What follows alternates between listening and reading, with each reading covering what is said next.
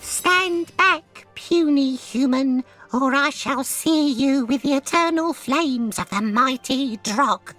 Fear the wind of my wings, quiver before the might of my razored talons.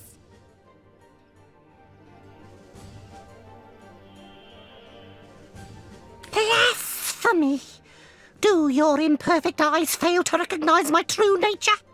A rabbit I may be without, but a dragon I remain within. Even an eternal creature of legend and myth needs a vacation from the limelight now and then. Sometimes it does one good to hop about among the clover without one's every waking moment remembered in song and story.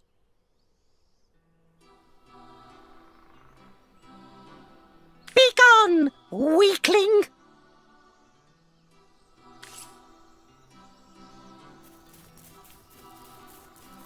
Careful, comrade. I think I sense a sorcerer in yonder shadows.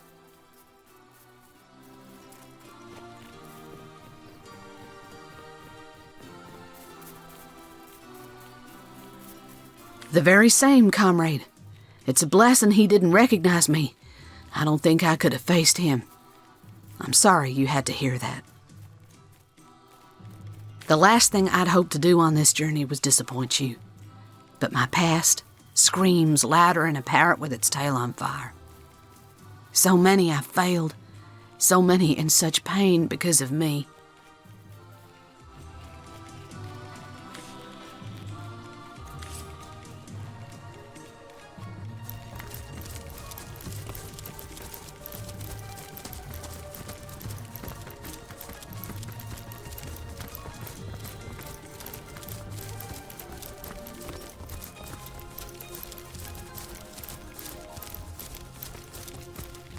Gods be damned. You cows smell something fierce. Don't just stand there ruminating. Let's go, mates. Hey, you lovebirds, you. How about we head for the hills, mates? Such legs she has, such delicate hoofs. No other creature in creation can compare. My Doreen, that derriere is driving me datty. I don't understand why we're staying put. Silver Glen can't be far away now, can it?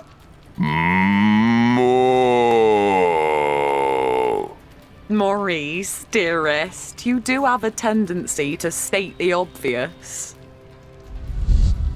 There isn't a goblin to be seen around here. We should go before they come back and decide to have veal for lunch. Moo! You may be too tough and wiry to be eaten, but I'm as soft and tender as a newborn calf, thank you very much, which is something I do not intend to share with a famished goblin or any other carnivorous creature. How now, brown cow? Ha! Donnie would have been in stitches had he heard that.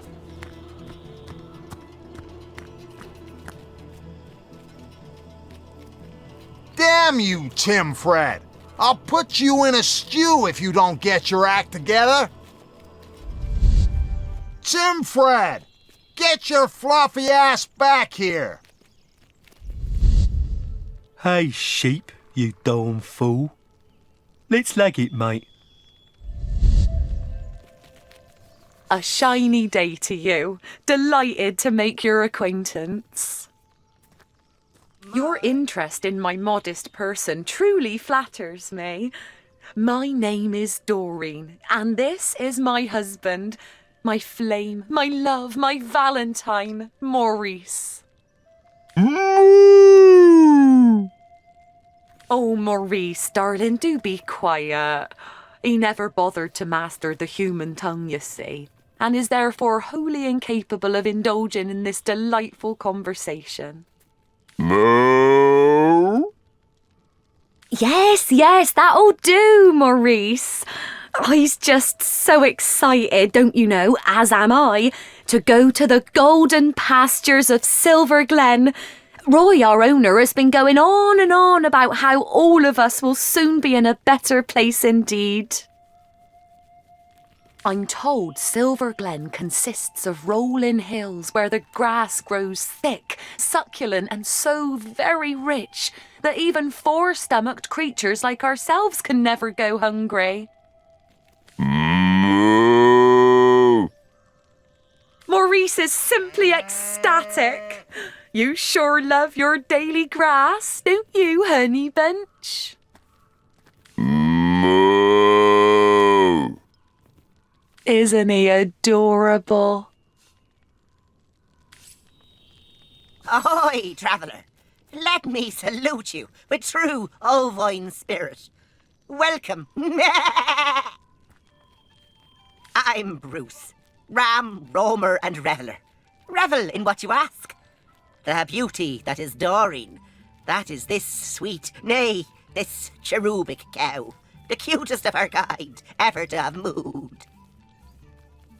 I don't Why, understand. yes. Do tell me, have you ever beheld a bovine belle as elegant as her? No, for such a cow does not exist. Would that I could partake in the privilege that boar of a bull enjoys. How cute and woolly our offspring would be. Sup, mate? I'm Timford, mate. Badass buck. Wood? Howdy. Lovely day for a romp through the forest, ain't it? Ha! Like hell. Goblins round here swarm as thick as flies round my cattle's asses. Put an axe in my bodyguard's face, one of them did. Right where his big drunken nose used to be. So, you wish to partake in a polite little parley about our respective prospects, purposes, and expectations in life, do you? Rotten, cotton-picking nonsense, that. I'm Roy. I'm in the animal trade. And instead of knocking back cheap rye in Silver Glen, I'm stuck in a friggin' forest surrounded by totem-worshipping savages that want to use my privates for target practice. There. Now you know it all. Don't just stay Aye, there. my latest set of merchandise. Joy to herd 'em, that lot, until they crap all over your shoes, that is. Won't cost me fortunes on bootblack's wages much longer, though. Bought 'em for cheap from Berkshire back in the city, and I'm about to sell 'em dearly indeed in sacred stone. Full of lunatics, that place, or so I've been told. They'll slice these beasts from ear to ear the moment they can get their hands on 'em. Use the blood in rituals or some such. Lunatics, right? Madman. Mate. Must you? Donnie. Bah, some thug from Saysil he was. All balls, no brains, you know. Perfect set of qualities to lead me past them zombies, I figured. Figured right, I did, until we met them goblins. Now, you can have balls bigger than that bull over there, but it takes a fair bit of wit and cunning to beat a goblin at the hunting game. And Donnie, I tell you, the simple soul would have believed you if you told him eggs grow on eggplants. Not but your typical mining settlement is Silver Glen. You know the kind. Rough and tumble shacks, rough and tumble workfolk, and a handful of women that let their petticoats drop to the floor the moment they see a shiny coin between your fingers. Fluffy friend. We should make a No run for it, kidding. mate. Ferocious as a hungry mountain lion, that lot, with swords and spears for talons. Donnie and I must have adventured too far north. I'm just gonna hang low until I can no longer smell him, and then I'll make a dash for it. Without an escort this time. Oh, you'll provide protection, will ya? Be my paladin, my knight in shining armor. Like hell you will. You with your fancy weapons and armor, you rattle like a gypsy's wagon. Every damn goblin between here and the friggin' moon'll hear us coming. No, I'll get out of here soon enough by my god's damn self. So this cad is leading these beasts to the slaughter. I say we slaughter him. Some of us enjoy a nice red steak with our evening ale.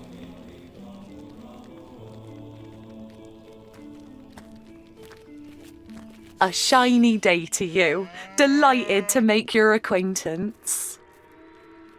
Be damned. Dear me. Slaughter. Blood. This cannot be. We must do something. Maurice, darling, do something. Moo! Bit late for that, innit? Trust you to raise a moot point, Maurice. Oh, kind human, have mercy on us poor animals. Deliver us from certain death in horrid Silver Glen.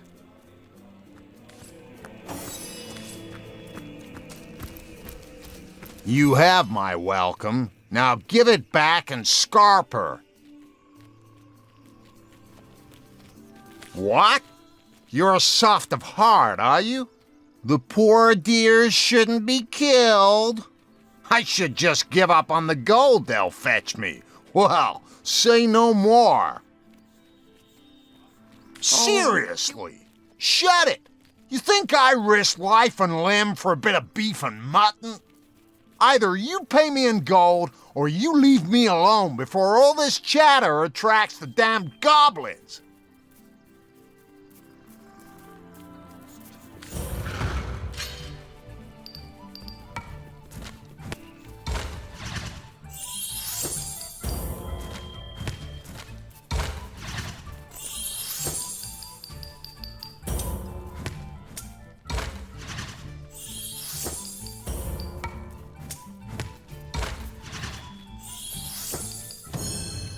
There is certainly something to be said for that.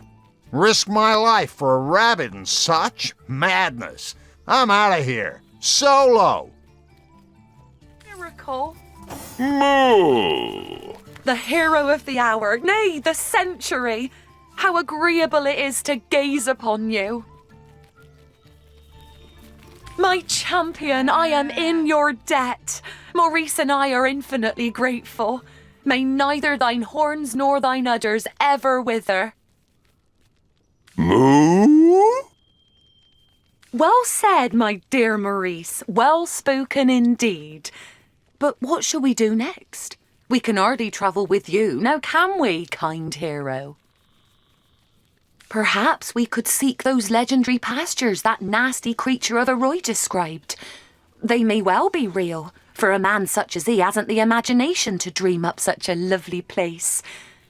Though perhaps it is safer and more convenient simply to return to Saysail.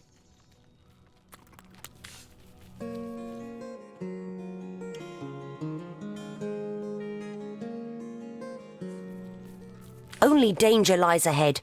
Go back to Saysil and be safe there. Saysil is nothing but a dead end. They should try to find happiness somewhere else. I know you're more than bright enough to see their only chance of survival is to go back to the city. Lead them to Saysil and they'll most probably end up as undead cattle before the day is out. Very well. Have it your way. Yes, I had hoped you would say that. Oh, this is dizzyingly exciting. Maurice Dumpling, let us embark on a thrilling adventure forthwith. Moo!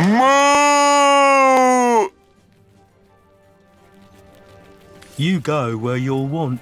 but I'm not interested. Laters.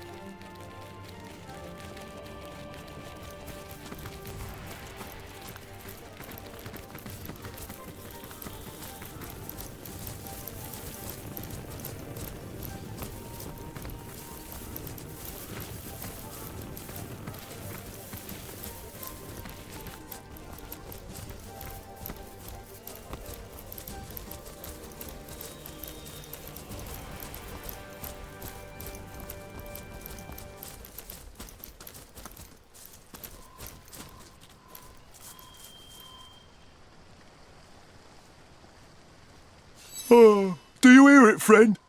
The forest music hums, buzzes, falls and rises like waves, like starlight through the atmosphere. Imagination, friend. It's imagination that transforms this music into the surreal. Perhaps my music can help you unlock your dreams. Perhaps one of my compositions could add some modicum of joy to your life. I'd be so happy to share this gift with you. If it please you, select something from my catalogue.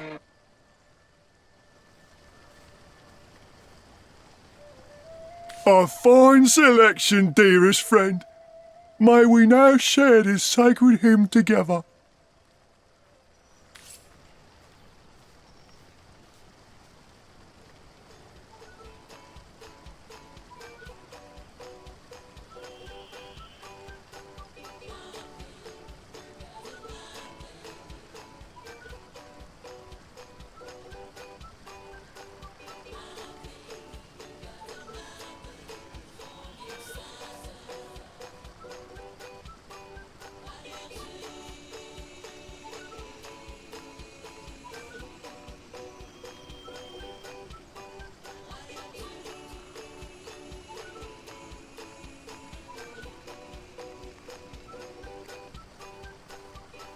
Perhaps my music can help you unlock your dreams.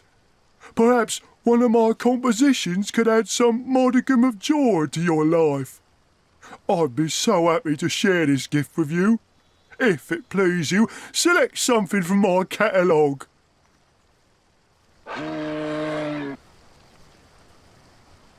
Oh, may its cadence bolster and soothe you, my friend.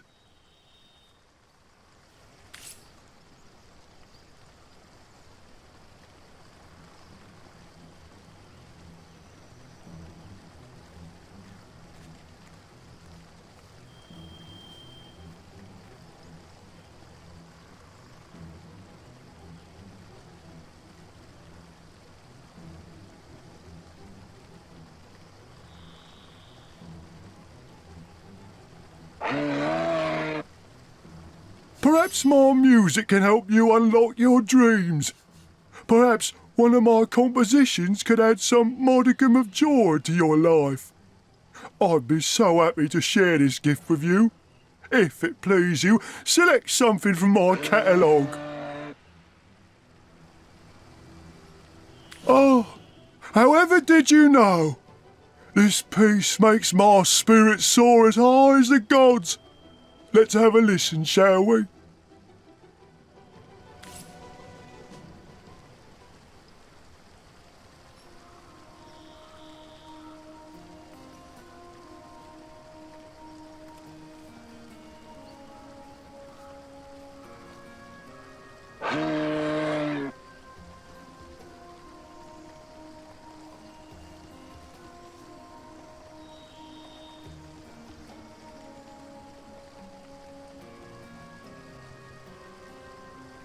Perhaps my music can help you unlock your dreams. Perhaps one of my compositions could add some modicum of joy to your life. I'd be so happy to share this gift with you. If it please you, select something from my catalogue. Well chosen, dear friend. I can see your spirit was drawn quite adamantly to this particular piece.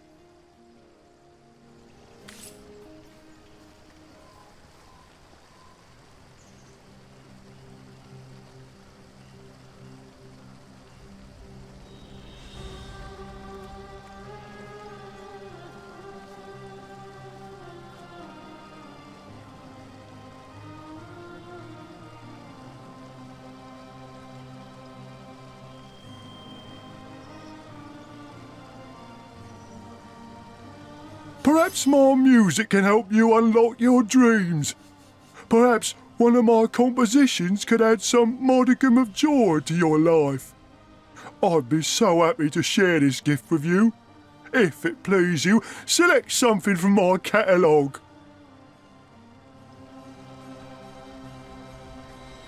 A portentous melody, yes. Listen closely, and perhaps you'll see your own future within its fugues.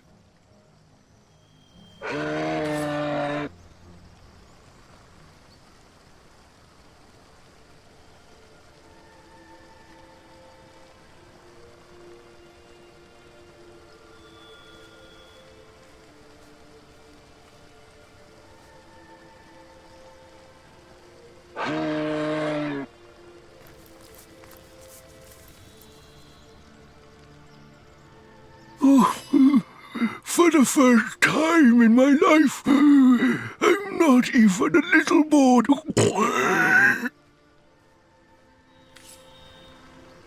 Oh, it is such a wonderful tale. Almost as lovely as the story of Sam and Maxine. Who's to say I'm not a great storyteller? You should hear about the time I convinced an entire realm of loonies to make chocolates in my likeness every year. Well, fluff my fleece and call me Bessie. It sure is great fun socializing instead of scavenging. I'm trying to keep my mind on the story, and it's getting awfully hungry in here. Look at us. The stag lying down with the wolf. Did you ever think you'd see the day? For my part, I'll stick that carnivorous fiend if he casts a bad look my way. But as long as we've got Malbini's tails, I suppose we'll be just fine.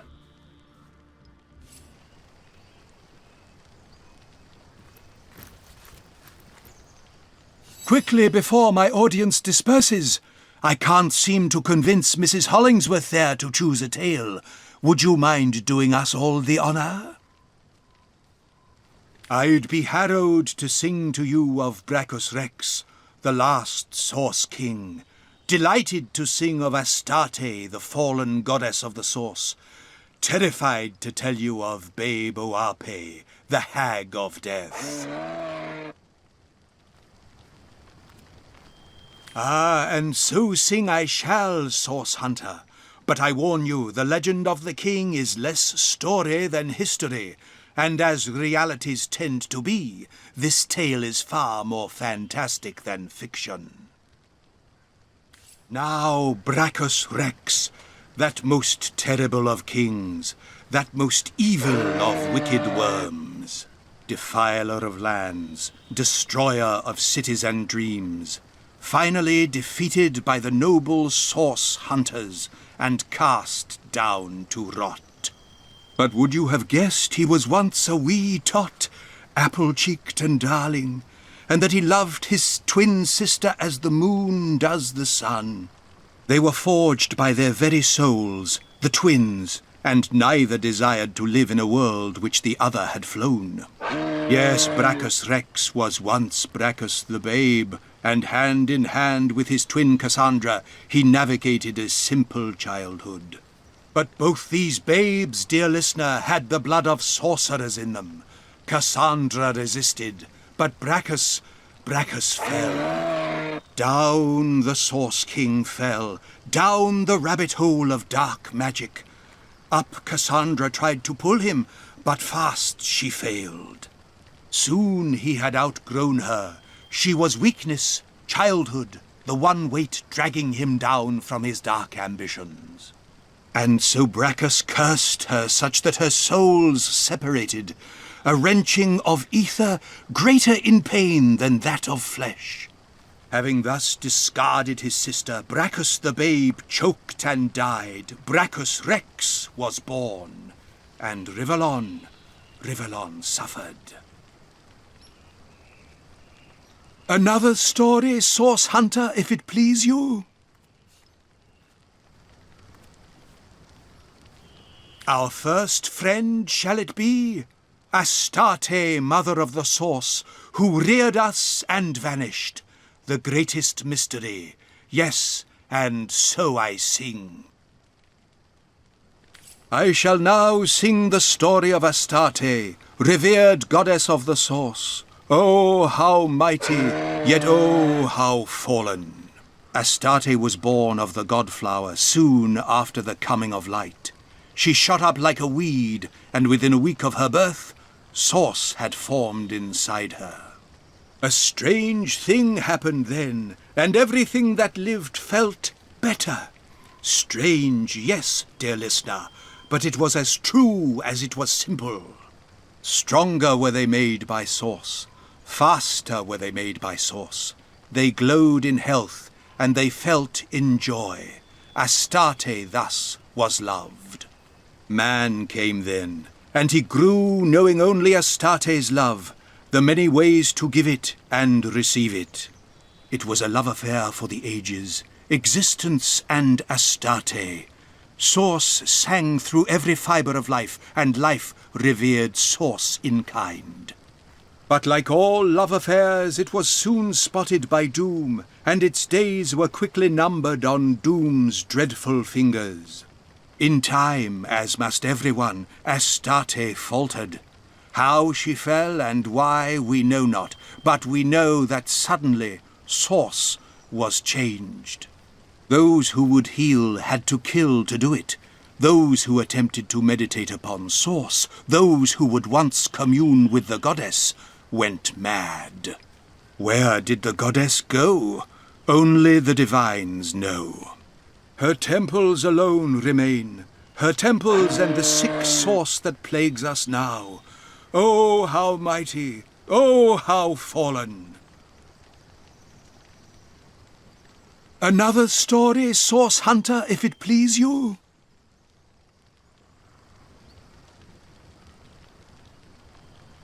Take care, Source Hunter, for even to speak her name is to invoke her curse. Madame Lunestra has already informed me I need not fear the hag, but whether you share the same luck is dubious indeed. Sing of the dreaded hag I shall.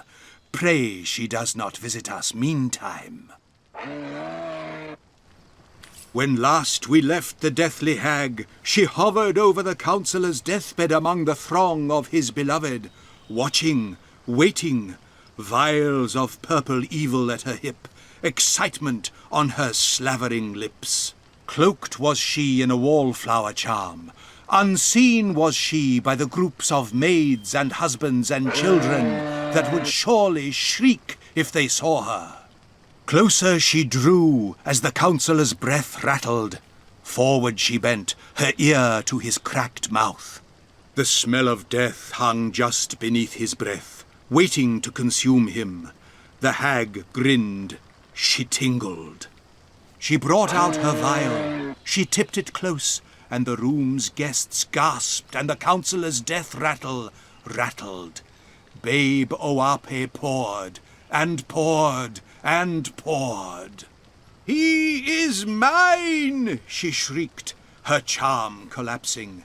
Every mourner gasped, leapt from grief to terror, and shrunk away from the gleeful hag. She pranced upon the bed, lifted her dingy tunic over filthy knees, and jigged like one possessed. And as she jigged, the counsellor stirred. Dead he was, but still his torso lurched forward.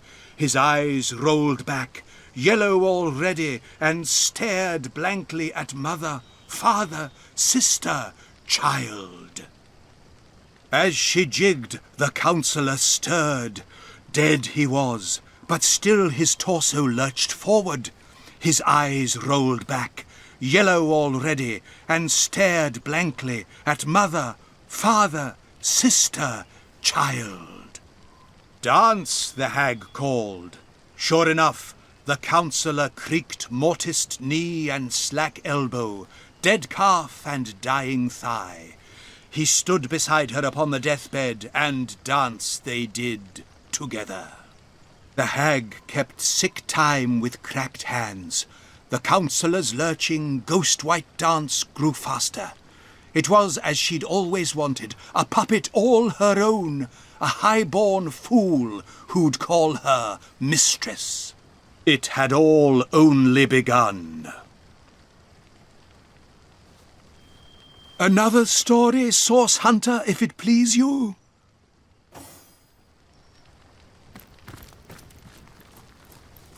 I could do with a cold drink.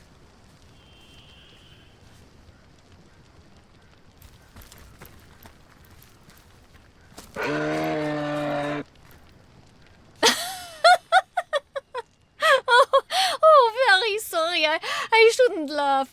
It's just next God's Day is going to be very eventful for the likes of you. Profess? Hardly. Who can stand those dried-up old windbags with their podiums and their gavels and their big curly wigs? Wait, what were we talking about?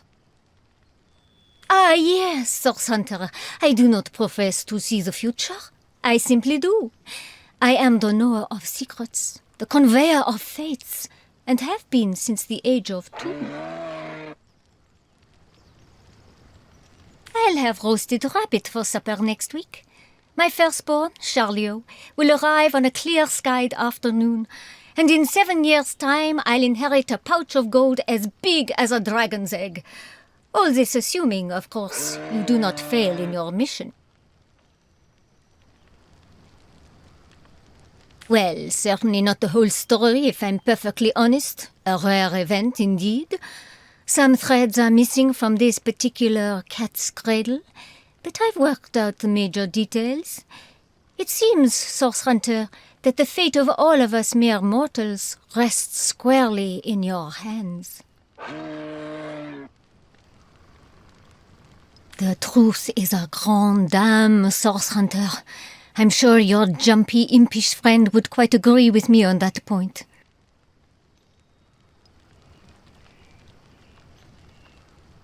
And I'd like the voices in my head to quit their mewling, but they insist to me as I'll insist to you. Money talks. 6 secrets I may have for you, Source Hunter. Granted you can pay the price. Bravo! I seem to have found a little something in which you might take some interest, Source Hunter. Hand me your map, and I'll show you just where to set your digging machine. We're old friends by now, aren't we, Source Hunter? Believe me when I say that the object at this particular location will tickle your fancy till it begs for mercy. Come, give me your map and I'll put a big red X exactly where you ought to look. By the future's eunuch bulldog, I believe I've discovered something quite useful to you. Have you got a quill? I'll gladly mark just this spot on that map of yours. Great groundhog's grappling hook. What a treat I found for you. Come, give me your map before I lose sight of it. Quickly now. I'd move mountains for this particular hidden gem, Source Hunter. You're lucky I'm way down by those big logs over there, or I'd beat you to the punch. Give us your map then, and I'll show you where to look. I see you are a serious sort of person, Source Hunter. Only the greatest of my secrets will satisfy you, and so it is the greatest of them that I offer. Give me your map then, and I'll show you where to find it. That depends. How much have you got? Choose carefully, Source Hunter, for I can only consult the heavens for you a single time. One mustn't become too greedy regarding fate, no. A glut of foresight can drive one rather batty indeed.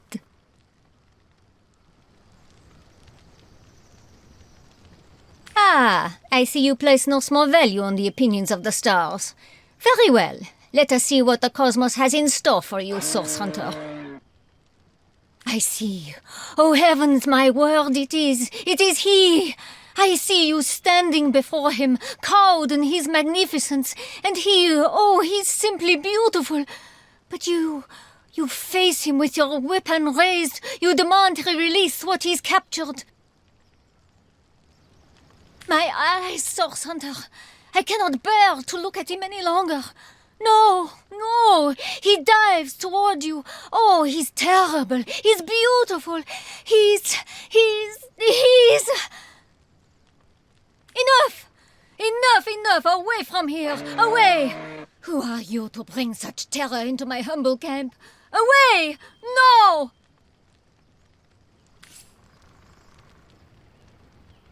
Thinks she sees the future, does she? Ha! Thinks she'll see it coming if I slap her upside her empty head? Will you if I slap yours?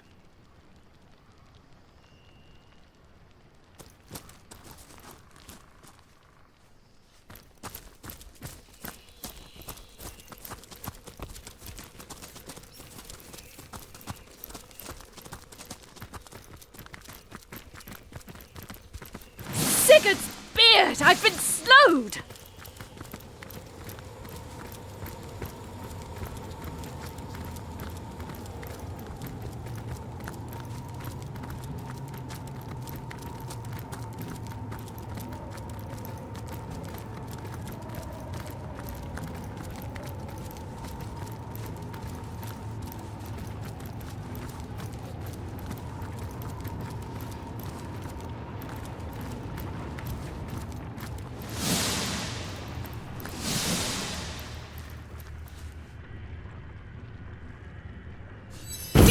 Dear me, it is happening! The void, the darkness, dear me, time lies in tatters!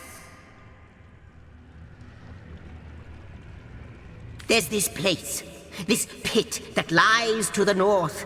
It is a rift of chaos, an epicenter of a time and space-devouring force. Void demons are besetting Rivellon, and the storms of chaos are shuddering through our own dear homestead. Demons creep through the rift. They must all be destroyed.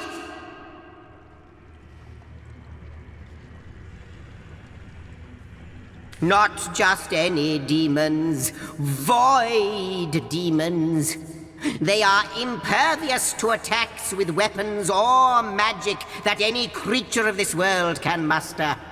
But they have one weakness, for their simmering presence has permeated this area through and through for a long time. Tenebrium, that is the answer. The black ore that is dark as the void itself. Arm yourself with this foul material, and you shall be able to shred their bloodstone that controls their portal. The rift is the portal through which the demons seep. There is blood magic at work here, and he who says blood magic says immaculates. A bloodstone fuels the rift. Obliterate it, and the rift shall close. I've scouted ahead a bit and seen that 3 paths, or what passes for paths, lead to the center of the wasteland that lies before you. To the left is an encampment of immaculates. Yes, they're but immaculates, but their weapons look sharp as shark's teeth. So don't barge in like cats at a dog's wedding.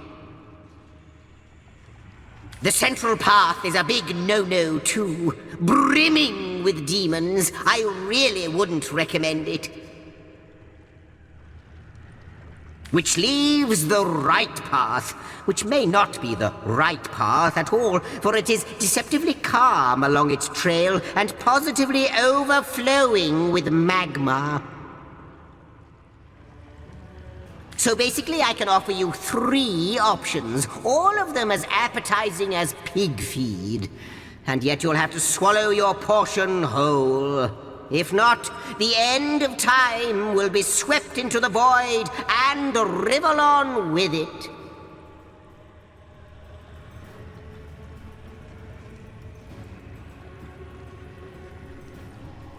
They exist beyond the normal continuum of time. They are here, and they are sweeping through the winds of chaos at the end of ages, shredding what they find. Unless they are defeated, your home away from home shall sink into the maelstrom of oblivion piece by piece.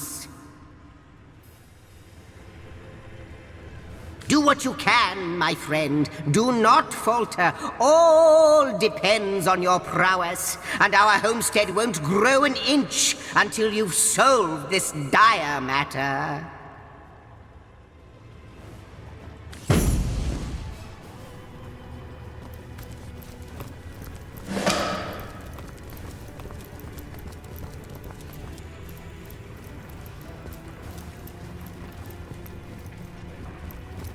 By the goddess! Hold your step!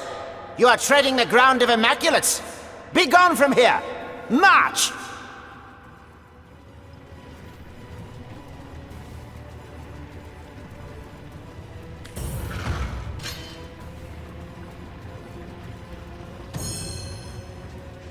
I do! You love her too? That's great! Oh, you are very welcome here indeed. The land is yours to walk. Hallowed is the goddess. Conduit be with you. Dice. And the There are creatures of the dark there, worse than any nightmare. But they too are part of the divine design of the goddess, and so we serve them faithfully.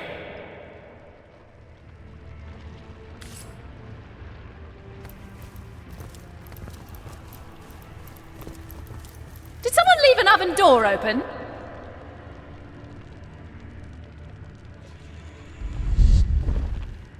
Hallowed is the goddess. For her teachings lead to life beyond life. And the promise of eternity. Conduit be with you. There are creatures of the dark there, worse than any nightmare.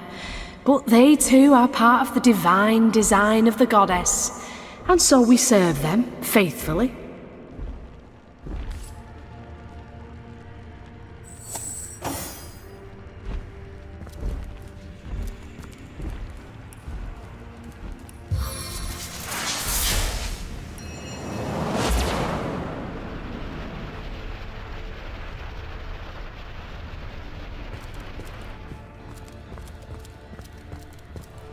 Hallowed is the goddess. Warm as dragon's breath.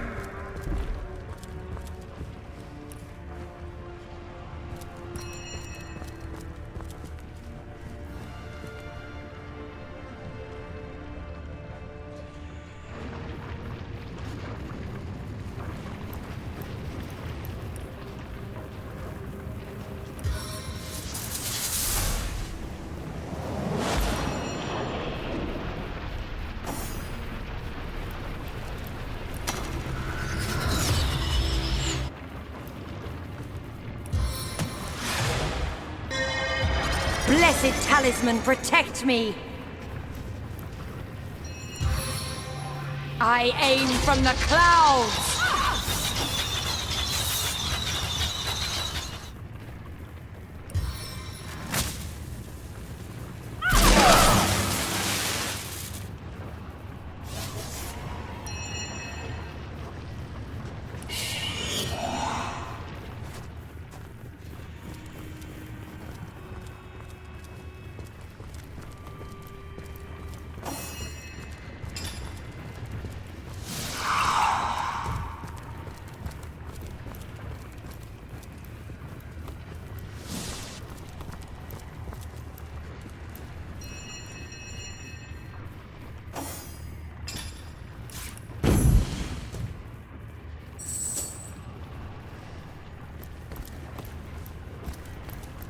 How many souls were sacrificed to create a bloodstone this powerful? We can honor those lost by destroying this perversion of their lives.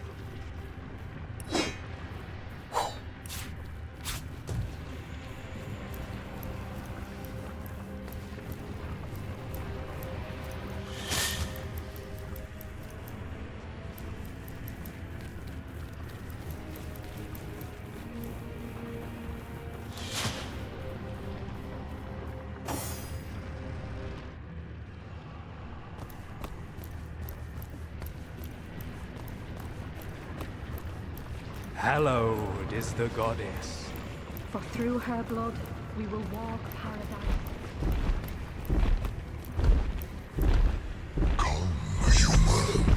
Step into the light. Embrace death, human. The void misses human. Embrace death, human. The void misses you.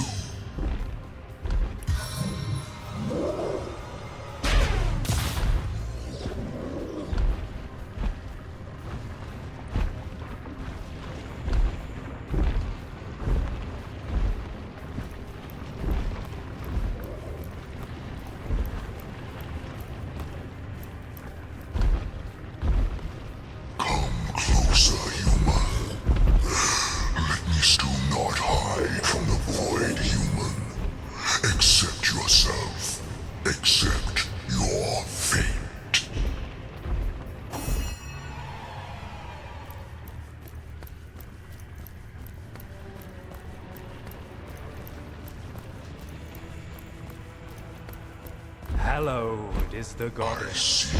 For her teachings lead to life beyond life. Do not hide from the void, human. Accept yourself. Accept your fate.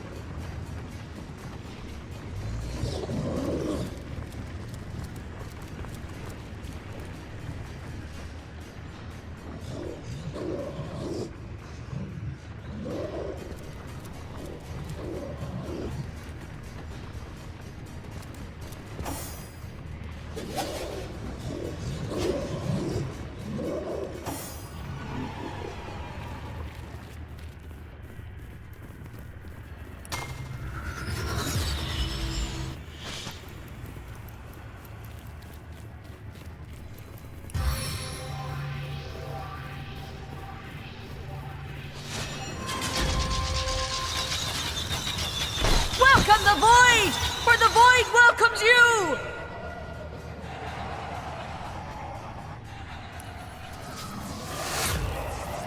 No glory in this death.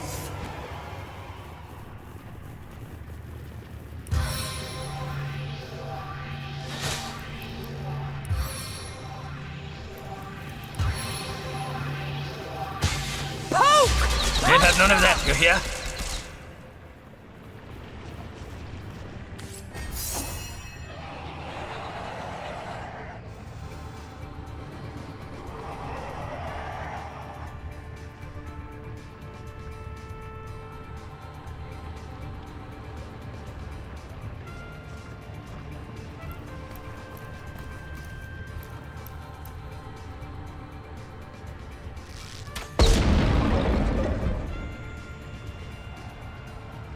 My, but you've given those demons the old 1-2 right in their void rift, and not a moment too soon.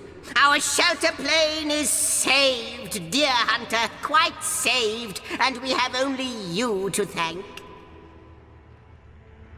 Excellent practice for your wrenching of all existence from the void's grasp, don't you think? Yes, Source Hunter, I'm feeling quite optimistic myself.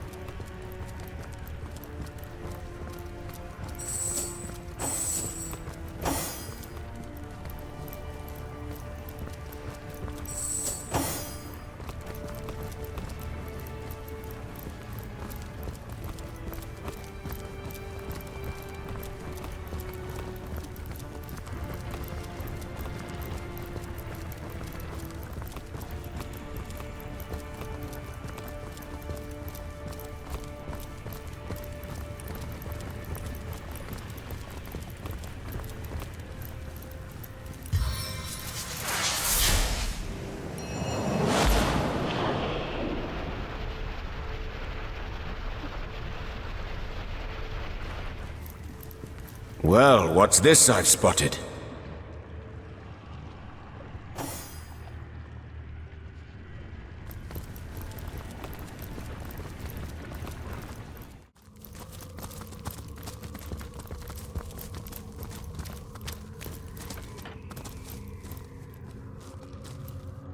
What's this?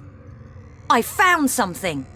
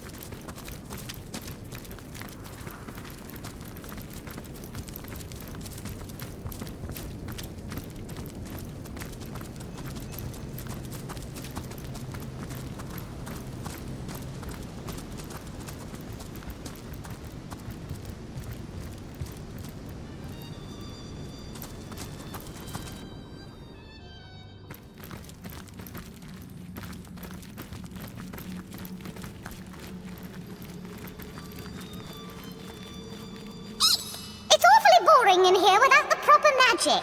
Then things really get moving. Or should I say, stomping.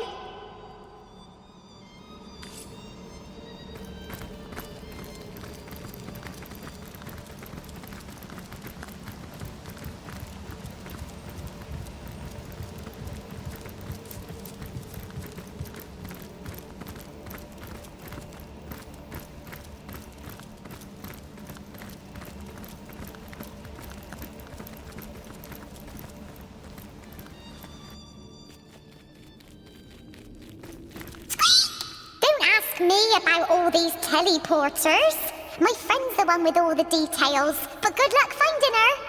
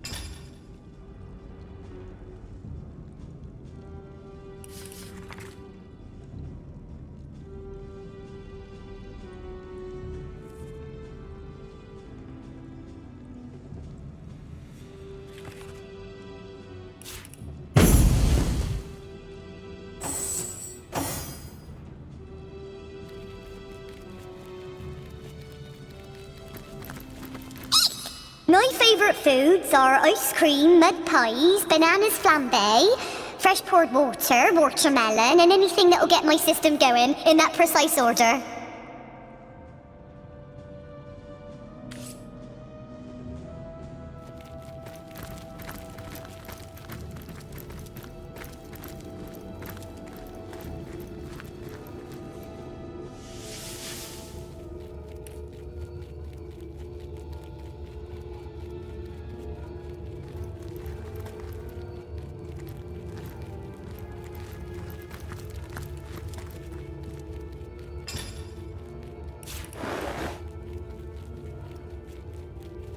What's this?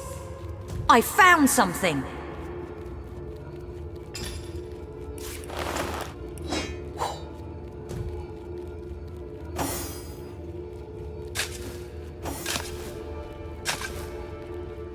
You dare disturb the Queen of Wool!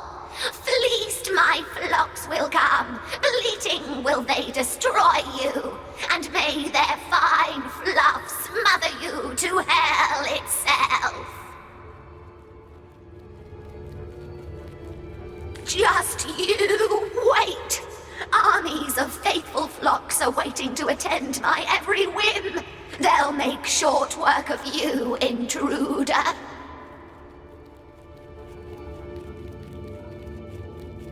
The sovereign of the ovine hordes need not answer your every query.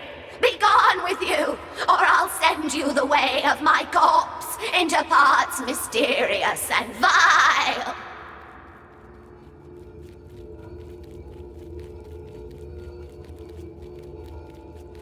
I sent that mouldering nuisance into the darkest wood of all, where such filth is welcome.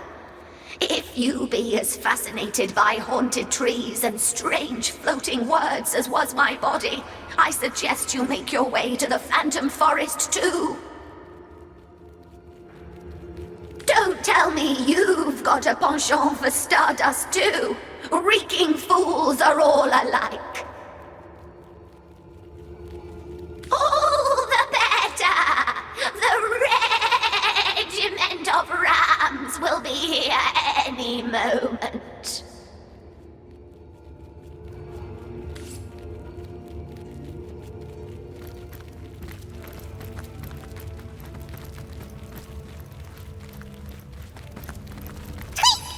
From the top! Ice, earth, fire, nature! Oh, blast! What comes after that again?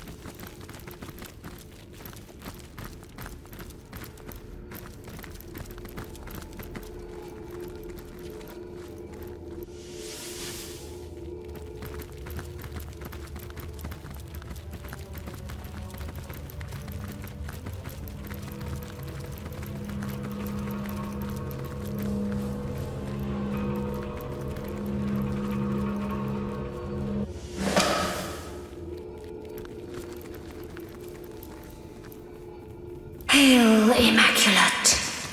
Clever you must be to have made it to this place of forgotten knowledge. Can you not see the essence of the goddess about me? I am the eternal Immaculate Spirit, guardian of the goddess's good news. I guard these 3 eternal tomes of wisdom proclaimed too powerful for the average student. The Immaculates of old sealed their knowledge within this maze, and only they who could prove clever enough to find them would be permitted to access their secrets. And now you have managed to pry open this tomb of knowledge. You are entitled to one of these arcane books, but only one, traveler. Choose wisely.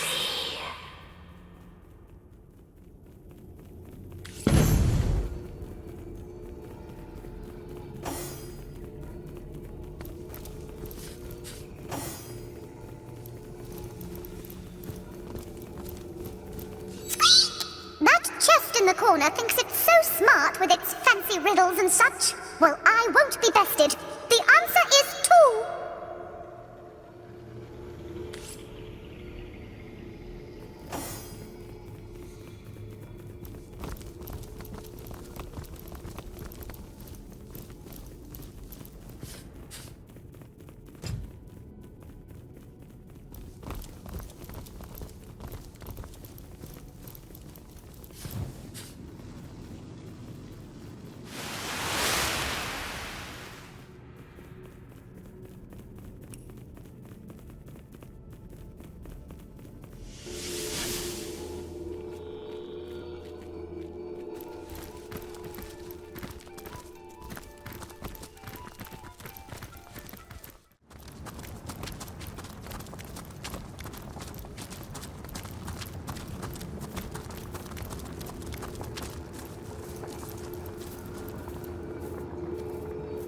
You call to Wolgraf.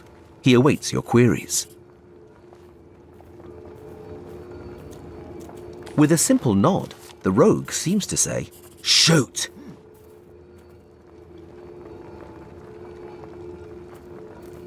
Wolgraf sighs and pulls parchment parts out of his pockets. He opts for the largest one he can find and sits down, pen in hand. When I was a kid, friends and I used to play source hunters. Neighbour's dog was the sorcerer. Good fun. One day, we saw strangers in the forest. They looked dodgy. Dark robes, big knives. Friends fled, but I followed them. They took a man into a cave, cut his throat, held him over a blue stone. Blood turned it into ruby. I warned the source hunters in the city, caught the cutthroats. Source hunters called me a hero. Bad guys were hung. I witnessed the hanging. Sorcerer spoke a spell before the trapdoor opened. I was mute, just like that. Always wanted to be a source hunter, but source hunters didn't want no mutiny order. Can't blame them. Too bad though, too bad.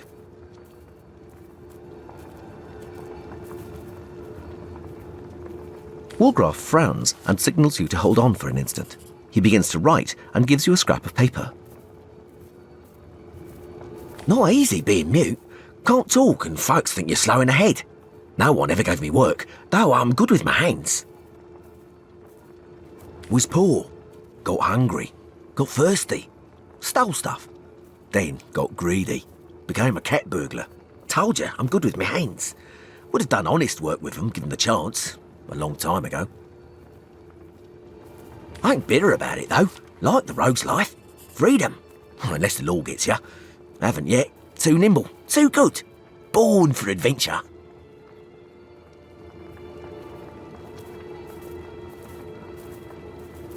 The rogue smiles broadly and dramatically produces the quill in question. He holds it aloft for all to admire, then jots down the following words. Saw a wizard once in the village up north, Hunter's Edge. Wizard had nifty things, brooms that sweep by themselves, big star viewer in the garden. Went into his house by night, found quill by spellbooks, kept it, never needed ink no more. Hands used to be black as chimney sweeps. Clean now. Clean of ink, that is, not of thievery. Man's got to eat after all.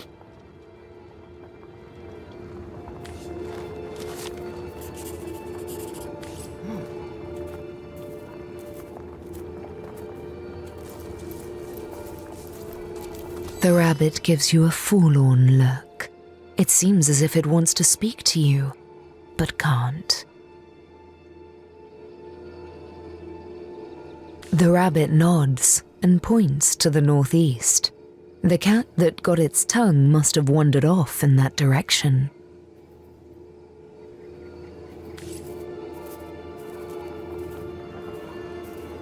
With an intense look of anger on his face, Woolgraf writes something down and gives it to you. Sorcery! Something took that animal's voice. Let us find it and kill it.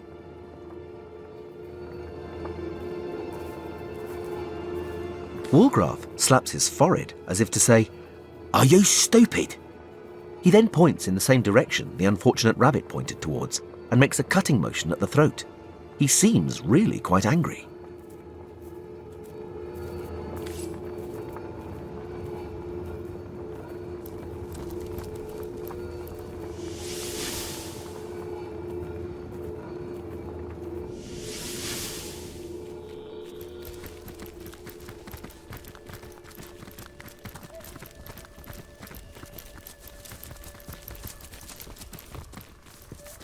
The deer casts a fearful glance at you. It opens its mouth as if to speak, but no words escape. With great sadness in its eyes, the deer nods and points its head toward the east. Yonder dwells what took its voice, if indeed this animal is to be believed.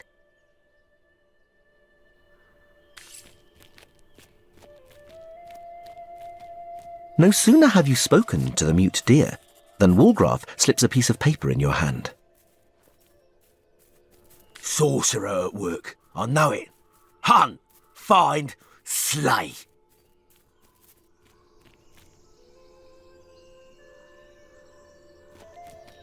Why not important? Another note reads. Sorcerers depraved, have no reasons, and have no reason to live.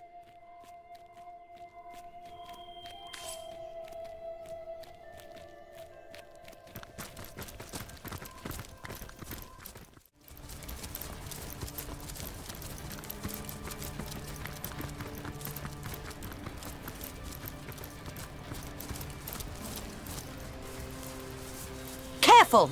I've spotted a trap.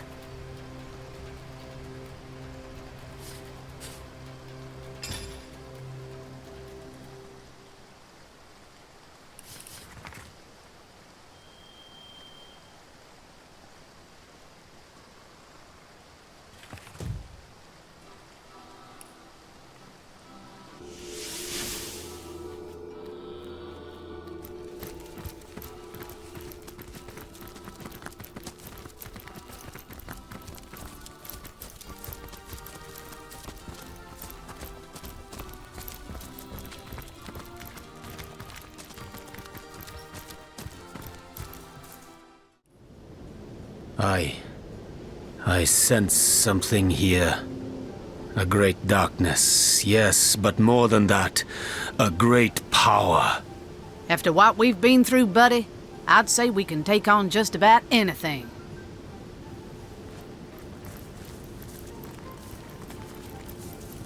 Southeast to Hunter's Edge. North to incomparable suffering. Well then. Southeast it is. For now, at least. By the looks of things, it seems we're heading towards Hunter's Edge. The town where I was stationed before I met you lot. Before we get there, you should know the whole yarn. What I saw there. Why I fled. Yes, comrade. I fled a coward bearing the insignia of a sauce hunter.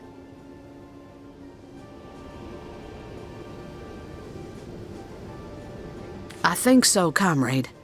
Even though you might never look at me the same way, I hope I won't lose you as compatriots.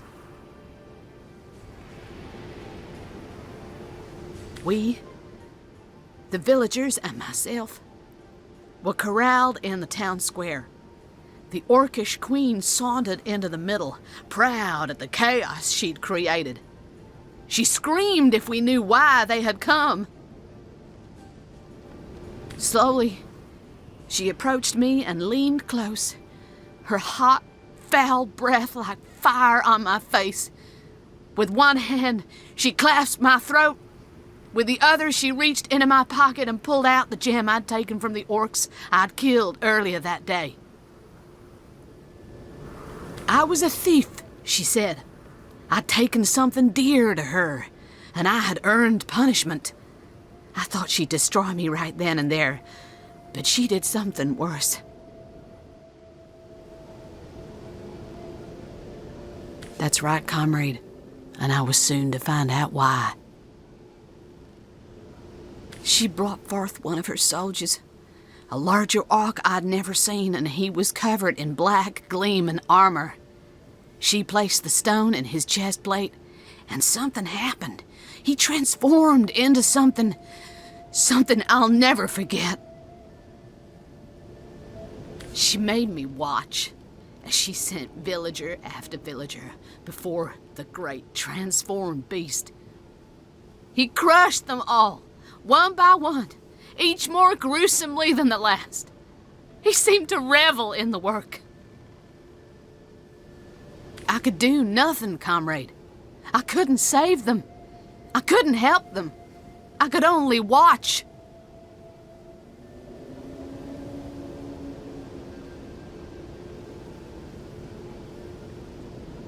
Don't you see it's already over?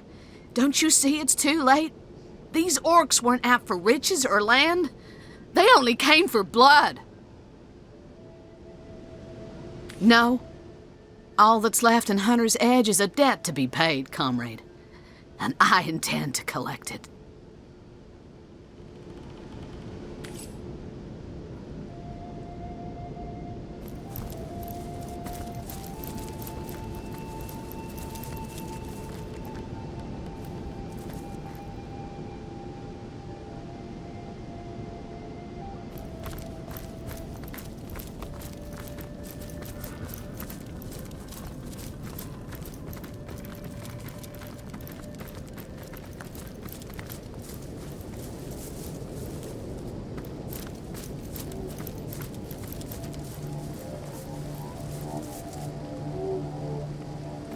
Only going to say it once more. Troll toll, 4,000 gold. Can't you count, you bloody walrus? 3 guards and 3 heads of slaves. You make cows pay toll too. You fancy little titles don't mean a thing to the king. Peep ahead or find another route, chicken bones. You know as well as I, there's no other route. I'm offering fair coin for our passage here. You must see reason. 4,000 gold, chicken bones. Fine. Fine. Here's 3,000, and that's a bloody theft. You fancy little titles don't mean a thing to the king. Peep ahead or find another route, chicken bones. Oh, that's it. I'll not lose twice the gold for the fact that you've only half a brain. Only going to say it once more. Troll toll, 4,000 gold. Hold on now, one whelp at a time. You'll pay your toll soon as I'm through knocking this loudmouth back in line. The fool thinks he can slip 6 warm bodies past Rumble for the price of 1, he does. Lousy bum may as well thieve from King Gungia's very coffers. If I've said it once, I've said it more times than a troll can count. Warm bodies do not people make. We are 3 immaculates and 3 slaves, and I won't empty my pocket over chattel.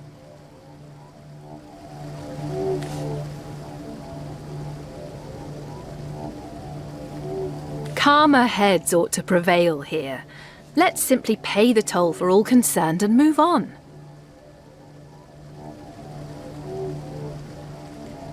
We aren't the Bank of Rivellon. No need to insert ourselves where we don't belong.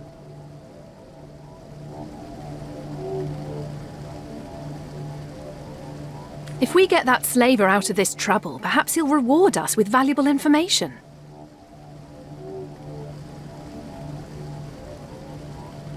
Surely a leader like you has more important things to worry about than a feud over bridge toll.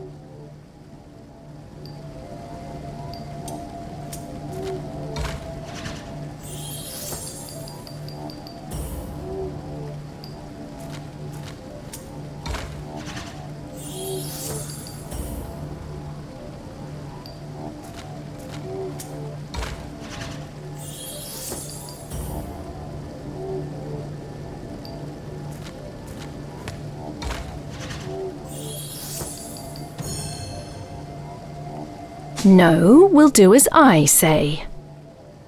Oh, the gentle tinkling of gold! Intoxicating!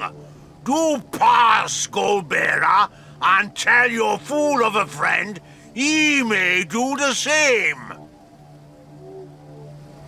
No wonder you came to my aid. I see you have an immaculate amulet, the very same as mine. The goddess does bless us with good friends and good fortune during our times of need. Hide to the village ahead and rest yourself among your kin, but do take care. Only those in possession of our holy amulets may enter, and the guards are a savage sort. They won't hesitate to gut you if they suspect you aren't one of us. Move along then. Go on, march! Jingle, jingle, precious gold. The king will be pleased indeed. Bleeding trolls. All they understand's the shiny stuff. I would have preferred death to this. I would have preferred death to this. Bleeding trolls. All they understand's the shiny stuff. I would have preferred death to this.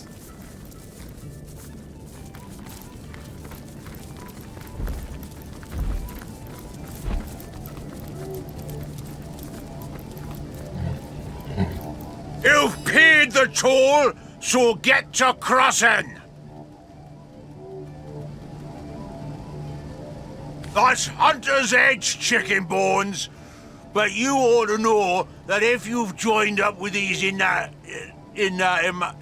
whatevers, I've earned a pretty mountain of gold standing between the village and the mines, watching you kind drag slaves and corpses to and fro. Wheelbarrows full of them! You must be making dead man stew over in Luculla. Oh, bring a bowl next time you pass through, do. It's been ages since I had a nice dead man stew.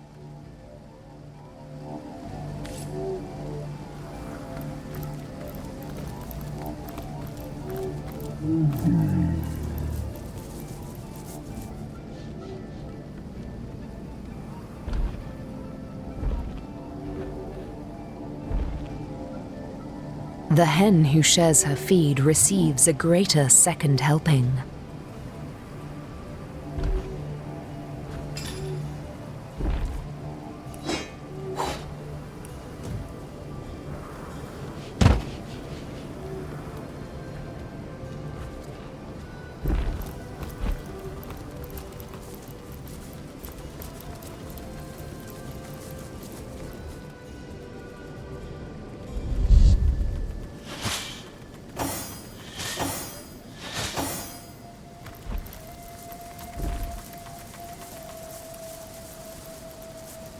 Gods gift me an endless quiver.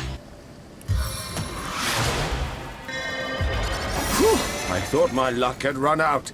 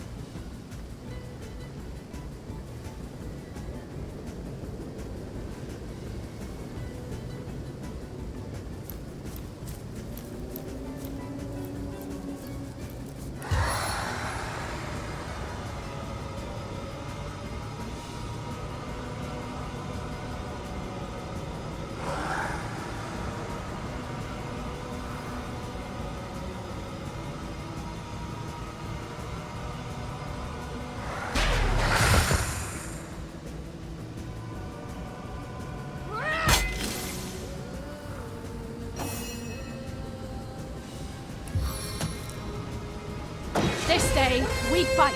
This day, we win!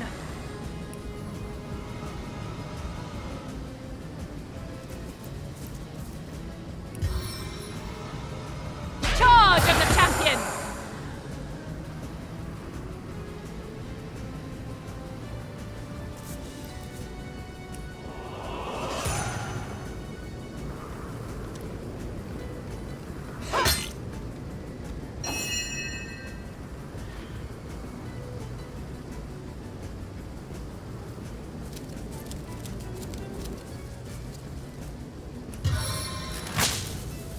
Flesh is the best conductor.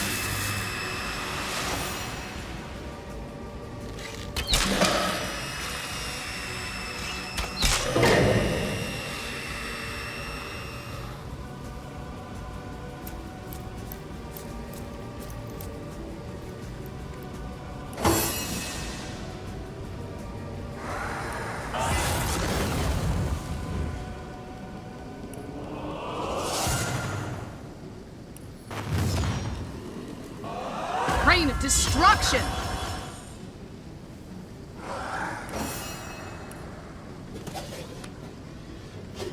The softest step disturbs no terrain.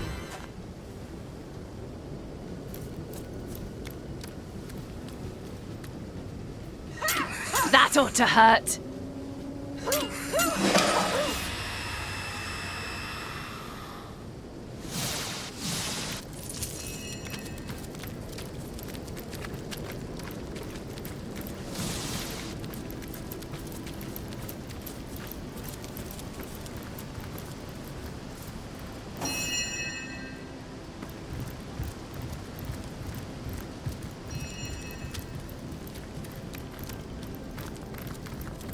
What a deluge!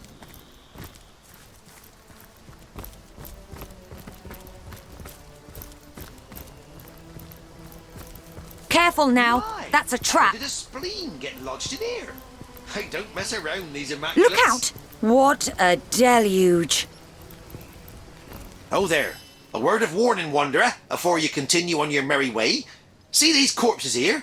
Be a good fellow and take them as a hint that this town isn't the pastoral little paradise it once was. Ah. Immaculates, orcs and humans both, have taken Hunter's Edge. Its villagers are now slaves in the mines to the west, or they've been bled dry of their last drop of life, reduced to mere fuel that must light the wicked candle that is bloodstone. Long as you live in the limbo between coming and going, though, why not have a look at what I have to sell? You'd be surprised to see what a scouring skeleton can gather together in a dying town.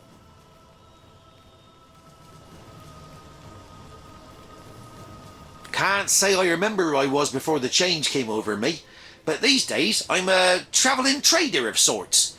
There's an immaculate necromancer in the village ahead. She's the one who brought me back from, well, wherever I was. She's an especially bright one, you know. Most necromancers can only revive a dead corpse into an animated one, but she manages to yank back some semblance of consciousness too. I don't remember much, but the thrill of trade certainly calls to me. Maybe I was a merchant in my former life, who knows? These days, most undead are busy haunting Saysil or picking the way in the Lucula mines.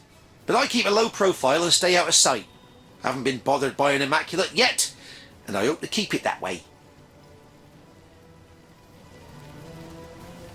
Yeah! Well, don't go round angering immaculates if you want to keep your vitals intact.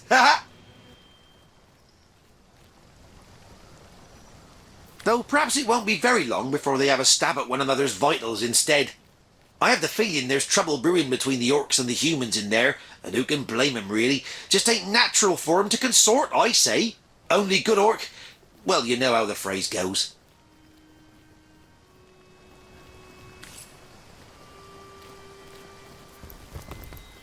I'm overheating here!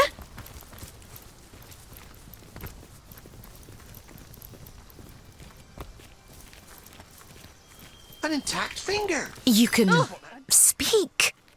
You don't look like a tribesman or orc, but I suppose I can't be certain. Then again, I've never heard of a dark soul gifted with the speech of the wild. Jinxica is my name, and until recently I lived a placid sort of life among the people of Hunter's Edge. The baker might leave me a bit of milk left over from this breakfast. The barkeep stroked my back between filling glasses. I had many friends here, but none so dear as a little trio. A married pair and their daughter, employed by the wizard to keep his home. They spent many long hours squashing fleas that plagued me and shared their warm beds with me each night. If you come to this village to help and not to harm, you might be able to save those 3 kind souls from the orcs that have invaded. Ugh, such misery in our sad town.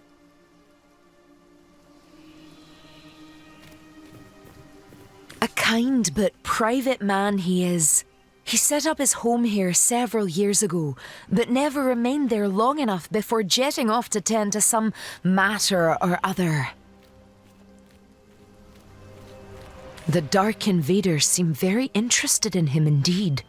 They've been skulking around outside the house since they arrived, but not even one of their filthy vermin can penetrate the wizard's protective enchantments. Would that an invasion were all! They destroyed every crumb of life they could find and sent their filthy rats to seek out those who evaded them.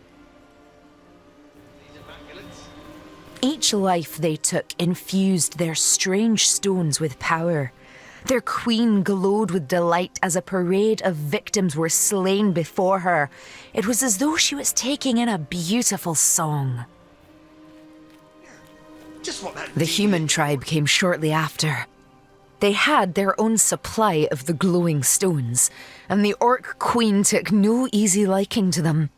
Still, it seems they are working towards some similar goal. They haven't destroyed one another. Yet. There's still meat on those bones. They've survived this carnage so far by concealing themselves most cleverly. I've done my best to guard their hiding place from the slime-bellied rats, attempting to sniff them out. But I fear my efforts aren't enough. Until the village has been rid of vermin, those 3 sweet souls may be found at any time. Savages by savages employed. The orcs have one among them, the rat catcher they call him, who claims to have trained rats to do his bidding. They've swarmed the place in search of hidden villagers, and unless every last one of them is split from tail to snout, they're sure to find my friends. But you're not like the brutes inside those walls. No, you approached me with hand, not boot, outstretched. Perhaps you could help me. With these rats running about, it's only a matter of time before my friends are caught. They must be squashed, every last one of them. I've done my best so far, but there are simply too many for one set of claws to handle. With your help, though, with your help, it could be done. The rats gone, my friends safe. Oh, that bothersome old Tom. No, he and I are hardly friendly, much less friends. I've much more important things on my mind than him and his incessant pestering. An orc was looking for. I can slip through these walls as I please, but you'll need to find your own way into the village. And remember, my friend, kill every last rat you find, or 3 dear souls will be lost. I wonder what the orcs want with all this bone. Make a chandelier, most like. And a very ostentatious I hope your quest fares well, dear hunter.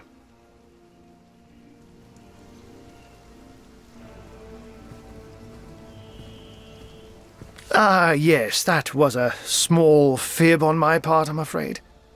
Zandalore is known as the Keeper of the Source, after all. And I didn't know how Source Hunters would react to my association with such a colourful character. I'm watching on with weary eyes how the Immaculates strike again. They've gone from shedding blood among their own to recruiting orcs and cutthroats to do it for them. From what I can tell, the village of Hunter's Edge is this cult's most wretched victim. It was once a quiet sort of village. Families and small-time merchants mostly. Recently, it was targeted by a tribe of orcs waving the Immaculate banner. Their leader, Grutilda, is known far and wide for her cruelty and cunning. She oversaw the murder of countless villagers and used their blood to fuel a great number of bloodstones. Once they were dead, they were reanimated as undead corpses and sent to work in the mines of Lacula.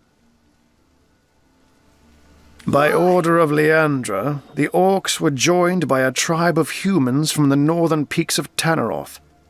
A band of male warriors are they, and they devote allegiance to their leader, Jarl. Jarl arrived with his own formidable supply of bloodstones, which means his tribe has been operating under directions from the conduit for some time. Where once they ransacked for base pleasure and material gain, now they do it by the will of the goddess. These are far from the blindly devoted Immaculates of Silverglen, however. The orcs and the humans here alternate between bitter fighting and hostile peace. Personally, I believe they're best exploited through their rivalry. Get them to fight each other, and you can stand on the sidelines and warm yourself upon the flames.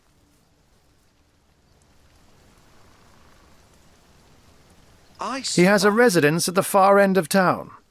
Though I have my doubts he's having people over for tea now that the Immaculates have landed.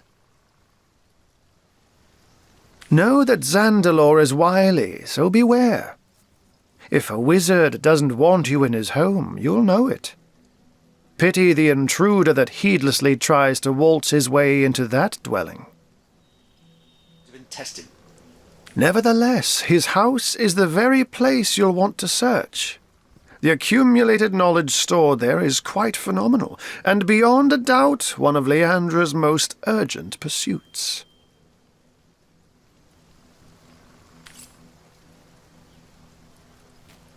Now I missed my nose.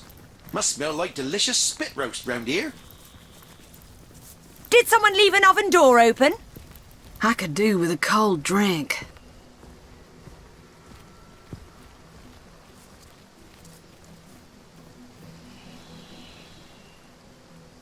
This wall could really do with a lick of paint. Blood gets so ugly when it dries. Burnt, ruptured, trampled. Ugh. To think I could have made a fortune selling all of these to a whimsical taxidermist. There's still meat on those bones. Must have been the miller's boy. Muscles strong as marble he had. An intact finger. Just what that deviant of an orc was looking for. Now I missed my nose. Must smell like delicious spit roast round here. I wonder what the orcs want with all this bone. Make a chandelier, most like. And a very ostentatious one it'll be. I spy 2 little eyes, all smashed to bits against the wood. Pity that. Is that one of them lovely Baywater belts? Oh, no, false alarm. Just a few yards of intestine. My! How did a spleen get lodged in here? I don't mess around, these Immaculates. Toasty!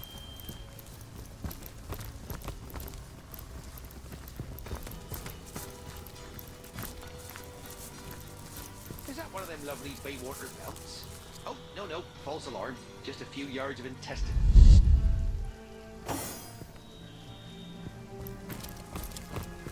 I'm warm as fresh apple pie. You there, Flatlander. Stay at your business.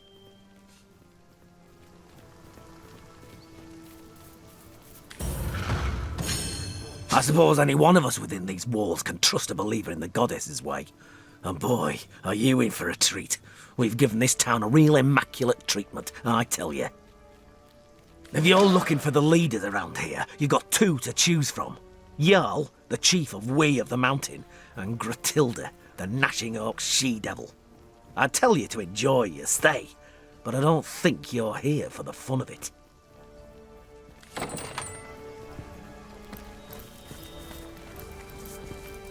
Well, I'll let you in. Get on with your business then. Jarl and Gratilda are probably in their quarters at the back of town. I'd take up your business with them before you end up hanged as an intruder. Afraid to address your betters, are you? I ain't afraid of a single fox-skinned one of you. Then what? Face me, boy. It never rains, but it pours, eh? Chief's orders. Comrade, did you hear that? It sounds like these Immaculates are at odds with the local orc savages. We may be able to turn this to our advantage. I'll keep a sharp eye out for anything we could use to nudge these factions closer to chaos. If we can get them to destroy each other, we'll kill two birds without even having to pick up a stone.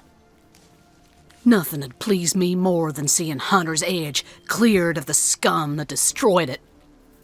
I may not be able to undo the past, but together we can dole out justice for those who've suffered.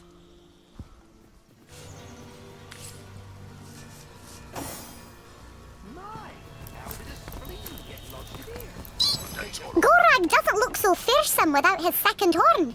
And to think, it was a human who managed to snap it clean off.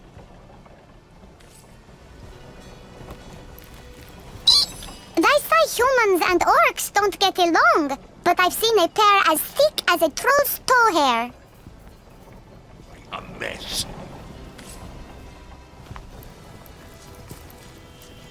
Blasted mosquitoes. Never a moment's peace with these filthy vermin buzzing in me. Oh, ho, ho. Brother, I've crossed me pests. 'Tweren't a tiny winged bloodsucker whining at me, but a tiny footed one. Brother, I think the human's asking me a question. Think I ought to tell the tiny pest who I am? Or ought I tell her I lost this horn in a scuffle with another ickle human? Maybe it was this one's brother. That pesky bugger might have got me on, but I've got something too. His wee head.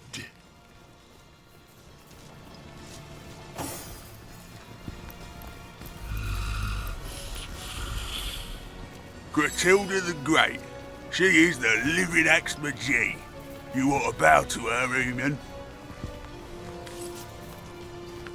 The All-Mother's orders are the only ones we hear. I'd sooner snap me own tusk off than salute that Jarl. Once I split an human so clean in half, all his innards stayed firm as apples in his gut.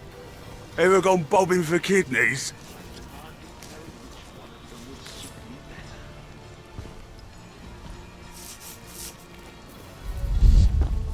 Careful what slime comes out of your mouth, human. The All-Mother's not one to tolerate a mess. Human. Even the name sounds diseased. Can't come to work today, boss. I've got the human, and it's itching like mad. What? Free to address your betters, are you? I ain't afraid of a single frog-skinned one of you. Then why not stand up and face me, boy? One on one. They're keeping the peace for now. Chief's orders. That other tusk's yours to keep in the meantime. That's so. Jarl can't stand the thought of his old tribe getting ripped to shreds, can he? Poor fellow. living in fear under the great Quatilda's boot. Go on then, Frogskin. We'll see who'll end up beneath those boots. Is that what you call those thimbles on your toesies?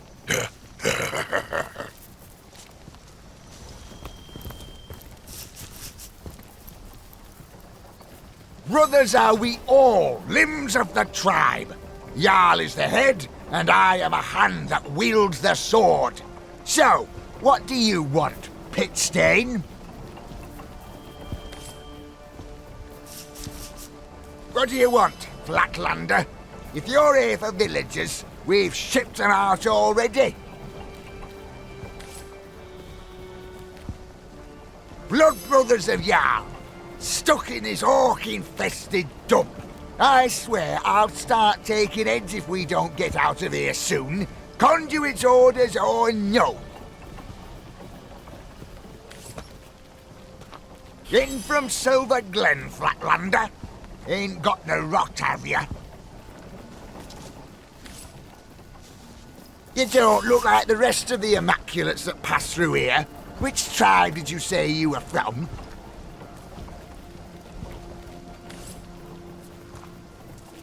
You may be a Flatlander, but you could be of some use yet. Sneak up behind Quatilda and stick a dagger in her skull, would ya?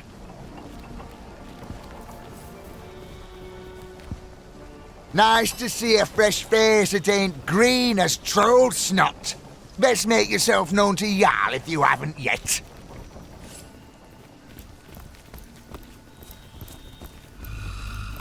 Human, even the name sounds diseased. Can't come to work today, boss. I'm drenched. Behold these skulls bereft of the lips with which they kissed.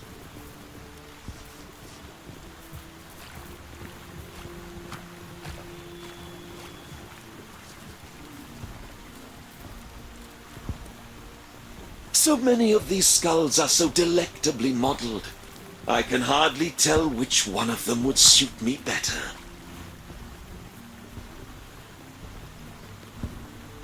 Am I gazing at the holders of souls, or am I wrong altogether?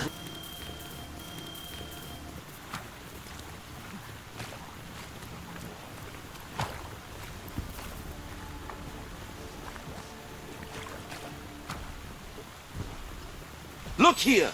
Look at you! How I admire one whose head is lodged so firmly upon their shoulders, like a spire that rests upon the breadth of its foundations, one and indivisible. Not I, alas. I fare not so, for I may replace my battered cranium as jauntily as a wizard may his hat. Just consider some of these examples here before me. How I admire this one's kingly brow, that one's exquisite jaw, yonder one's deep-set sockets that held a warrior's eyes. Why make a permanent choice? Why not cater to the occasion as called for? I would, but for the question, where does the soul reside? And so I ask, where are you? O ephemeral soul, if in a tooth you may be pulled, if in an arm you may be broken, where are you, O delicate monstrosity? As have we all. Townsfolk would sit on these benches and talk about their day. Children would sprinkle water at one another and snigger. Now their mouths neither talk nor snigger any longer, and all that is sprinkled about is blood. Days pass me by no longer, only the dreams of what was, but can never be again. Surely you jest when you question this question's importance. Say I opt for that there fair-featured sovereign of a skull. What happens if another soul lies therein sequestered? If I play the part of the aforementioned wizard, and swap its rugged lineaments for the feeble ones that are my own, Who shall I become? I. Yes.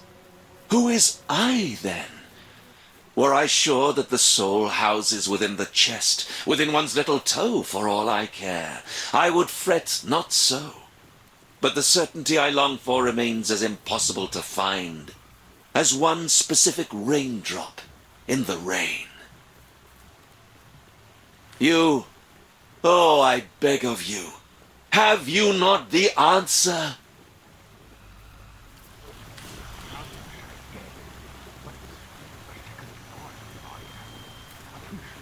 You needn't worry. Unlike our heads and our bodies, it is we and our souls that are one and indivisible.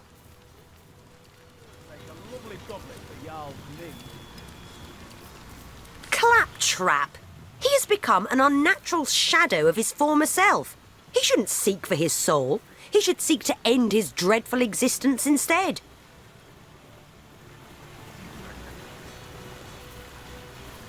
Can you really be so heartless as to call him soulless?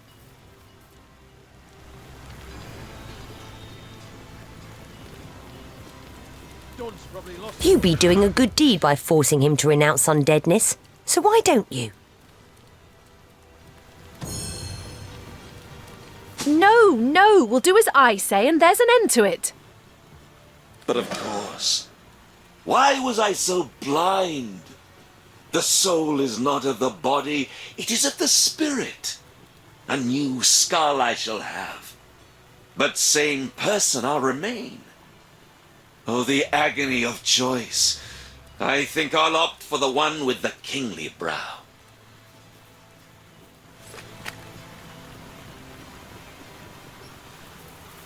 What? Where in the blazes? The last I knew was an orc coming at me with an axe. Walgrath smiles as he looks on, while the skeleton cherry-picks the perfect new skull. A friendly pat on the back tells you he approves of your kindly reassuring a dead man his soul is safe. Ugh. Watching a talking skull choose a head is like watching a dog do a backwards crab walk. Gives me the heebies.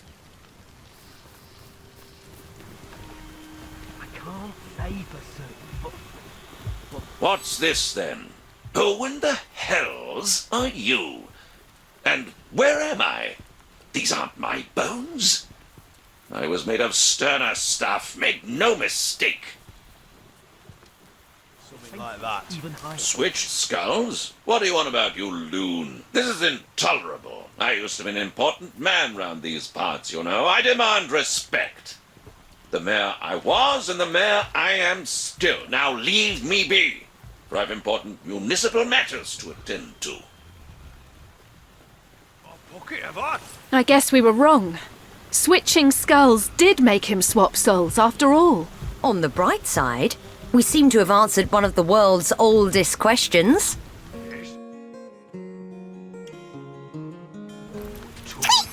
Say, what's a Zandalore anyhow?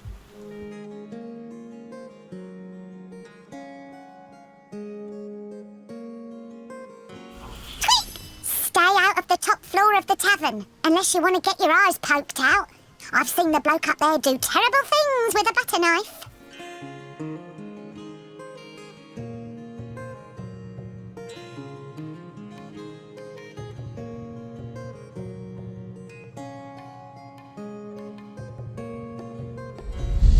Alone again, Alfie. So are you... Are you daft? If you keep that up, we're through. It'll be the noose for me and the rack for you. Is that what you want? Keep what up exactly? I was only having a bit of fun. Even a look'll spell the end of us in this place. I won't stand for it. I won't lose you over a silly joke. Tell me how I can help it. Everywhere you go, this damn bleeding heart of mine follows. Oh, Lee. Don't you think I feel the same? You must know how every shred of my soul screams to be near you. But I've learned to keep it quiet, and you've got to do the same. I do know it, Ulfric. I do. But I cannot trust my own mind. For me to feel this way about anyone but Quatilda, and a human besides, I'm a traitor. A freak. It's history's so-called freaks who mark it, Uli. If we can survive this, we can survive anything. And how long do you reckon it'll be, old freak? How long till we're not just surviving, but living? I can't say for certain, but... Darling, I do promise we'll make it out of here. Together. If you say so, I believe it. That's the spirit. Yes, we've got to keep our hopes high, but our defences even higher. We shouldn't meet like this again for some time, but remember, above all, above anything you might hear, I love you, and ever will. Someone's there. Is it against Orcish custom to take... You must be itching to lose your fingers if you dare disturb my camp, human. What are you playing at, Toadskin? Watch how you address us, you betters. You did hear how Homeless Gorag got his name, after all. Yeah, piss off then. Go and gab amongst yourselves like a pair of chickens, why don't ya? Thing up his own arse. I could ask the same of you, small bones. I don't go stopping up to you in the ballet class demanding to know which pirouette you're doing next, do I? Me, you pocketed it. How in the second... What? That's disgusting. A tiny pink-fleshed human and an orc like myself? Why, I've got eyes for the great Gratilda alone. Uli, we can't hide forever. Hide what? You think this stranger knows anything about the two of us, old freak? I tell you now, that twerp don't know a thing. Enough, Uli. Enough! Surely this stranger has no reason to put us in harm's way. We're all sworn immaculates here, are we not? There are certain secrets that perhaps we, beneath the goddess's eye, may share in good faith. Well, first thing you have to understand, we orcs aren't made to love it all. Nah, we're born devoted to our queen, and to her we turn all our attentions. To seek fulfillment outside the queen's graces, well, it's a treason committed only once in a red moon among we orcs. And the penalty's a terrible death. When we first took the village, I couldn't tell Orfrig apart from the rest of the pink little ants scurrying about. A human was a human, as far as I was concerned. As for me, Ulor stood out right away. The curve of his horns, his regal bearing. It was fascinating. I'd never seen an orc as anything but an enemy, but suddenly I couldn't keep my eyes off this great green brute. I suppose my staring was rather conspicuous. You suppose? Oh, I thought you were aiming to slit my throat the way you were watching me. I couldn't help myself. It was almost supernatural. But when Ulor marched over to me, club in hand, to address my strange behaviour, something happened. Love at first sight, if you can believe it. I came over aiming for a fight, but all I found in Ulfric's eyes was, well, whatever it was, it hasn't left me since. What are you doing? Please, if you've any mind for sparing two fellows a terrible fate, you'll swear to keep our secret to yourself. We've committed no sin greater than experiencing a love as sweet and pure as any. But if we were discovered, it would mean certain death for us both.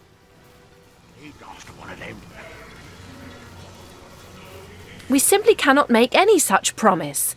This may well prove valuable information. What good will this bit of gossip do? Of course we can swear to keep Mum. A secret like this is simply too juicy not to share. We've no use for such information, and Ulor and Ulfrig might prove worthy allies. All right, we'll do it your way. Ah, friend. Your words are a great relief to my beloved and I can't explain how or why we found these feelings, but there's one thing I know for certain. We are no traitors, and our service to the cause remains true. Your discretion is worth its weight in gold. Goddess bless you.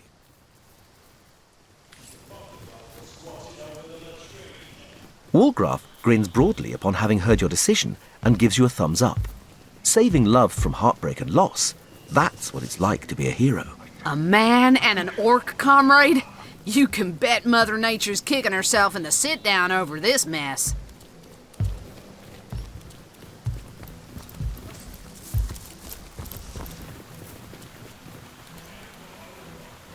Mayor Burton, at your service. What can I do for you, citizen? We've hit a bit of a rough patch, I'm afraid. Immigration's a real head-scratcher these days. Now, I don't discriminate against orcs, of course, but they are rather rowdy fellows with some very peculiar habits. And then there's the rate of crime. Shot up terribly recently, what with the mass slaughter that took place. You'd think that kind of thing only happens in the big city. But no, we have our fair share of urban problems here in Hunter's Edge. Busy days, but don't you worry. Mayor Burton's on the ball.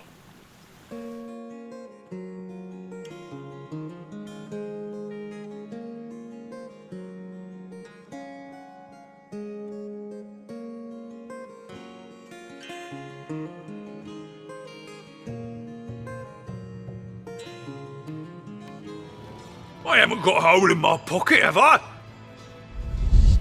Big ugly brute making me do his dirty work. I bet his skull'd make a lovely goblet for Jarl's mead. It's all mother, I'll say. The human's the one what took it. Dunce probably lost the bloody thing up his own arse. Well. Thought you could get away with it, did ya? Don't look so confused, Pinky. The armory key. Hand it over. Painting my toenails pale lilac, of course. What does it look like, you ape? I'm hunting for a missing key. I'm the All-Mother's right hand. If there's something she needs done by someone she knows can do it, I'm the one she calls. This little key ordeal, don't change that. It's small, metal, fits in a keyhole. Help us look or shove off, will ya? I've got to find the key before the old mother finds out it's missing, or she'll carve a spear at me right tusk. So the key to the armory is missing. It could prove rather worth our time to find it. Big ugly brute making me... Source hunter, scavenger hunter. For better or worse, our resumes are growing. Bloody key. Who could trust a big stupid oaf like you with something like that? What you say to me, you bald ape? I say you're so stupid the key probably fell from your pocket while you were squatting over the latrine. One side. I ain't got time for chatting till I find the damn thing. What does that matter? Quit buzzing in my ear before I squash you like we did the rest of the pests in this blasted place. You'd be too if you'd misplaced something of Gratilda's. I once saw her skin her own foot soldier alive for mispronouncing All-Mother. And he'd only done it after she'd knocked his teeth out for sneezing in her presence. What's worse is, the coward's blaming his troubles on me, only 'cause I happened to be passing by when he noticed his armory key was missing. I'd tell him to piss off and be on my way, but he'd threatened to tell Gratilda it's me who stole it. Somehow, I doubt I'll get to tell my side of things before my head was shorn clear off. Not a damn thing in all the 12 hills of hell. This idiot orc has no idea where he's lost the damn thing. So he's taken to blaming me, a passerby. It's just like an orc to save his own skin by flaying someone else.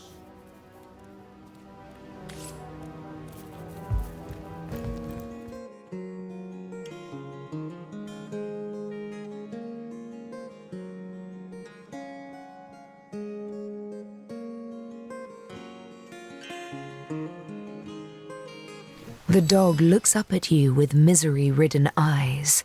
Its tail doesn't wag, and when it tries to bark or speak, only silence reaches your ears.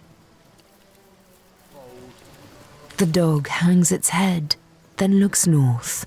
Filled with fury, it barks noiselessly in the direction of the forest.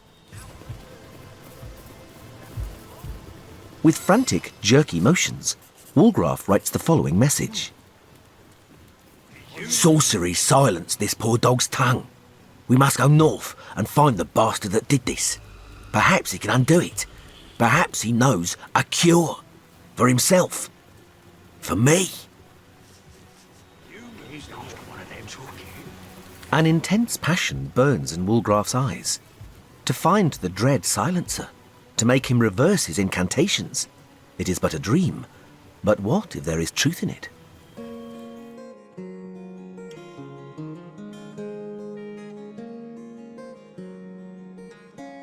Have you paid tribute to the All-Mother yet? You'll be sorry without her blessing.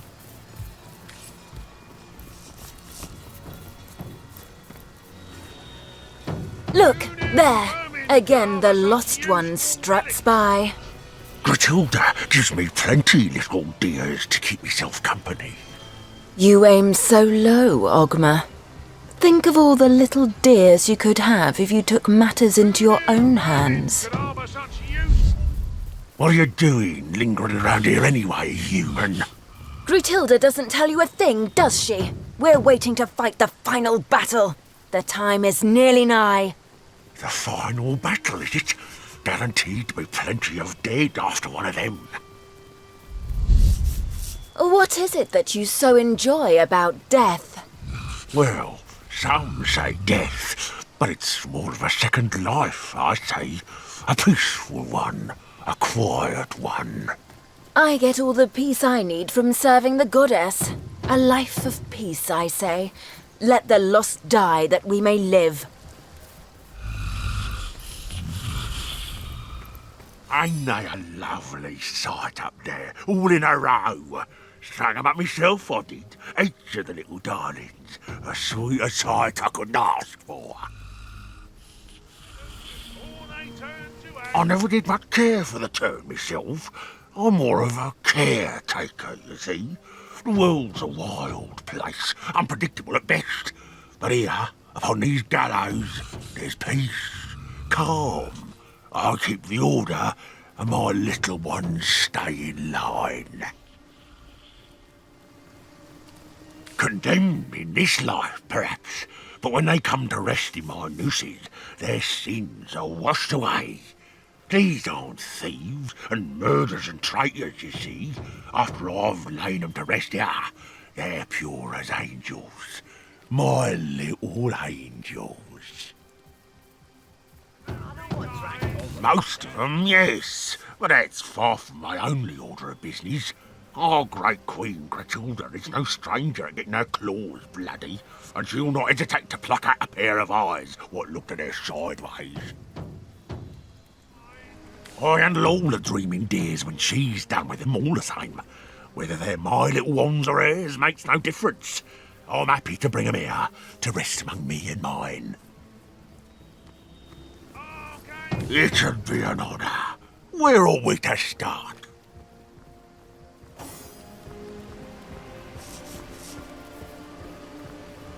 You better hope the bleeding key shows up soon.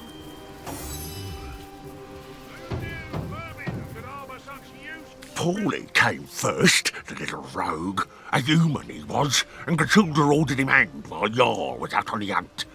He was the first I got to tuck in myself since coming to this town. Oh, I remember it like it was yesterday. The fussy little dear didn't want to go to sleep. No, kicked and screamed, he did. But he started to calm down a bit after I strained him up, as I knew he would. And soon he was fast asleep. Oh, my little Tierlo. He was a sweet one right from the start. A thief, I think he was in his last life. But he accepted what was to come easy as pie. The guards handed him to me, limp as a doll and shivering with fright. I strung him up nice and slow, so as not to worry the poor dear. Gunnar, you mean? He was one of Gratilda's. Asked her some impertinent question or other, I believe it was. Impertinent questions. A plague among we orcs, they are. Ending more death than horn rot these days. Well, Gratilda dispatched him, but it was I who collected the great heavy deer and strung him up here.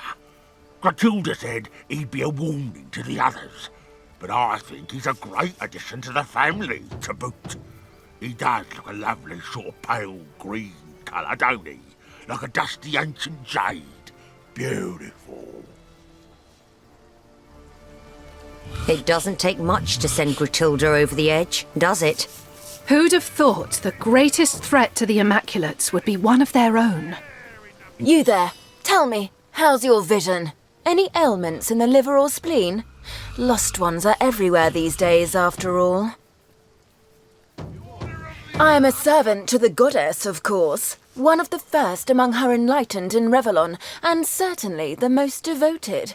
I've scoured the region for unworthy souls, and am quite efficiently cleansing the land of lost ones great and small. How much better the lost serve her as bone automatons. My expertise as a necromancer is unmatched, you know. I've a success rate is nearing 99%. They end up with their brains a bit, well, scrambled. You can find such a fellow opining over skulls somewhere around here. One of my more harmless false steps, I think.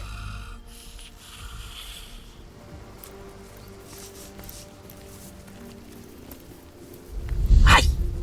You look like a discreet sort. Come here, why don't you? Psst. How can you walk around with that scrap metal at your belt? Take a peek at these beauties. Hey, you! I can't trust you, can I? Psst. Hey, you! Stranger, over here! You look like you could use a leg up against the competition. Isn't that so? Nothing more than a humble trader, my lord. There's always plenty to go around after the raising of a village. I collect a bit of it and bring it to market. Tenebrium's awfully valuable, after all. No reason wares of this calibre ought to rot in some coffer. Oh, my Why, my lord, I wouldn't dare steal from the All-Mother. A grave crime, that'd be. No, no. I simply pick from the loot she hasn't quite noticed yet. Doesn't miss 'em in the least. This I promise on my honour as an orc. With pleasure, my lord.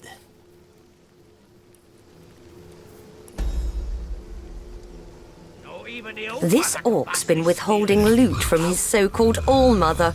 Interesting indeed. A bit of information well kept in our back pockets, I do believe.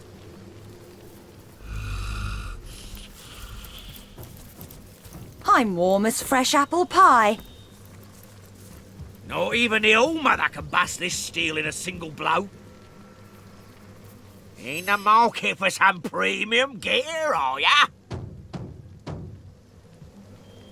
Anything and everything left behind by vermin after we've exterminated them. And I must say, some of these roaches have mighty fine taste. The All-Mother chooses first from among the spoils, and the rest she grants to us to use or turn to profit.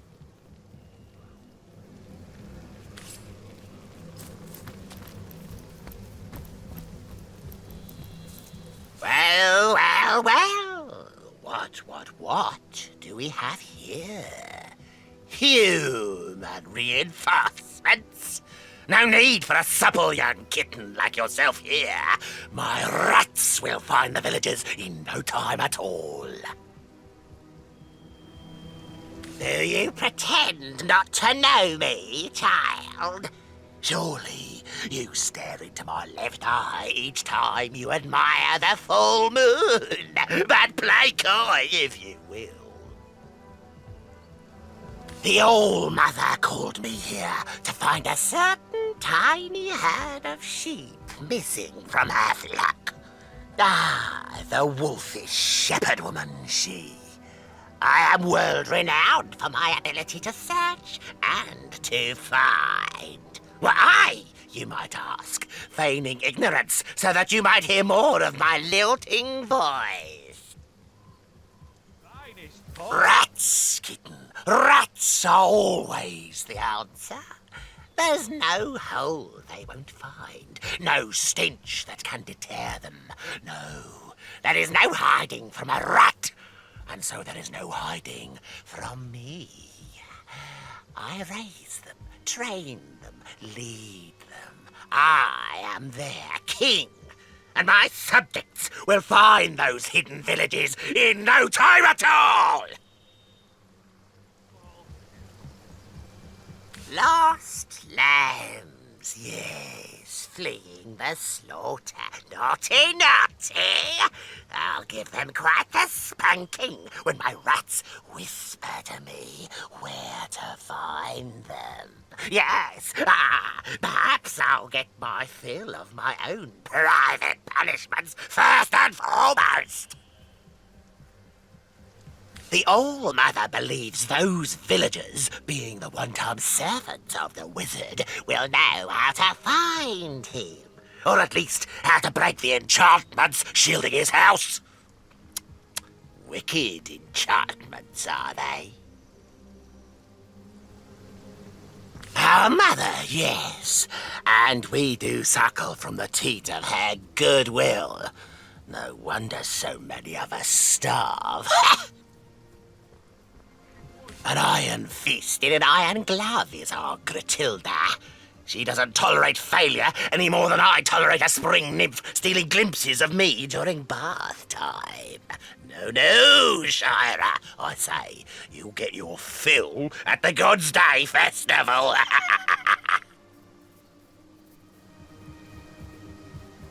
What? Do I look like his secretary? And even if I were, with my hair in a tight little bun and my quill at the ready, the All-Mother doesn't share her every concern with me, you know. No, those she whispers to her pillow at eventide, when only the feathers can hear her.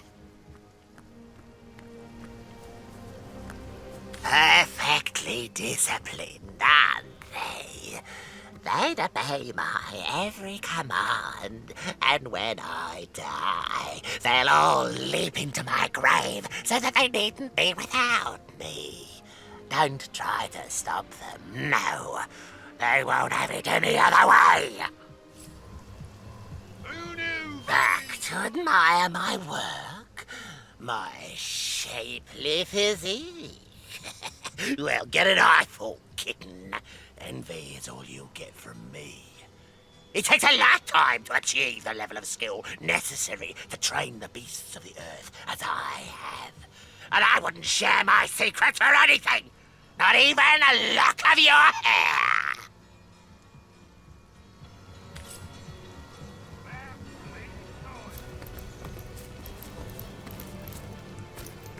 Feeling hot under the collar? Arcane texts of every kind. Get them before they turn to ash. Oh, my augur's flame kindles at your approach. In the market for some magical artifacts and scrolls, are you? Anything and everything left behind by vermin after we've exterminated them. And I must say, some of these roaches have mighty fine taste. The All-Mother chooses first from among the spoils, and the rest she grants to us to use or turn to profit. Who knew vermin could harbour such useful relics? Share in the plunder! Who knew vermin could harbour such useful relics? Share in the plunder! Back again, I see. Of the elements world beyond your control? Fear not, I've every scroll you need. Soon the flames will dance at your behest, and yours alone.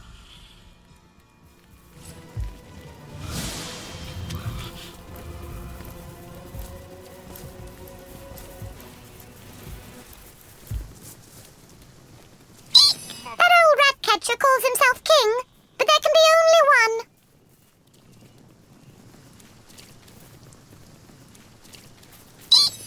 These big green goons certainly can't handle their alcohol. Give them a sip of something fine and they're useless.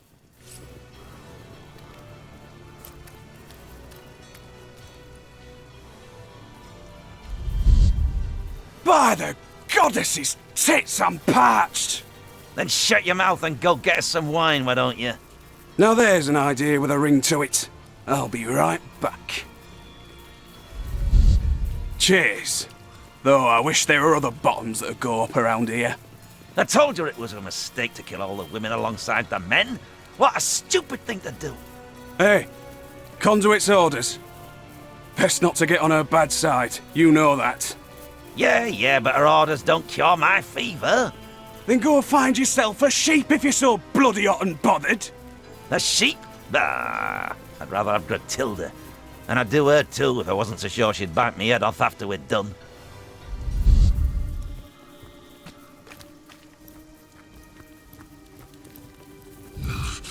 Did someone leave an oven door open?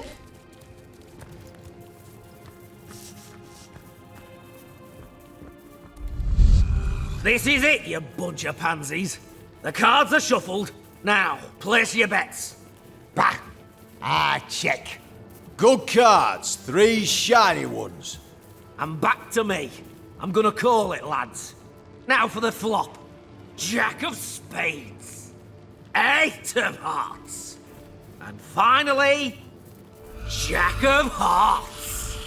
What was the minimum? 5 gold? Fine by me. What are you, a beggar? I'll add another 10 to the tally. Bugger me sideways, I'm out. Call. Now for the turn card. Ace of hearts. And welcome he is too. Check. Yeah, check. Go on. Fine, I'll check too. Now, let's see what we have hiding under there. 6 of hearts.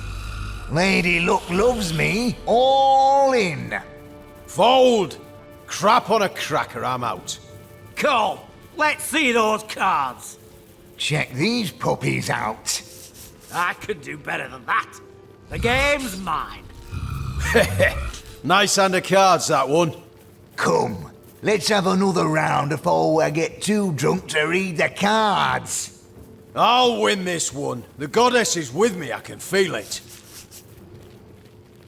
Hey, keep your eyes off my cards, Flatlander. But why not? The looting's done. There ain't much work to go round. A hand or two takes the edge off. Grab a chair and we'll deal you in, if you ain't afraid to lose your boots. We play for keeps. What have we here? New blood looking to place a bet, eh? But hold on. You're coming to our table with hardly any coin on you. Get lost, you pauper.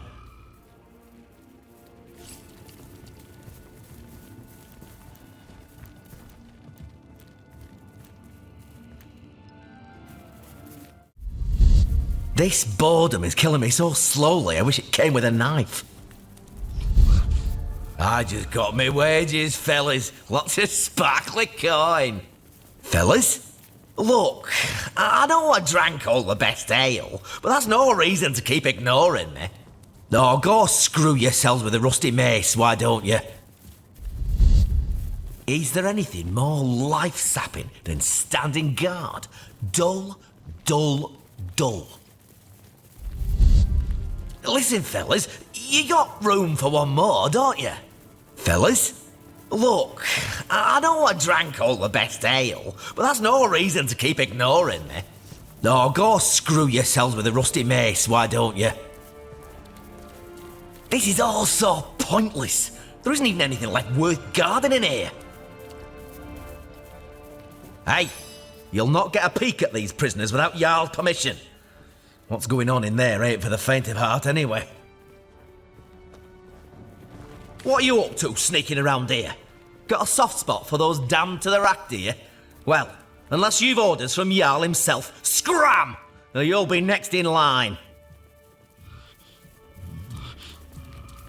A son of the mountain am I, and a blood brother of Jarl besides. Chief placed me in charge of guarding the hatch to the prison cellar.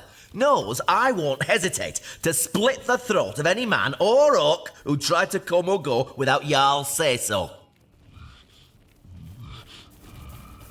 Want to get your hands on the flare knives, do you?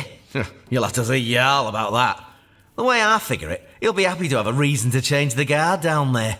We'll never find out where those villagers are hiding if these orcs club every last witness silly.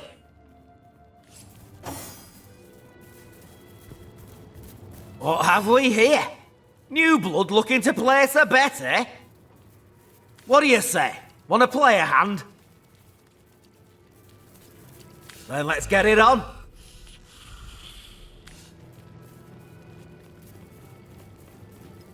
Well, look at that. Want to play another round? Then why did you sit down in the first place? Get out of here, before I stick my foot so far up your ass, people will think you've got toes for teeth. Walgraf looks entranced by the game of cards in progress. You just know he's the type to quite literally keep aces up his sleeves. Well, I've been known to lay down a card or two myself in my heyday. When this is all over, I'd say I get to know the contents of your pockets. Clean up, clean out. What am I? A god's damn scullery maid?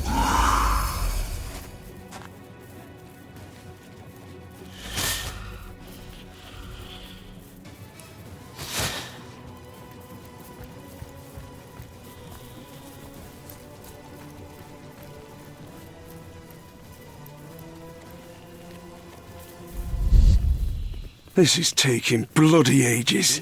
I need a drink and a breather. If I find the orc tubber lard that did this, I'm feeding him his own nethers. You there! The armory's off limits, you hear? Take another step and you'll be looking for your teeth at the end of a rainbow. 'Cause it's a goddamn crime scene, isn't it? Our bloody bloodstones were stolen, the old bloody lot of them! Everybody's pointing their grubby little fingers at Garrett because he was on guard duty at the time. Yeah, it may be a tad suspicious that now he's missing, but I'll eat pig ball soup if he had anything to do with it. I mean, just look at this shattered door. There's Orc Headbutt written all over it. But I'm done talking about this mess. Ask Jarl if you're so bloody interested. Check. Check. Let's see that. This is all so pointless. Tweak! Garrick was a kind sort of fellow. Always shared his lunch with the gods' fairer creatures. Imagine our dismay when that big green beast carried him off.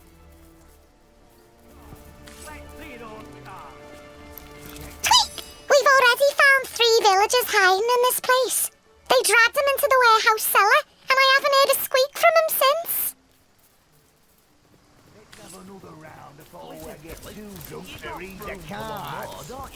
Oh, this one. The goddess is with me. I don't want to drink all the best things.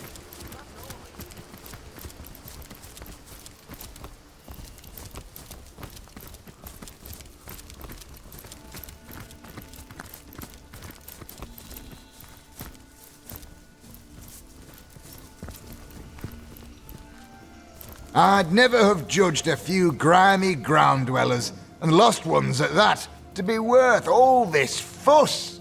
Chief knows what he knows. He says, find the cellar, so that's what we do. Well, for all he knows, they could be knee-deep in forest muck miles away from here. The forest? So that settles it. You really are big a buffoon as you look. No one gets into the Phantom Forest, brother. No one. And the conduit? Chief says she's there as we speak. That thick brain of yours is better suited for gruel than for thinking. Of course she's there. She's got the goddess within her.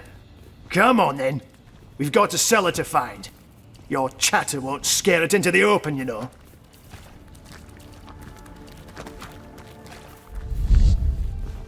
Plates and rubbish. I ain't a bleeding maid.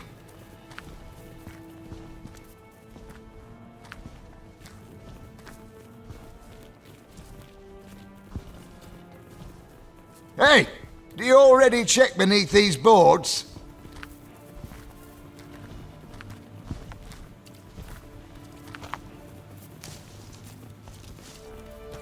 There's nothing to find in this bleeding dump.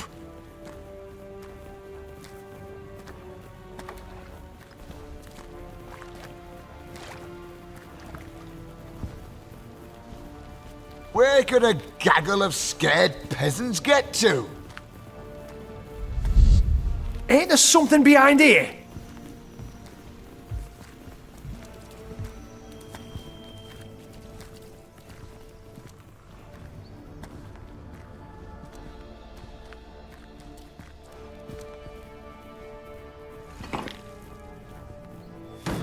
The orcs tore through this place like wild pigs.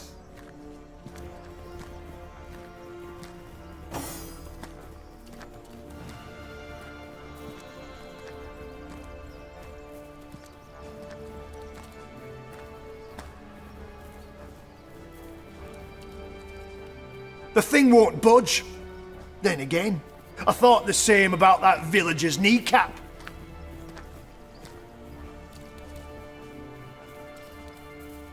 Is this one of them fancy scribble pages? Never did trust them myself. Hey, do you already check beneath these boards? Any sign of them? None here. And no hint of that secret cellar either. Who would have thought Flatlanders would be so clever? Well, keep looking. We'll rip out every board if need be. Chief's orders. By the wings of Freo Fuldawn, I bet my left ear there ain't no cellar here. You there! Any cellars popping out the woodwork in your watch? Bleeding orcs haven't the first idea what they're doing. They're the same where you're from.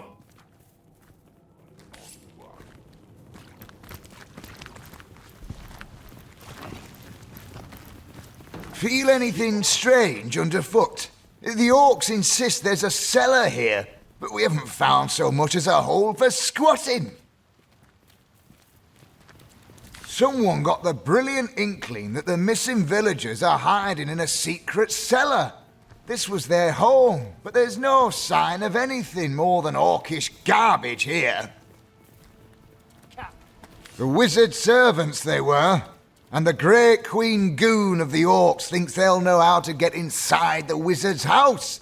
Even if they don't, I suppose she hopes to cut them down, same as the rest of their kin.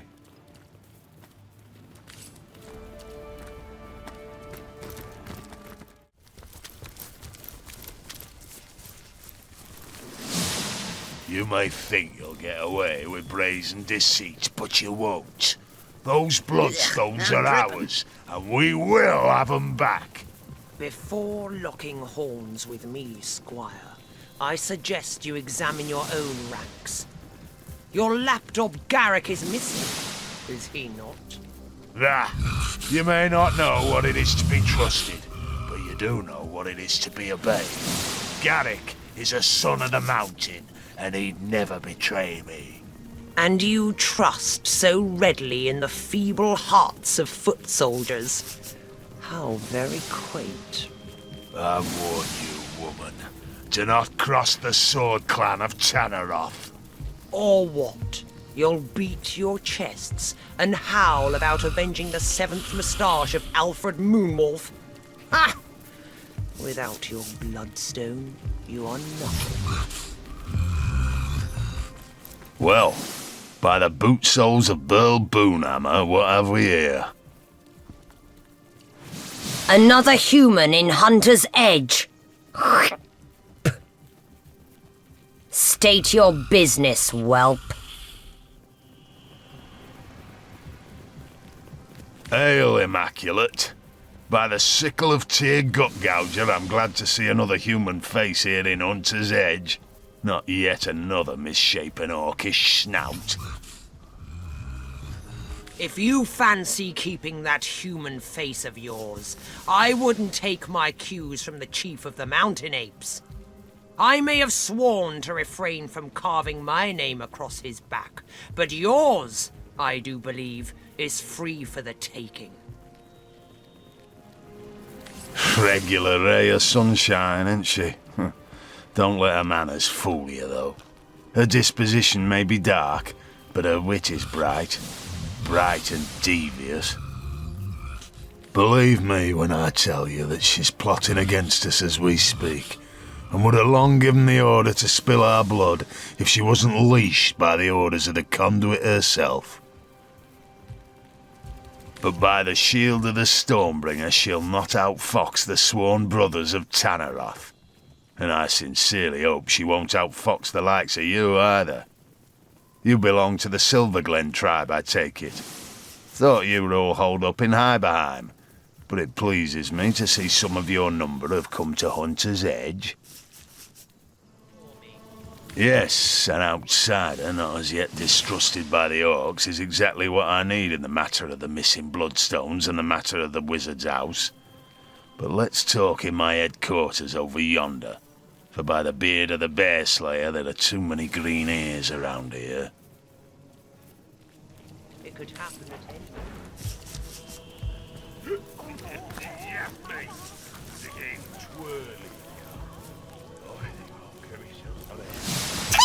What's Gruntilda doing with all that shiny black ore anyhow? That stuff makes my head ache.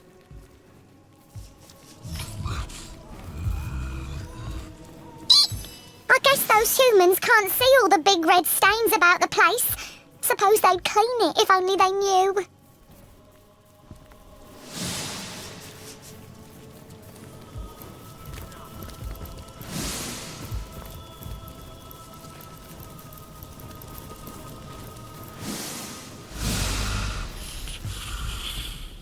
Oi! The All-Mother says small bones can enter, does she? Tell her to stay in the warehouse. Tell the old mother you've got a problem with her judgment if you feel so strongly about it. You'd like that, wouldn't you? Been gunning for my post since the beginning. Damn your post! You only got the right side because the old mother felt sorry for you. Doesn't matter how it happened, brother. Only matters who's got the right side and who hasn't.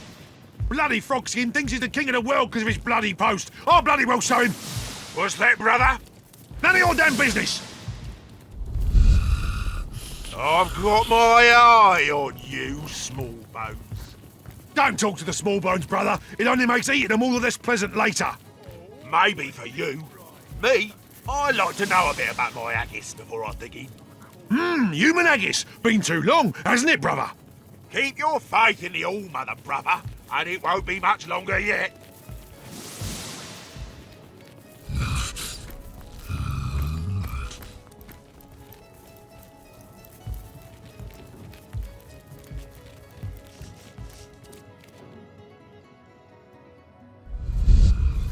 Listen here, brother.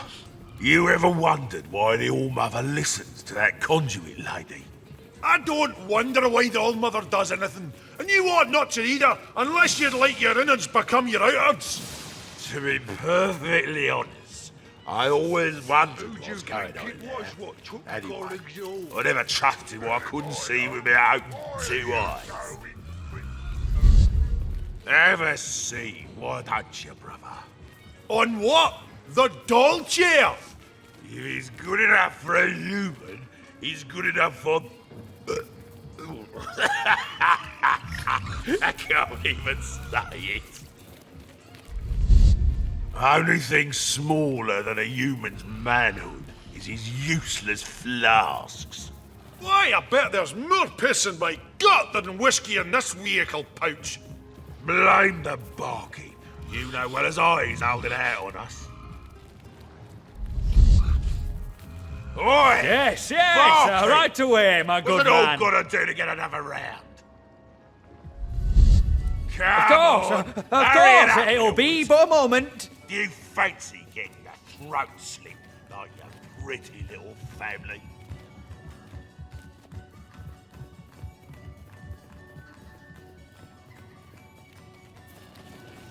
To your health.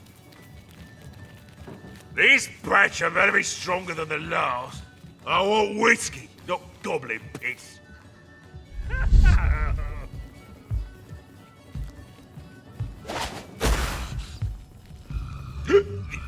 Just me. Who's it getting twirly in here? I think I'll get myself some air. Did you see that? I could have sworn that rat just winked at me. I suppose you're just that handsome, are you?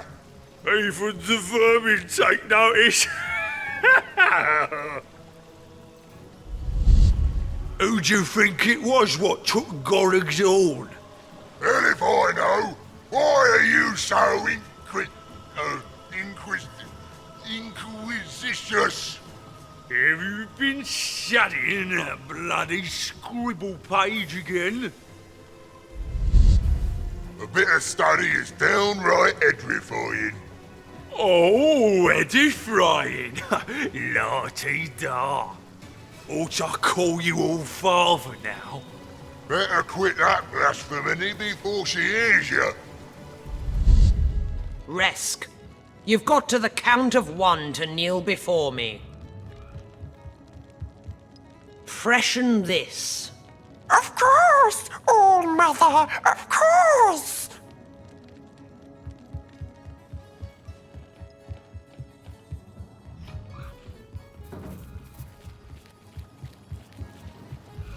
Pigskin, quit your idling. The All Mother requires. Yes, right away, my good man. Finest.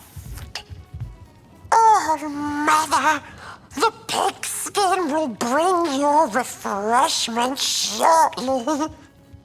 All the better. Thirst does so magnify one's craving for goblin flesh, as the saying goes.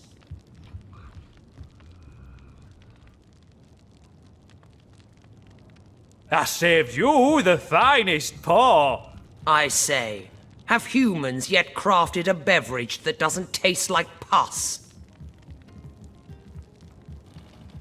Resk, you've got to the count of 1 to kneel before me. You're looking rather fleshy, Resk. Have you always been such a gluttonous idler? All Mother? You ought to make use of whatever lumps of flab you have before they're snatched away from you. It could happen at any moment, you know. Indeed, All Mother. Of course, you're totally correct. Dance, Resk. Heave that sack of rot in time. You ought to enjoy this short, cruel life while you can. Yes, All Mother, with utmost pleasure.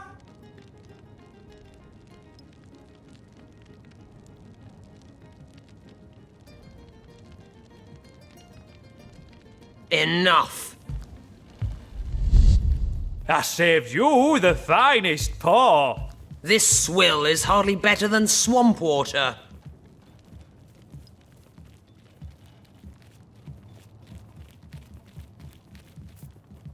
What can I do you for?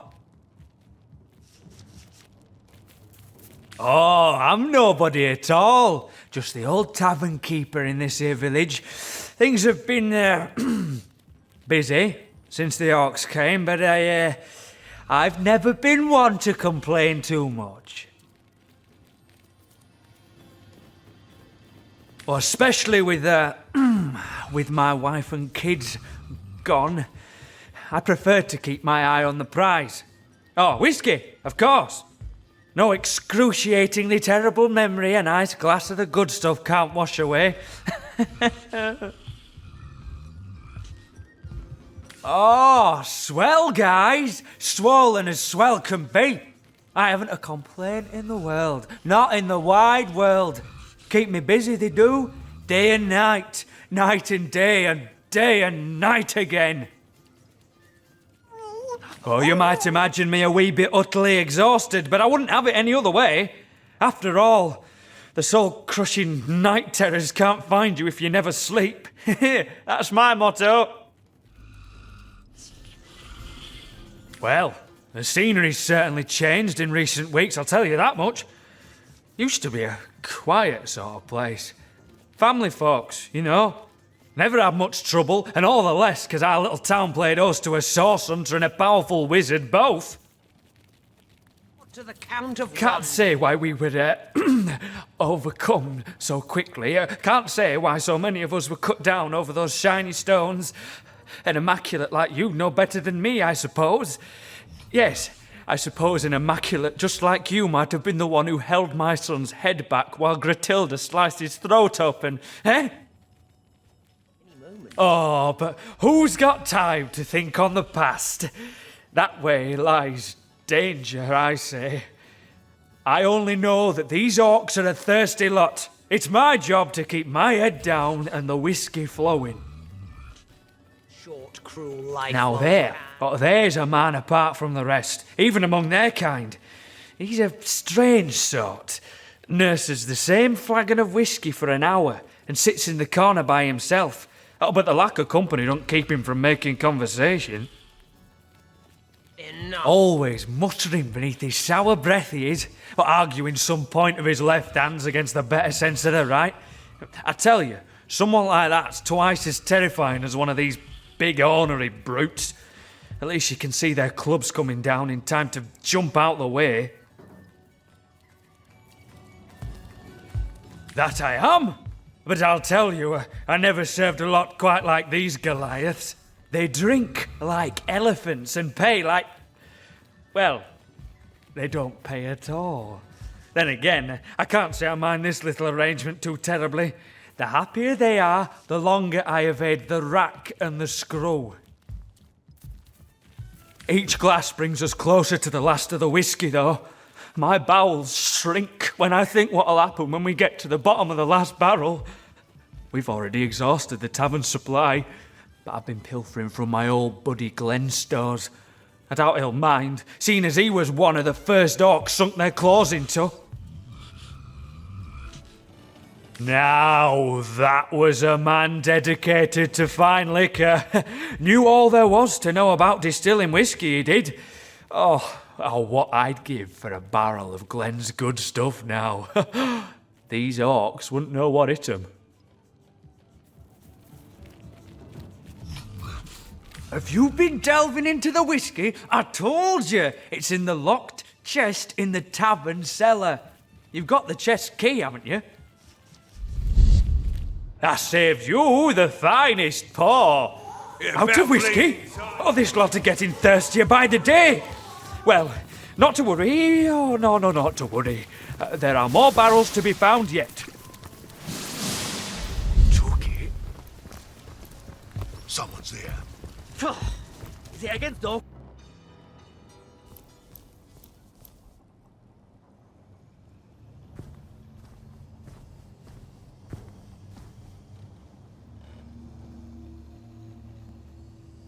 Nearly empty? So soon? Better get the water pail. Rejoice! The goddess has blessed us with more whiskey.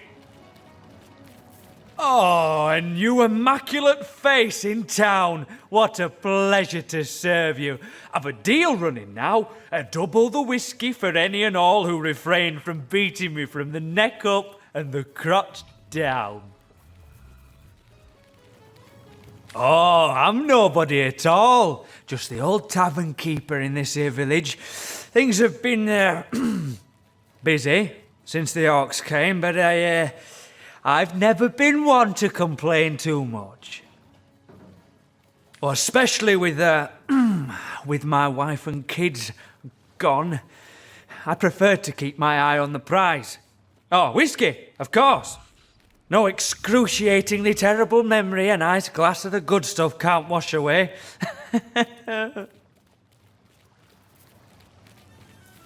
Oh, swell, guys. Swollen as swell can be. I haven't a complaint in the world. Not in the wide world. Keep me busy, they do. Day and night. Night and day and night again. Well, you might imagine me a wee bit utterly exhausted, but I wouldn't have it any other way. After all, The soul-crushing night terrors can't find you if you never sleep. That's my motto. Well, the scenery's certainly changed in recent weeks, I'll tell you that much. Used to be a quiet sort of place. Family folks, you know. Never had much trouble, and all the less because our little town played host to a source hunter and a powerful wizard both. Can't say why we were overcome so quickly. Can't say why so many of us were cut down over those shiny stones. An immaculate like you know better than me, I suppose. Yes, I suppose an immaculate just like you might have been the one who held my son's head back while Gratilda sliced his throat open, eh? Oh, but who's got time to think on the past? That way lies danger, I say. I only know that these orcs are a thirsty lot. It's my job to keep my head down and the whiskey flowing. Now there's a man apart from the rest, even among their kind. He's a strange sort. Nurses the same flagon of whiskey for an hour and sits in the corner by himself. Oh, but the lack of company don't keep him from making conversation. Always muttering beneath his sour breath he is, or arguing some point of his left hands against the better sense of the right. I tell you, someone like that's twice as terrifying as one of these big ornery brutes. At least you can see their clubs coming down in time to jump out the way. That I am, but I'll tell you, I never served a lot quite like these Goliaths. They drink like elephants and pay like... well, they don't pay at all. Then again, I can't say I mind this little arrangement too terribly. The happier they are, the longer I evade the rack and the screw. Each glass brings us closer to the last of the whiskey, though. My bowels shrink when I think what'll happen when we get to the bottom of the last barrel. We've already exhausted the tavern supply, but I've been pilfering from my old buddy Glenn's stores. I doubt he'll mind, seeing as he was one of the first orcs sunk their claws into. Now that was a man dedicated to fine liquor. Knew all there was to know about distilling whiskey, he did. Oh, what I'd give for a barrel of Glenn's good stuff now. These orcs wouldn't know what hit 'em. What about it? I can't say I know a thing about the armoury, but save bringing the occasional flagon to the guards there. But I've delivered a drink from barracks to bridge in the course of my work.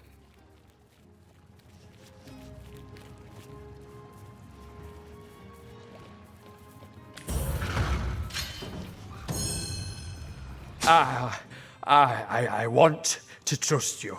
I do. I do my best. But these last weeks, as the orc's personal dog's body have taken a greater toll than it's safe to reveal, I can't say exactly why I took the key. I saw it there on the ground, and I suppose I pictured all the terrible cleavers and axes that might be stored in that armoury, and I placed it in my pocket and carried on my way. It's in a locked chest in the cellar below this very tavern. The key is yours. Oh, but I beg you not to reveal my treachery. I've grown rather attached to my eyelids after all.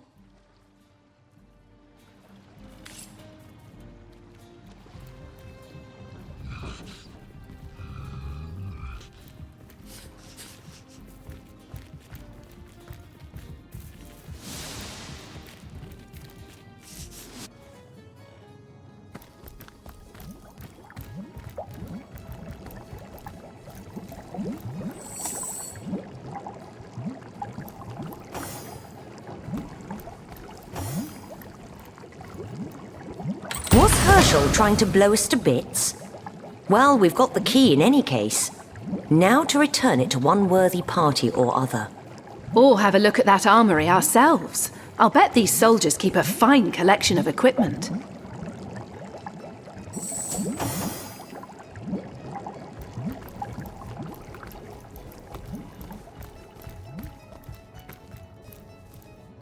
I could do with a cold drink.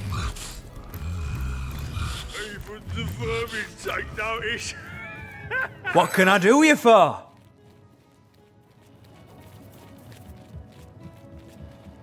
What? You opened the chest and you said...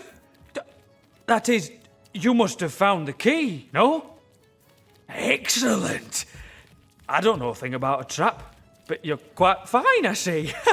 I'm glad.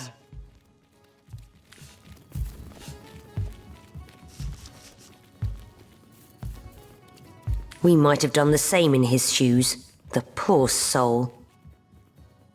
Hurry it up with the whiskey. You fancy getting your throat slit? Like Since when does past trauma justify attempted murder? Herschel is a threat.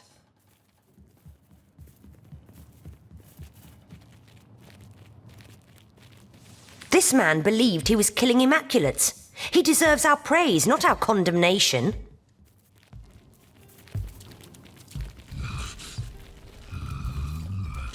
I won't be able to sleep at night if I know this maniac is out there threatening your life.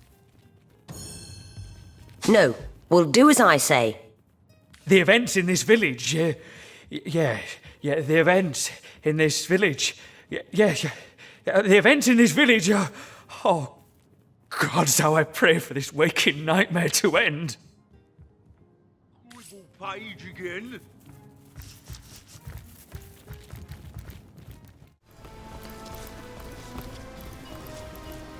Someone's there.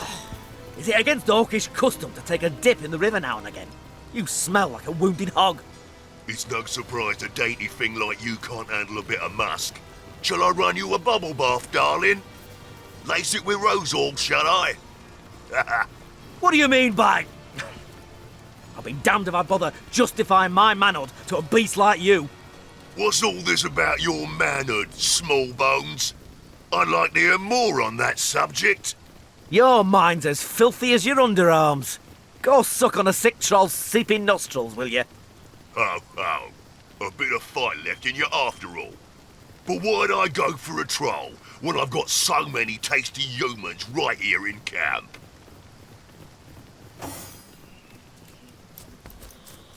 I could do with a cold drink. Alone again, Alfie. Bloody key. Who could trust a big stupid oaf like you with something like that? What you say to me, you bald ape? I say you're so stupid the key probably fell from your pocket while you were squatting over the latrine.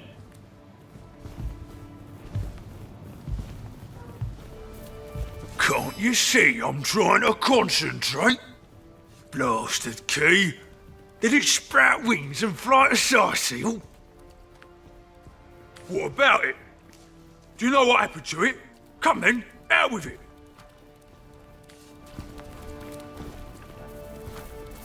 Well, we have the key. We might as well hand it over. Hold on there. Who knows what we might find in that armory? We should keep the key. One can't trust an orc in a state of panic. Better to soothe this great brute while we have the chance.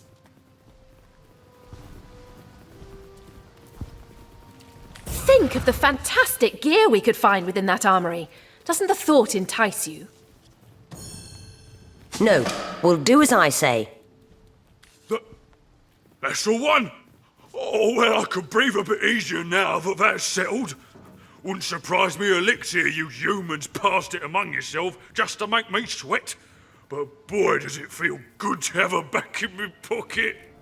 Here, go on and have this, why don't you? And thanks. Thank Udin the Oak-Hearted the matter of that bleeding key's over with. Or maybe Udin would prefer a thank you. That's right, and I'll be damned if I'll see another savage threaten a blood brother of Jarl. Thanks for your help. We humans, Flatlander and brother alike, have got to look out for each other against these bloodthirsty oafs.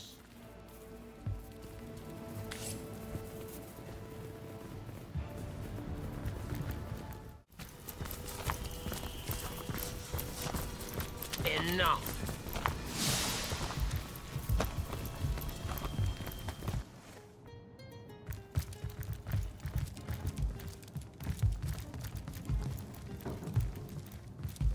I'm just fine, Sir Man. And you? Sit. Sit!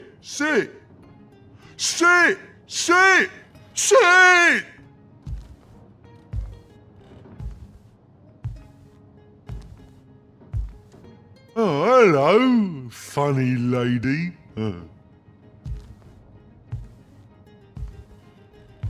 Poor little toys. Poor, quiet. 1, 2, whee!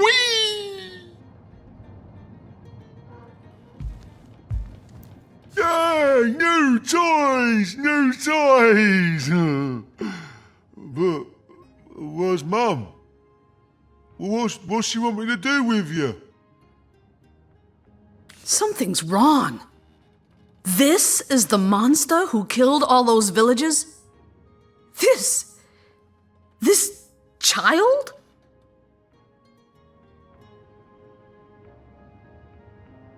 You want me to, but this can't be right. The orc, I remember, he was evil, a sadistic monster. This is... Oh, my head is spinning faster than a broken bumblebee. Let me get a good look at him. Hello. I remember you. We used to be friends, didn't we? Yeah, we were great friends. We played all the livelong night, and I made pretty red ribbons up and down and up your face. Where'd your ribbons go? Do you want I should give you some more? This isn't right. I'm gonna be sick. It's all right, Medora. We're here together. No harm will come to you. Sorry, pretty toy. Oh, please don't shout. Oh, Mum will be awfully cross if I make a ruckus. Mum! Oh, the best mum in the whole wide world. Usually, orcs like me, well, scramble-headed, me brothers call me, are killed right away. But Mum says she took one look at me and knew I'd be the best warrior in the world.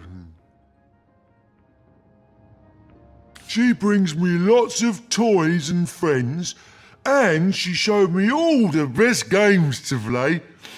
At first, I didn't like how the toys would holler and cry when I'd make ribbons on them or play eyeball pop. But Mum taught me that that's how they show they're happy. First, they scream for joy, and then they take a long nap. Grutilda. Yeah, that's my mum's name. Did you meet her? Did she want us to play together? Comrades, my mind's racing and my heart's going like a snare drum.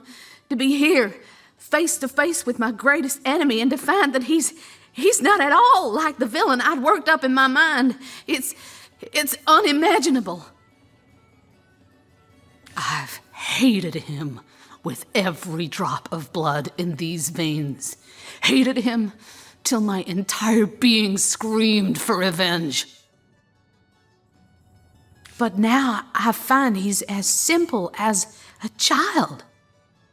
Maybe he even thought all the cruelty, the death he inflicted was a game.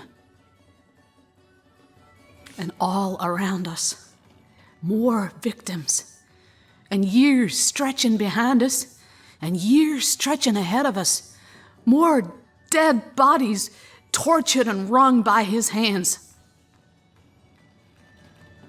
But you, comrade, time and again you show me the valor inherent of forgiveness. You face the impossibly cruel or weak, and you offer them a second chance. Still, I cannot forgive this monster. He may well be confused, and he may have been mistaught, but that won't stop him from killing again. Ho, comrade, in the name of the Order of the Sauce Hunters, I ask you to lay down forgiveness and to join me now. To arms! Are you mad at me? Oh, I'm sorry. Whatever it was, I'll not do it again. I promise.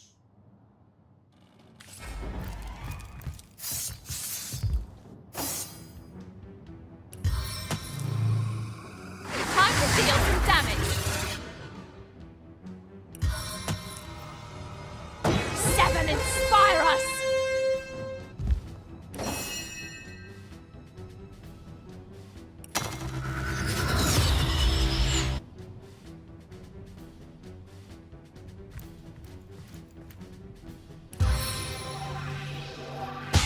You'll look good as a pincushion.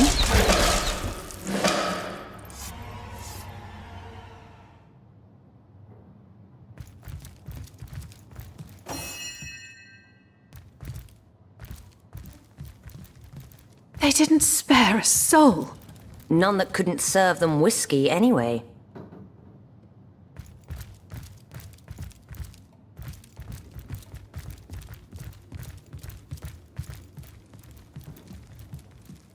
Murdered in their beds. At least they didn't suffer.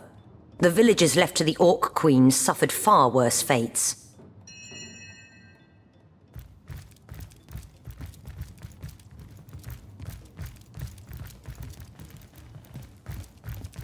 Did someone leave an oven door open?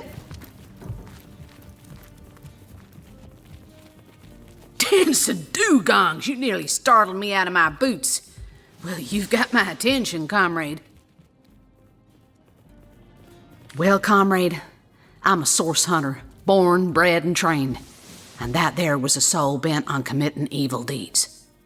I know full well he wasn't 100% accountable for his crimes, but I couldn't have stood to leave him living knowing there'd be a next victim. I'm no fool, comrade. I know it wasn't an easy case, not nearly so easy as I dreamed it to be. But I believe we've done right here today.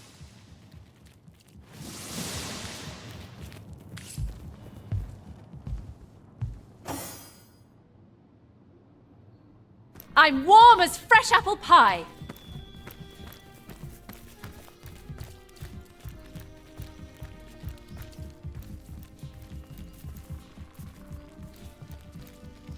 Brave of you to disturb me, human. In your experience, has bravery been a particularly effective defense against disembowelment?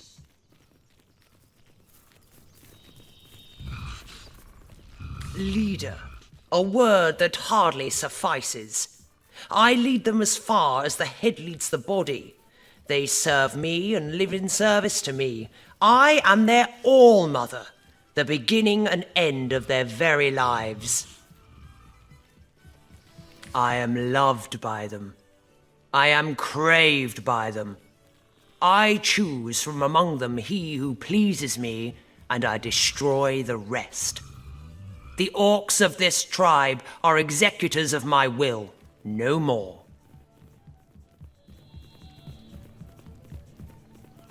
Naturally, there are few finer pleasures than standing before the fruits of one's labor. A stack of gold and goods to one side, and sopping sinews and bone to the other. Ah, divine. I've developed a particular affinity for tenebrium of late. The sheen of it rather pleases the eye. My boys know not to keep a shard of the stuff from me. Consider this your warning too.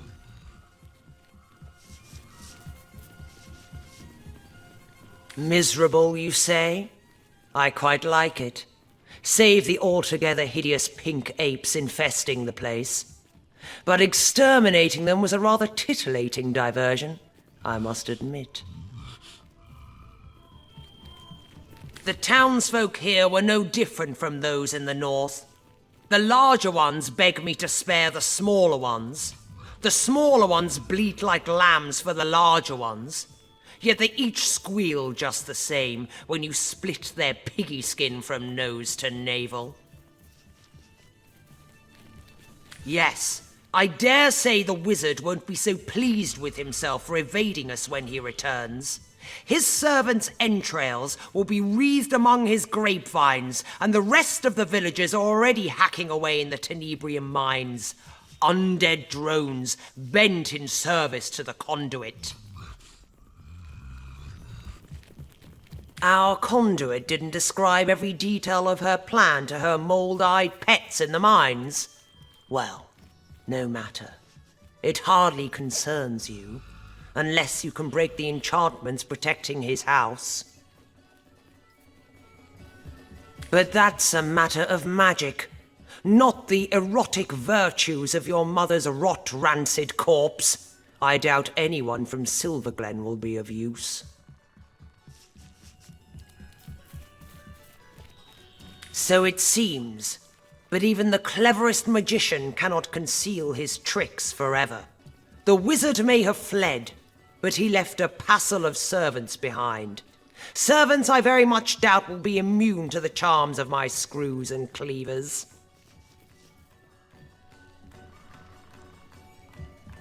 But how very obvious! Who better than a cow to bring a frightened calf back into the herd?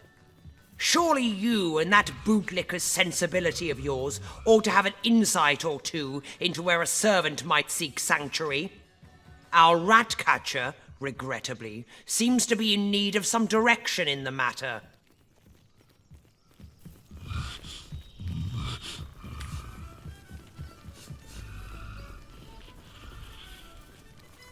Have had the pleasure of making his acquaintance. Careful. He was only just released from the hangman's cells. What was the case? Ah, yes.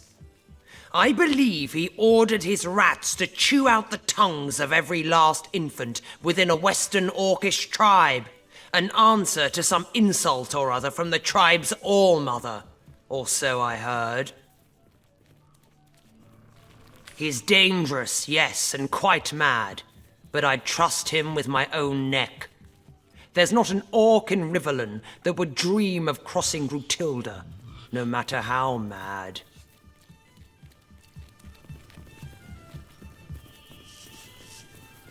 One of my boys, in love with one of y'all's. Perhaps the All-Mother ought to investigate this matter personally. Nothing sets an orc on the straight and narrow like the humble ear of his sovereign and sworn mistress, after all.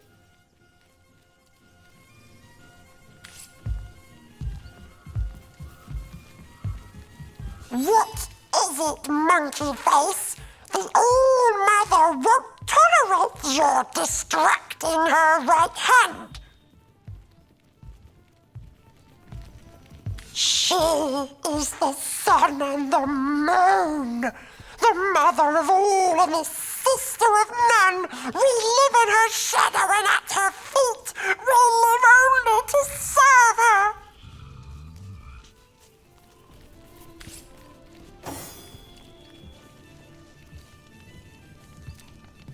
Walgraf seems to be contemplating the torch by the fireplace. You realise it is a rather weird spot to place one.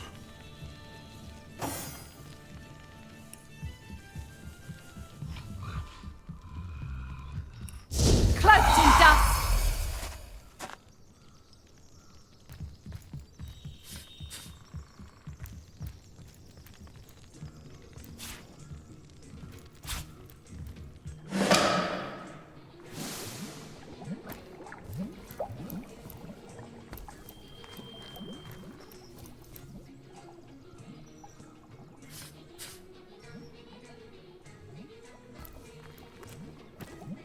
I could do with a cold drink.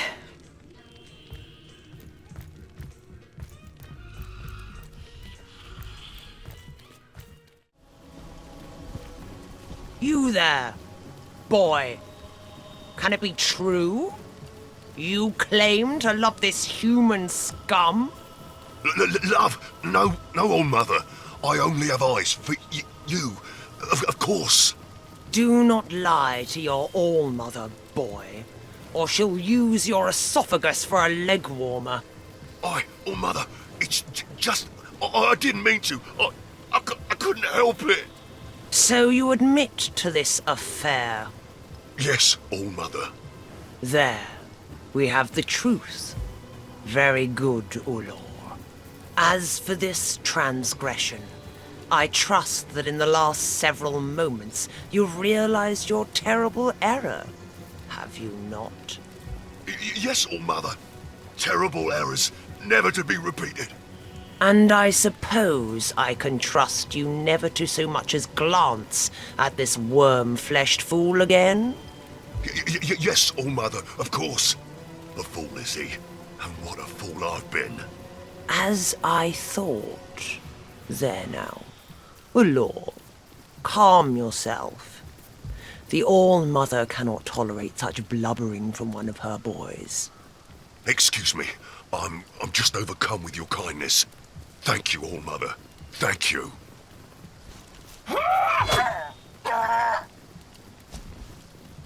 Disgusting, traitorous filth.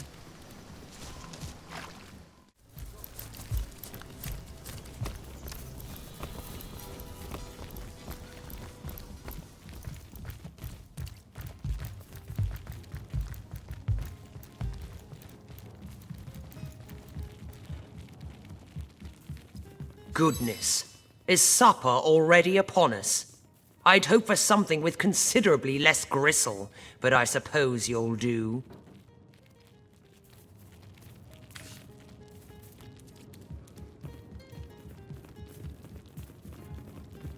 Well, that depends very much, whelp.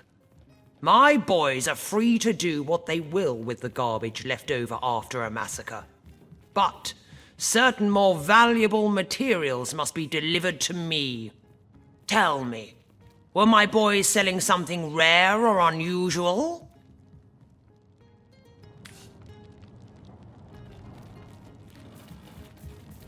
Indeed. One trader offered us gear made of tenebrium. What are you doing? She'll kill that trader and take the tenebrium for herself. How better can we avenge the murdered villagers than by turning these murderers against one another?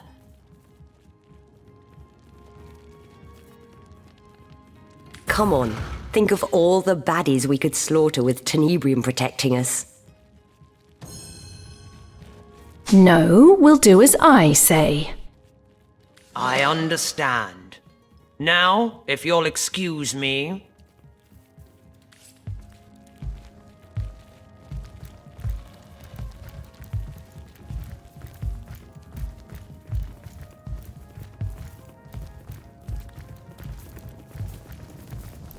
I feel like I've just had a long bath in a cold lake.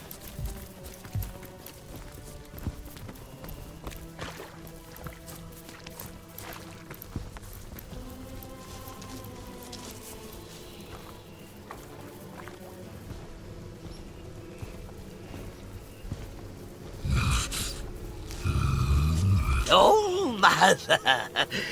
To what do I owe this great honor? I think you know full well, boy. Is it time to pay tribute? I've got plenty of gold for you, old Mother. Take it all. Bow, boy. Anything for you, old Mother. Anything.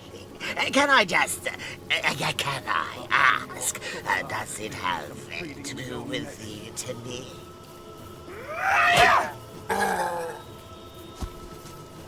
This thief was no boy of mine. Let him rot on the gallows.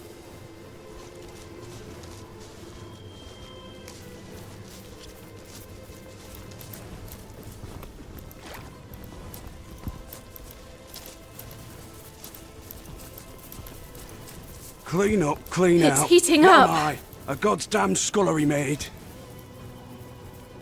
May your sword never sully, and your shield never shatter. The Bloodstones are the reason we came here in the first place. The conduit has need of starstones imbued with human blood, so she can create her Death Knights.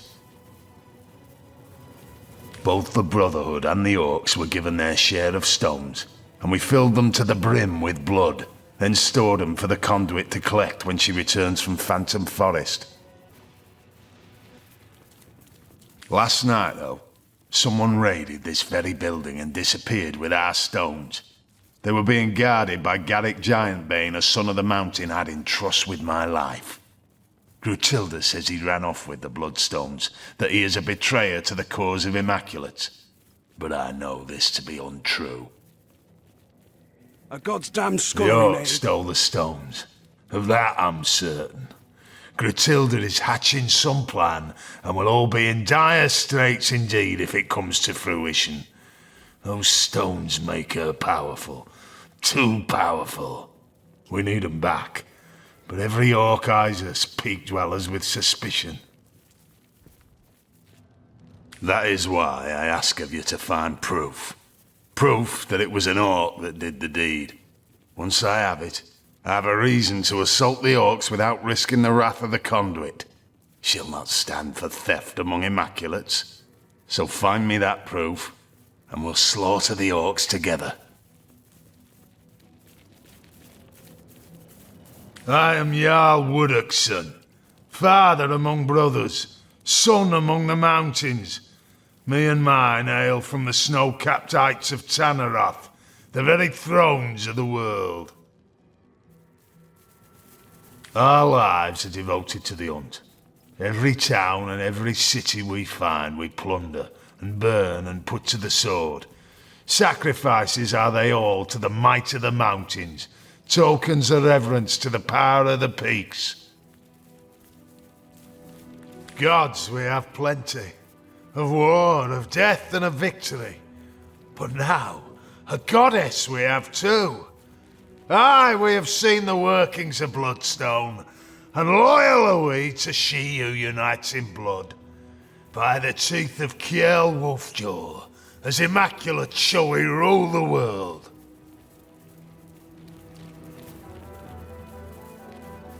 The conduit asked us to do what we do best. Invade and destroy. She set us on our way with a store of starstones, ready to be charged and, once made into bloodstones, sent to you folks in the mines of Luculla. We didn't know Grutilda's dogs had beat us there by a half day, but no matter. There were still plenty of strays to be caught and bled by the time we arrived. Now all that's left is finding a way into the wizard's house. The conduit's looking for something inside. Now we're here waiting for further orders from the conduit herself. She's gone into the Phantom Forest nearby, but we expect to hear from her shortly. I only hope we'll have the matter of the missing bloodstones sorted by then. I'll not have a soul saying we of the mountain failed to follow through.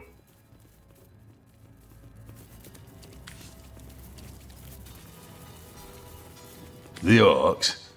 No, I respect their warlike nature, for it's like ours. I respect their lust for slaughter, for we share it with them. I respect their loyalty to their leader, for I am likewise respected by my brothers. But when push comes to shove, I'd flay them all, wear their skins, and never rest until the very last one of them lay at my feet with my broadaxe nestling in its belly. Why, you may ask? Why hate 'em when you and them are so alike? I hate 'em because we are alike. I hate 'em because I know ours is a hate they reciprocate with blazing fury. Like two dragons are we that must share a single lair. Can't be done.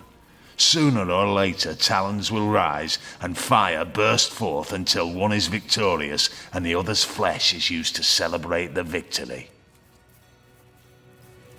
So it is with the Sworn of Tanneroth, and so it is with the Orcs of the Wild.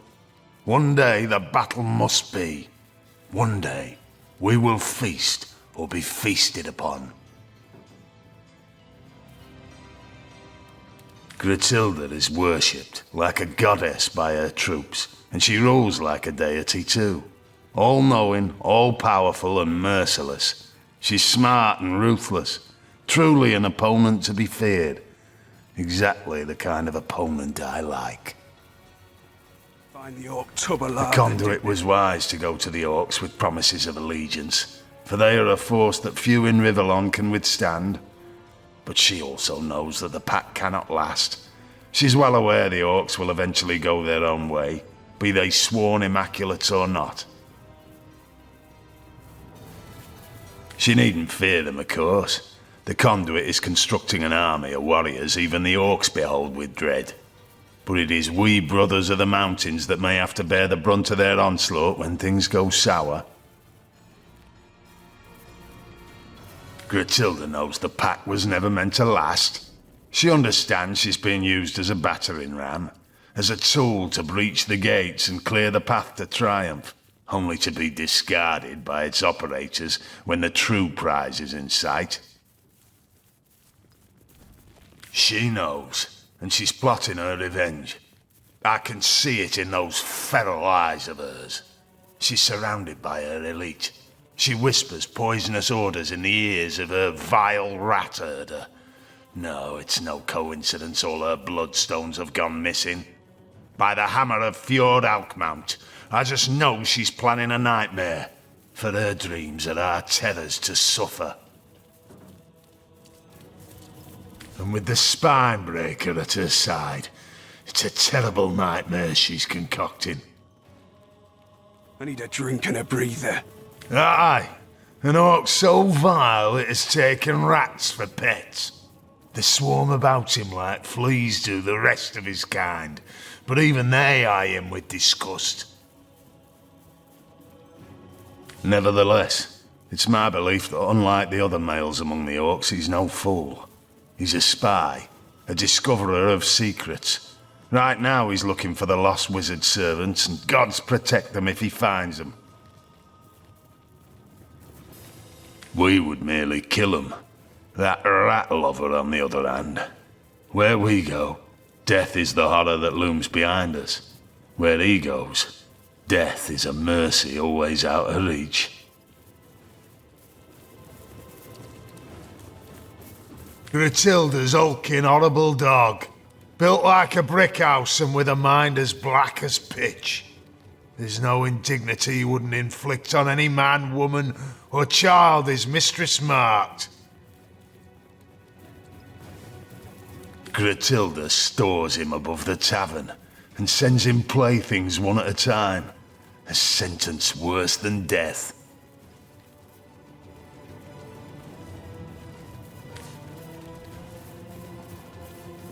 I don't know much about him, to be frank, and I don't care to. The conduit says he's in possession of an artifact she needs, which is why we've been trying to gain entry to his house. But by the boots of Arlag Trolltramper, the key hasn't been forged yet that will unfasten the magical seals that encase that bedeviled sorcerer's abode. The deal is this. When we attacked Hunter's Edge, we and the orcs had the village completely surrounded to ensure no one could escape.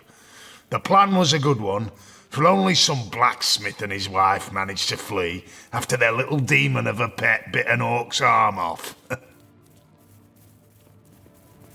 The wizard and his servants eluded us, but we know that the servants at least are still hiding somewhere around town. We need to find those damn people so they can tell us how to gain entry to the wizard's house. My men have been searching the village non-stop, and the orcs have put their rat herder on the job. But we also have some surviving villagers holed up down in the cellar.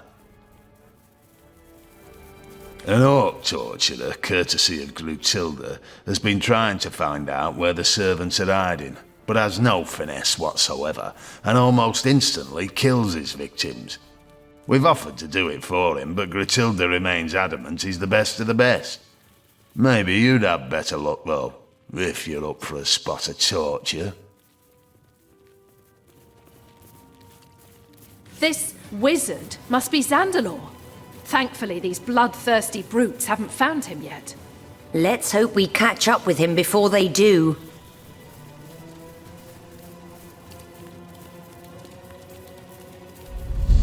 Sir, can I... No, you cannot, you sewer reptile. But I haven't even asked my question. That is because there is nothing you can, or want, or may do besides guarding the god's damn door. You hear? Loud and bloody well clear, sir.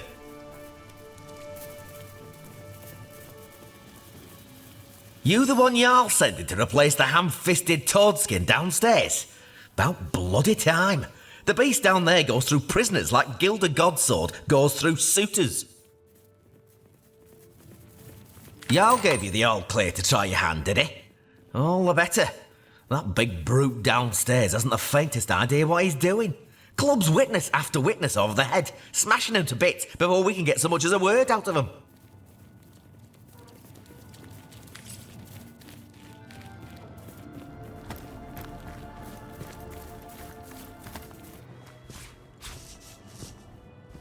Shut your mouth or I'll shut it for you. Get back in there. Kill me now, then. Shut tight. Go on, All do it. is right. Here to take over for those half-wits, are you? Thank the goddess's gilded garter. Now we'll get some progress underway. I'll not tell you My a thing. assignment? Well, we guards are Jarl's eyes and ears, see? We keep watch over these prisoners, sure, but we listen in on the goings-on inside the torturer's chambers too. Never know what them greenskins could be withholding, not to mention the way they keep the armoury under lock and key, like we was working for 'em, you know? The man in charge is a great green goon, an orc named Law. At his right hand, he's got a snivelling little goblin named... well, I reckon it don't much matter. Their heavy-handed inquisition has killed so many prisoners. We're down to our last few out of a score or more. Amateurs. Standard fare. Frightened, good-for-nothing weaklings if I ever saw 'em. There's 2 in lock-up now, with a 3rd getting the treatment on the torturer's rack. I say, if we don't find out something useful soon, all this trouble will have been for naught. Gruntilda keeps it locked tighter than a chastity belt, she does. I sometimes wish Chief hadn't granted so many of her bleeding demands, but I suppose he thought it better to keep the peace. One of her soldiers has got the key to the place. Myself, I've never seen the inside. Wouldn't surprise me a bit to hear the orcs are keeping the best of the spoils to themselves.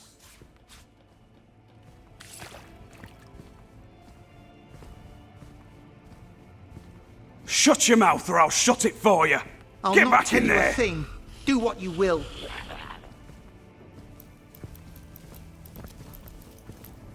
Excuse me. You seem a kindlier sort than these guards. Please, have you heard anything of our dear Nolan? They took him some time ago, and we've been hearing such terrible sounds coming from the other cell. Hello again, stranger. Do you often visit the condemned in their cells? My eyes out with that great... He's a gnarled wonderful lad, loyal as they come, and he was our spiritual beacon during these dark times. Some say he's got the sight. You know, the power of deep seeing. I think that's why they took him.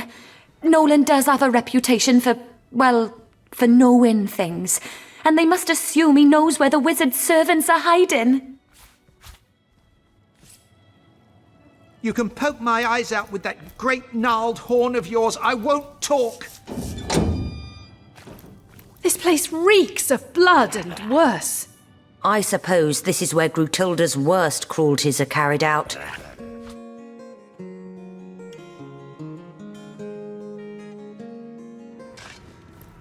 Perhaps a bit less pressure about the temples. me talk when law smash. You can poke my eyes out with that great gnarled horn of yours. I won't talk. If I may, powerful blunt blows to the skull will not make him talk. They will most likely end up killing him. Yes, Lord. I'll not tell you a thing. Do what you will. If we're not careful, we might smash too hard. Too hard? So hard that perhaps the human will die before he speaks. Kill me now, then. Go on, do it. You die before you speaks. Just a suggestion, of course. Only a suggestion. Goblin, quiet now. Law Kill me ready now, to then. smash. Go on, do it. Ready, you, me? You can do what Law cannot work in these conditions. Smash is art. Law need peace. Law a craftsman of blood, breaker of bone. Who you? Yes, pigskin. Who are you to question we who preside over the tender skin of traitors? Law only halfway through creative process. Law won't stop now. Of course, Law, of course. Though I do wonder what this pigskin thinks he can do better than you or I. Human bleed better than us. Human squish flat better than us. A challenge, you say? Why, Law, that could be rather interesting, don't you think? Let this human kneel before the splendor of your expertise. Law make human crumble. Law make human beg. Law face any challenge with one hand behind his back. Goblin smashing, assistant crushing. Law ready to face anything there. Well, Law, for the sake of space, perhaps we'll confine this challenge to knowledge. I'll present a test of 4 questions. If our challengers can answer 3 correctly, they'll win the right to interrogate this and all villagers. If you answer 3 correctly, Law, you keep your title. Wait a second. Law not sure if he... And so the test begins. Questions the first.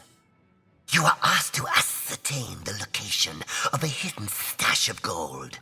Your source refuses to talk. What shape ought you carve into the source's belly to get what you desire? A ring of roses or a 4-pointed star? Horn of yours, I won't talk. A ring of roses. No, it's a 4-pointed star. Trust me on this one. I wouldn't steer us wrong. Talk. Trust my instincts just this once, won't you?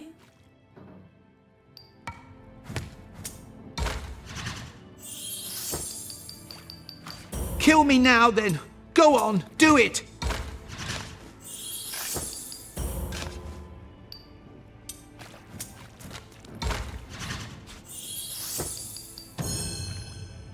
No, we'll do as I say. I see.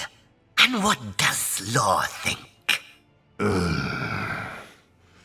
Law thinks the human is correct. Question the second. You've determined that the best way to compel your source to speak is not through manipulating his body, but his mind. You desire to induce nightmares so horrifying, he will do anything to escape their hold upon him. What do you drop upon his tongue to call forth these dream phantoms? Pus of troll's boil or bile of banshee? Pus of troll's boil. No, it's bile of banshee. I believe I've read something on this topic before. My answer is correct. I wouldn't volunteer a position I weren't certain of. No, we'll do as I say. Peel the pigskin. Pardon me, habit you see. Your answer is noted. Law, what say you? Human's brain is smaller than Law's berries. I say the other one's correct. Question the third. A source has been delivered to you, but time is of the essence. Which ought you to slice to make the sauce speak quickly? The lips or the nose? The nose. No, it's the lips. You can poke my eyes out with that great I'll steer you right if I've got to drag you by your hair. You dare to question my judgment? No, we'll do as I say. A bold choice. And you, Sir Orc, what do you think? Easy as goblin strangling. The human guessed right. Now for the final test. Question the fourth. Once enraged bull scorpions have been applied to a sauce's face, how long does one have to extract information before the mouth swells shut? 3 long minutes or 30 short seconds? 30 short seconds. That's right. 30 short seconds. Talk.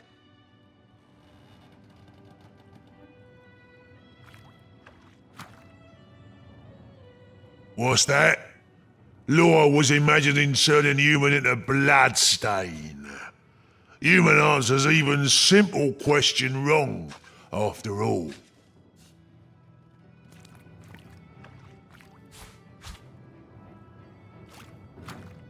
You can poke my eyes out with that. Law has earned a score of 2, and the pigskin has earned a score of 4.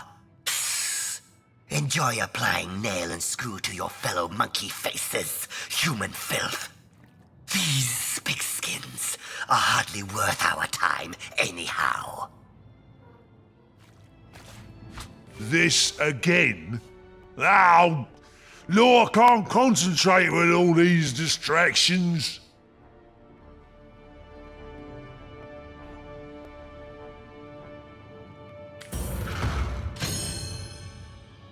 Ah! Human silly chatter upset Law's craft. Law need break to regain his spirit. Law cannot smash and bash in this environment. Kill me now, then. Go on, do it. I wonder if humans smash and bash like Law.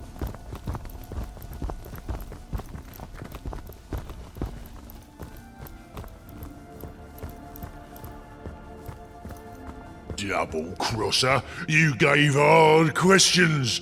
You want Law to lose. Nonsense, Law. You performed admirably.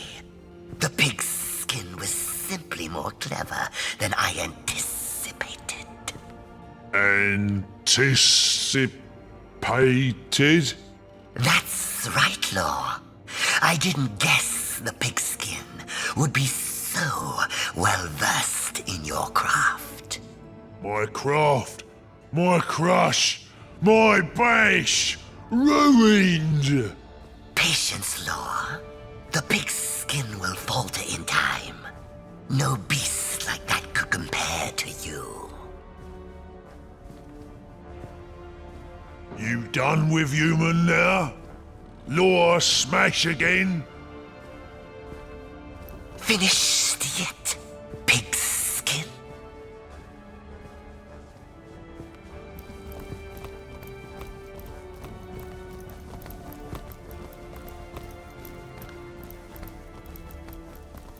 You can poke my eyes out with that great gnarled horn of yours. I won't talk.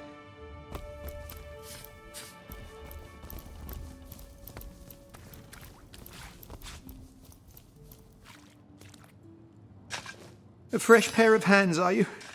Please, you must kill me now. I will withstand anything, and would rather die 1,000 deaths than offer a word to the enemy. Or what? You'll destroy me? I welcome it.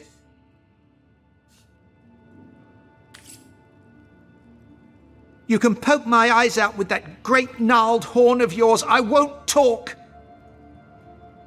Go on then. Do what you dare. Break my body if you will. It means little to me. Or what? You'll destroy me? I welcome it.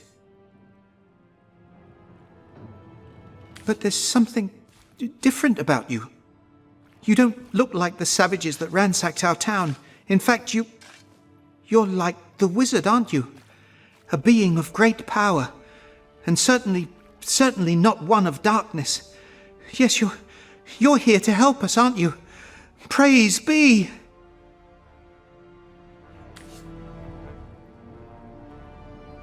This man is clearly delirious. We'd better put him out of his misery before he blows our cover. He seems to have calmed down. There's no need for drastic action. What's going on in there? It sounds awful. I wouldn't offer this solution if there were any way around it. We've got to do this.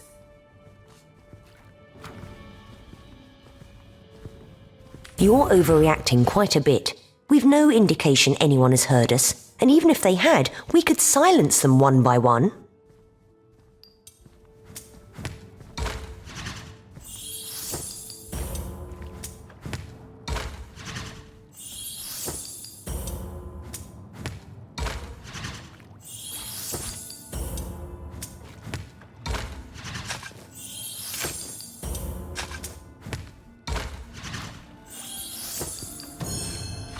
All right, we'll do it your way. There's a tunnel in this cellar, known to most only through legend. Explore the back wall of the farthest room in this dank place and you'll find it. And if you can help me find freedom through the tunnel, I'd be willing... Well, I'd tell you how to find the wizard's servants. You've proven yourself no friend to the beasts who destroyed our town. Perhaps you can help those in hiding as you've helped me. Speaking of the others, have you spoken to the other prisoners locked in this terrible place? We mustn't leave them here to be discovered by a second wave of brutes. What's that? They're coming. They've heard us. They're coming. Bones. This chaos. Savages, back for more blood, are you?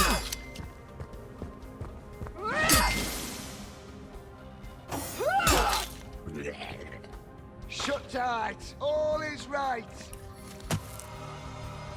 May this divine gift lead us to triumph. This chaos.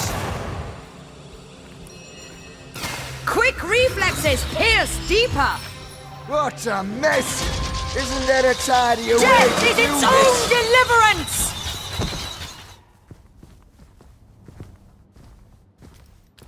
Now this is valuable.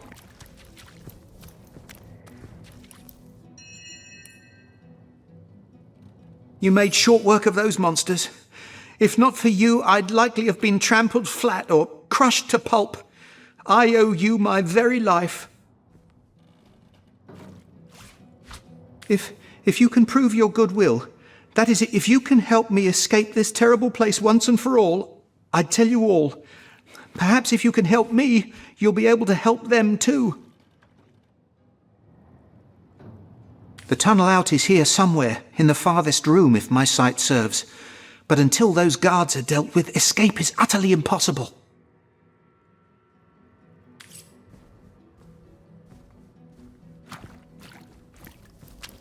Shut tight. All is right. I cannot thank you enough for dispatching those brutes.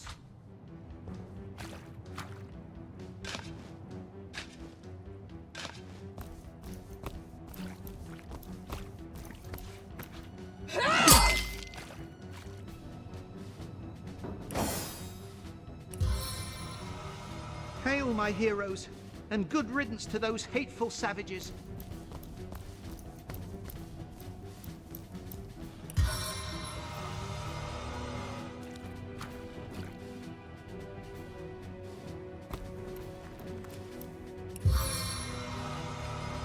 I can defeat them all in a blow.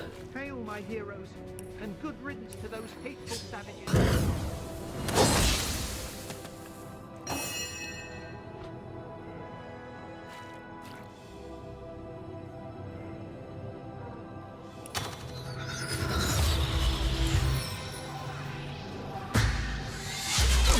Hail, my heroes, and good riddance to those hateful savages. Your grave opens to welcome you.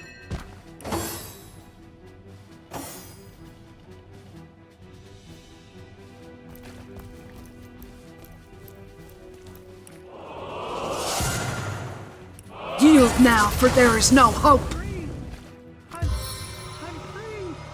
Hurricane attack!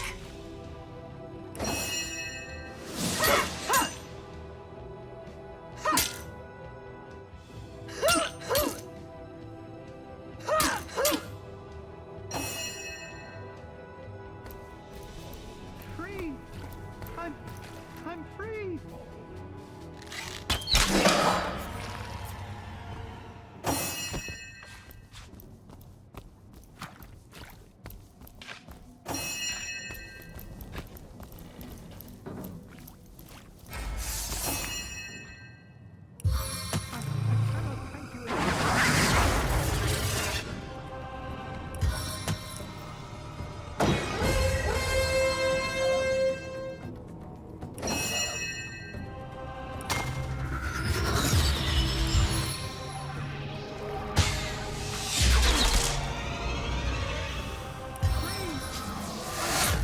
Death is its own deliverance!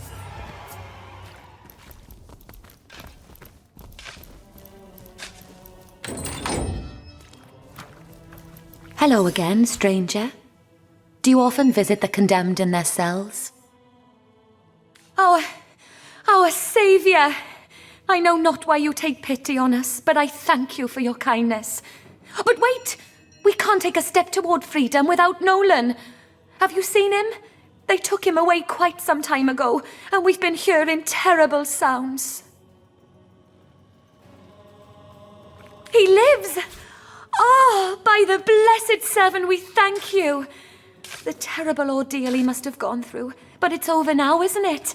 It's over now that the gods have sent a hero to save us. Before we were overrun by orcs, this prison was little used among we of Hunter's Edge. Still, there were always rumours that its cells couldn't hold captives for long. Some said they were swallowed up by a demon. They were only rumours, but perhaps there is a way to get us out of here.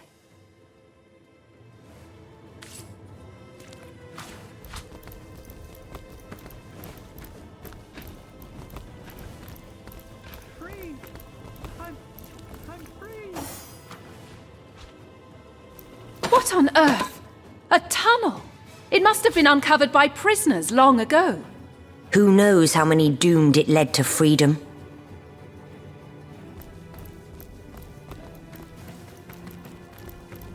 I'm growing too accustomed to the sight of corpses. If we do our job, these will be among the last we find.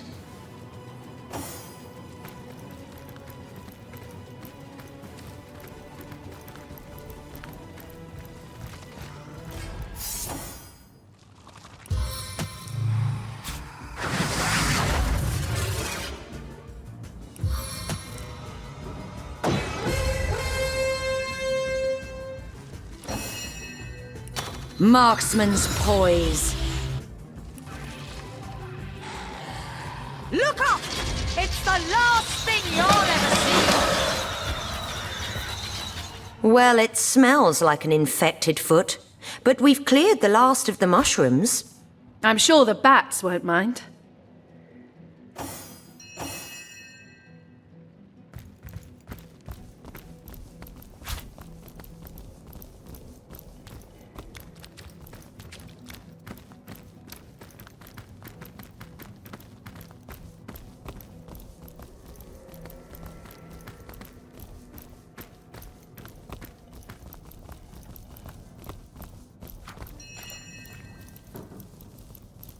You made short work of those monsters. If not for you, I'd likely have been trampled flat or crushed to pulp. I owe you my very life. Please, you must help the others escape first. I couldn't live with myself if I knew they were still held in the grip of these savages.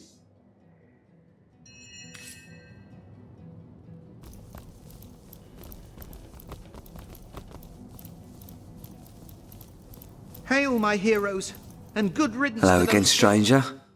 Do you often visit the condemned in their cells? You've cleared the way. Oh, our hero rises to every challenge. Bless you, bless you.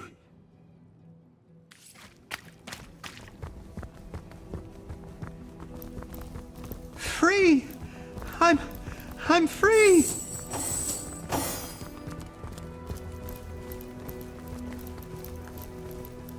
You made short work of those monsters. If not for you, I'd likely have been trampled flat or crushed to pulp. I owe you my very life.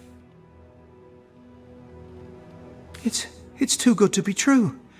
You found the tunnel then, and the other prisoners are already free? Well, let us be on our way, quickly, before the beasts upstairs send reinforcements. All set. My hero, you've outdone yourself. Let us be on our way then.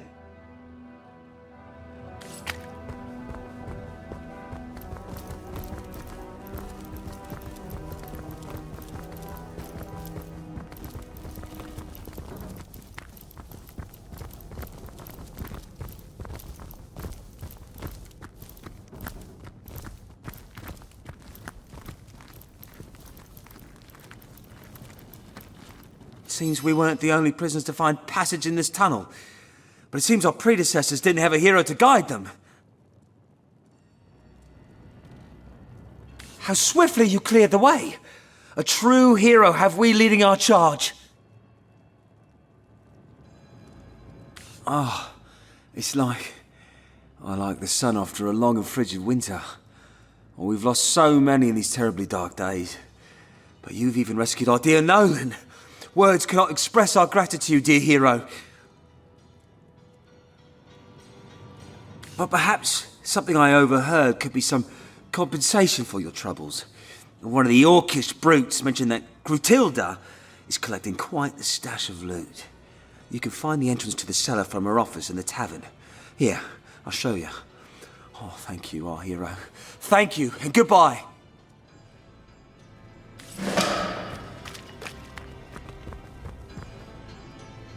What news? With pleasure, my saviour. The wizard prepared a special hiding place for them. A cellar outside their home, concealed by a massive black boulder. First, though, you'll need a key. This you'll find within one of the wizard's beehives. Destroy the boulder, unlock the cellar door, and you'll find yourself face to face with those you seek. And now freedom. Freedom and sunlight. Freedom and fresh air. I'll never forget this kindness you've granted me, my friend. Not on my life. I bid thee the best of luck.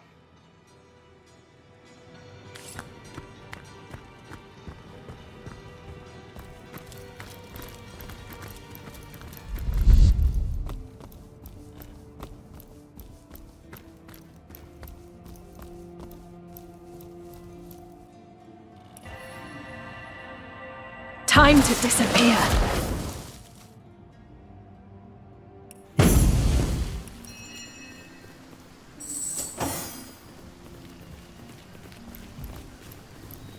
Many rats scurry in and out of this hole. Where it leads is uncertain.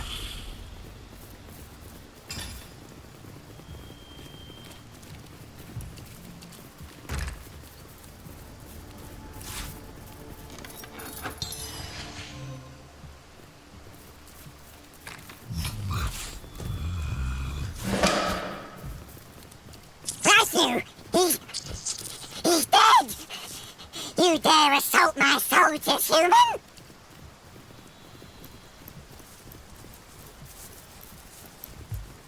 You dare not only to poison the golden goodness, but to feed it to my brave soldiers?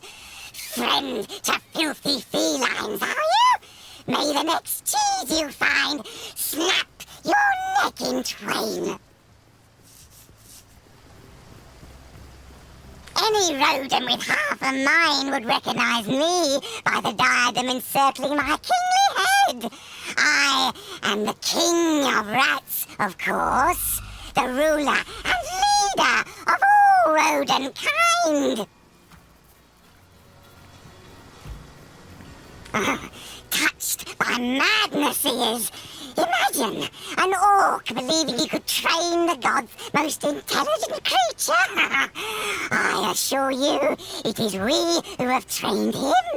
We perform the tiniest of tasks, and he rewards us with delicious golden cheese. I, responsible for the welfare of each of my subjects, secure the wealth and glory of our kingdom by contracting certain occupations through which we obtain security, honor, and above all, cheese. A certain orc, the one who so erroneously calls himself Ratcatcher, has won our employment. He tells us what to find, and in exchange for a generous wheel of Gorgonber or Gouda, we oblige. I've nearly closed in on this particular target, a trio of stinking humans who I believe to be cowering in the cellar. But I've lost too many men to this bloodthirsty feline. I won't send more troops into the unknown until the beast is caught.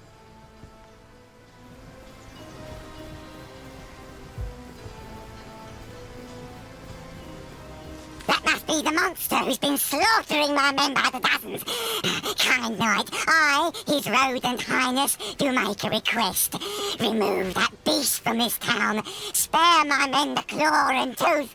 I'd consider you a true friend if you'd oblige me in this matter. And the loyalty of my friends never goes unrewarded. Find me in the tavern cellar if you desire a second consultation. The smell of whiskey in there does so delight a king's senses.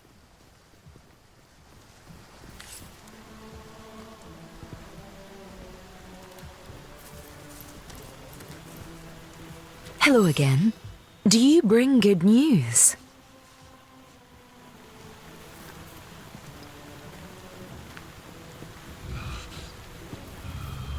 Strange. I never knew those savages capable of even the most basic form of order. But this bodes well, does it not? Perhaps, if you can get rid of their king, the rats will stop their search. What's a body without a head, after all?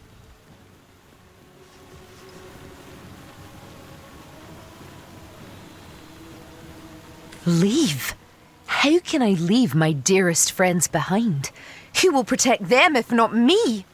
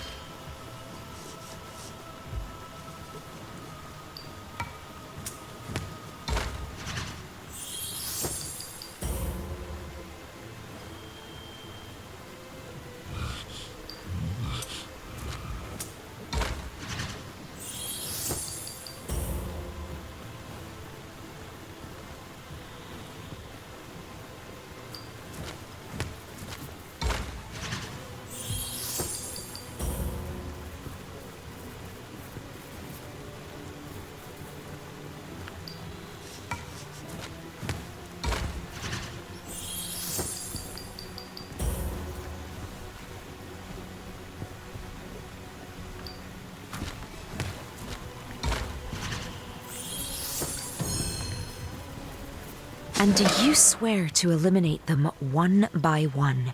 If you think it'll help, I'll gladly depart. Anything to keep my dear friends safe.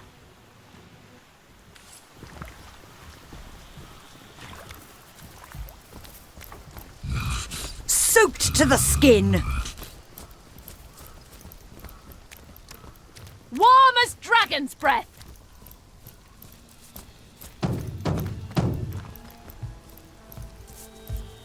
Back to admire my work? My shapely physique? Well, get an eyeful, kitten. Envy is all you'll get from me. It takes a lifetime to achieve the level of skill necessary to train the beasts of the earth as I have. And I wouldn't share my secrets for anything! Not even a lock of your hair!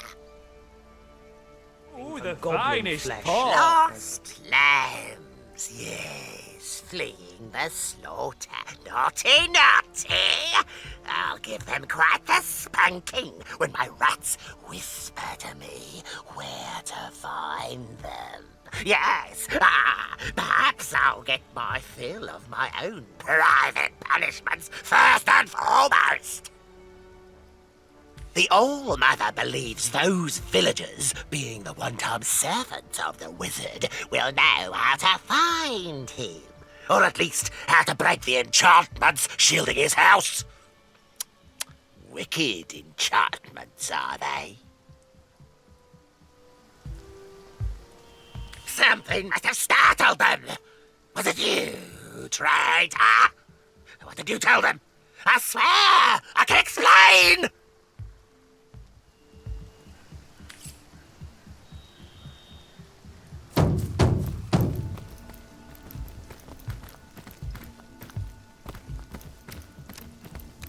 What a deluge!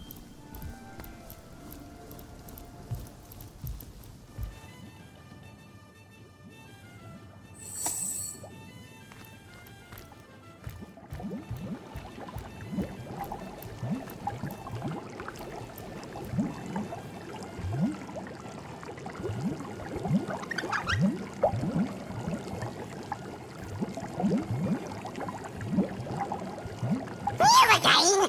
Unless you've come to tell me you've turned a cat's guts into fiddle strings, I've nothing more to say.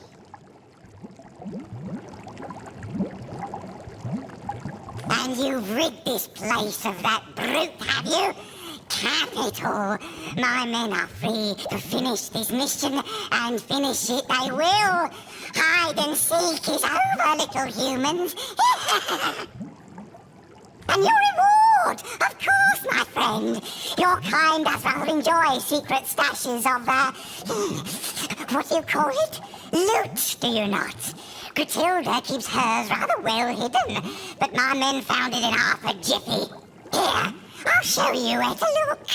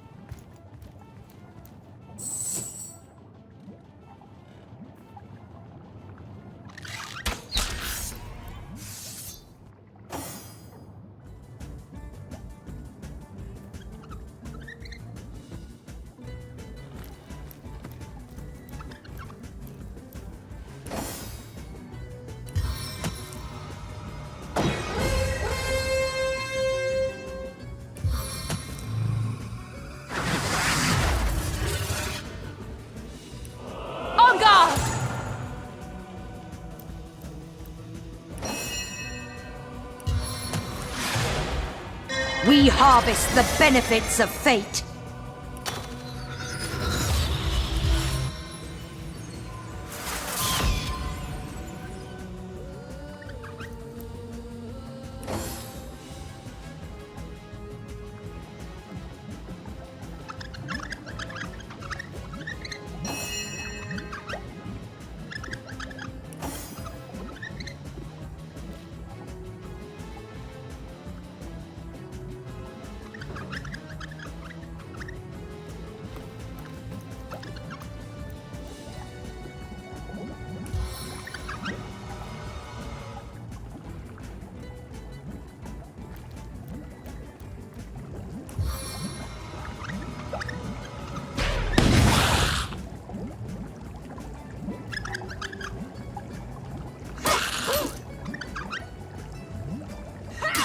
Ha!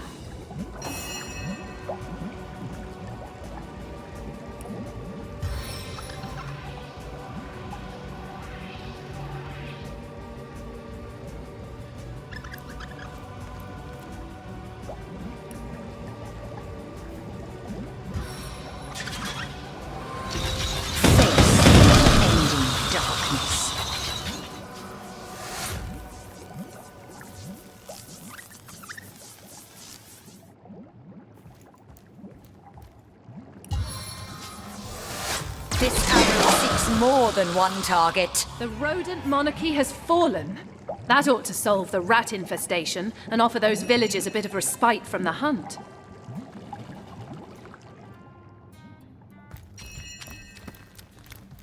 Potent heat!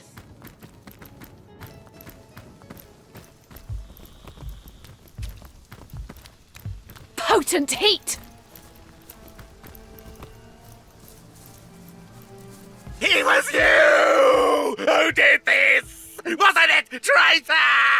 I knew you weren't to be trusted! It was you who led my rats away! How did you do it, you bloated cat's corpse? Poison? Bribery? Your comeuppance will come sooner than you think.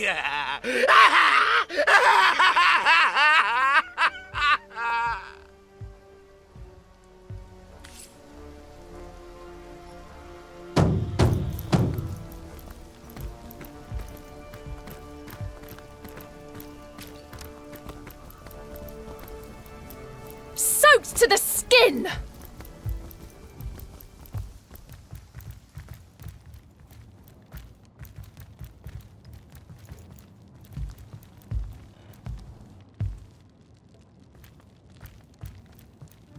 Brave of you to disturb me, human. In your experience, has bravery been a particularly effective defense against disembowelment?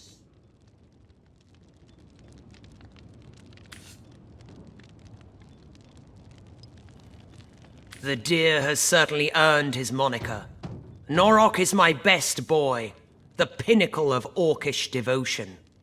His child's mind and brick-hard arms make him the perfect soldier. Whatever I say, Norok will do, and with a gleeful smile upon his simple face all the while. It would do you well not to cross me, whelp. For if I tire of dealing with you, I'll simply have you sent upstairs to the Spinebreaker. He knows just what to do with the toys Mummy Dearest sends him. My patience for his antics is wearing thin. Madness I can tolerate, but failure, not for a moment.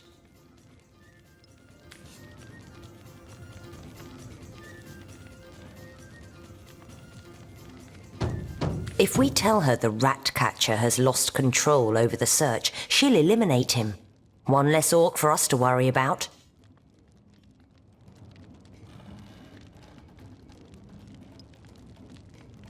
But we'll be sending him to certain death. He's just a hired hand. He ought not to be held responsible for Grutilda's orders.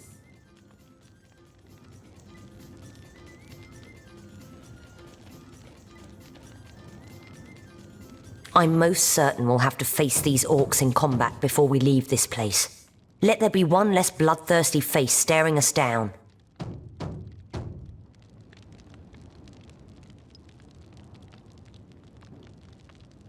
The rat catcher may well serve us yet. It would be rash to eliminate him before we've come to the end of this journey. No, we'll do as I say.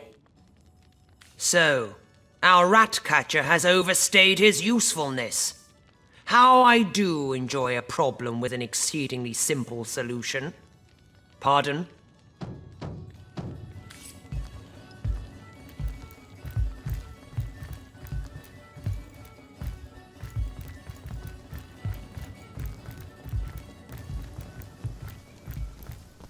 I'm drenched!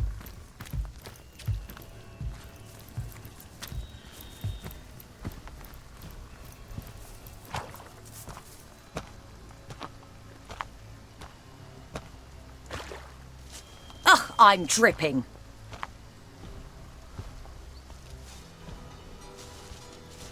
Enjoying your time in this village, are you?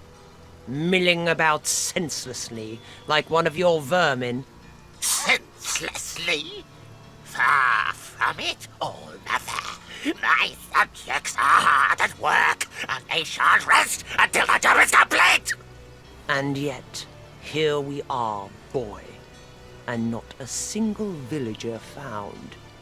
You eat of my food, and drink of my whiskey, but you've earned nothing. You dare!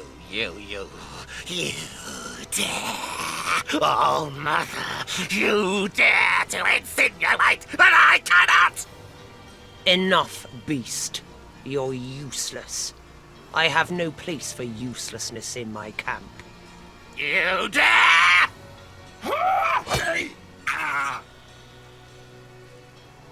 Failure? Ha! Intolerable.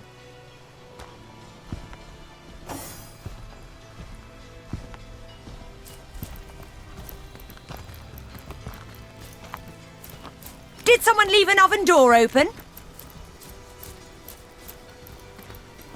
Oh, I'm dripping. Hello again. Do you bring good news? Where could a Oh, wonderful, wonderful, wonderful. There may be hope for my friends yet. If you would, you could find them and help them escape now that those pointy-faced beasts won't be on the alert. Their hiding place is enchanted, you see. Crafted by the wizard himself to hide those he held dear. They've concealed themselves in a cellar outside their home, the hatch of which you'll find beneath a great black boulder. Once you've destroyed the boulder, search in the beehives behind the wizard's house for the key. The thing won't budge. Then again, I thought the same about that. I feel like I've just had a long bath in a cold lake.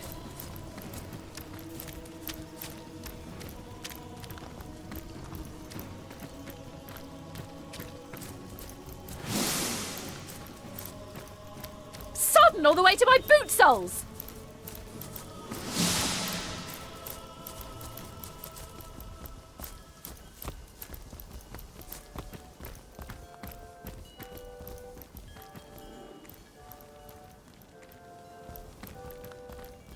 All right, man, who's next? Why don't you go yourself then? You already sent Odelin and he's been blown to bits. You dare to challenge your commander, Worm Belly? He's no commander of ours, orc scum. That's enough out of the lot of you. I've a solution that's fair for all. Rock, paper, scissors. Who the bloody hell uses a child's game to decide matters of life and death? Ready in 3, 2, 1. Scissors!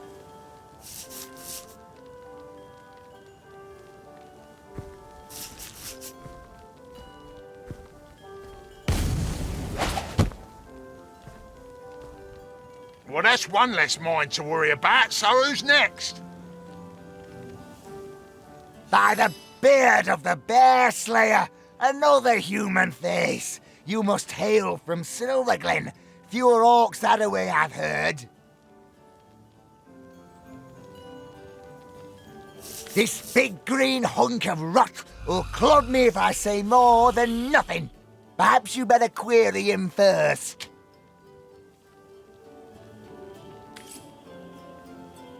What are you staring at, small bones?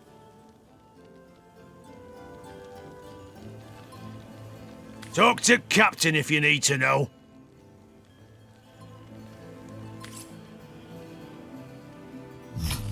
Step aside, pig face.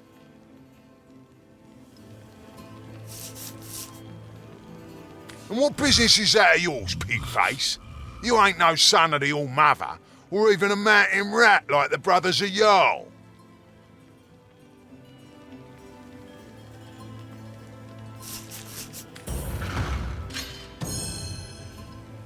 I suppose the All-Mother's tried our fates immaculates of every make and shape, ain't she? I don't pretend to understand, but I do trust in her judgment. What do you want to know, then? Something the conduits asked for directly, you see?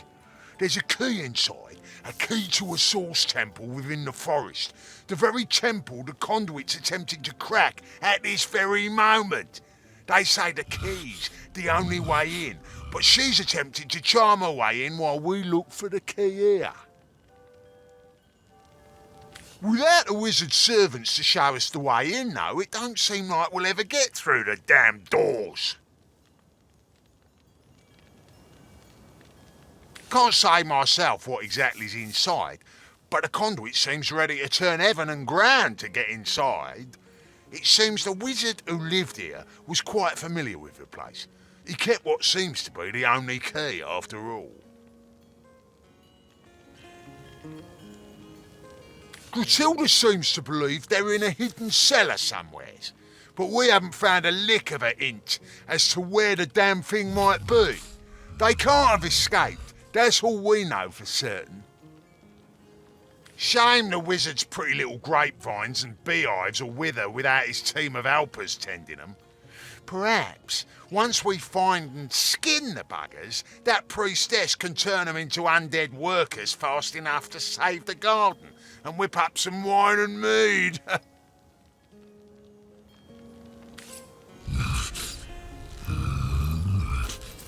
It seems that tribesman walked right into one of the wizard's traps.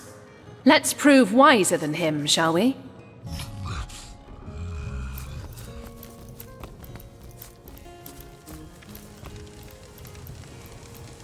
Potent heat.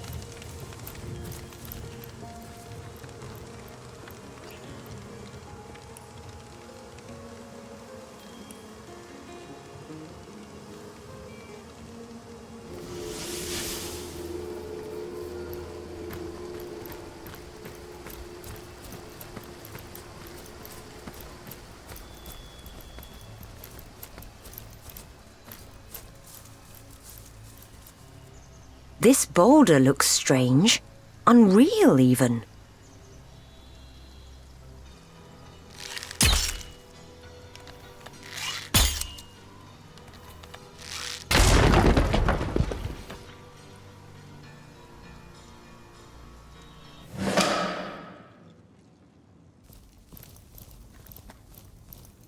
Who are you?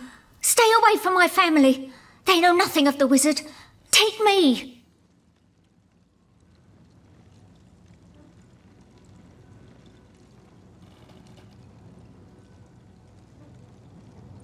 A source hunter? Lodian, the gods have answered our prayers. I can think of no more welcome deliverer from this predicament than one of your esteemed order. Seven bless us, and you too.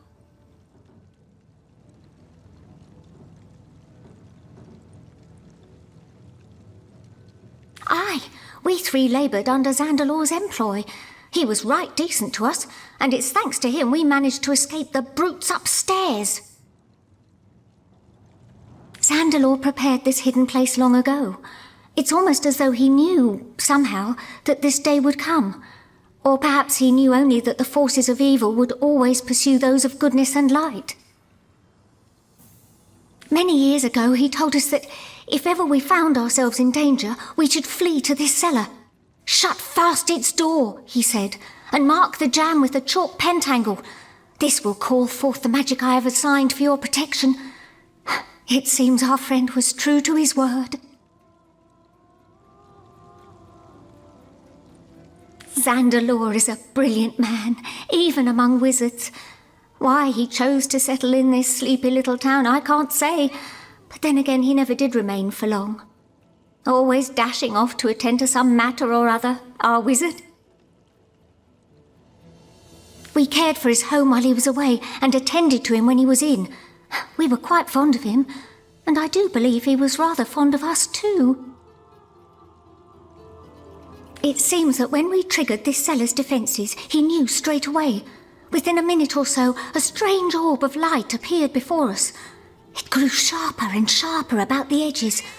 I held out my hands to grasp it, and it fell, heavy as a pearl, in my hands. From the orb came Xandalor's voice, clear and strong, as though he were standing just before me. His voice was hurried, strained in a way I'd never heard before.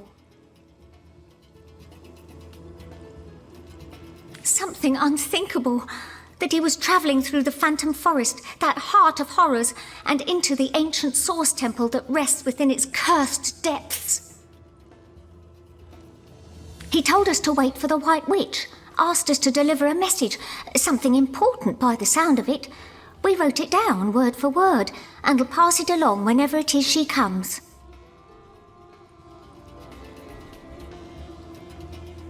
I know little more than its name implies, but if a Temple of Source does indeed rest within that blighted forest, a greater evil I cannot imagine.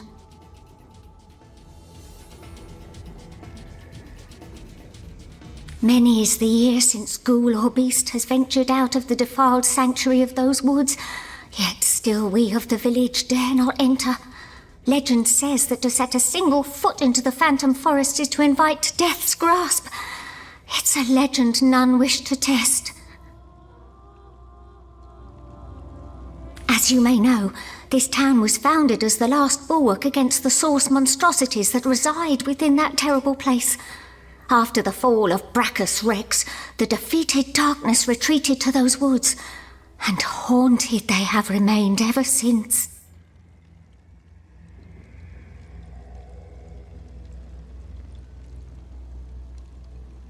Believe me, Source Hunter, the last thing I'd want to do is disparage you, but this message is simply too important to hand over to a recent acquaintance. Perhaps if you had some proof of your association, we might feel better handing it over. Not much to see here, I'm afraid, but you're welcome to take a look around.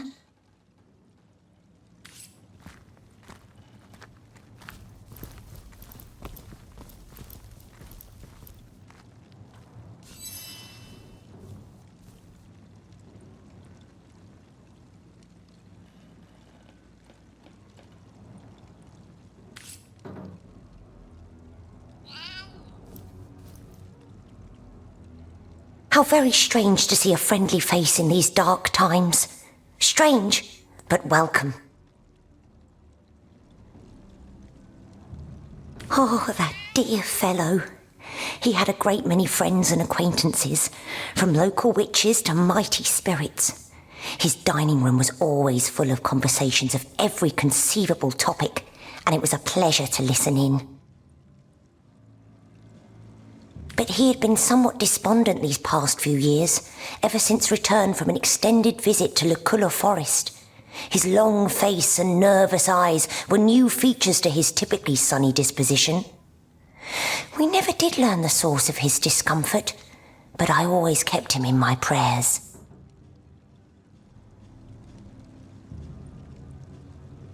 A cat told you? I don't know much about source hunters, but I never knew them to be, well, cat whisperers, or any such thing.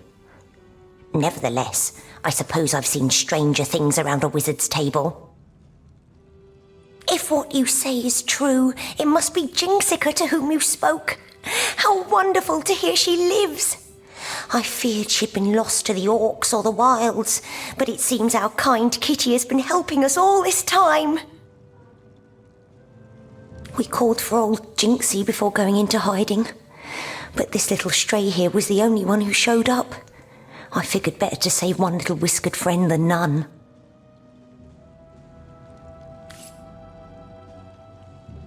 Make yourself at home for the present. We haven't much to offer, but my wife can tell you plenty about the wizard.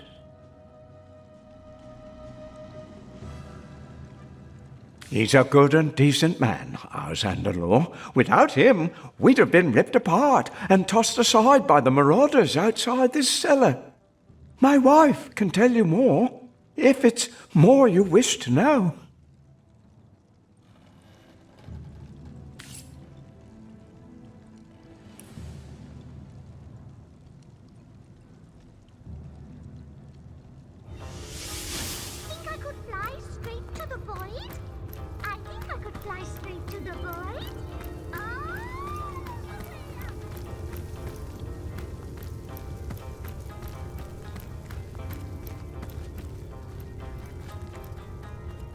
What's the word, Source Hunter? A family of Zandalor's servants? Why, yes. Yes, he spoke often of a faithful trio in his employ. He said he'd trust them with his life if it came down to it. Take this ring. It will mark you as my ally.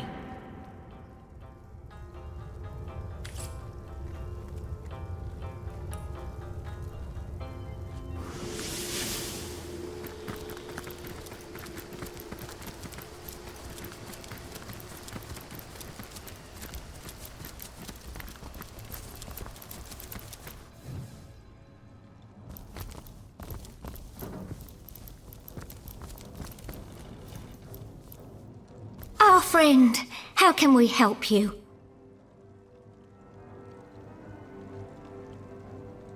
That ring! Hikara's blessing! Zandalor has the same. I'd recognize it anywhere. So the White Witch sent you, did she? I should have known she'd not sit idly by while the world turned topsy-turvy. Zandalor's message is as such. He's gone to the Source Temple in the Phantom Forest, and he wants her, or I suppose you, her messengers, to follow him there. In order to enter the forest, you'll need an amulet. He stored it in a small chest near his personal waypoint. Once you're inside the forest, you'll need to find the Forest Spirit. This spirit will give you the rune you need to enter the Source Temple. But first things first. If you want to get inside Zandalor's house, you'll need to use the portal in this very room. I've the crystal you need in order to activate it. Still, entering the house will be the least of your worries. Zandalor himself has called forth every manner of protection to discourage would-be intruders, and you will have to defeat them all in order to reach the bedroom. Now, the last thing he said doesn't make much sense to an outsider. Perhaps you or the witch will manage to make better sense of it. He said, and I quote, "She is coming. I only hope I can reach the temple first. If she finds the portal..." He didn't finish after that. Before you go, perhaps we might impose on you, well, a favor, you see. Source Hunter, we need a way out of this place. It's only a matter of time before the savages upstairs find us, and trying to leave through the village is as good as suicide. But Zandalor has his own means of travel, a waypoint shrine in his own chambers reserved for his personal use. If we could only get there, we'd be able to flee this place lickety-split. The only trouble is what I've already mentioned. The wizard's house is rigged from top to bottom. If you'll be disabling its defences, we'll slip through without problem. Good luck, Source Hunter, and unimaginable thanks from me and mine.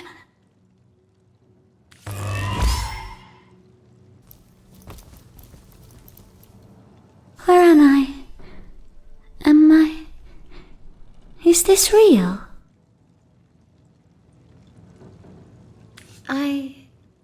I feel as though I've been living in a dream. I was bathing myself, as I've done a million times over, when suddenly a curious sensation came over me, as if my mind were no longer mine. I saw, but I did not see. I was as one possessed.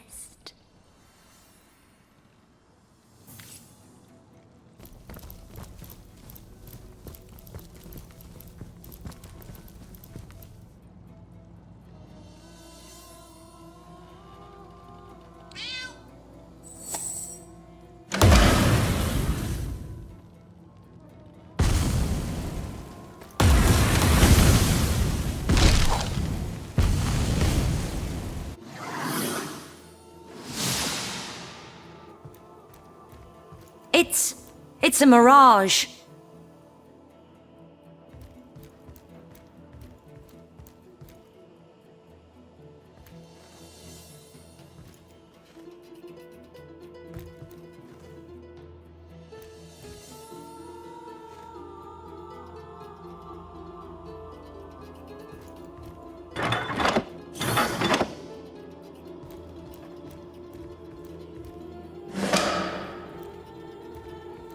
What's this? It looks Strange.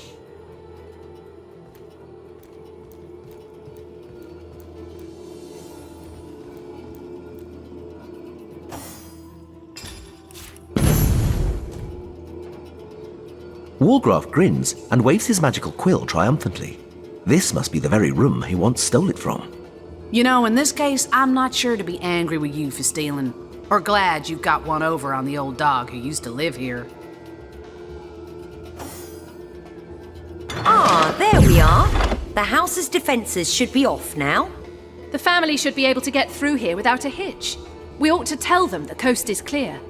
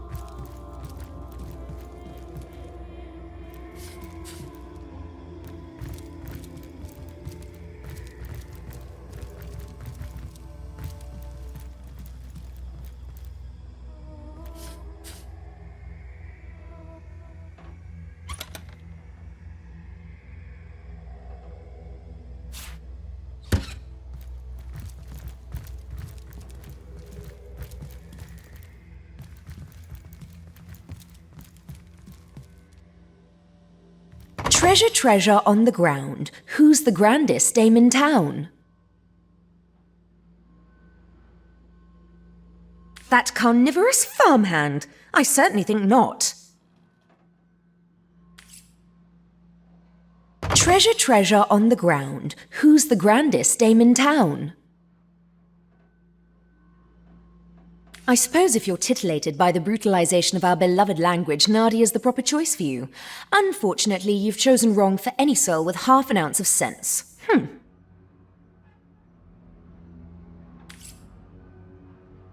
Treasure, treasure on the ground. Who's the grandest dame in town? What a horn-loving dog you are! I won't hear such nonsense. No, indeed, an orc isn't really a dame in any case, is it?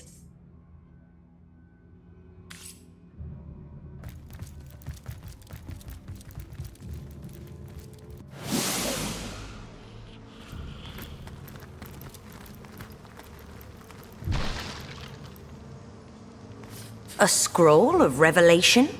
There must be something of some value hidden here.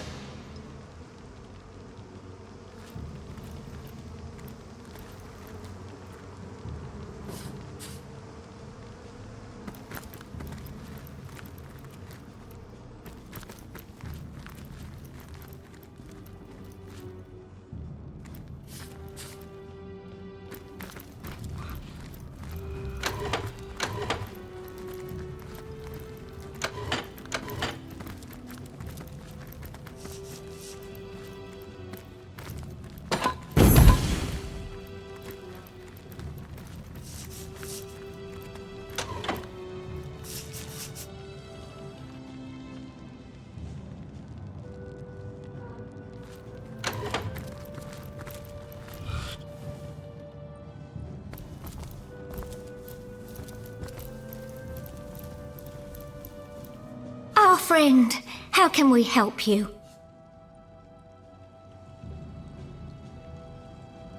Oh yes, let's! Have you cleared a path to Xandalor's shrine? We're so very eager to get out of this dank little hole. Great gods above! That's fantastic news! I can nearly smell the fresh air already.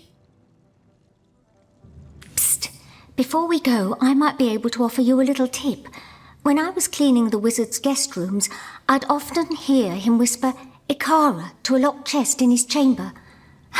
I can't say for certain what's in there, but perhaps it will help you on your journey. Thank you for your aid, my hero.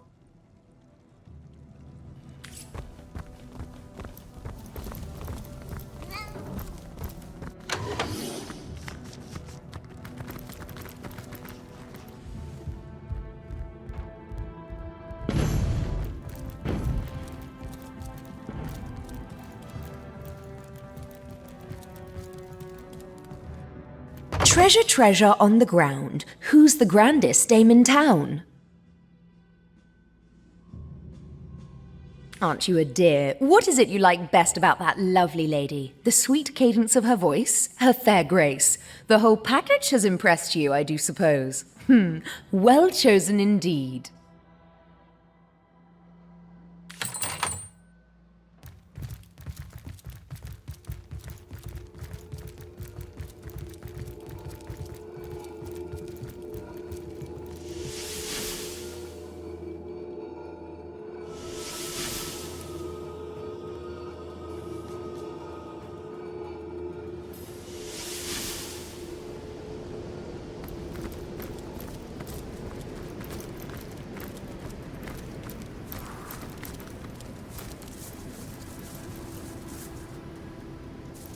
Source Hunter, you stand at the very doorstep of dreaded Phantom Forest, and before you enter these woods, I need to tell you something. Something about me and Cassandra.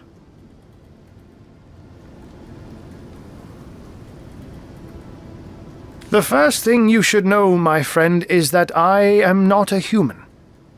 I am in fact a true cat.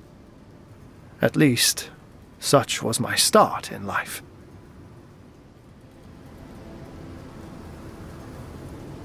I will tell you all, and all begins with Cassandra.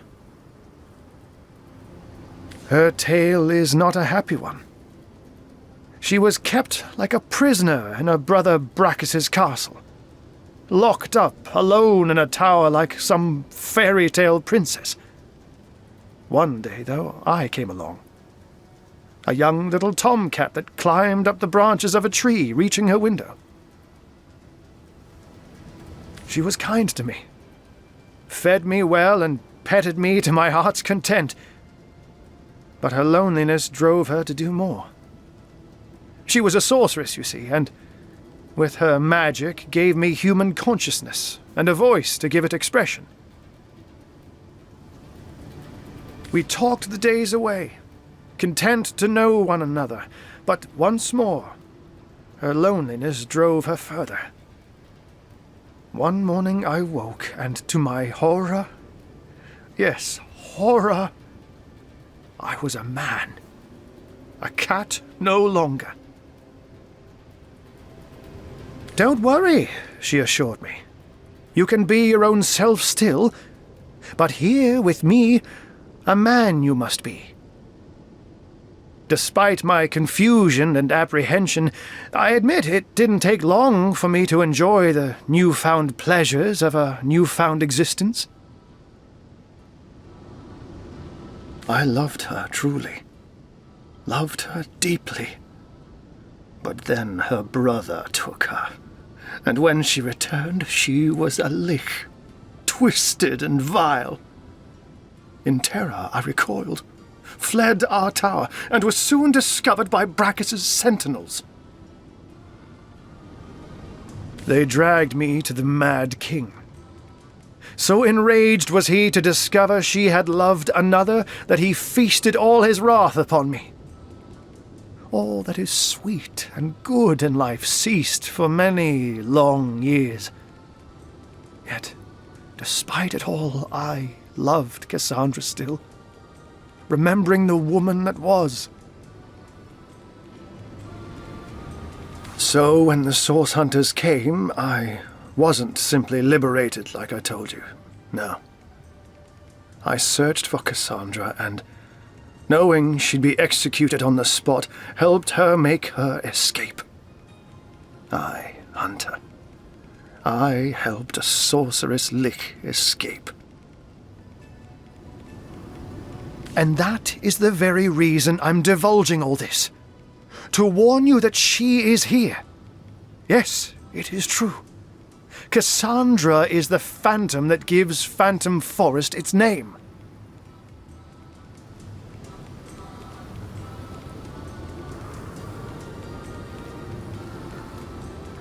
I fear that will indeed be inevitable. This is her forest now. She its queen.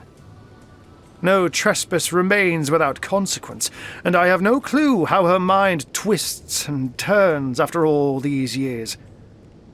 Human yet, or horror only. Humanity. Oh, how I hope, imperfect though it may be, that a glimpse of humanity may still lie buried beneath the lich Cassandra is today. Be that as it may, stand warned that she possesses phenomenal powers, and that she is impervious to the sting of sword or sorcery. I haven't laid eyes on Cassandra in many ages, Hunter, and I fear for what you may find. Fear for what I may find.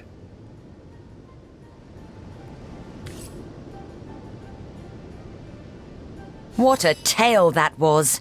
A cat turned human, soon swept into all kinds of misery for all his troubles.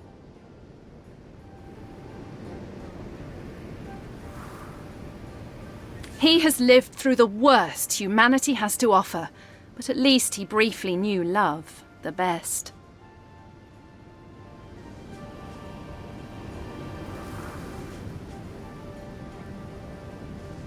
Nevertheless, he has blundered dreadfully, in my opinion.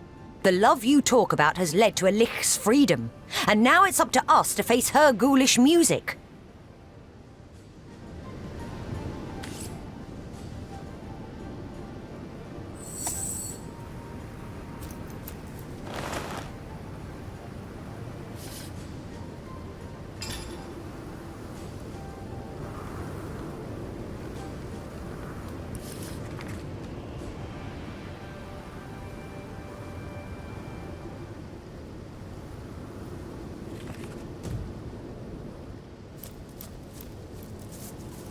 Zandelor's amulet is protecting me.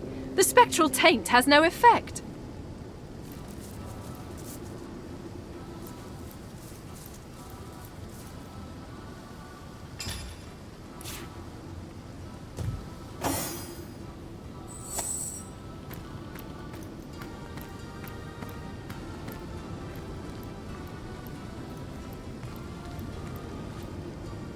Could it be true, the rumors, that to enter the Phantom Forest means certain death?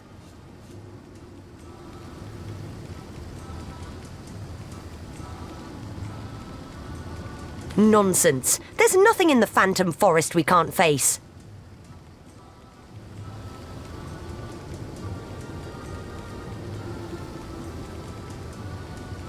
We've made it too far to let hubris undo us now. We ought to turn back until we learn more about this place.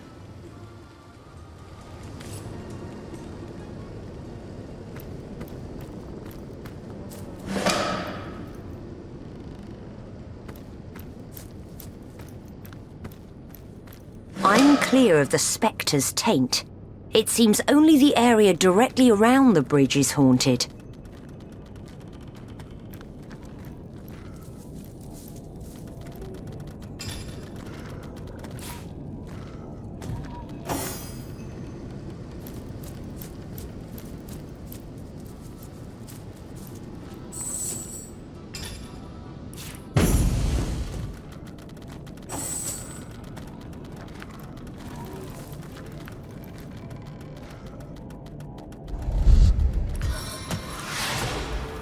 An auspicious omen.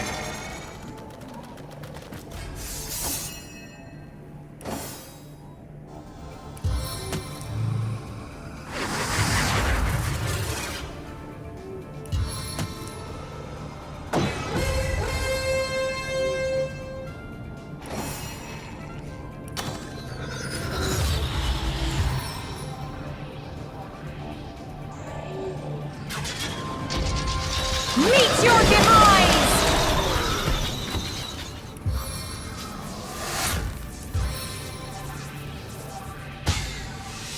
Death is its own deliverance!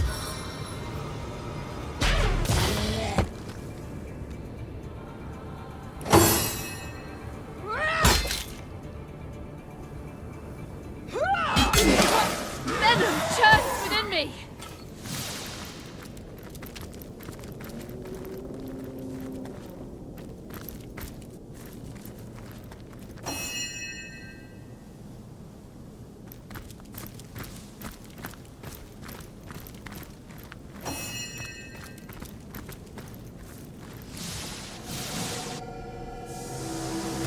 Light of the gods!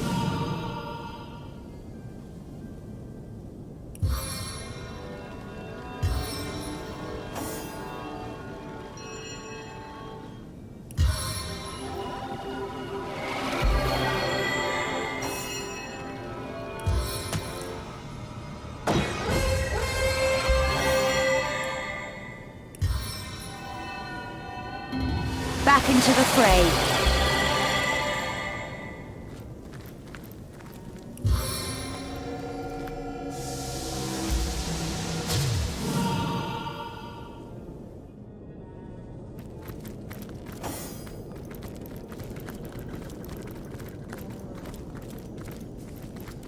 Where is our spirit? Where has she fled? Cassandra, our mother, our queen, our killer, our corpse. I am her prey. I am her subject. I am her soul. The temple is not all it seems. Lower the bridge. Find her bones. Where is our spirit? Where has she fled?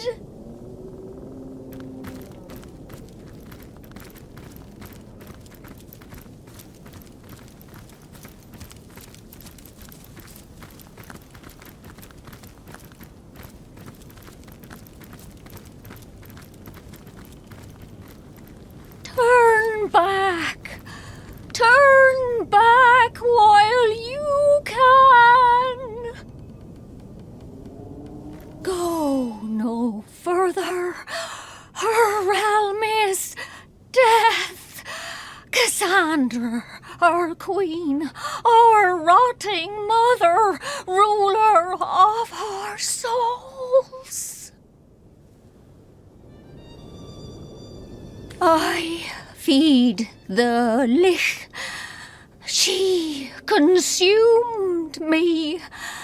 Of her I remain.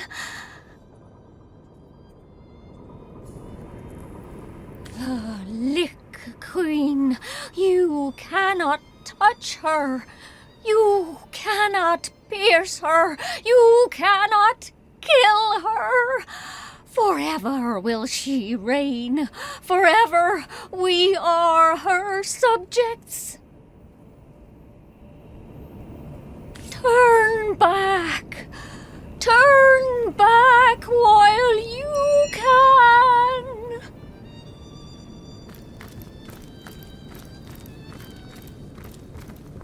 Intruder spied.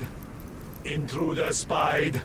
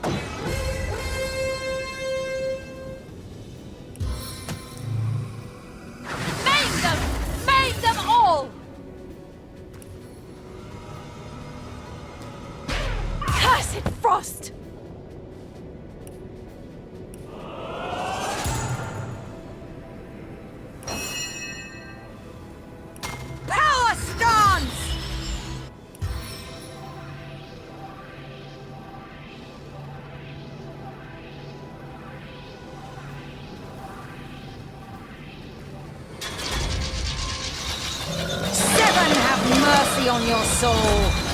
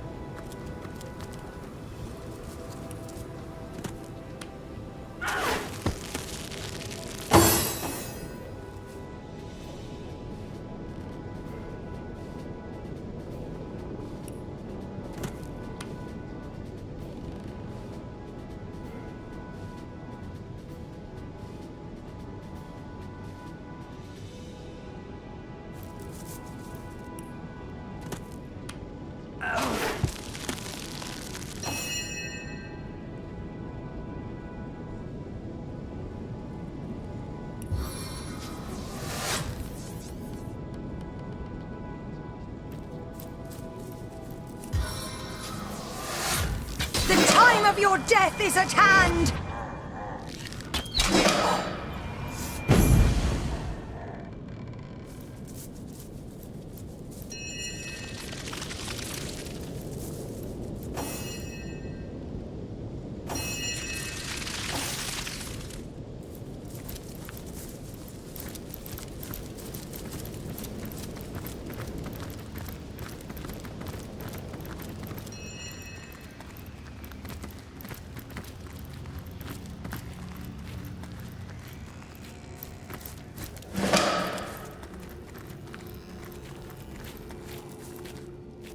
The boar tries to grunt and squeal, but not a note high or low does it produce. Its entire body bespeaks an exasperated frustration at being unable to do so.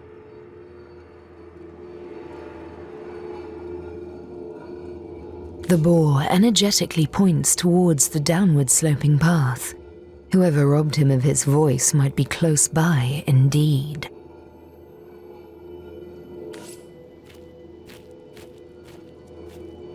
Walgraf almost pushes you in the direction the boar motioned towards. He knows he's close to a voice snatcher, and he intends to confront him as soon as possible.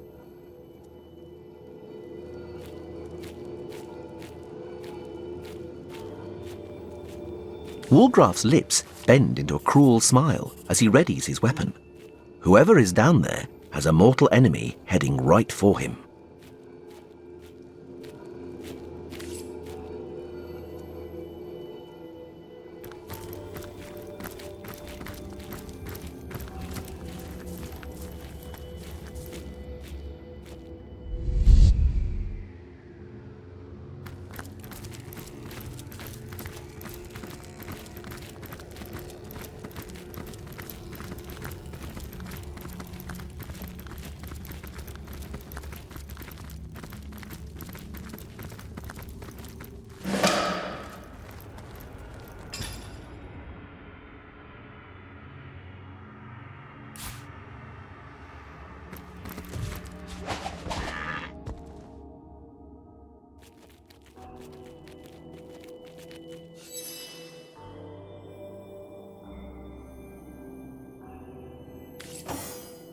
The sheep's red eyes pierce you, and ropes of saliva drip from its mouldy lips as it inspects your warm, living flesh. The sheep inches slightly closer and seems to sniff the air. A low groan bleats from its throat. It's growing hungrier.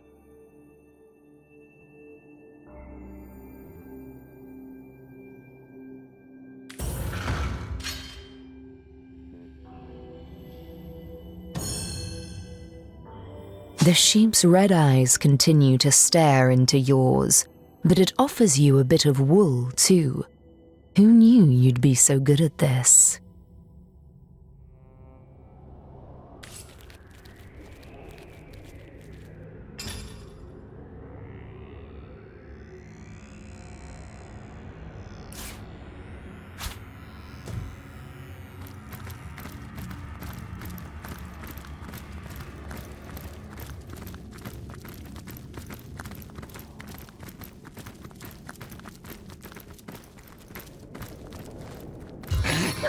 You can struggle all you want, but still I'll get what I want.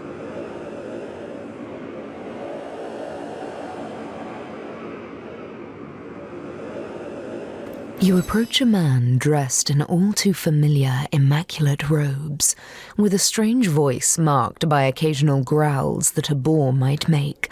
He is about to cast a spell on a terrified bunny, which he is gripping tightly in his worn and claw-like hands.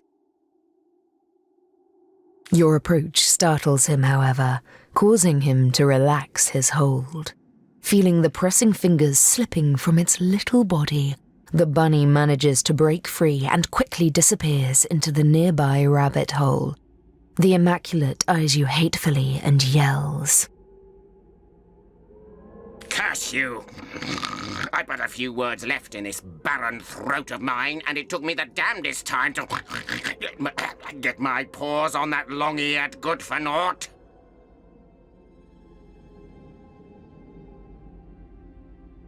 Elaborate on what? That I have no voice unless I take one, eh? That I am mute unless I make other voices mine? Mine for an infuriatingly short time?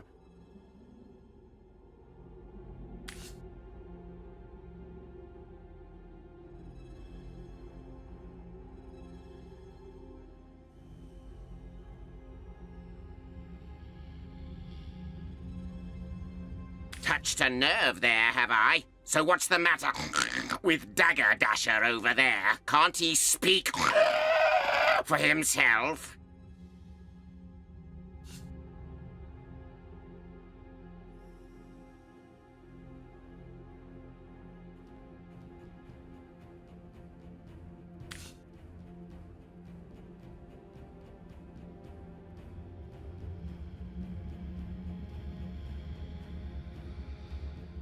Snatcher, am I? I need to speak, you cretin! Need the spell to speak! Your lackey could talk too if he weren't so squeamish about it.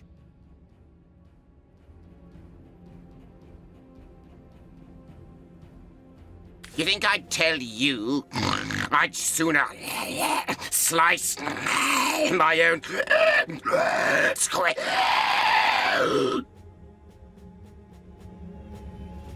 The Immaculate seems to be rapidly losing his ability to speak, managing only to growl like a boar in heat.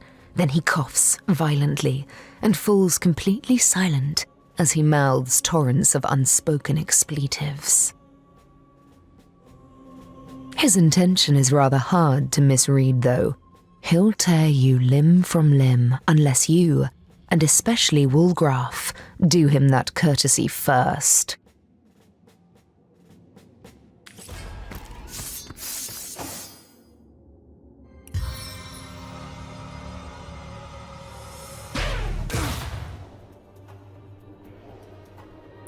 Take no prisoners!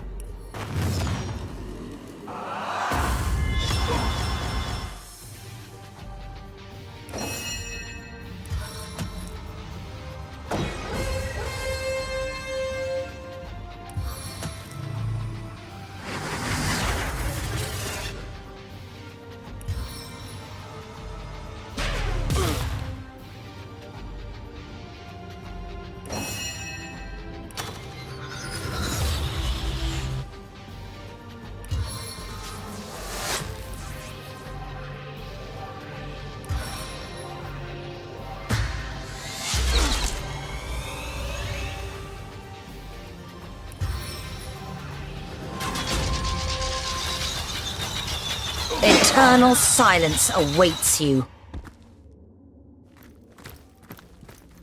Woolgraf urges you to search the dead Immaculate's body. The foul creature wouldn't talk, but perhaps his corpse may reveal information still. Well, buddy, would you look at that? Revenge on a sorcerer. What could be sweeter? Couldn't have happened to a better guy, Woolgraf.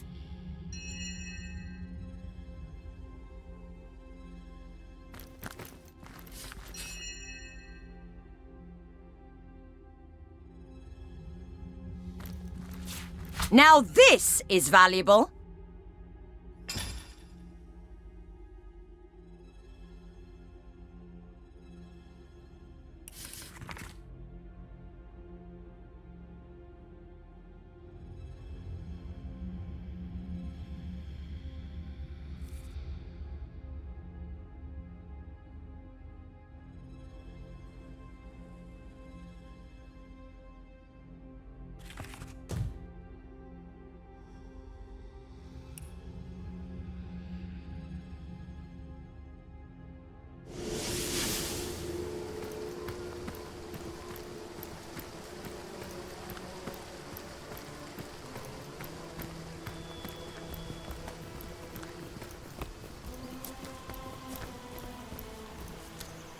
Ain't there something behind here?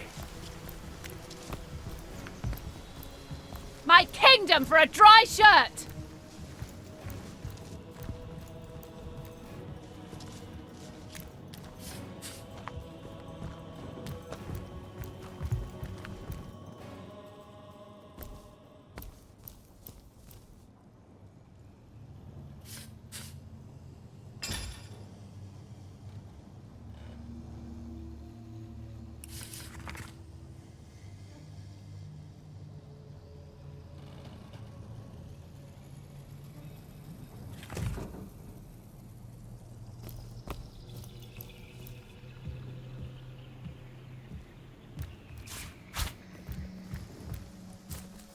I'd prefer to drown my sorrows with ale.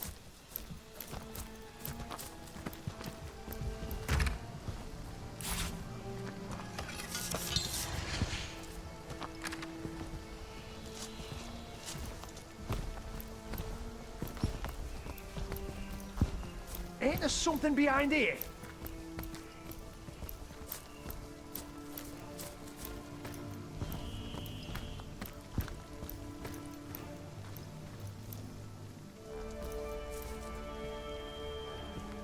Soaked to the skin! Potent heat!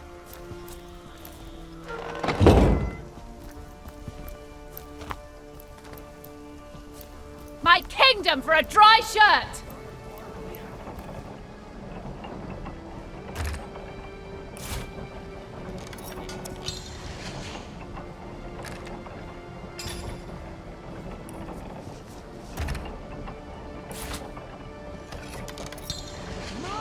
How did a spleen get lodged in here? I don't mess around in these immaculates.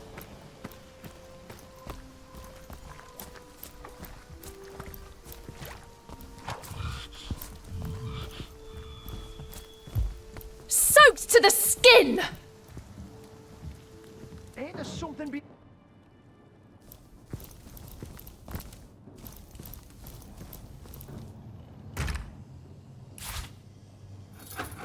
Well, we've got the spirit, but it won't be any good unless we can twist time forward a decade or two. Who do we know who might be able to bend the rules of time ever so slightly?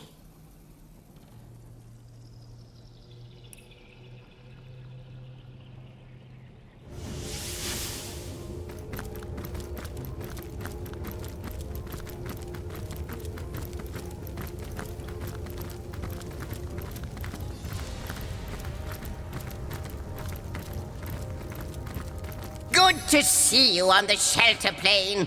A home away from home, is it not?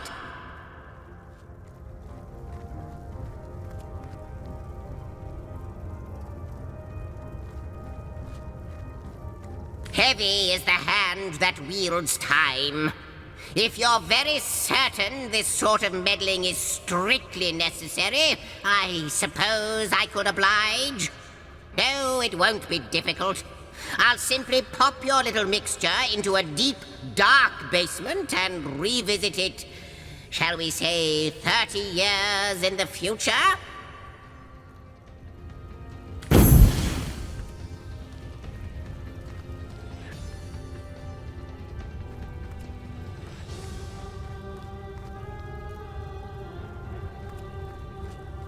What did I tell you? Now, be careful with this libation, will you? I had just the tiniest sip myself, and I must say, it's quite potent.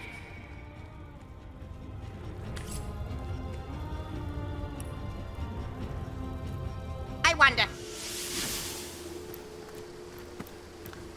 What a deluge!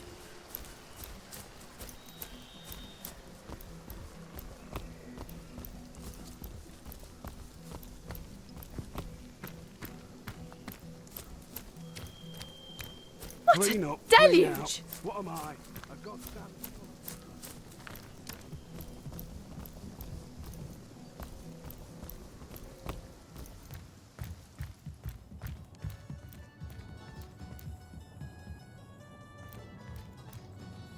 What can I do you for?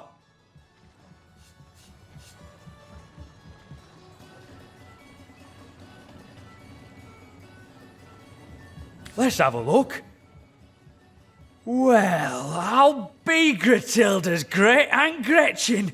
Single malt, aged 30 years.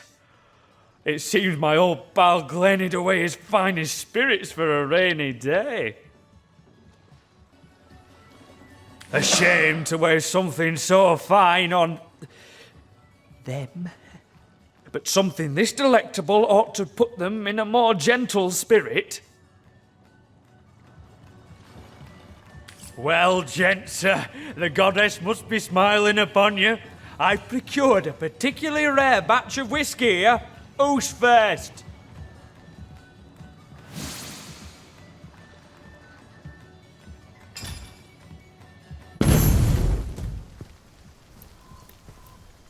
What's that? Brother, do you hear something like the creeping of a slime-bellied sewer rat?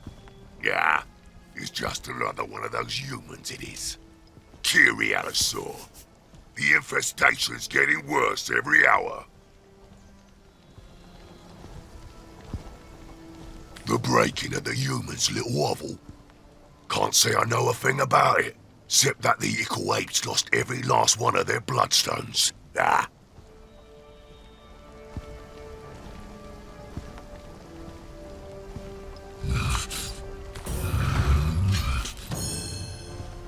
So, you want to hear all about it, would ya? About the funny noises Garrick made when I squeezed the life out of him? About how I threw his body down a hidden hatch guarded by the fiercest orc warriors in the land? Oh, poor Ickle Jarl and his lost bloodstones. Whatever will the mountain monkeys do?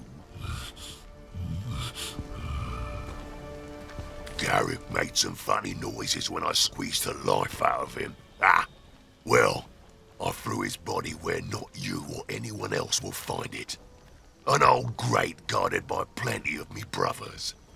Good luck finding a scrap of evidence, small bones.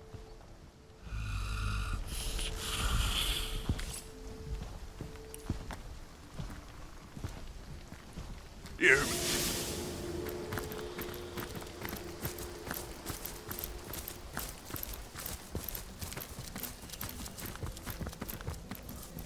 You again?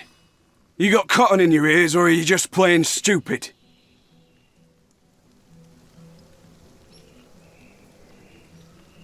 Chief asked you to look into the matter, did he?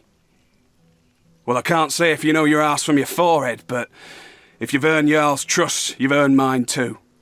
Go ahead and have a look. I fear there won't be much to find, though. What's this? I found something. This is taking bloody ages. I need a drink and a breather. My kingdom for a dry shirt. I've spotted something interesting.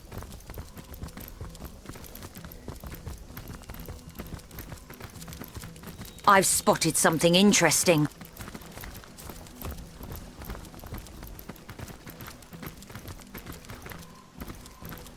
I've spotted something.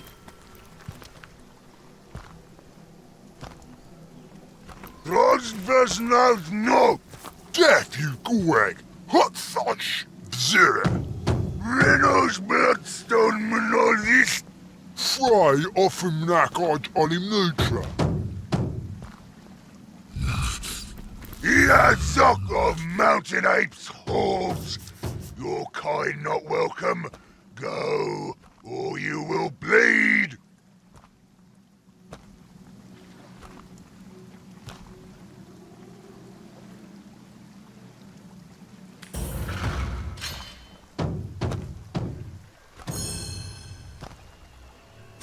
Isidore!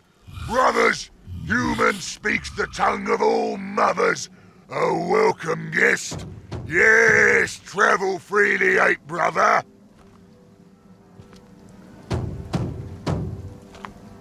We do not inspect, we only guard. Brother Gordag selected this place for his own special purpose, and so we stand. Brother Goreg has beckoned us to stay. A terrible thing to lose a horn. Now the All-Mother will never select him for her chosen.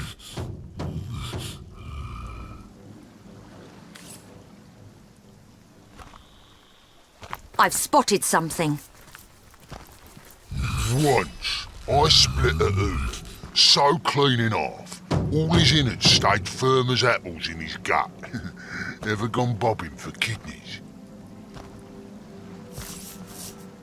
I serve the All-Mother. Apart from that, I'm nothing. And if you ain't serving her, you're less than nothing.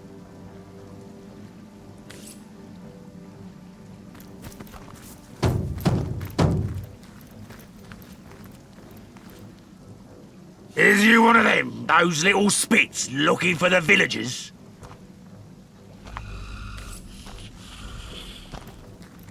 What's this? I found something. Ugh, I'm dripping.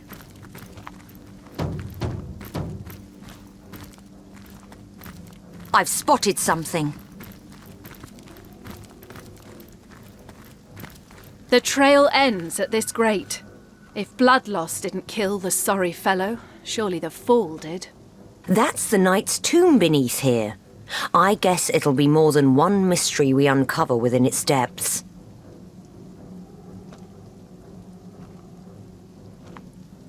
The grate is set over a long, narrow vent. A corpse may have fit through its bars, but a living body would find it quite unpleasant.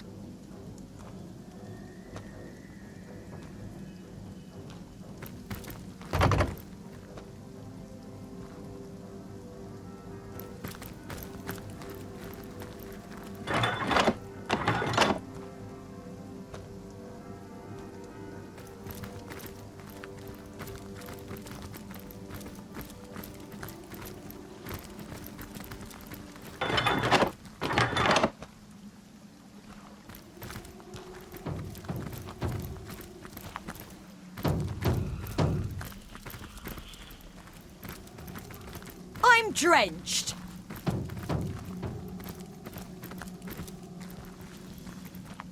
As Wargroth approaches a specific tree, it vanishes into thin air.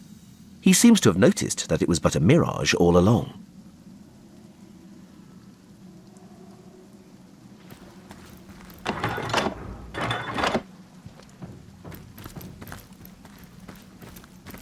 I'm drenched.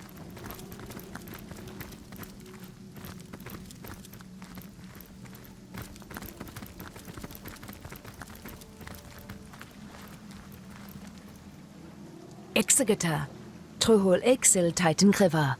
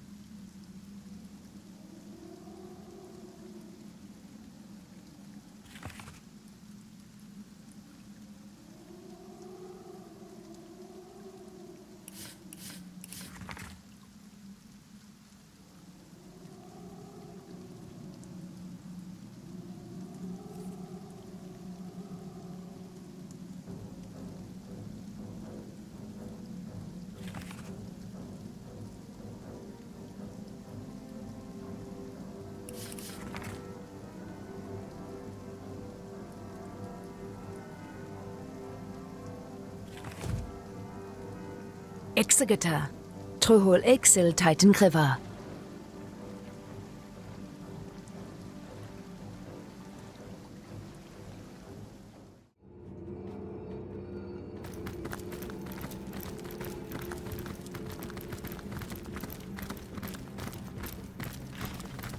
Zoft!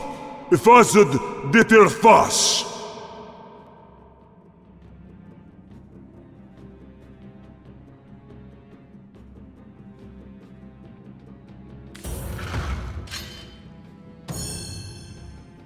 Idrisso Farzatici.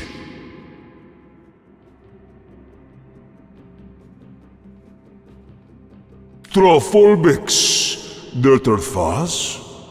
Turfix grill idgi dirtlufol. Drunduraxor. Orofas. Lynxwi prix stilajmurdu. Drexful velos. Vinwadrun.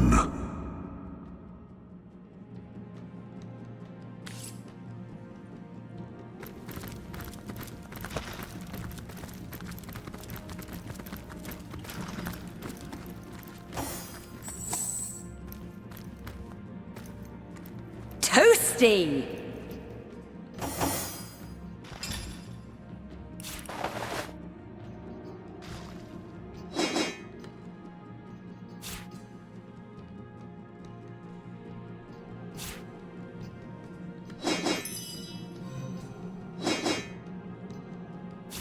Well, what's this I've spotted? What's this? I found something.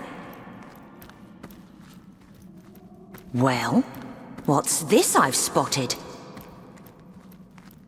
I've spotted something. What's this?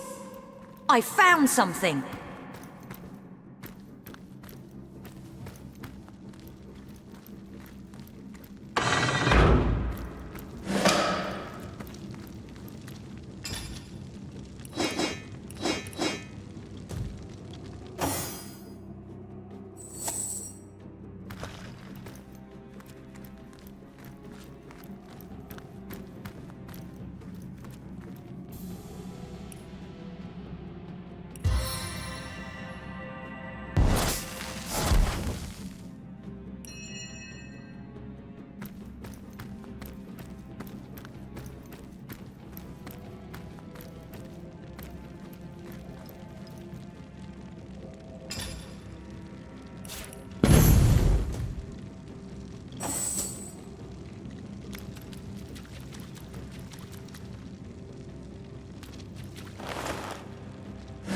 Orcish horn. Jarl was right. The orcs were involved in Garrick's disappearance. His murder, you mean? Which means the bloodstones were likely stolen at Grutilda's behest.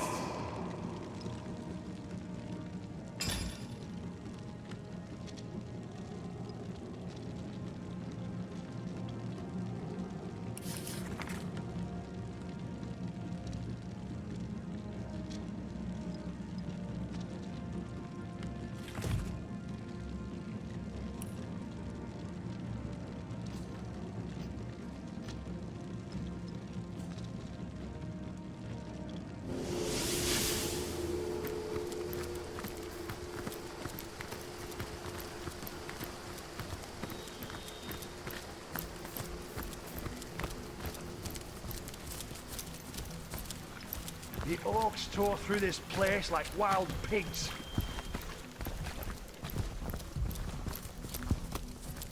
Soaked to the skin! What's that? Brother, do you hear something like the creeping of a slime-bellied sewer rat? Yeah, it's just another one of those humans, it is. Kiri Alisaur. The infestation's getting worse every hour.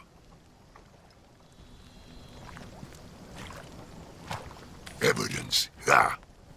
What's a broken horn got to do with me? For all we know, you found that one on the corpse of a fool what insulted the old mother. Now fly away, little mosquito, before I squeeze you till the blood leaks out. Ain't there something behind here? Do you hear something, brother? For a moment, I thought it might be the clackering of roaches' feet. But nah, on second thought, I supposed it was just the wind.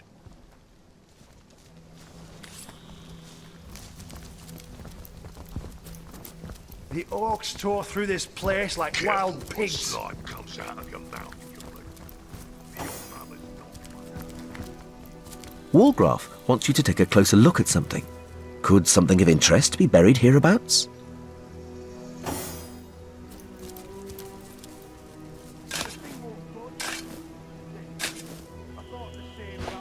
Sodden all the way to my boot soles!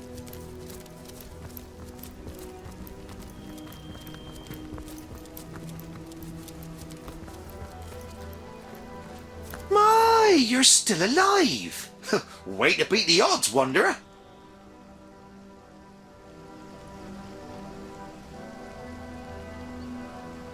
I know the weapons of which you speak. I've even hidden away a piece of one myself. I had planned to pass it down to my son, but maybe you could make better use of it now.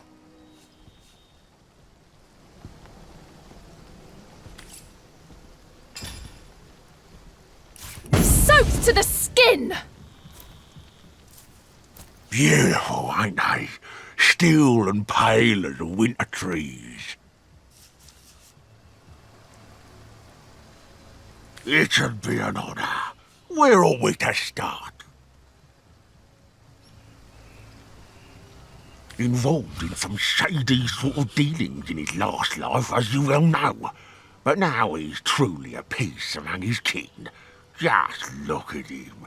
Glad as glad can be. I tried to bring the deer into the fold, but he won't have any of it. Strange what he is, the second life didn't change him none.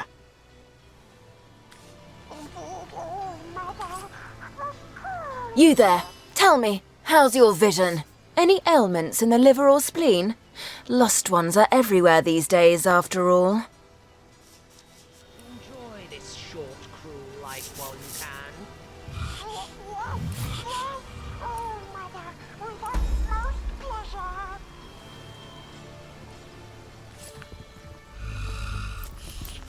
Potent heat.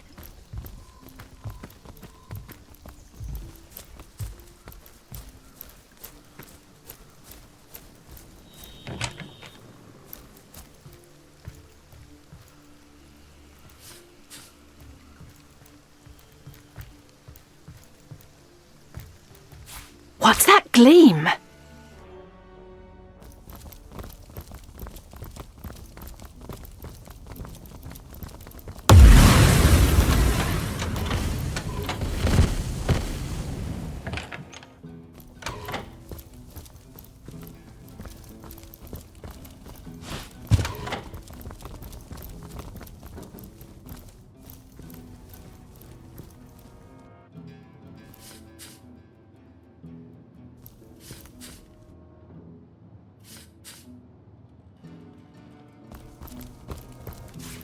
Fortune!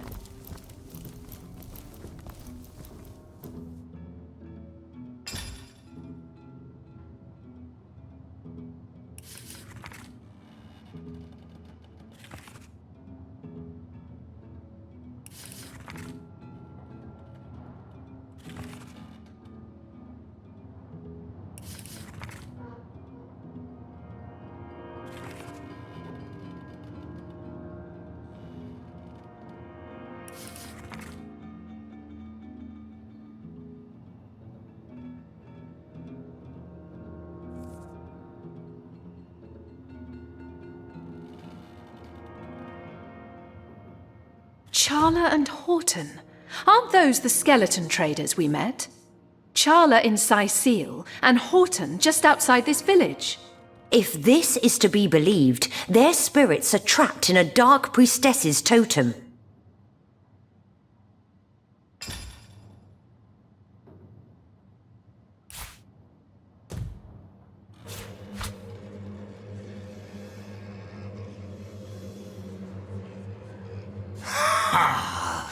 I am returned to my true home. Yes, the magic of the mark flows through me, and know their souls, how they wail.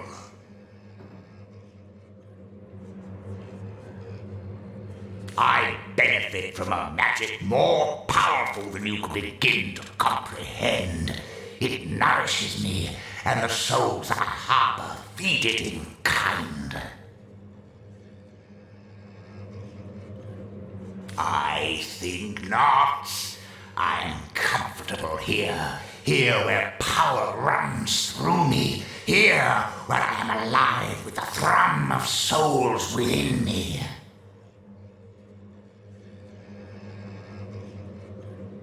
Cordelia, mother of lives and deaths, she found the ancient spell that would give me life, the spell that would consign those souls to me.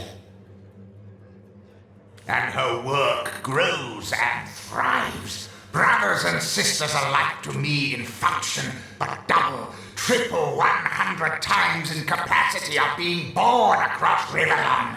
A new order is forming. No longer will souls waste their power in the Hall of Echoes. Let them better serve as food for a new species.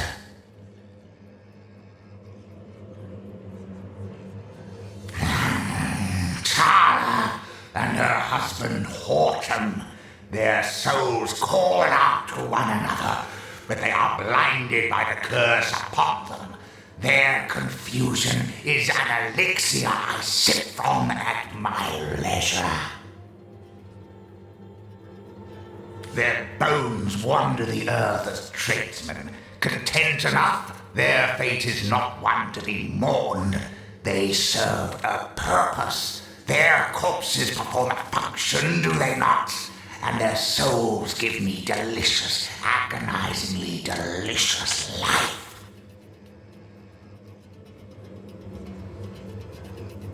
Such a decision is not yours to make. Their souls are mine, gifted to me by the priestess. You cannot take them from me. You cannot have them.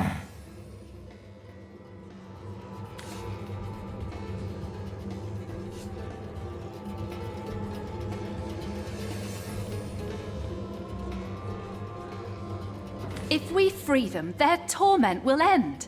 They'll be reunited after being so terribly abused.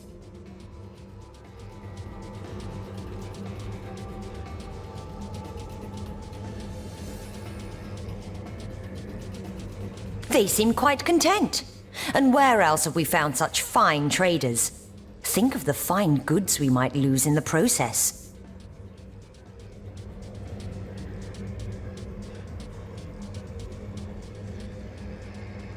How can you pass up a moment to reunite husband and wife? Don't you want to see how they'll react when they're rejoined?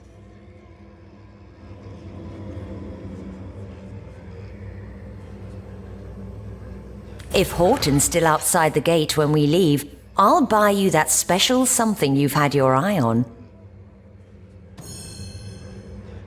No, we'll do as I say. Take them if you wish. There will be more. There will always be more. My kind will grow in ranks, and yours will serve only to sate us.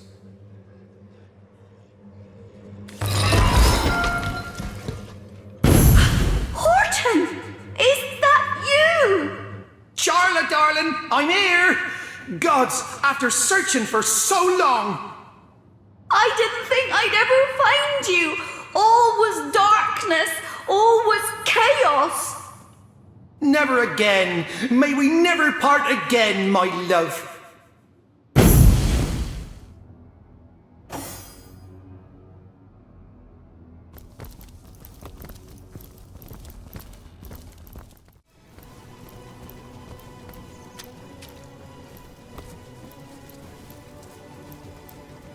May your sword never sully, and your shield never shatter. I need a drink and a I knew it. I felt in my heart that Garrick was dead. But we'll honour his memory in blood, By our you kobold slinger, so we will. The one you found proves the thief and the murderer is an orc. I need no further incentive. The wolves howl and the bears growl. I'm coming for you, Grutilda. And you. You have shown you are a friend of the mountains. Join me. Together we'll undo every last orc in Hunter's Edge. The battle has begun.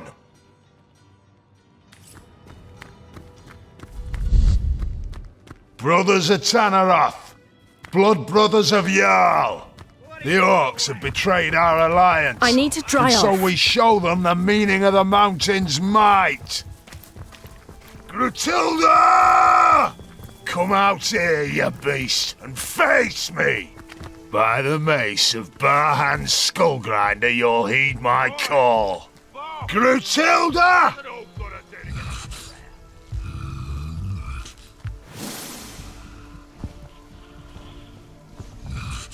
Grutilda!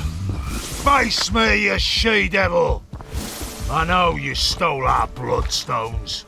I know one of your dogs spilled the proud mountain son's blood, and I have the proof to back it up. Ah, Jarl, chief of the snow-clad peaks and conqueror of worlds, hereby sentence you to death. My blood brother's demise will not go unavenged. Oh, Jarl, do calm yourself. You're positively hysterical. Now, we both know this moment was meant to come. You didn't think I, an All-Mother, would bow to some witch calling herself the conduit to the goddess, did you? Gullible little ape, aren't you? The so-called conduit was only as useful as her little tricks with bloodstone and tenebrium. After that, it only made sense to gather the stuff alongside, rather than against her immaculates. But now, all that is over. Would you like to see what's become of your precious bloodstones, Jarl? Have a look.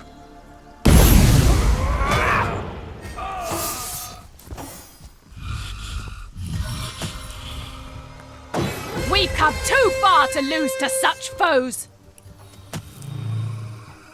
Wreak havoc!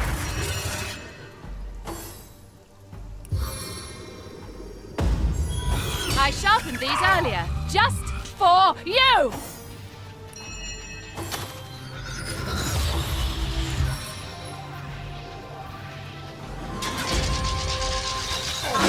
Eternal silence awaits you.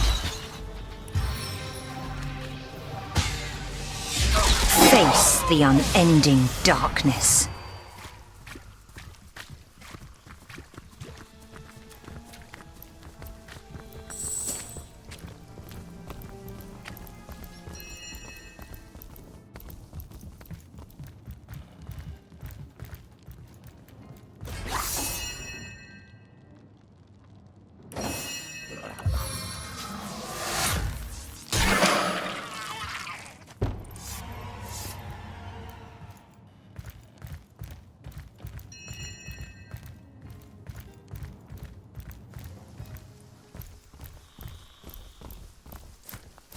Soaked to the skin!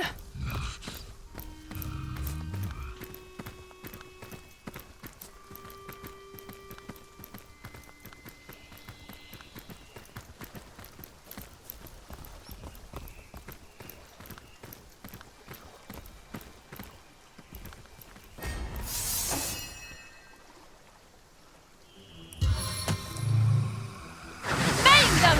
Maim them all! Comrades, we are exalted above all others.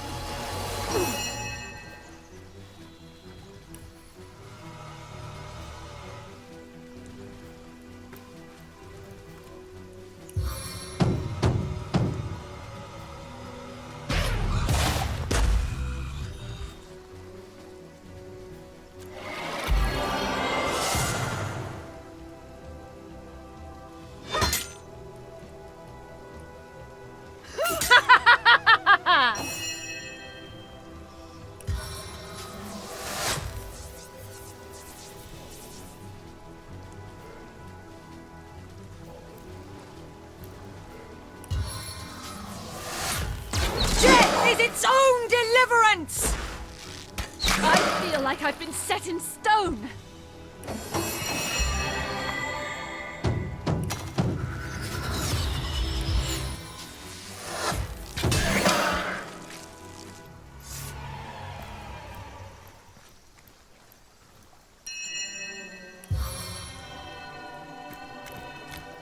Into the fray once more.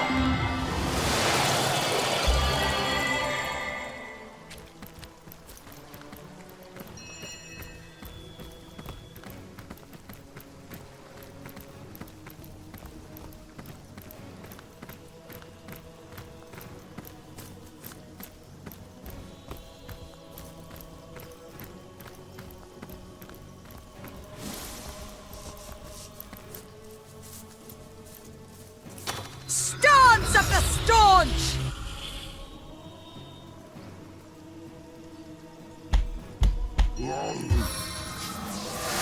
The arrow sings under my touch! Its song, annihilation!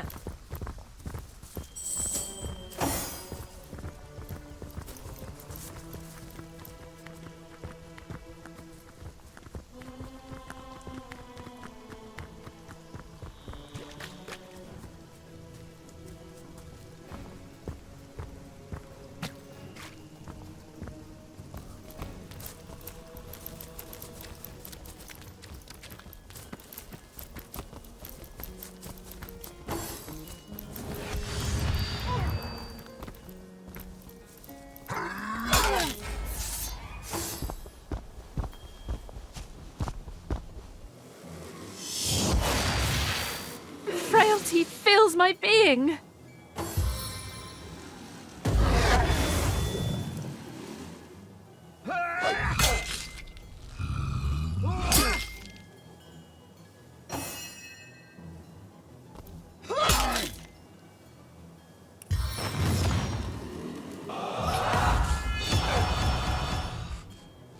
A stitch in time, eh, my friends?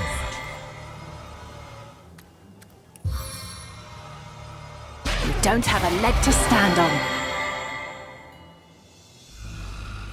On the mend!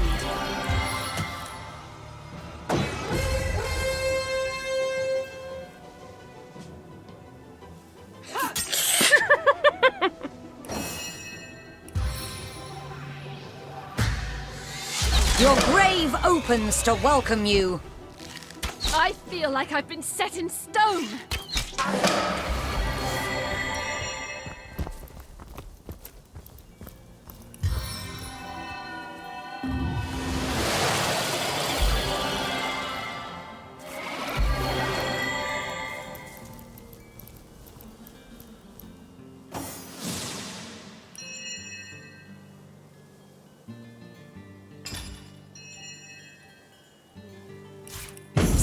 To the skin!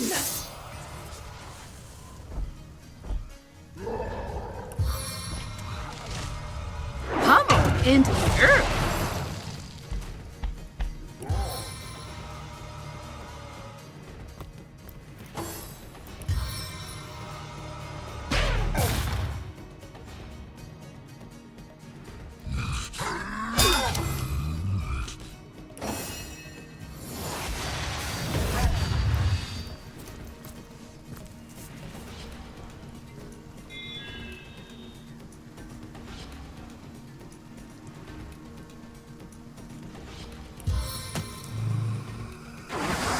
Infuse you with power!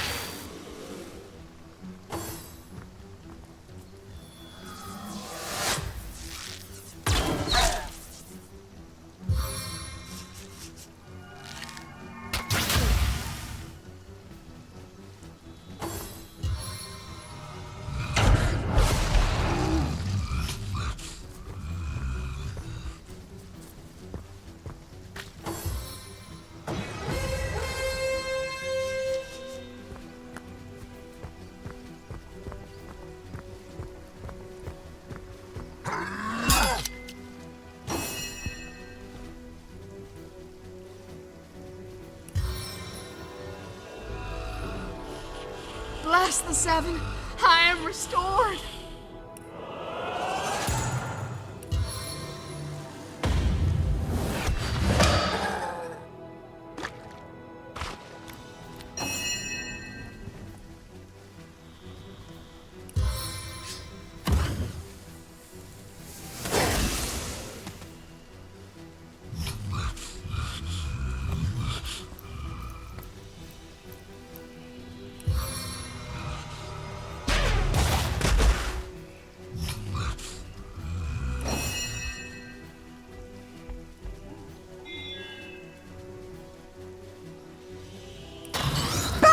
From bracer to bow! Die, vermin!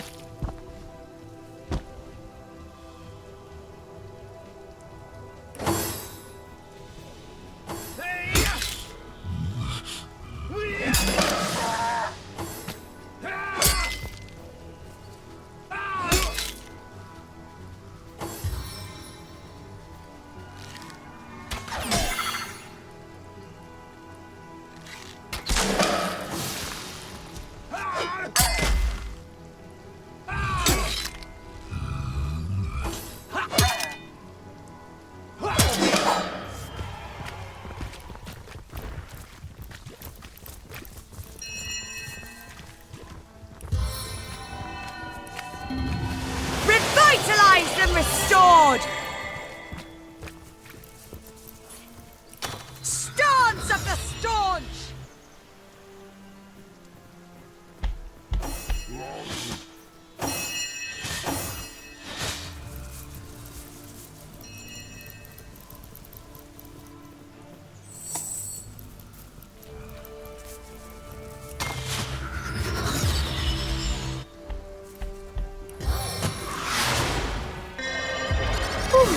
I thought my luck had run out.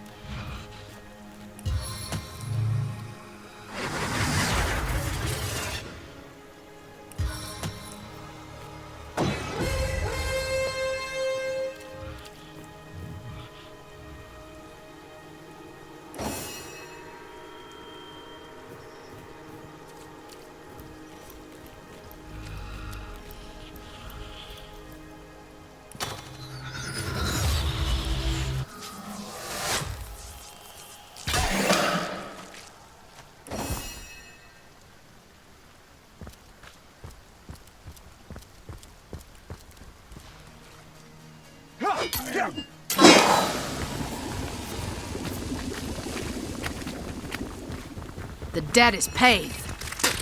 Good riddance. There's only one thing to do next, comrade. We've got to go after the scum who started all this. I hope you're ready for us, Leandra. When I find you, well, better for both of us if I don't. I don't think the gods will forgive me after what I do to you.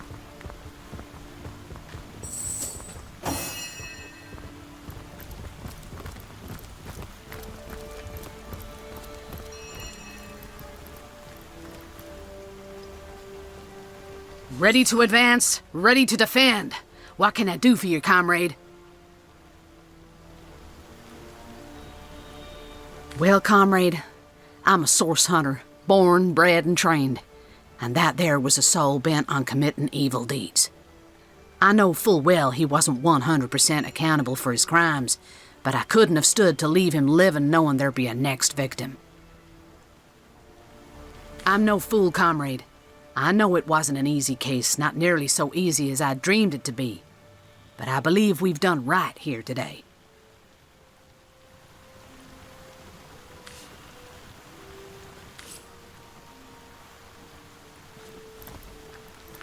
The day is ours, and by the fists of Hodor granite flesh, what a victory this is! We have overcome even the might of Bloodstones Unleashed, which will, I believe, both please and fear the blessed conduit. But don't think I didn't notice your prowess in battle either. It's good to have you on our side. You have the brothers of Tanaroth's undying respect. As shall we. The conduit will want these stones refilled with human blood. Back in the direction of the mountains we'll go, and seek for fresh hamlets to plunder. Off we go, sons of the peaks! And you, Immaculate, blessings of a Canto Druid-born be upon thee.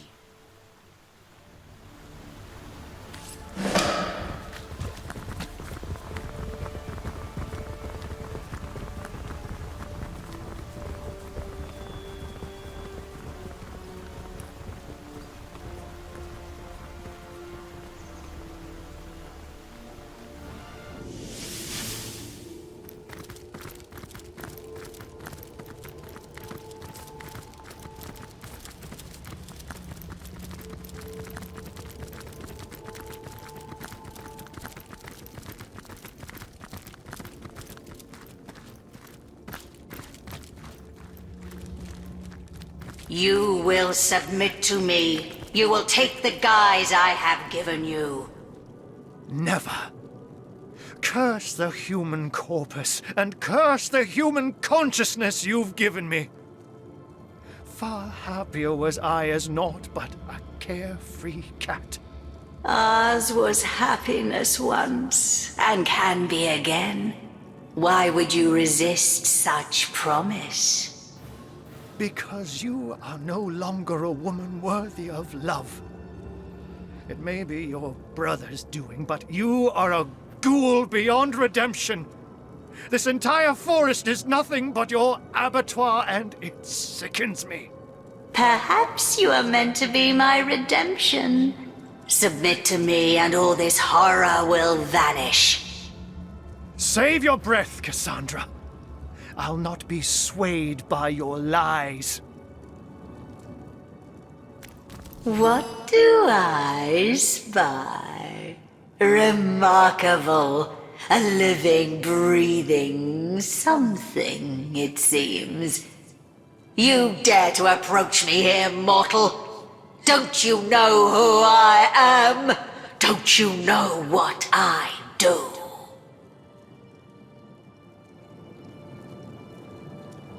The sister of the king, of course, the phantom of the woods, of course, the mother of all corpses, of course, the ruler of the dead. It is self-evident. I am Cassandra, queen of the Phantom Forest, And you have come where you are not welcome. The only king, Brachus Rex. He rules all of Rivellon, and I, his double, rule too. For a time, at least. We were forged together by our very souls, and all that was his was mine, and all that was mine his. But it's no wonder you haven't heard of me. He's gouged me from history, one statue, one tablet, one scroll at a time. But make no mistake, I live.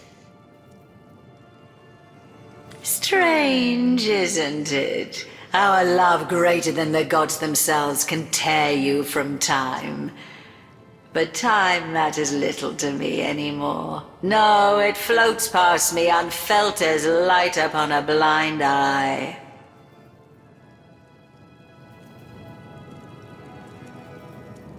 To hide his weakness, to conceal his greatest misdeed.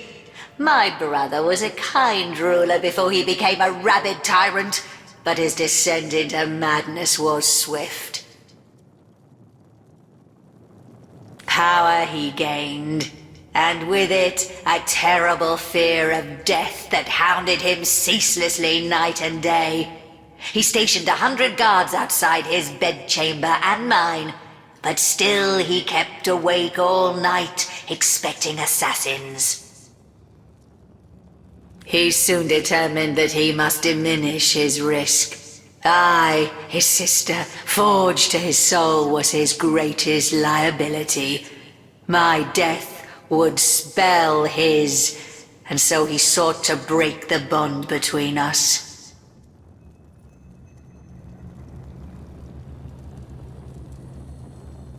My brother is a clever sort. Once he sets his mind to a task, it's good as done. Brachus discovered that while we lived, the forge could not be broken. But this did not deter him. No, for Brachus, there are only temporary difficulties. And so he turned me into an immortal creature.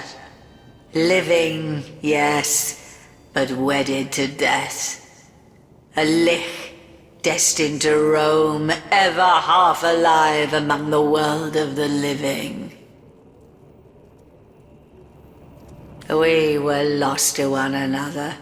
We who had walked hand in hand through all of life. We who shared each thought, each trial with perfect understanding between us.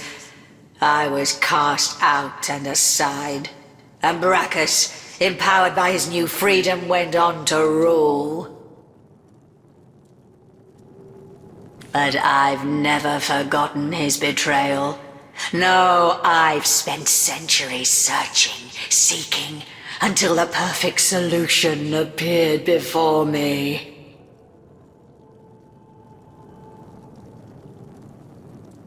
How better to have guaranteed my brother hated his own cold, cruel heart than to make him feel my torment. I discovered how to restore our soul forge, and I determined to bind our souls once more. The torment of the never-arriving grave would have haunted him as it haunts me. The pain his betrayal caused me would have been his to savor. But in the end, my brother found a worse fate than any I could have devised. Source King that he was, Brachus was stricken down not once, but twice. First deposed, then resurrected, then defeated once more. I can think of no finer torture for that proud madman than to come to the cusp of glory, only to be cast back down for all time.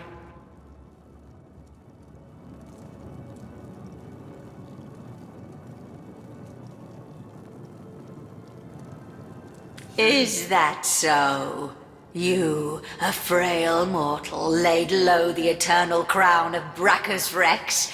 How sinfully inglorious. Yes, how humiliating for the so-called Lord of Chaos to find himself run through by a slave to age and order.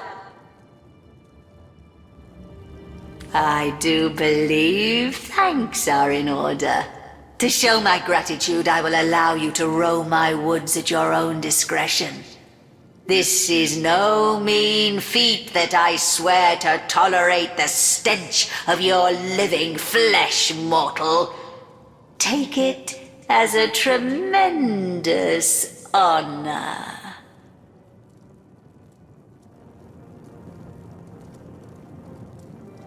He is so much more than a friend.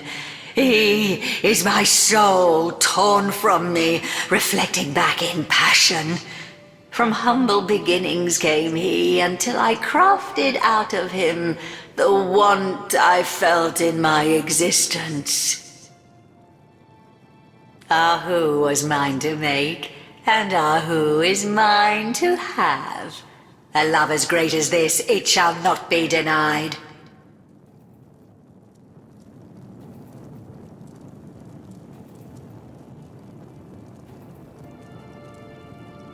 Is that so? And how might I weigh the debt of a mortal? Could you do more for me than, say, a boar, a wolf? Does your kind not serve me best when the lovely blush of rot swells along your delicate hide? Still, I do suppose we could come to an agreement. Ahu, the one I love, is reluctant to admit that he loves me too. He clings to the past like a fading old man, so I desire to drive him from denial into acceptance. He is a stubborn one, though, that pussycat. And he has mastered the magic I once filled him with better than I had foreseen. That is why I need an ingredient even he cannot resist. An ingredient called stasis fern. There is a spirit in this forest called Shiera, who is known to possess like rarities. Alas, she seems to have quite vanished. It's simple, really. Find her, obtain the stasis fern, and the spell you desire shall be yours.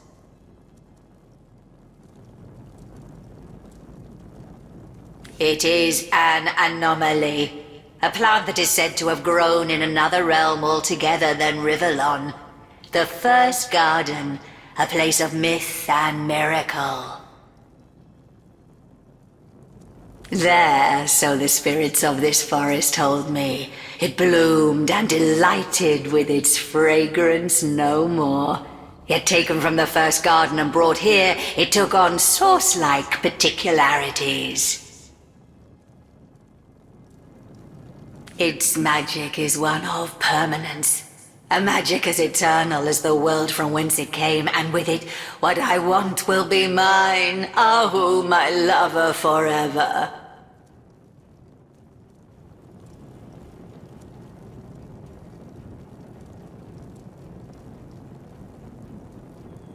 Obviously, but that would be a disaster now, wouldn't it? A disaster of such proportions that I'd have to vent my rage on your innards.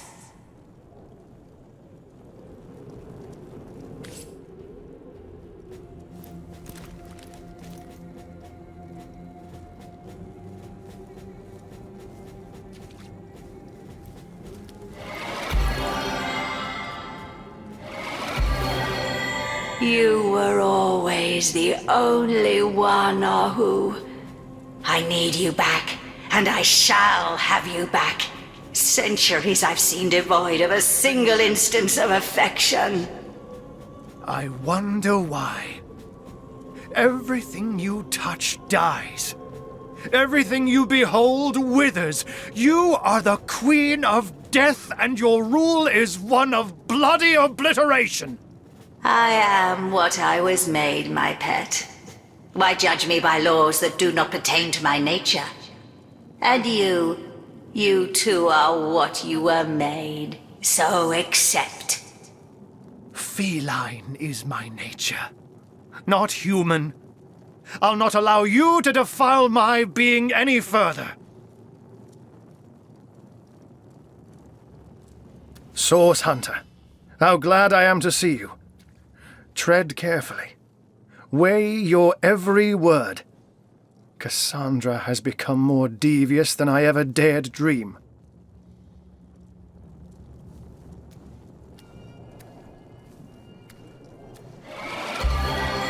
You hit the nail on the head, Hunter. That is exactly what Cassandra wants to do. Kill the part of me that is cat, and claim for herself that which is human. No! I cannot bear it. I cannot. I am a cat, and always was. I remember my many siblings. My mother giving us suckle, licking me clean with a gentle purr. Yes, I remember the freedom of a pre-conscious existence. That is who I am, not a man. For what is it that humanity has given me? Nothing but suffering. Nothing but hurt and heartbreak.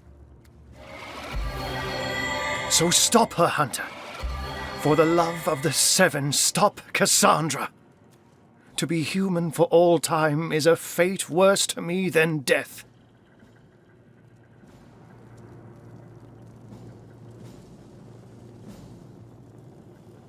Careful, friend, for it'll be your death, not hers. She boasts that the magic she weaves makes her immortal, and I don't doubt the might of her sorcery. Nevertheless, where there is source hunters follow. Perhaps there may be a weakness in her fortifications still. This forest teems with wretched souls. They may know things we know not.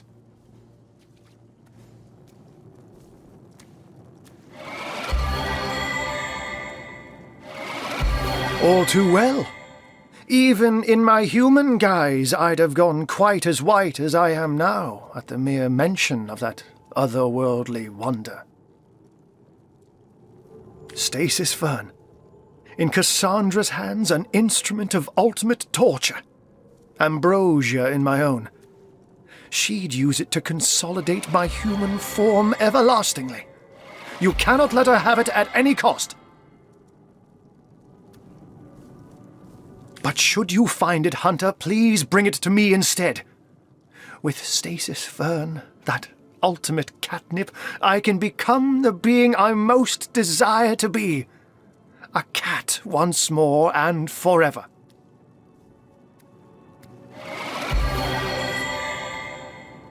I've yet to peel the flesh from your face, mortal. But I'd advise against pushing the privilege. There is nothing left to discuss, oh frail little thing. Bring me the Stasis Fern so that I can show this cat one cannot defy Cassandra.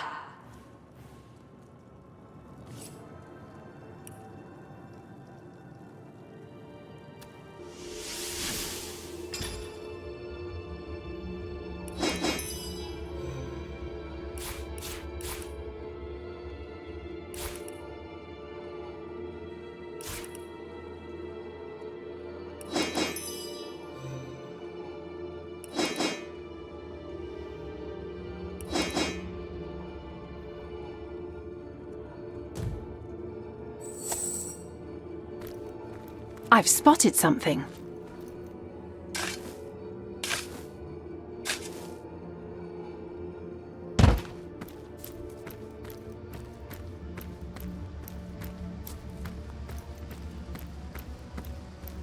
Hold! Our enemies have laid a trap.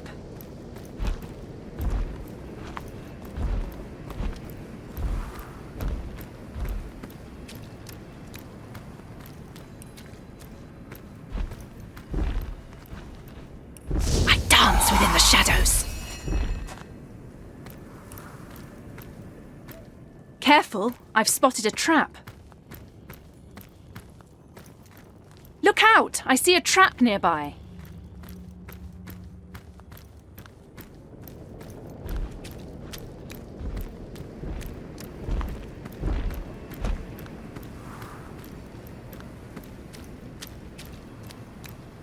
Look out! I see a trap nearby.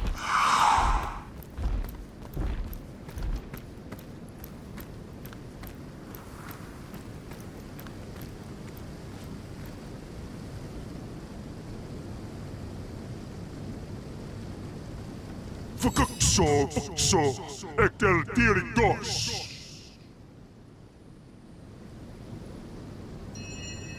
Tuxko, taitain bad, hugu.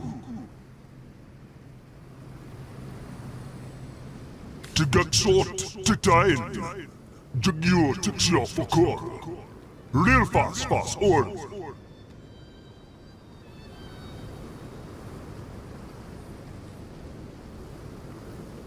Cassandra. Hers is a tragic tale. She was once the Lady of the Realm, the much beloved sister of Brachus Rex. Soul forged were they, and they shared a bond unmatched among mortals. But as Brachus's power grew, so did the distance between him and his sister. He began to see her no longer as an extension of himself, but as a liability. If she were to die, Brachus would be dragged into the afterlife alongside her. The powerful king couldn't stand the thought. There is no breaking a forge of souls, but there are ways, terrible ways, to dance around them. Brachus, an accomplished sorcerer in his own right, decided that he would sever himself from Cassandra at any cost. And so he transformed her into a lich, half-living and half-dead. Unable to die, she no longer threatened him. But hers was a cursed life. She sought death like a moth seeks the flame, worshipped it as her one and only idol. She fled to these forests, where she could find a kind of solitude in which to mourn her fate. Here she clutches death about her like a shroud, and any fool enough to approach her is invited to share her fate.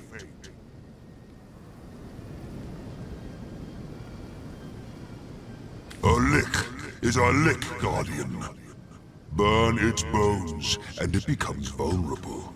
The difficulty rests in finding those bones, for their location is the lich's best-kept secret. Her body rests in the Temple of the Dead, where only corpses can enter. Well hidden are her bones, but the careful seeker will surely find them.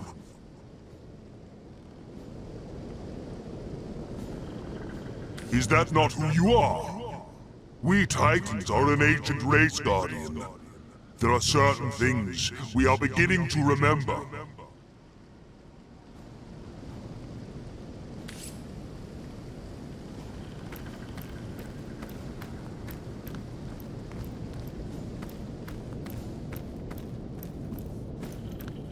Intruder spied. The Phantom will take you. The forest will hold you.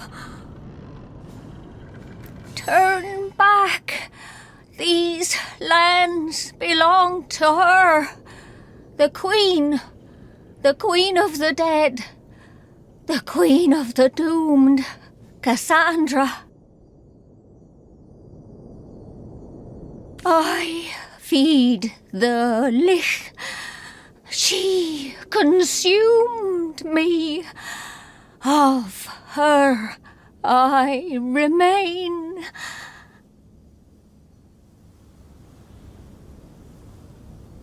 Hidden switches like skulls. Hidden switches hide her. The temple. The temple. The phantom will take you. The forest will hold you.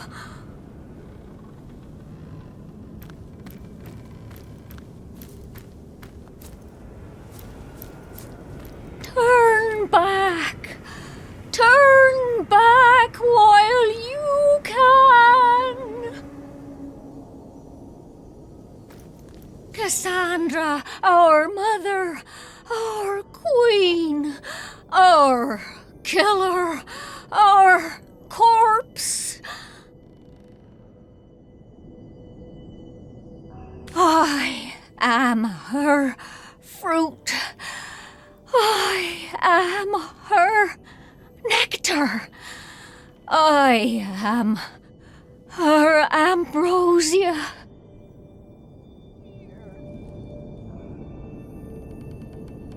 The temple holds her bones.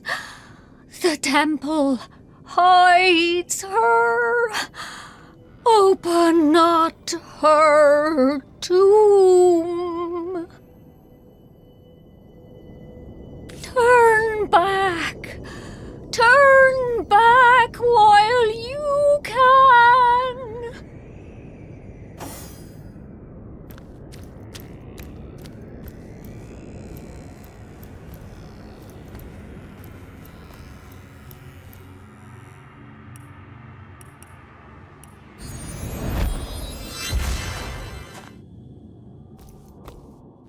Intruder spied.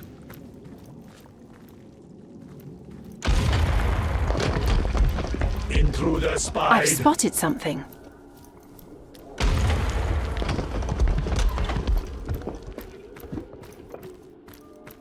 Intruder spied. Intruder spied.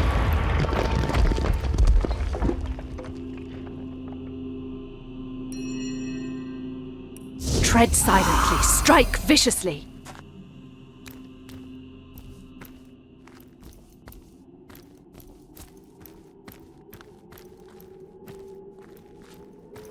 Well, what's this I've spotted?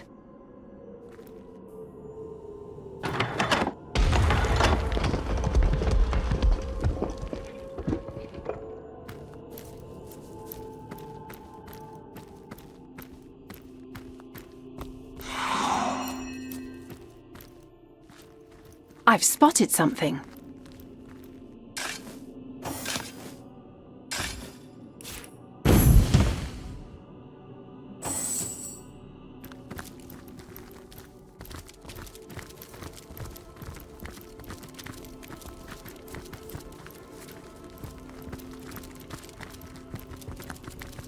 The Temple of Death welcomes only its likeness.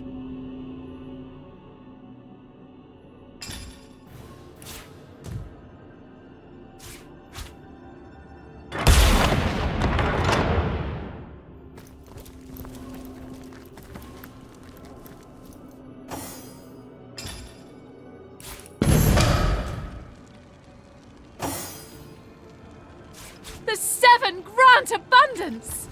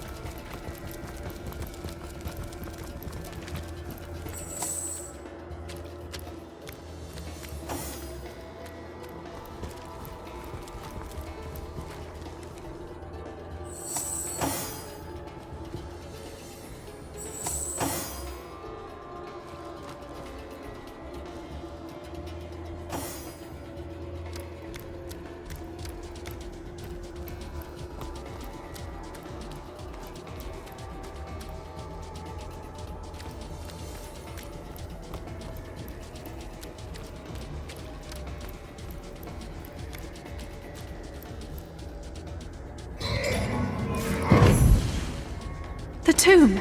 It's empty. But more than that, it's a trap!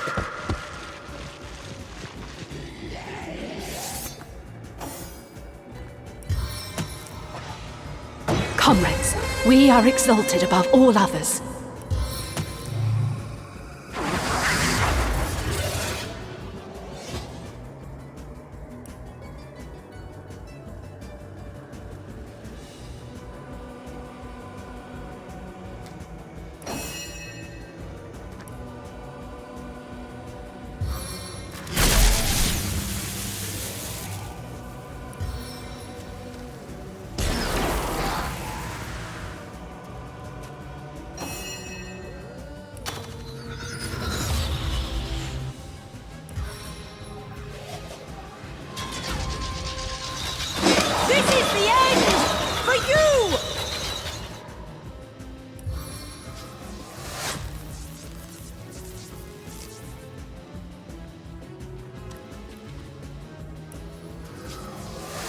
Once my arrow tastes blood, it craves more!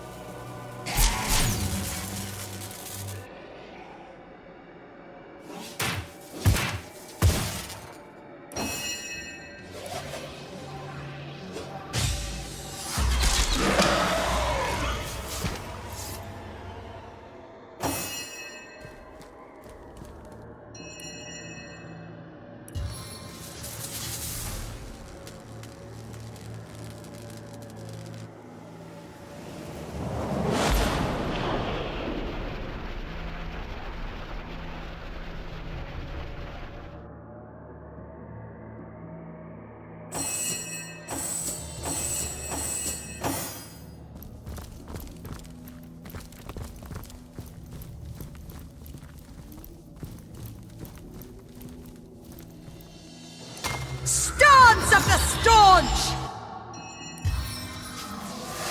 Splintering arrow!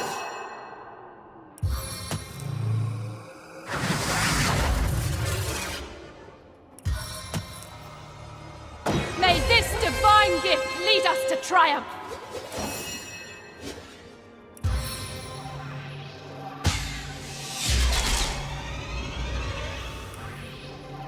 Marksman's Monsoon!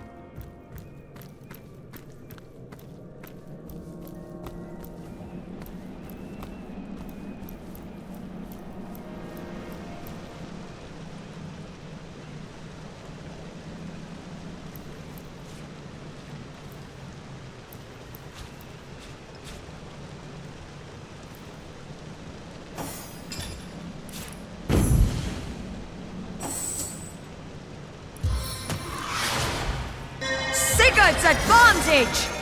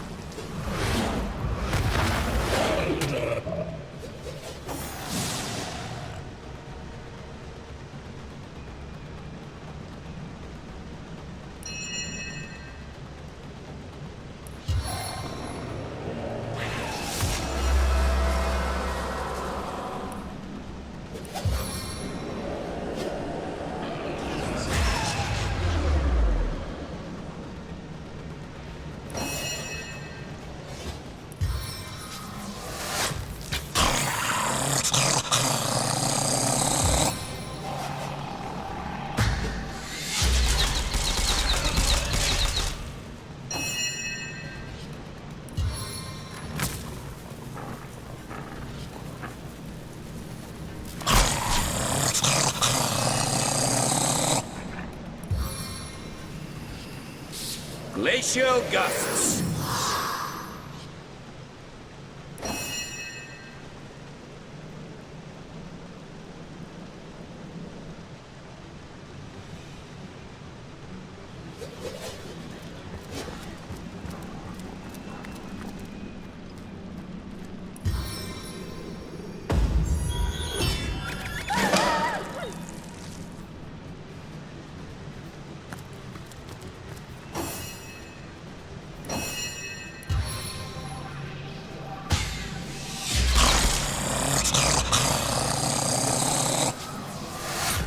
This is the end! For you!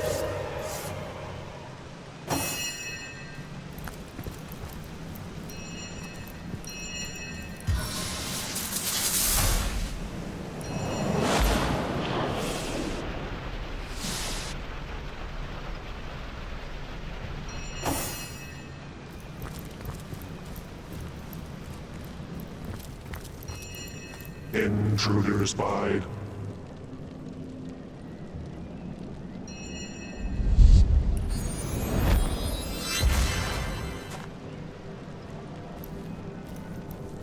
Careful, I've spotted a trap.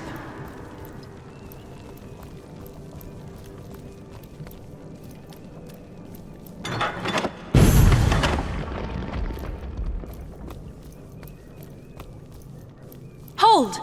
Our enemies have laid a trap. I've spotted something interesting.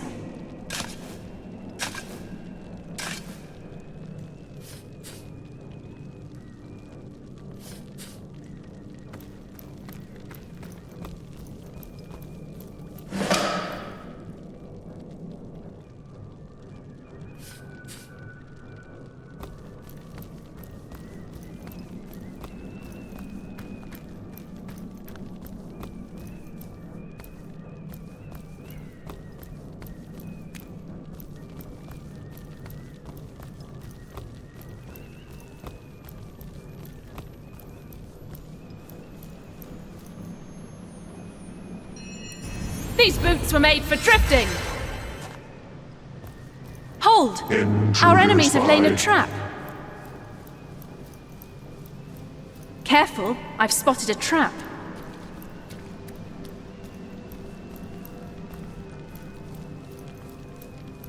I've spotted something interesting.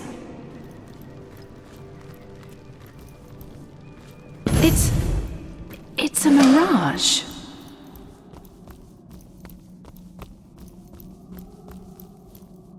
I've spotted something.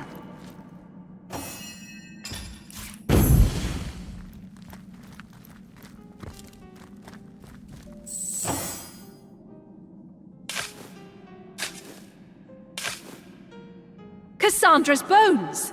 Once they're ash, she'll be vulnerable once more. Will you do the honors, or shall I?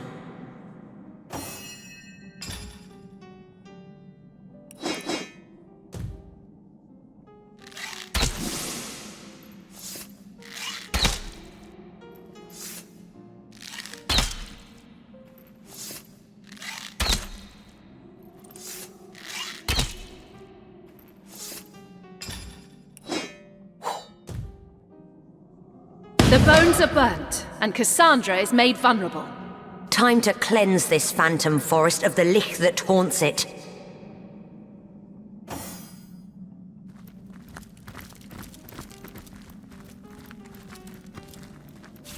Now this is valuable.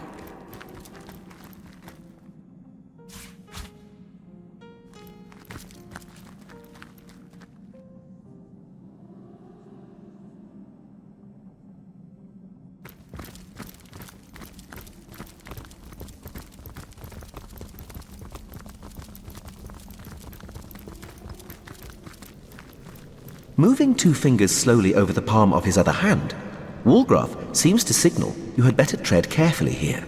There's treasure to be found, but traps as well.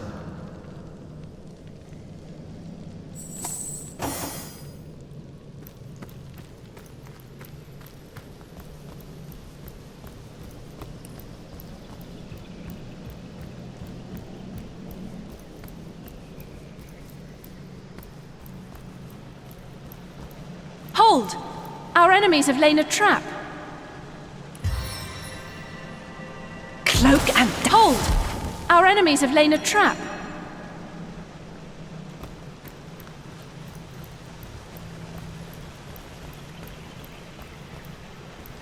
Look out! I see a trap nearby.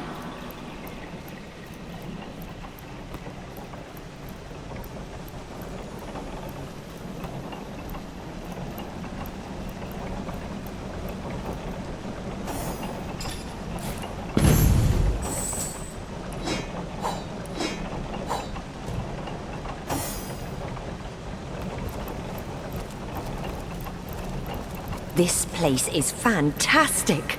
Imagine all the spectacular experiments one could get up to here. Spectacular in the right hands, horrific in the wrong.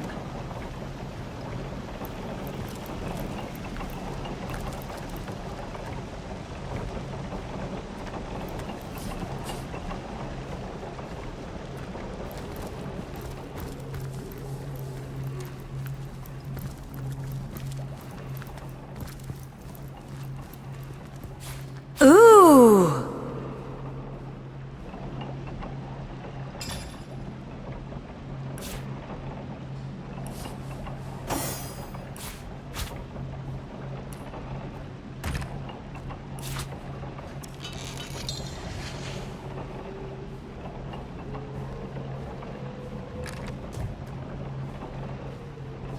You call to Walgraf.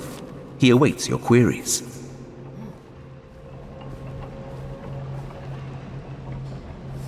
Walgraf eagerly grabs the potion and quaffs it down like a cold beer on a hot day. Presently he starts to cough, then inhales the air deeply and talks. I can speak. I can bloody well speak. This is amazing. This is... I want to sing. I want to shout.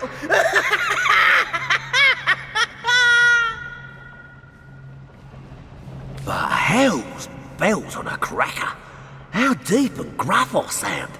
And then again, last time I heard my own voice, I was but a 10-year-old pipsqueak after all. Not a weather-beaten, whip-licked, sorcerer-slaying ruffian. Oh, I can't thank you enough, Governor. Really, I can't. No gift as precious, no gift as titillating as the power of speech. Oh, those rolling R's, those teeth-flicking T's.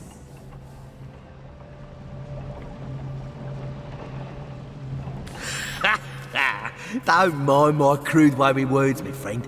In all those years of ever so dreary internal monologue, I haven't quite moved on from the street kid vernacular.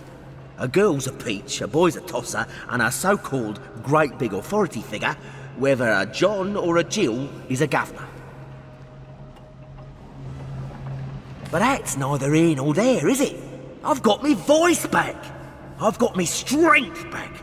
And I'm more ready than ever to kick sorry, saggy sorcerer behind. On we go. The job ain't finished yet, and my dagger's dying for some action.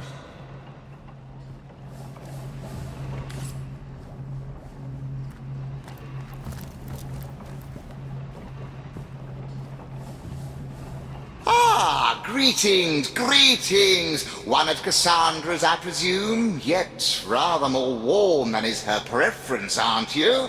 And not a hint of rot. Strange, very strange indeed. But who am I to judge? I've been dead at least 100 years, and fashions certainly do change. The alchemist, of course. I think I must have had a proper name once, but there hasn't been much occasion to use it for the past several decades. No, alchemist suits me just fine, don't you think?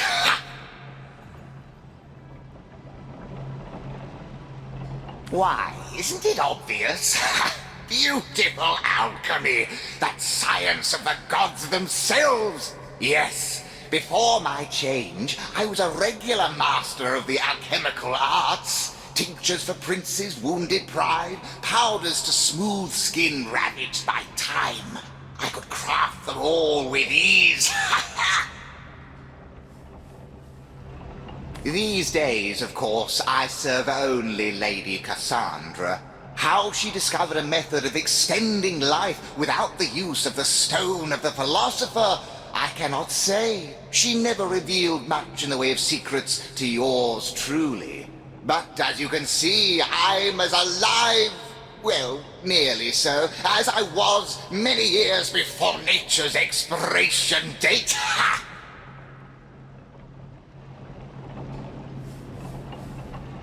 Ah, a kind ruler is she. Leaves me to my experimentations and my devices here, so long as I honor her occasional requests for this and that. Nightmare potions, paralysis salves, essentials for one in her line of work. I haven't heard anything from her esteemed brother in quite some years, though. Tell me, have you word of our great overlord, Brachus Rex?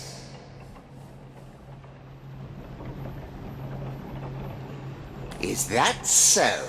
Well, my point about changing fashions rings true. Yet his sister seems to be living on quite fine. Very strange considering their forge of souls, but oh my goodness. Could it be that he... to his own sister? No, it's much too ghastly.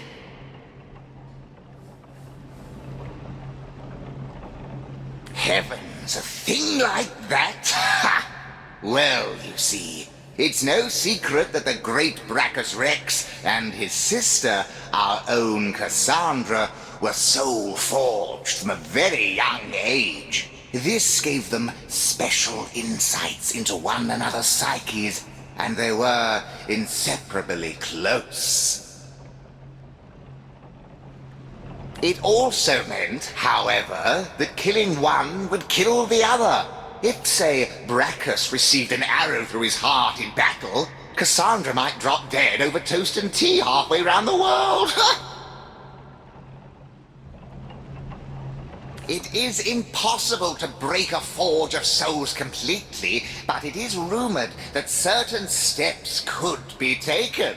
If one member of the forge were to be turned, for instance, into a half-living, half-dead creature, he or she would attain a form of immortality. Thus, the fully human member of the pair would be freed of the influence of his or her counterpart. It could be possible that it was Brachus himself who granted Cassandra this certain brand of immortality. Yes, the great king was gaining power quickly. Ha!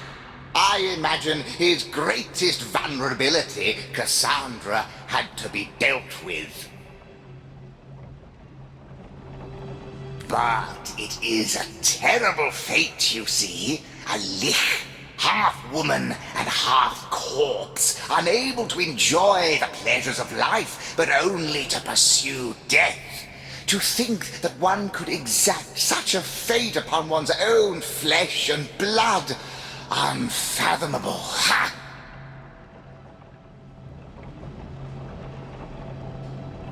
Perhaps you can. Of course you may, but if you're having trouble with the whole affair, I'd suggest that perhaps it's your perception you ought to work on first. Ha!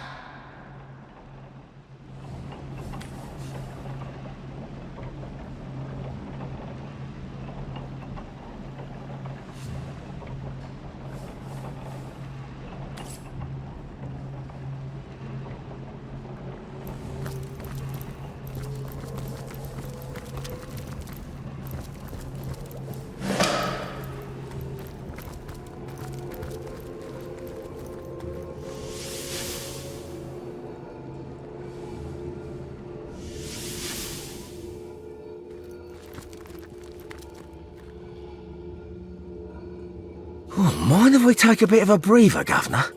Even a bloodhound ties a blood once in a cool blue moon.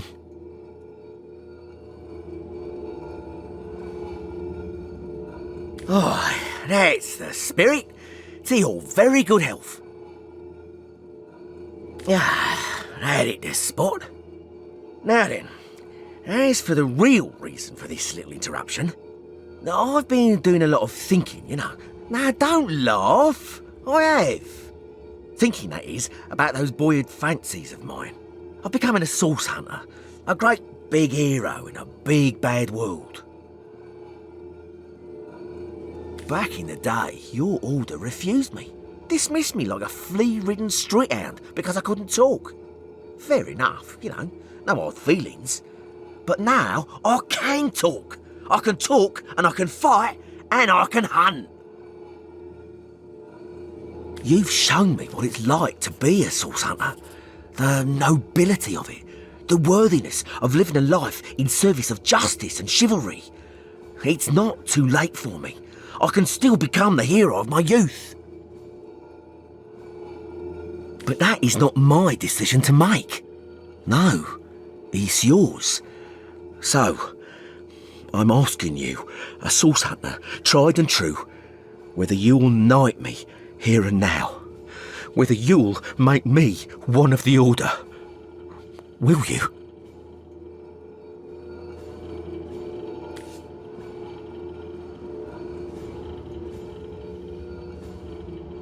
I most certainly will. You've proven to be a worthy companion, and worthy of the title of Source Hunter.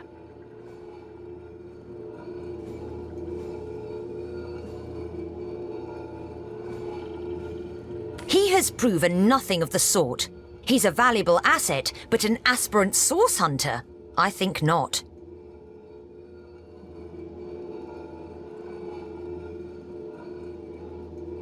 You wouldn't stand in the way of a man's lifelong dream, would you?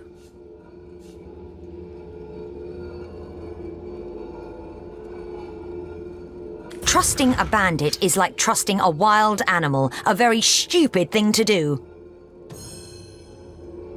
No, we'll do as I say. A knight? A source hunter? Such an honour would befall me. Still, I could jump for joy, scream and dance, but so solemn is this moment that I can but calmly bask in its glory. I won't let you down, Governor. I won't. I'll do the Order proud. I'll swear it.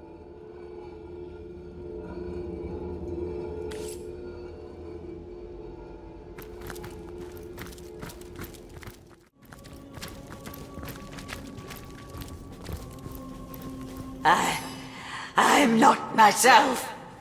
Stay away from me! Don't you come closer!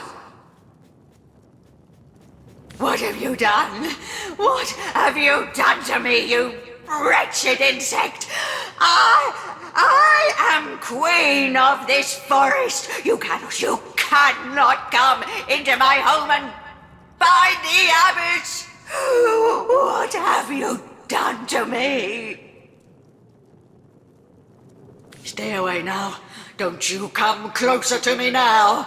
The king will have your head for this. Brachus Rex will not tolerate such treatment of his sister, his twin! Stay away, do you hear?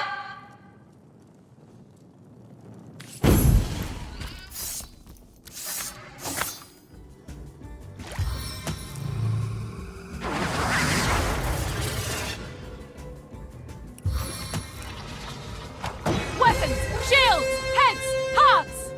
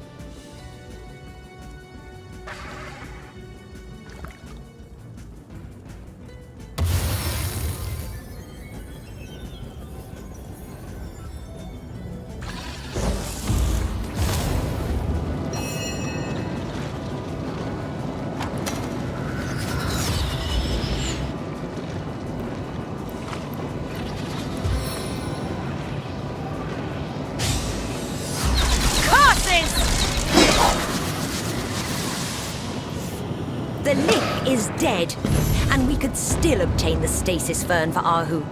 We'll have to talk to a certain forest spirit for that.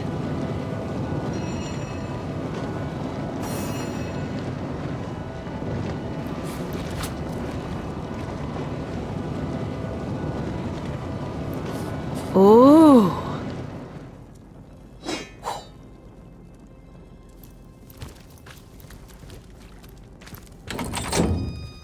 Cassandra.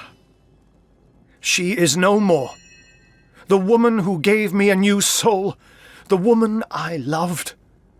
The sweet girl once ruined by her demonic brother.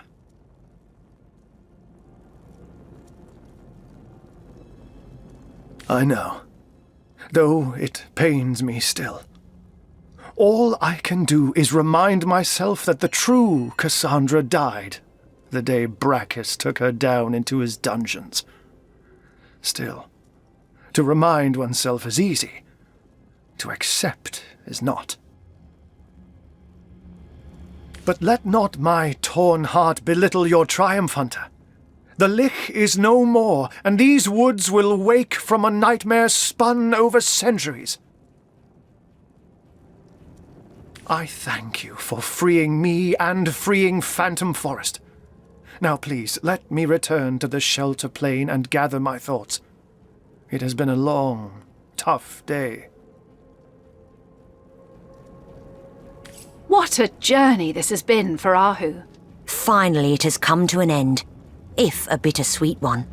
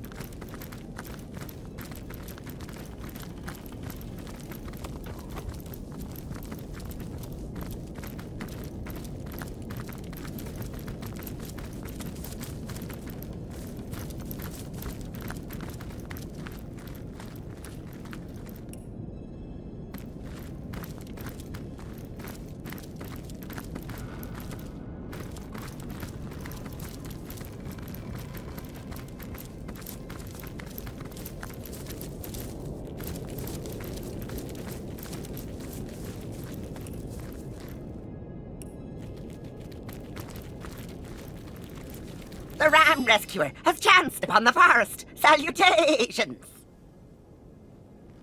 Dearest Master. I'm as snug as a sheep in a pie. Even though there's something strange about this forest. I can't quite put my hoof on it. Done it now. Still, I'm safe, and I'm free to admire delightful Doreen over there. Just look at those hindquarters. Doesn't that rambunctious rump of hers just make your mouth water? Terrible. Dearest Master, I failed you. What will become of us? What will It's become you! of the- Welcome, dear Liberator. Welcome to Phantom Forest. These grounds may not be the golden pastures of legend, but to us, these woods are just as magical. This forest may be a tad gloomy, a tad chilly, but no human stalks us here. No human is out for our blood. These woods may not have a paradisical look, but they most certainly serve as a paradise to us liberated cattle. She's done it now. In truth, I am much surprised to see you here. For though animals are quite safe here, humans need beware of what lurks here. Rightly do they believe it is haunted, as do orcs, goblins, and any other biped for that matter. And yet some of their number seem strangely drawn to this forest. Very strange, and for them, very unfortunate. Moo! Oh, but of course! Maurice, you're a dear to remind me. We wanted to give you a proper thank you, oh hero, now that we have learned of a secret here in Phantom Forest. The secret, of course, is yours if you wish it. I failed. Well, I was walking just over there to the right, and I felt something a little funny beneath my hooves. A hollow kind of thud, and a bit of jangle beneath that. Oh, it is exciting, isn't it? There could be anything down there.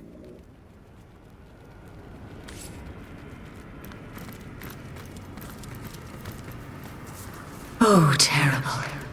Terrible, terrible. Dearest Master, I've failed you. What will become of us? What will become of the trees, the creatures? She's done it now. She's finally done it. Why? Blessed souls, untainted in these woods? How is it possible? And what a welcome sight you are to eyes grown so weary of chaos and corruption. Do you feel the spirit of these woods, Blessed One? It's growing fainter every day, overcome by darkness, pain, and terror.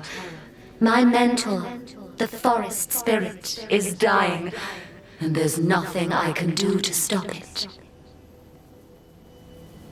I am the spirit's apprentice, and it was once our happy lot to care for and heal the flora and fauna of this forest.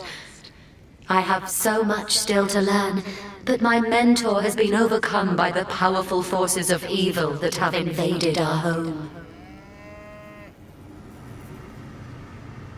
Shiara is her name, and the hum of her energy among the trees is growing fainter, a dying heartbeat I know not how to save. We were caught by a terrible demon, a sick soul who thrives on the anguish he draws from others. I escaped, only to find that without Shiara's protection, I was an easy target for the Leaf Queen. I am a lamb among wolves, and Shiara's power is waning. Without help, this forest and all its creatures will succumb to evil. I've seen these woods pass through the hands of terrible fiend after fiend. First came the sorcerers, tainted by cruel magic.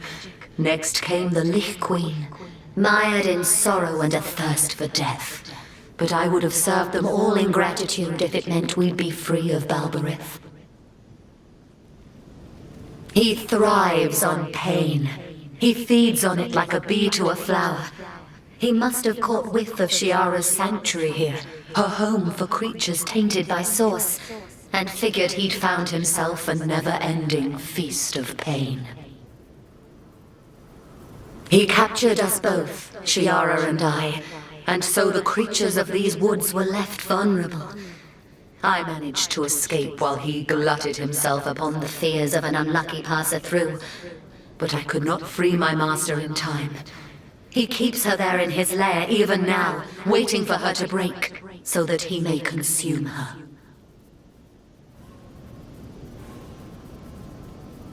Is that why you've come? Do you intend to destroy Balberith? Blessed I knew you were, but your bravery is astounding. To find the demon, you must make a path through the many creatures he's tormented. Tread around them with care, O hero. They have been tainted, but any anguish you inflict upon them will only feed Balberith and make him stronger. Once Balberith is destroyed, Shiara will be free. In time, her spirit will heal, and with it this forest. Thank you, brave Blessed One. Good luck.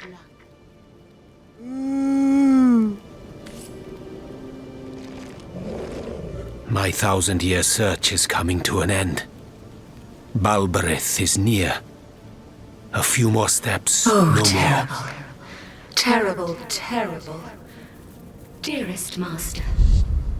Aren't we the most fortunate pair of cows, Maurice? Free to graze and lounge at our leisure. Moo! Quite so, Maurice, quite so. You can moo until the cows come home, yet none shall disturb this blissful tranquility.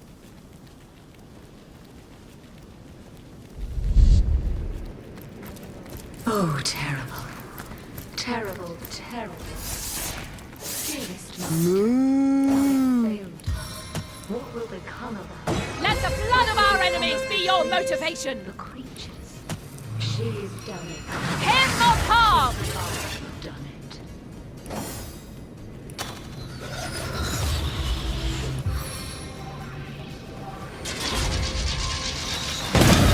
Death is its own deliverance!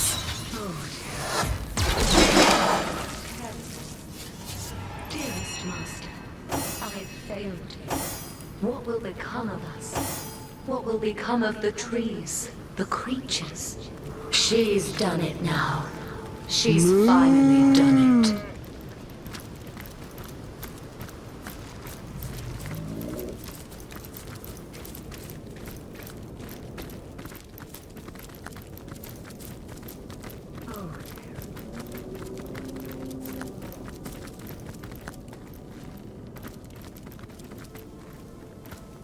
Choose a barrel if you dare. Perhaps you'll find some treasure there. Perhaps you'll find a monster, though. Oh well, there's just one way to know.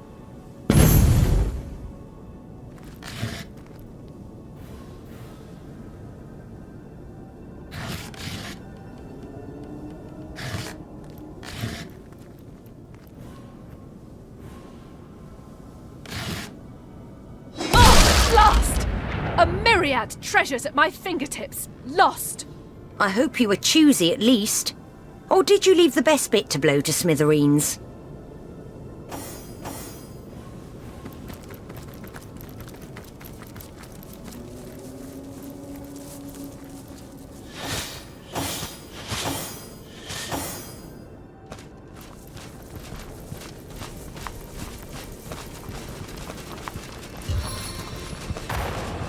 You think you're invincible? Ah ha ha ha!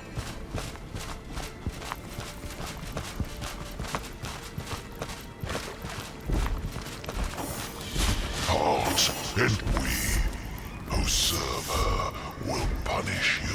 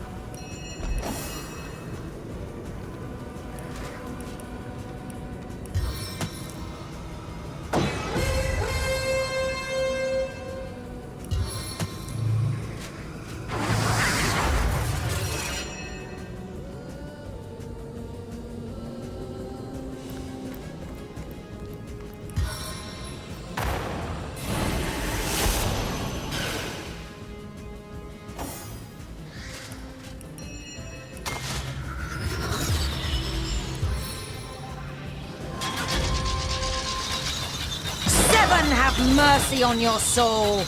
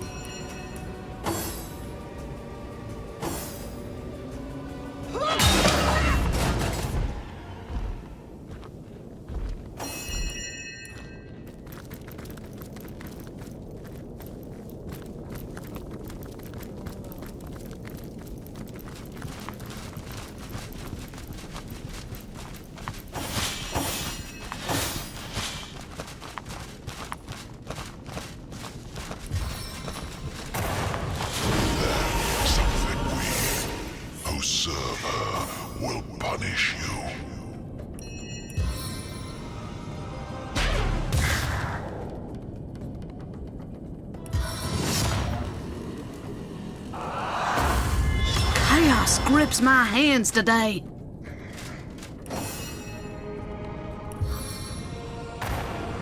This time we don't flee.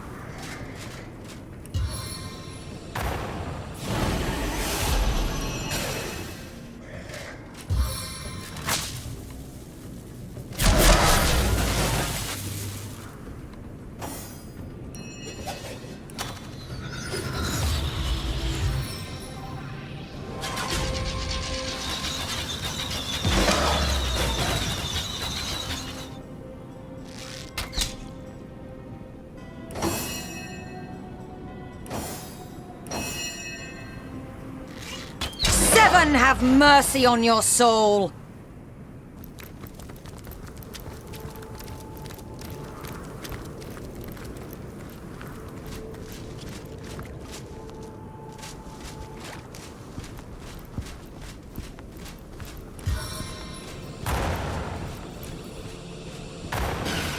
Now we can defeat this abject demon!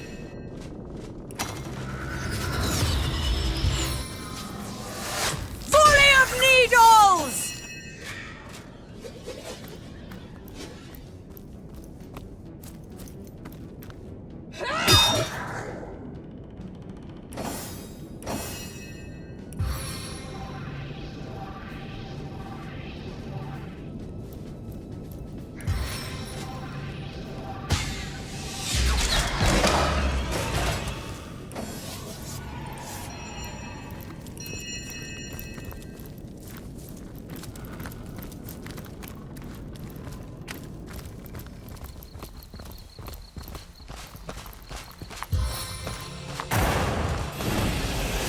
The shadow, we who serve her will punish you.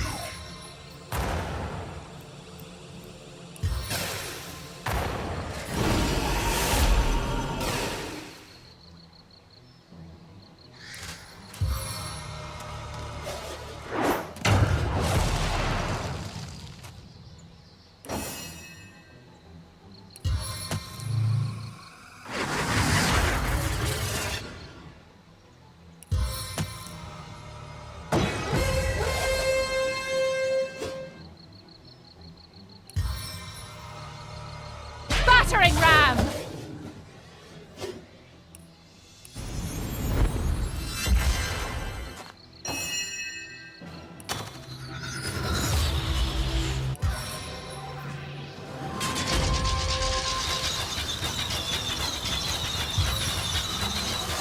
I can take you all with one shot! Just watch!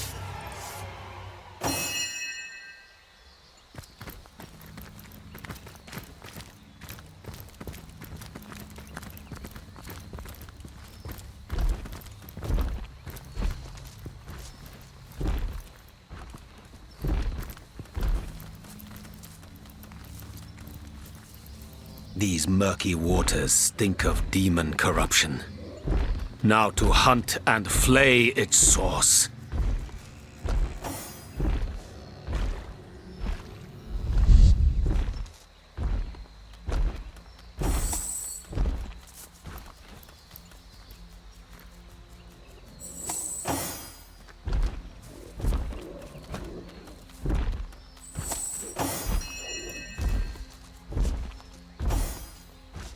Leave no foe standing!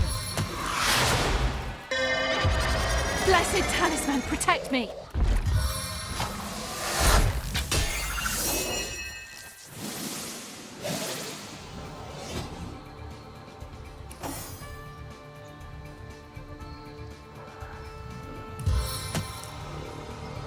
For Rivellon!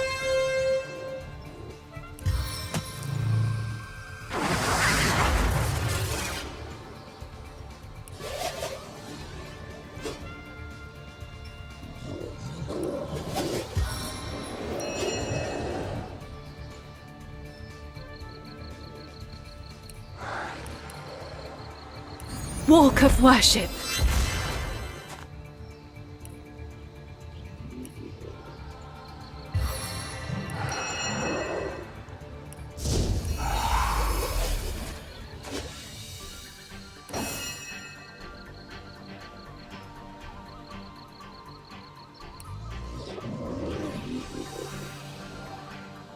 Power stance!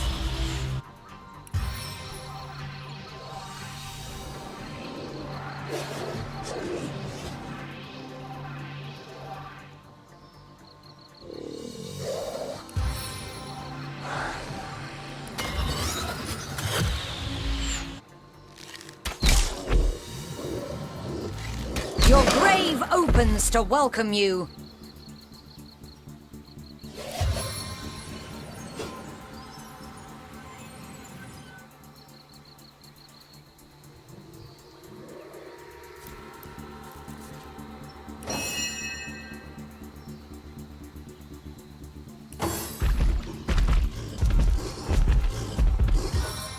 Poison consumes me!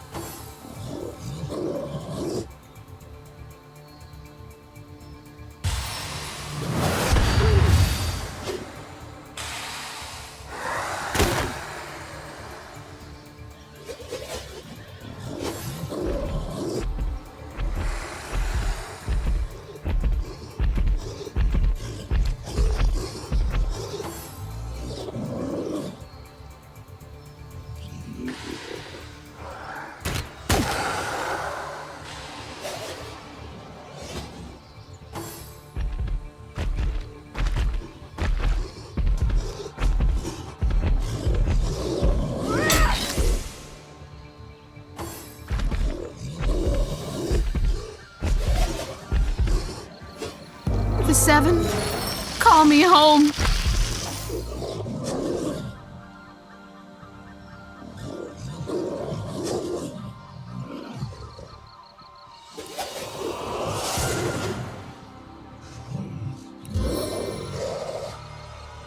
I need another chance!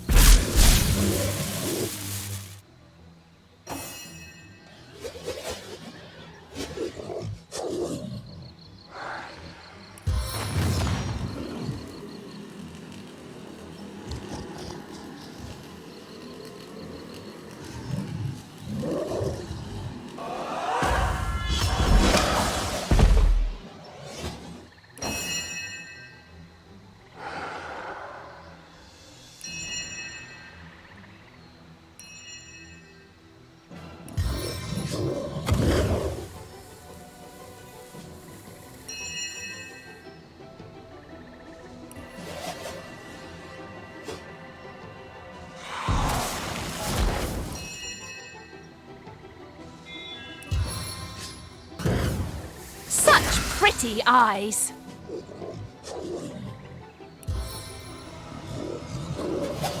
No foe can stand before me.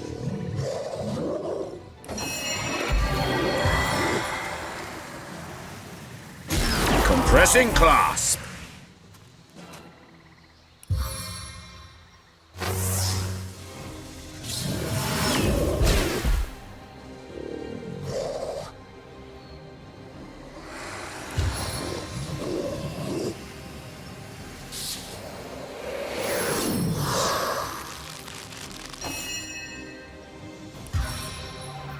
Rain of arrows!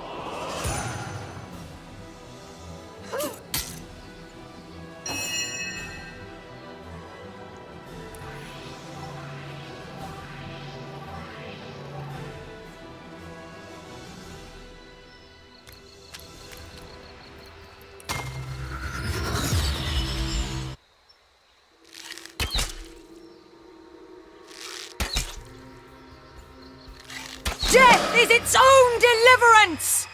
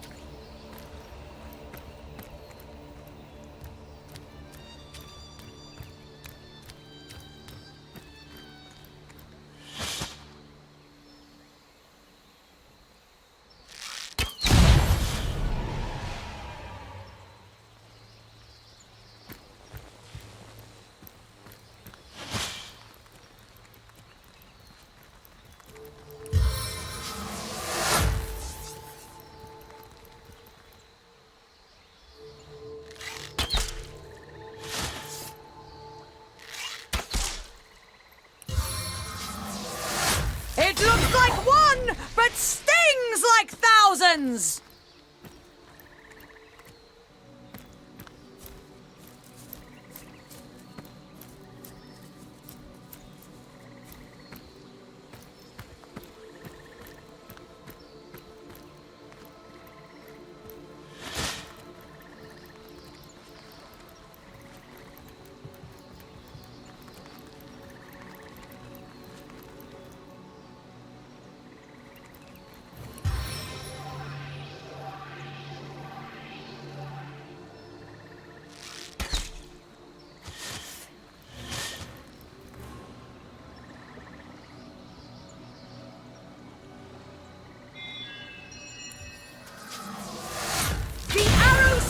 Under my touch! Its song, annihilation!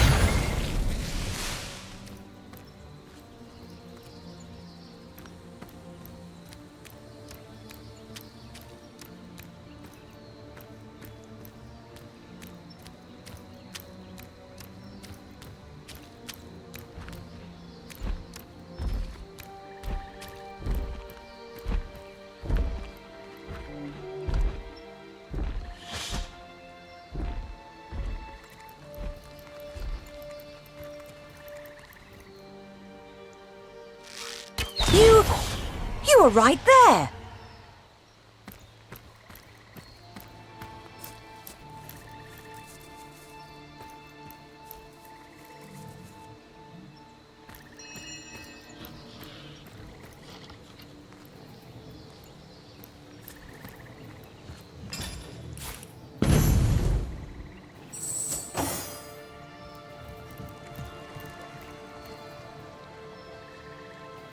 If I might be rather bold, you seem the type who fancies gold. If your mind's sharp as a tack, you'll find what waits behind my back. To you I grant this lovely shrine. To you I grant what once was mine. Slick as oil, bright as days. Use your smarts to solve my maze.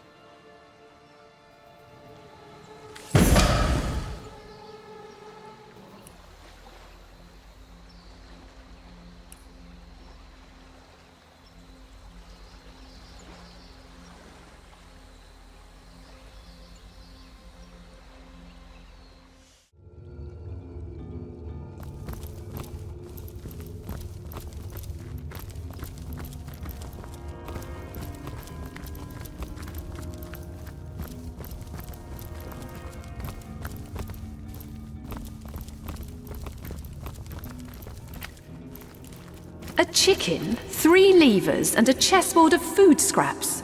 A mad wizard's idea of a lovely milieu.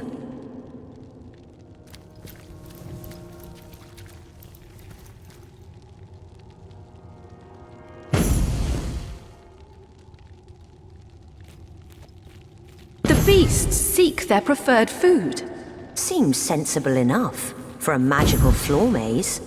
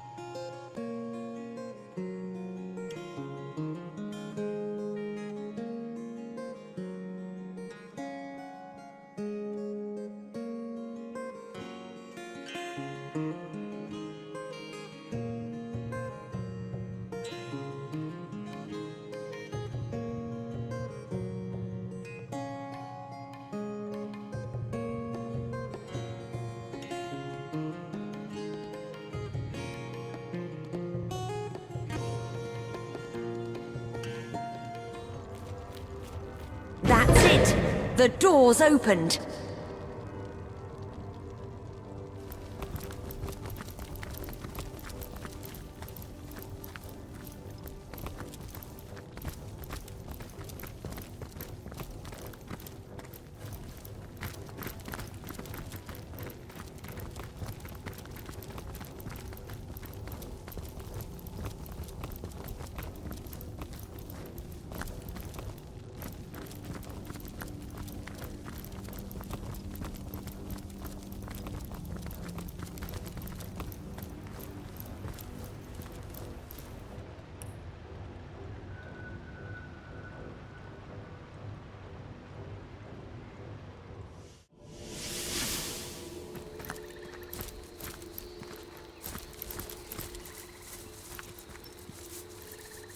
You.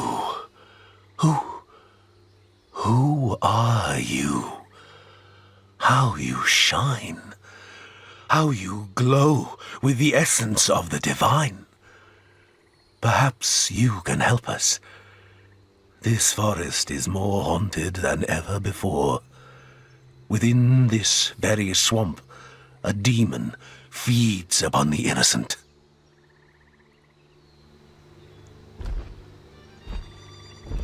He's taken up residence in the hut by the sea. A short walk through the swamp will take you there. Not so long ago, this was the domain of the forest spirit. She, a beneficent soul, cared for the unfortunate creatures of this forest. So many tainted by vile source. But this demon survives on pain and fear. Anguish is his manner. Harm not the creatures of this swamp unless you wish to strengthen him.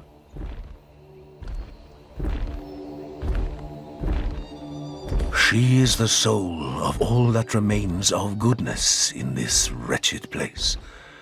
She worked tirelessly to ease the pain and heal the wounds of the creatures tormented by source in these woods.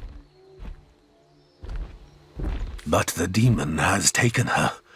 Her creatures cry out, but where once they found the gentle hand of nature, now they find only the demon's gaping jaws.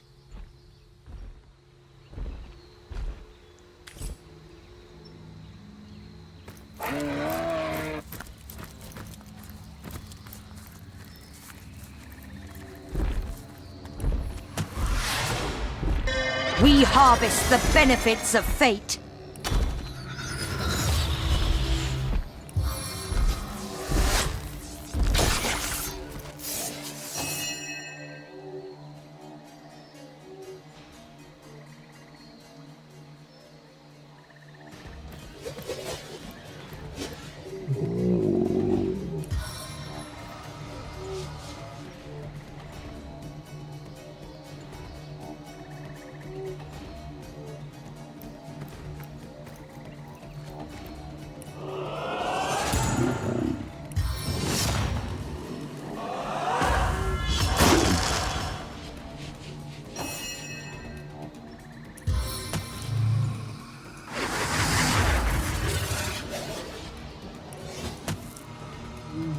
Vanquish them!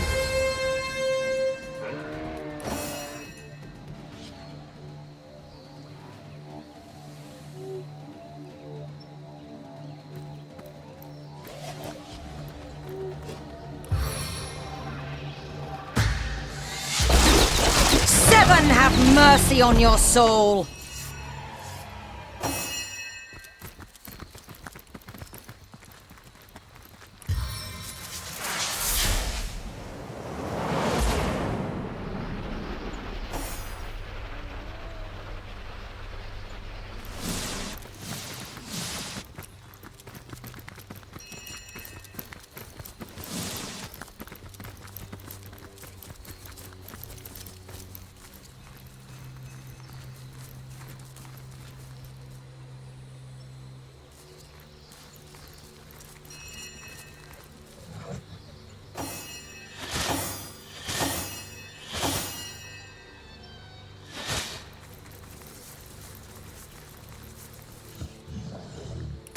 Quick shot!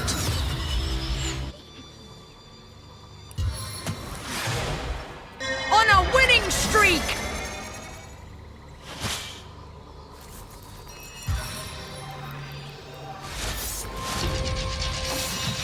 No glory in this death.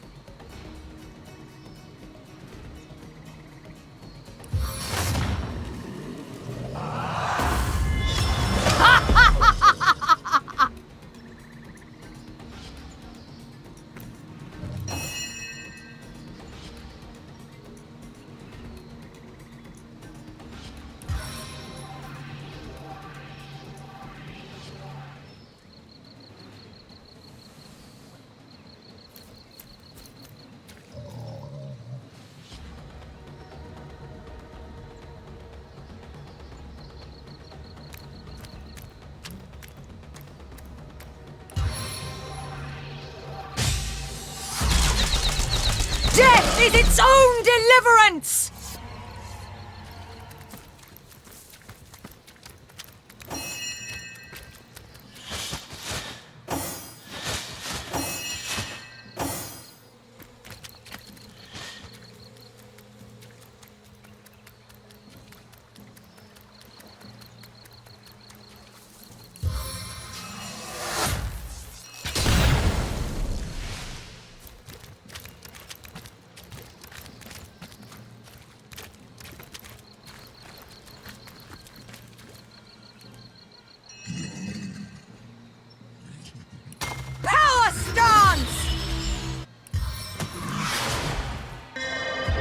A fine stroke of luck!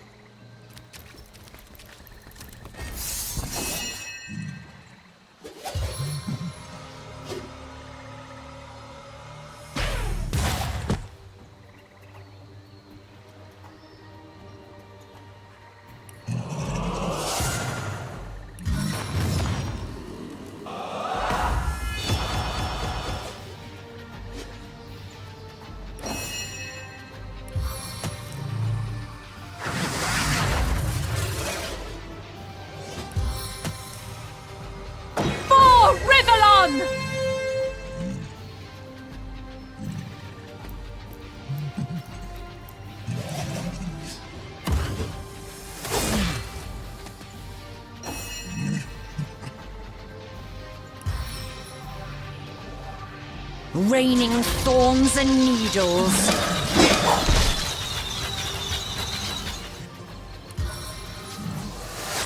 Direct hit and hit and hit!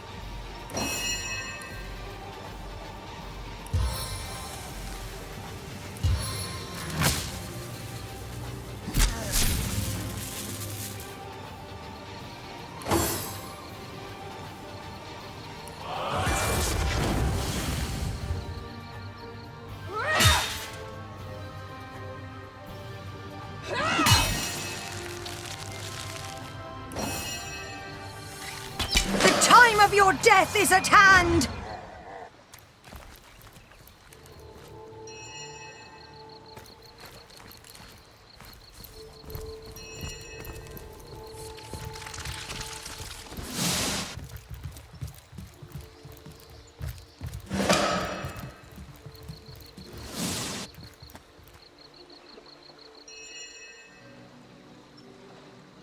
This is it, Hunter. I can smell it. I can feel it. The disease that is the demon. Balberith awaits us down below. But you don't know who I'm talking about, do you? Time is not on my side. But if you like, I can tell you all before we descend. After that, encase your soul in armor thicker than tenebrium. You'll need all your wits about you if you're to face this horror from the hells.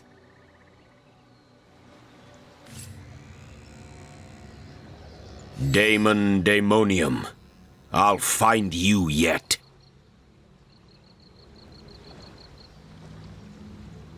By all means, if you're in the mood for such a dark tale.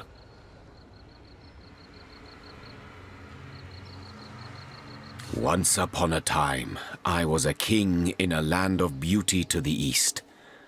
A land of tigers and slender towers, of deserts and forests, of sun and all the world's wealth. I was a young king, handsome and all-powerful. Every nobleman would have killed his own brother if I promised to take his daughter's hand in marriage. But I refused their incessant implorations.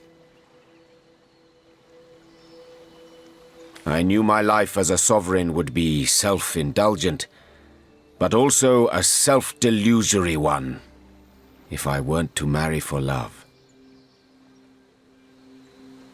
And so a handful of years went by.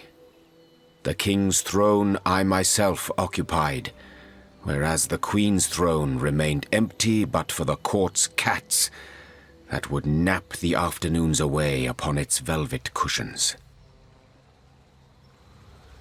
But then one day, a young woman visited my kingdom. She was a poetess and a storyteller.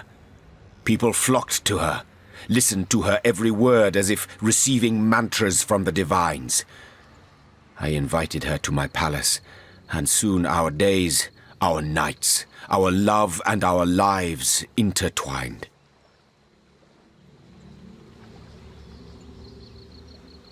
Hiraka. How I miss her still. Miss the brilliance of her mind that was both as sparkling and as unbreakable as the diamonds that adorned her body. Oh, and how I miss her body. 1,000 artists I could have commanded, show me beauty. But she would have effortlessly surpassed their every endeavor, and curving her lips into a smile, make them break their sculptures in tearful impotence.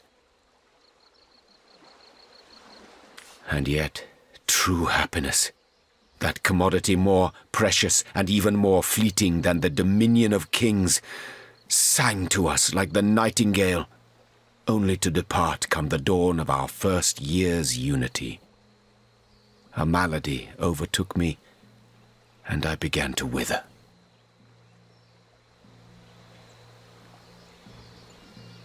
It was an unparalleled horror.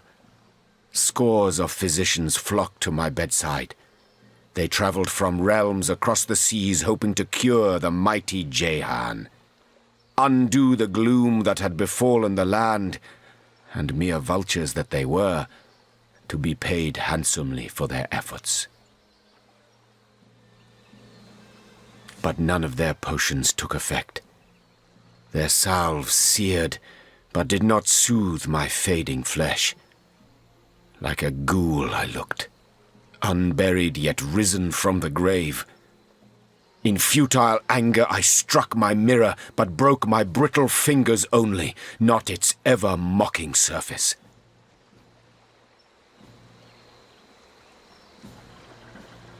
It went like this, Hunter.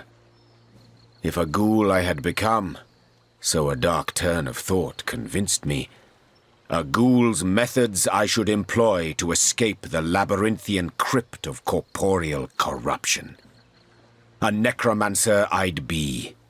Yes, only from deep within the deliriums of death would I tunnel my way back into the gardens of life. I did unspeakable things in the dusky dungeons that twist like forgotten veins to long-deceased organs far beneath my castle's sunlit halls. Halls which held my throne and held the bed upon which Heraka slept, her very touch blessing the satin she reposed upon. Still there came no relief. Perversions I created in scores, but they were mere undead all. Creatures so piteous that the thought of cheating death in their guise frightened me more than the swing of the scythe itself. Like mosquitoes in the night, panic and despair beset me until I turned to that darkest of all arts, demonology.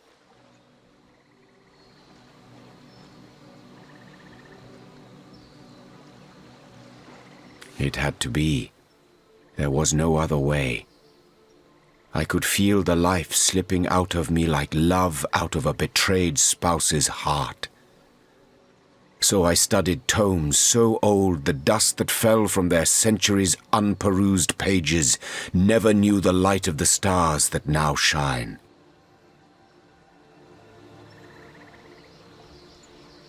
I drew forbidden symbols. I spoke unhallowed words, and from the smoke that rose like a dragon's last breath, a demon appeared to me and said, "Ask, O blighted king, and you shall have."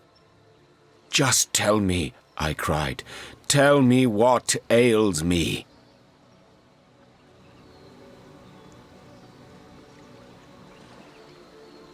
Heraka.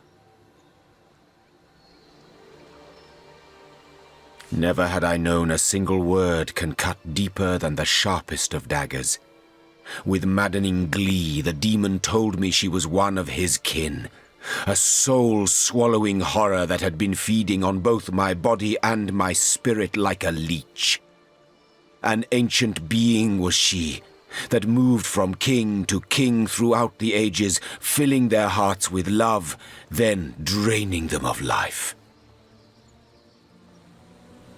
After such revelations, does one truly desire to live on? Death seemed like a mother then, welcoming me with her all will be well embrace. Yet still I feared exceedingly her seemingly sweet caress, and the oblivion that would follow.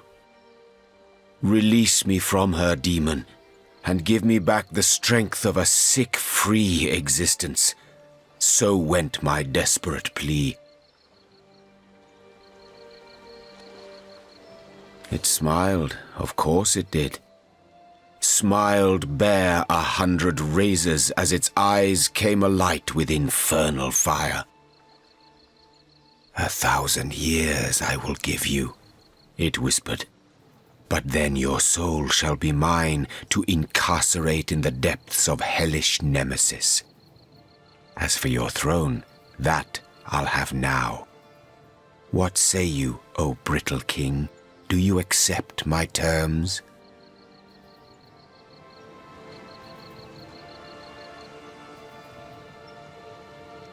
I did. Yes, I hissed, fool that I was. I should have died that day, but instead I fell into a stupor and awoke in a different realm of Rivellon, bereft of all my wealth, and with my soul betrothed to a demon's debauchery that would be 10 centuries in the making. But it had also kept its promise, that life-seeding obscenity of a creature, for I was my young, my healthy self again. And yet my bodily convalescence merely betrayed my utter mental degradation. A necromancer and a demonologist I had become, a lowly conjurer of atrocities whose every heartbeat screamed Hiraka, and pumped the bitterest of biles through my being. Like a savage, I lived in the wilds, a companion of beasts, not man. It was there that I learned to love them so, the animals of this world. These gentle beings that don't know the meaning of betrayal or greed, that kill but to feed, not because it brings them wealth or pleasure.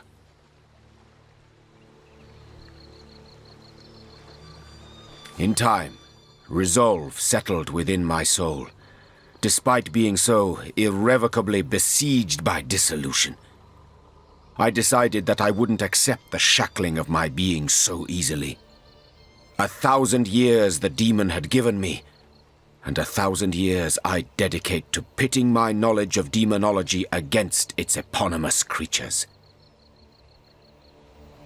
Yes, it is my resolve to kill the thing I summoned, and I have been stalking it for well over 9 centuries.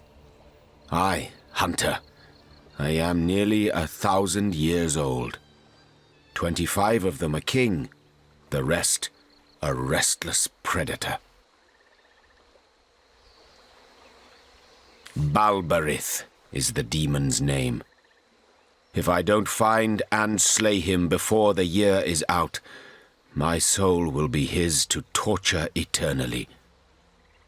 Now you know what drives me. Now you know the reasons for my haste. Either I fail and suffer for all time, or I win and life everlasting will be mine.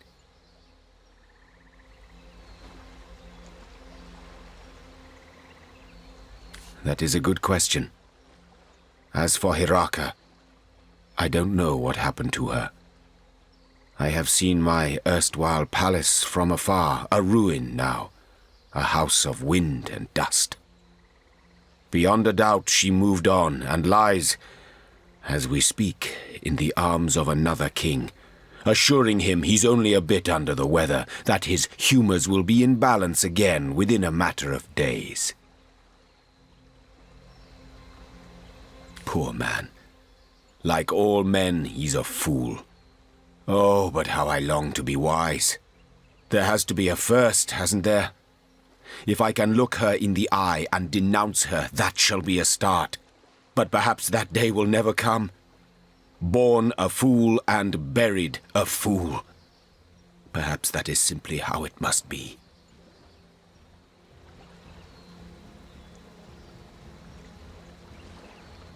By all means, if you're in the mood for such a dark tale.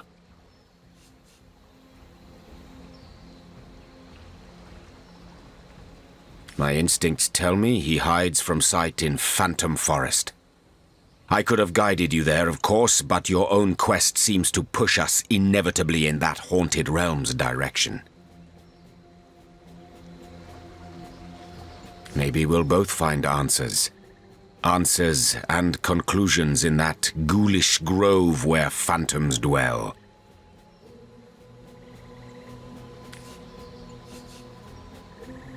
More prey awaits.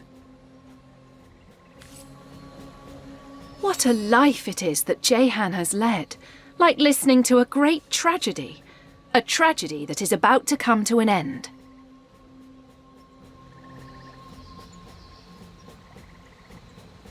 To an end, yes. A tragedy no longer. There's time yet to slay that demon and save Jehan.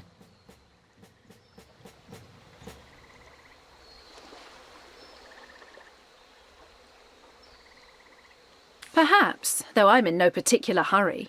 If Jehan has made his bed with demons, he may well have to lie in it.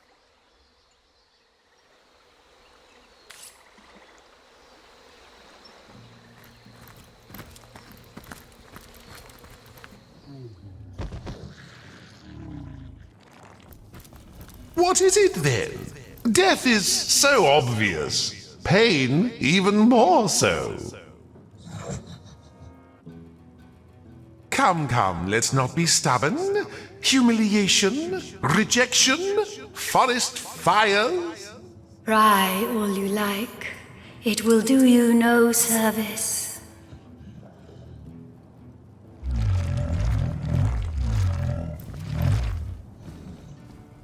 Can it be? The Guardians? My word, how changed you are.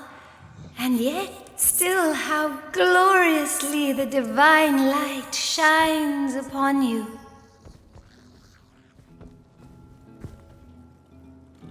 I am one of the ancients of our realm, a spirit of the forest and keeper of arcane knowledge.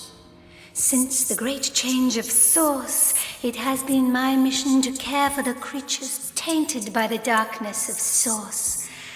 To heal them as best I could, and to ease their suffering when healing was impossible. When the Lich Queen Cassandra overtook these woods, I regarded her with pity. Long have I searched for a way to reverse her terrible condition, hoping not only to heal her, but to release her grip upon this forest. But now that Balbereth has made his home among my charges, savagely feeding upon their fears, my only goal is to survive. When I am gone, the creatures of this forest will have no protections against the evils that threaten them.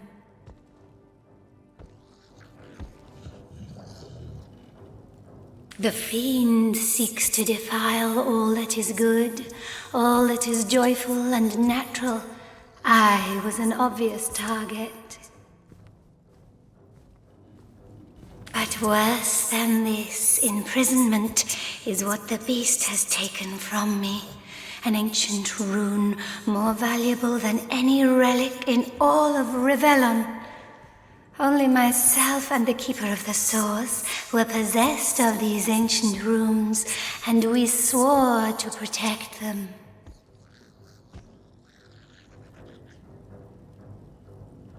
The rune grants access to the Source Temple at the heart of this forest, and within that temple lie the most ancient secrets of the divine. Balbereth used the rune to grant an intruder access to the temple, and now I fear all is lost.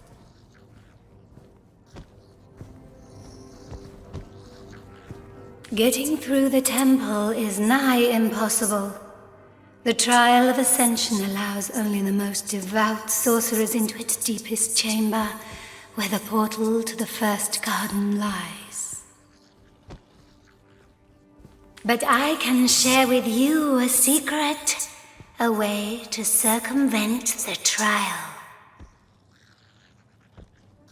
When you enter the temple, stay close to your right. Eventually you'll run into a weak wall. A well-placed strike will cause it to crumble, and you'll find yourself within the High Templar's office. There, you'll find a teleportation mirror, which will deliver you to the portal to the first garden. I'm certain the intruders at the Source Temple intend to find that portal. You must stop them before they do. The first garden is the realm of the divines, and who knows what terrible havoc they intend to wreak within that holy realm.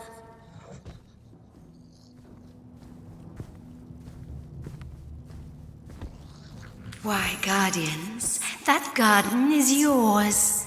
It is where you kept your vigil over the God Box until the void escaped and you disappeared from time. Astarte dwells there still, along with the dreaded Void Dragon. They will battle into eternity, unless someone tips the scales.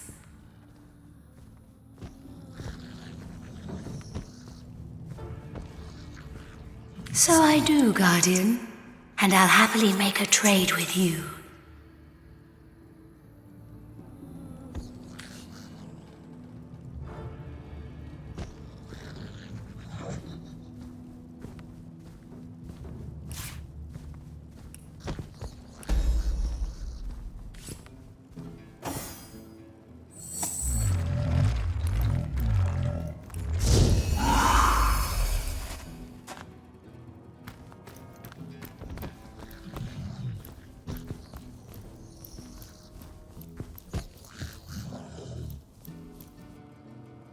Well, what have we here? You don't look like one of the woman in red's little henchmen now, do you?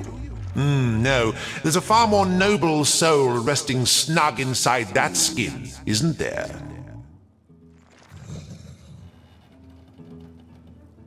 Isn't she exquisite? I've spent some time groping around in that great rocky head of hers, but her deepest fear still eludes me. No matter for now.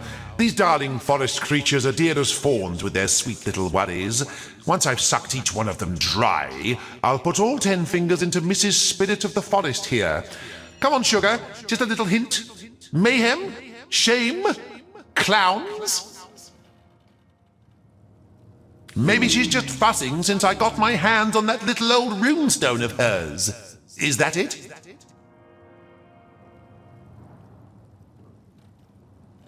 Oh, that! Quite the hot object these days, isn't it? The woman in red just offered me quite the reward if I'd use it to open the Source Temple for her. You wouldn't happen to be after a similar sort of deal, would you? By the looks of you, I'm quite certain an arrangement could be reached.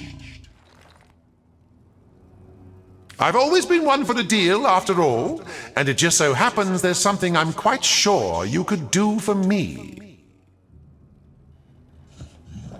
Ralzan Axaroth, one of my most ancient enemies, has been summoned alongside the very forest I've claimed. The woman in red intends him to guard the entrance to the Source Temple, but if I know the bloodthirsty beast, he's already set his eyes upon the creatures of this forest. Their souls are mine by right, and I won't share them with that brute and his gnashing hounds. Now, I can't go crossing the woman in red, but you don't seem to share the same allegiances. Destroy Ralzan Axaroth, and the runestone is yours. Look who's back, and not a fear to be found on you. Very, very curious indeed.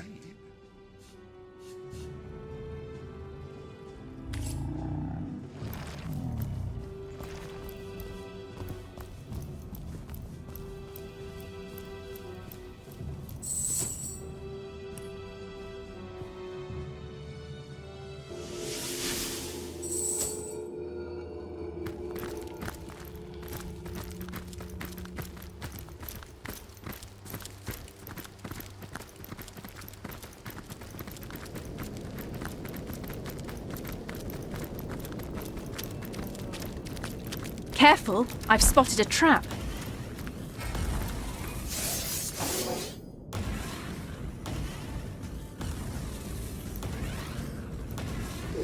May I be valiant as the lion of summer.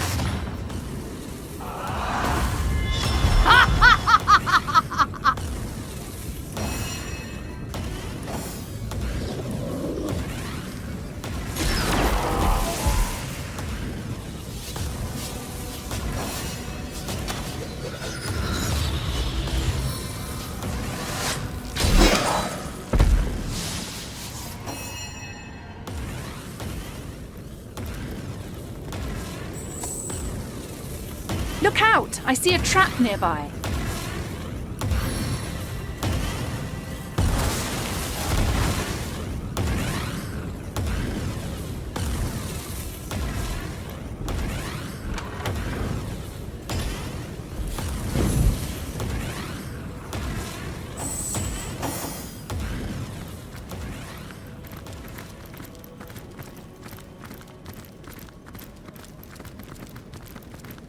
Hold!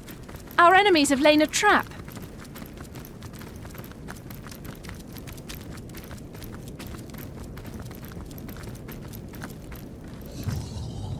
Careful, I've spotted a trap.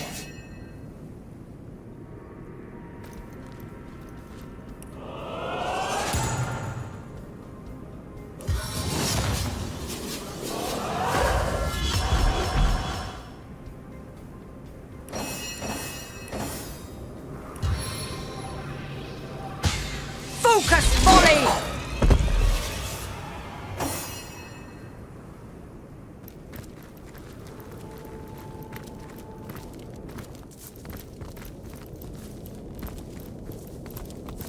Hold!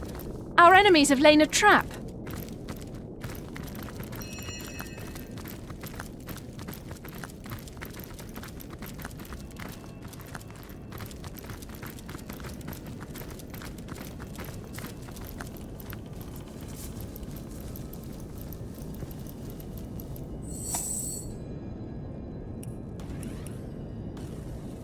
Walk of worship.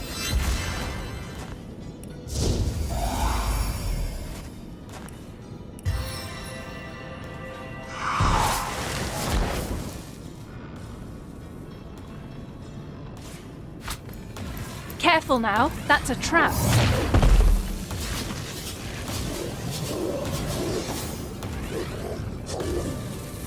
Careful now, that's a trap.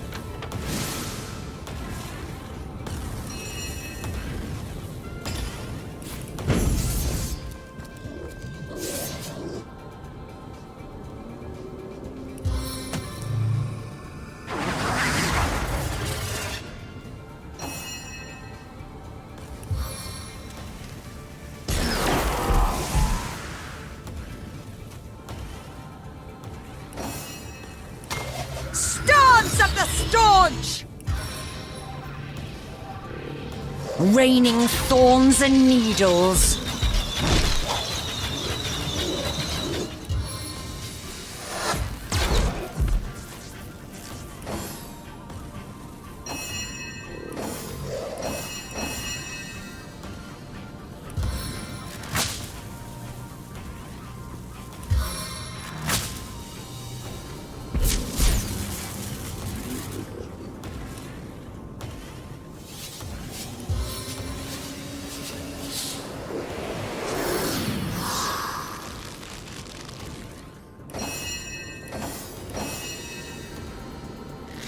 Die, vermin!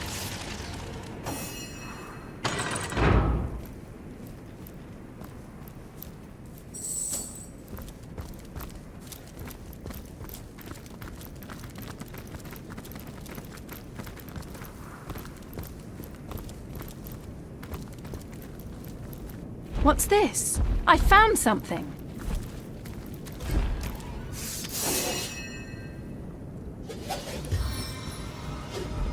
I could defeat them all in one blow.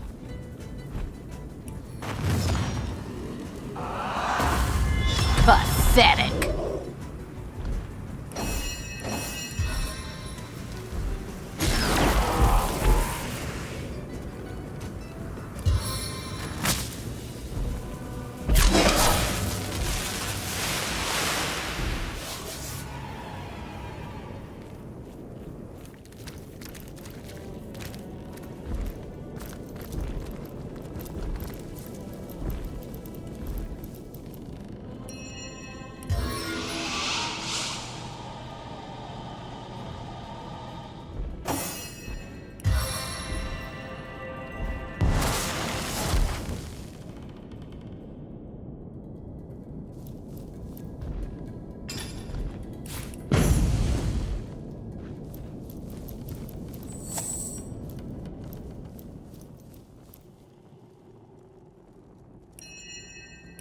I can walk through fire and ice.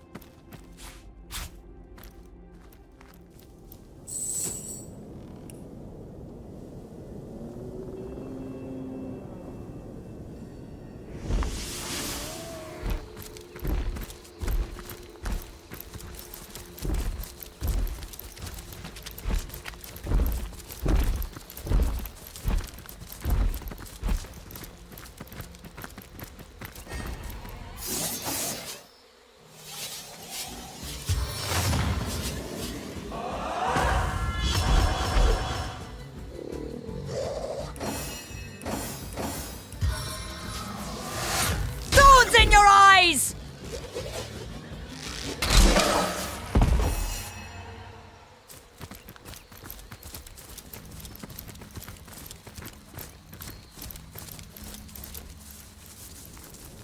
I sense enemies nearby.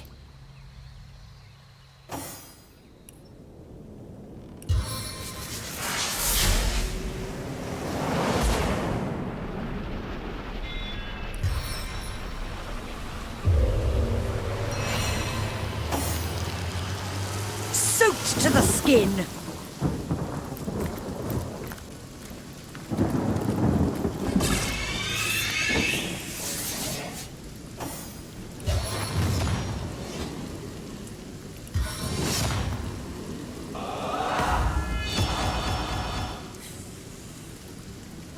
I can smell your fear.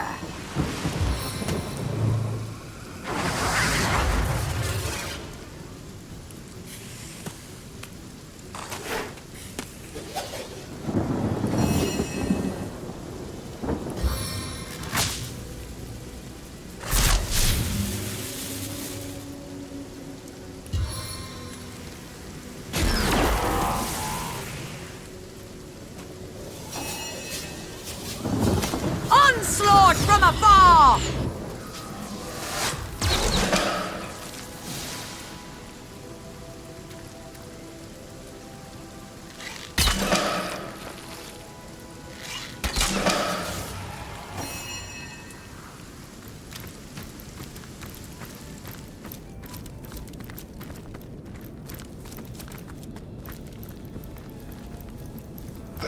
Something we who serve her will punish you.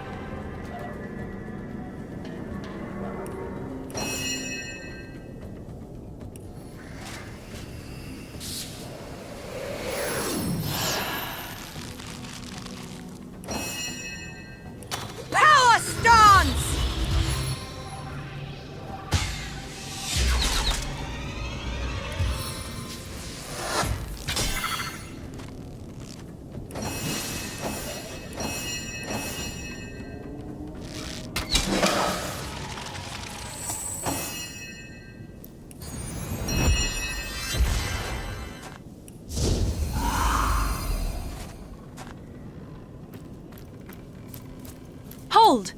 Our enemies have lain a trap. Careful! I've spotted a trap.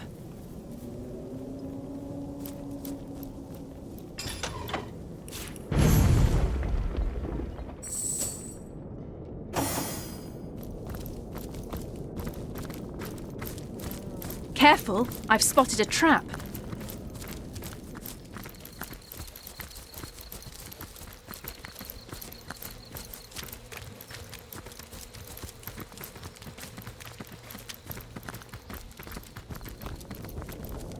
Hold! Our enemies have lain a trap. Hold! Our enemies have lain a trap.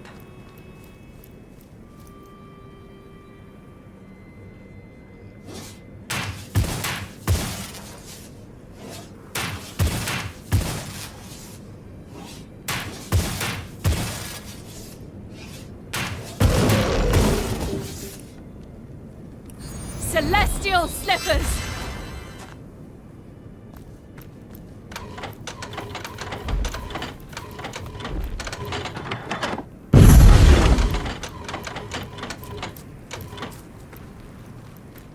Look out! I see a trap nearby.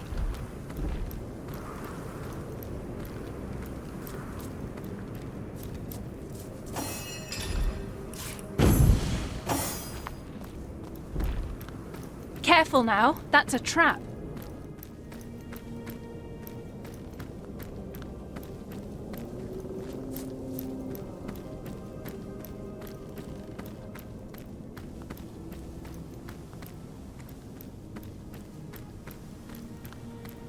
Careful, I've spotted a trap.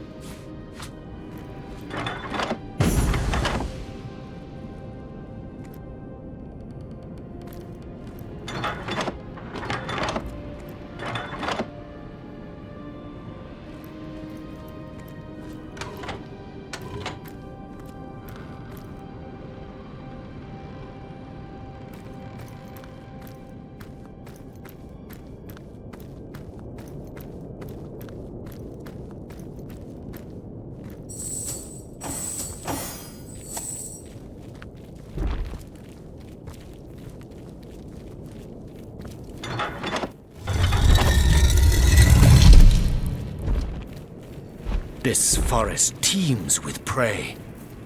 Good, for I am become death, destroyer of demons.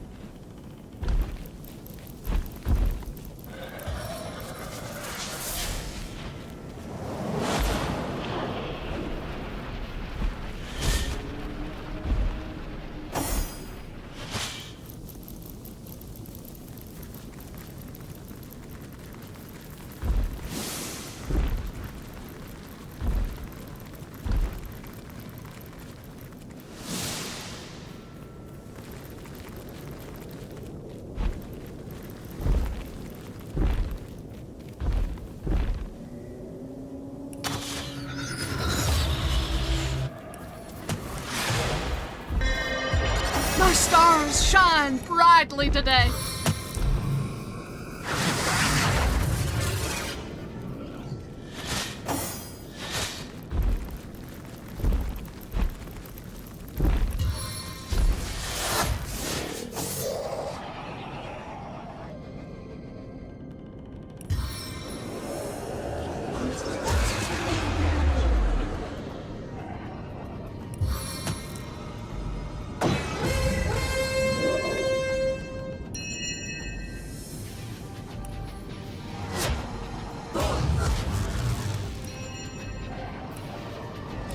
The softest step disturbs no terrain.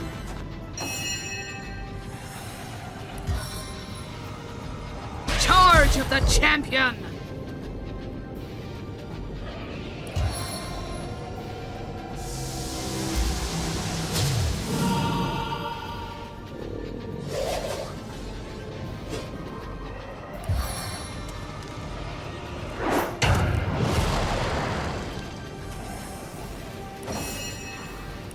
Leave no foe standing!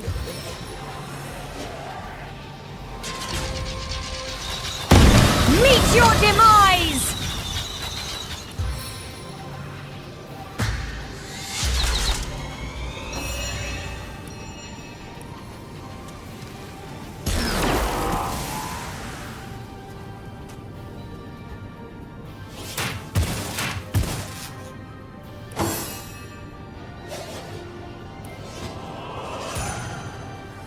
Yield now, for there is no hope.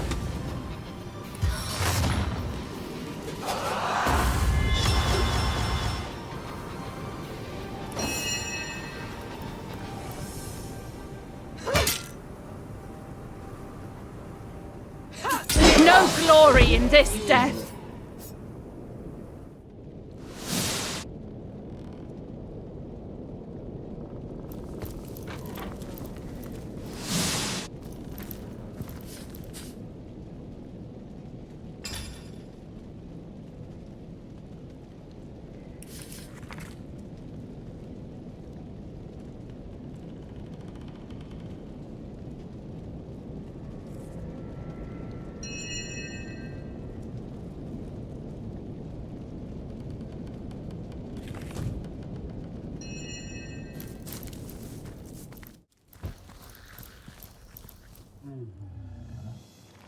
What can I do for you, Source Hunter? Of course you do.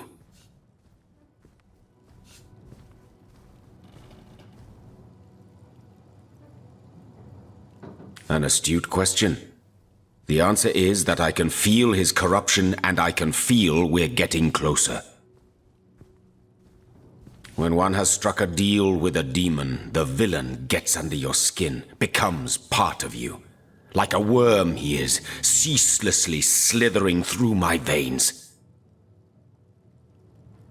Balberith is ever present, but his presence will one day give him away. That I am hunting him is the last thing the cur will be expecting. Let his complacency be the death of him. More prey awaits.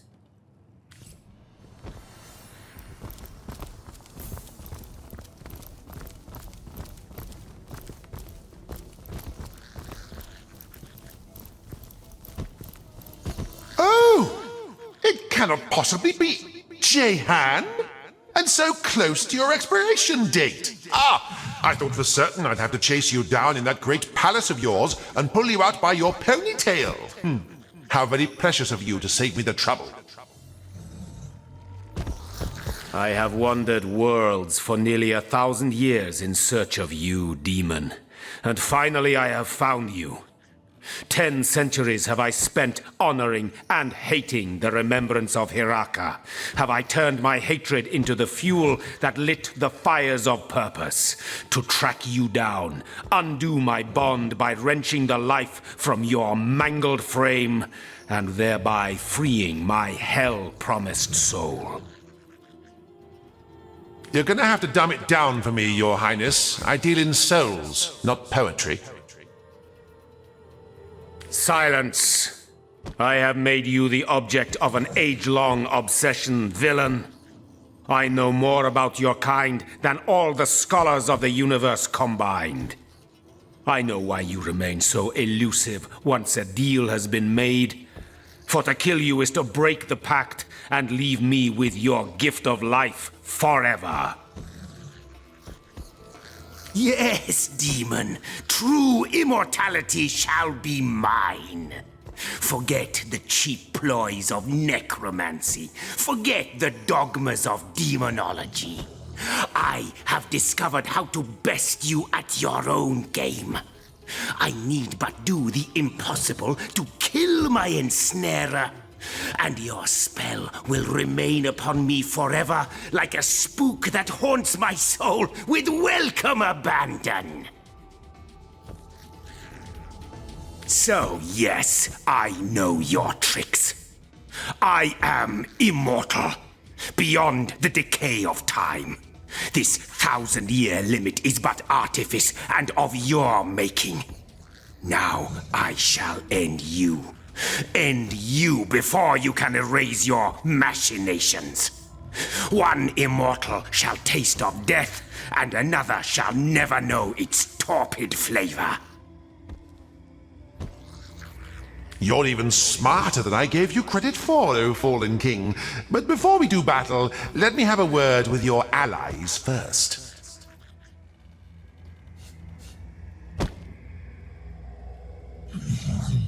A deal completed, and how his agony sated me.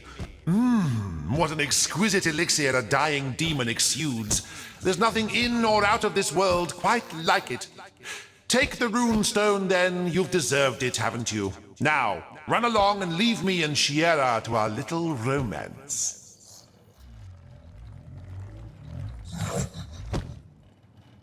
The deal is finished. Ever a pleasure.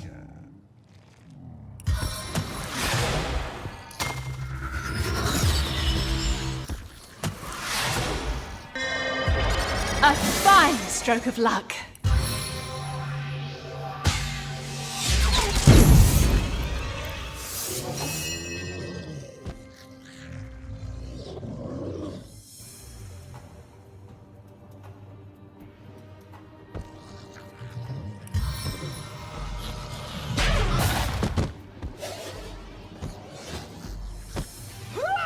Eternal silence awaits you. Knockout blow!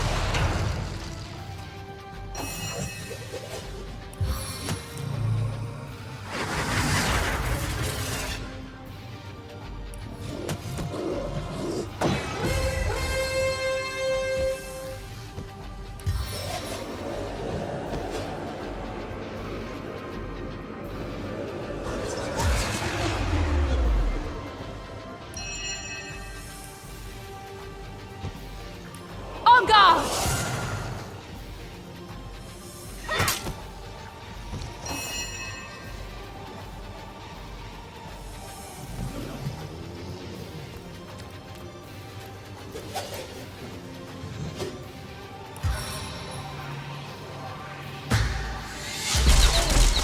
Meet your demise!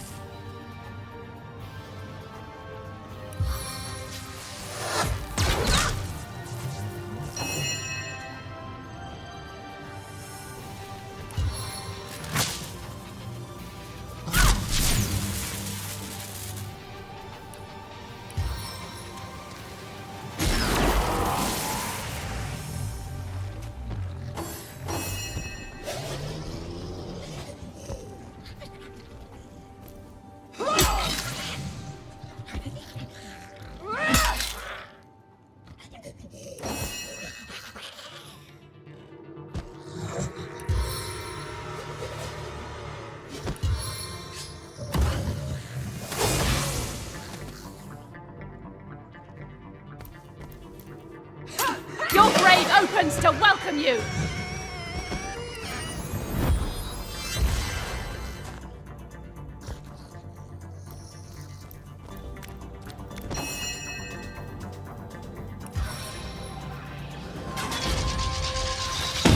The time of your death is at hand!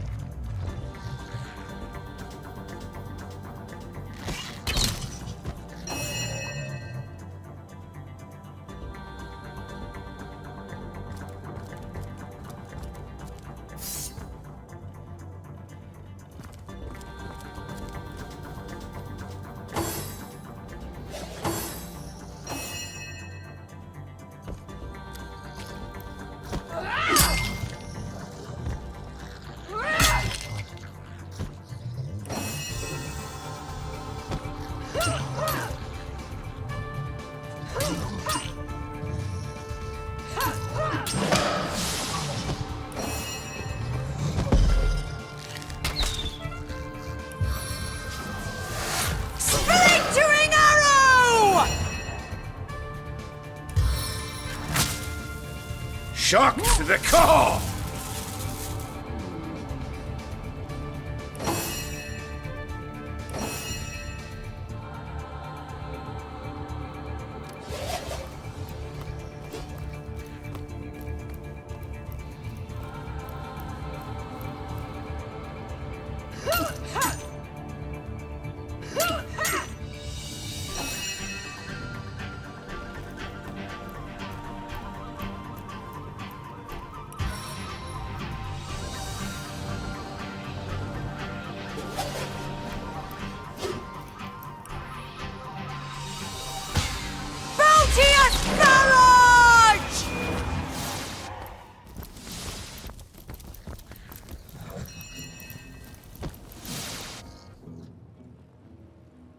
It is done.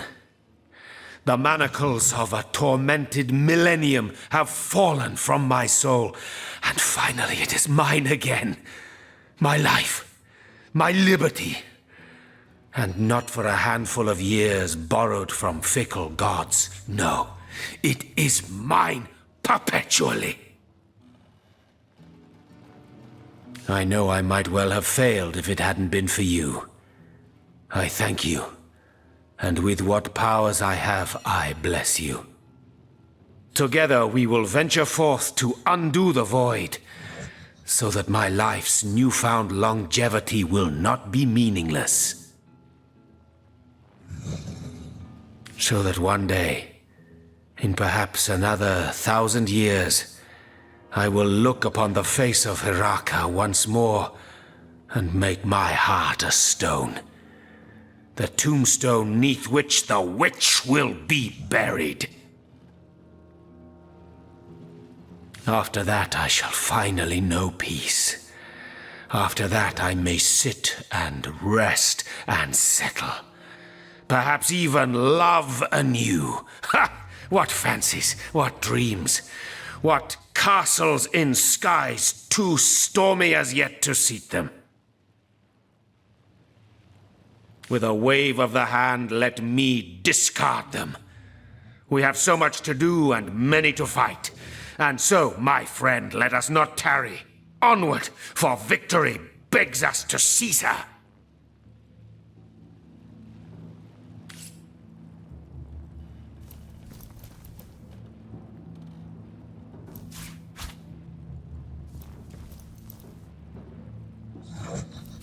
Sigurd's beard, what a find!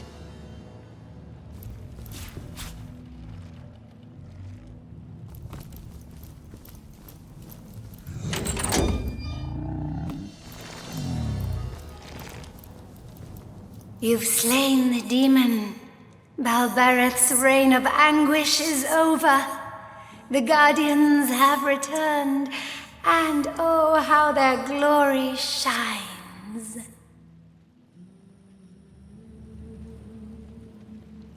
As Balbereth's presence tainted my mind, I began to lose hope. But now it's clear. The Guardians have returned, and you will deliver us. This forest owes its life to you, dear Guardian. Every creature you meet has you to thank for its survival. I'll remain here for now. It will take some time to regain my former strength, but already I feel the soul of the forest reviving me, and I pass this blessing on to the forest's creatures. Thank you, our guardian. Your triumphs are triumphs for us all.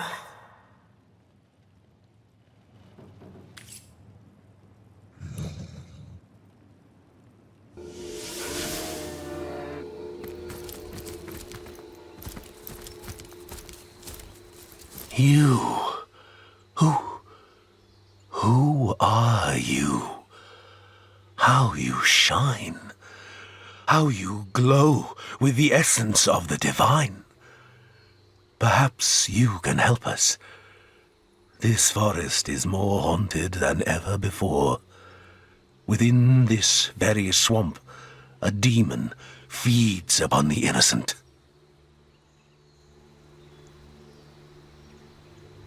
Ah, dear Savior. I felt her essence the moment you released her from that monster's grip. The creatures of this forest, thank you.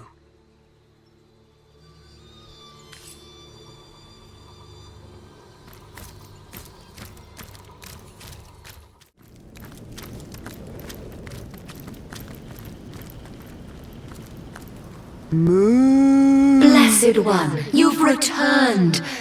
Tell me, how can I assist you?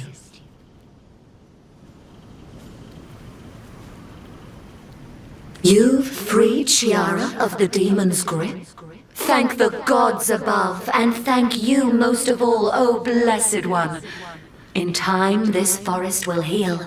In time, its creatures will mend.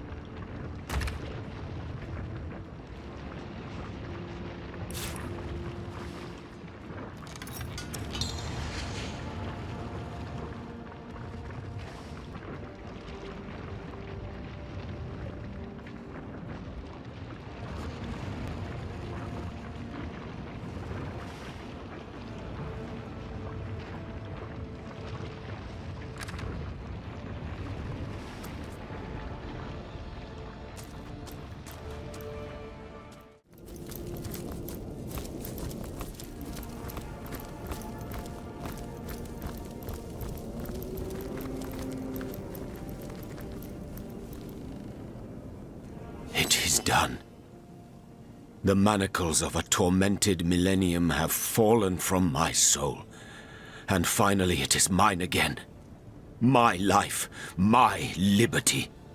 And not for a handful of years borrowed from fickle gods. No, it is mine perpetually.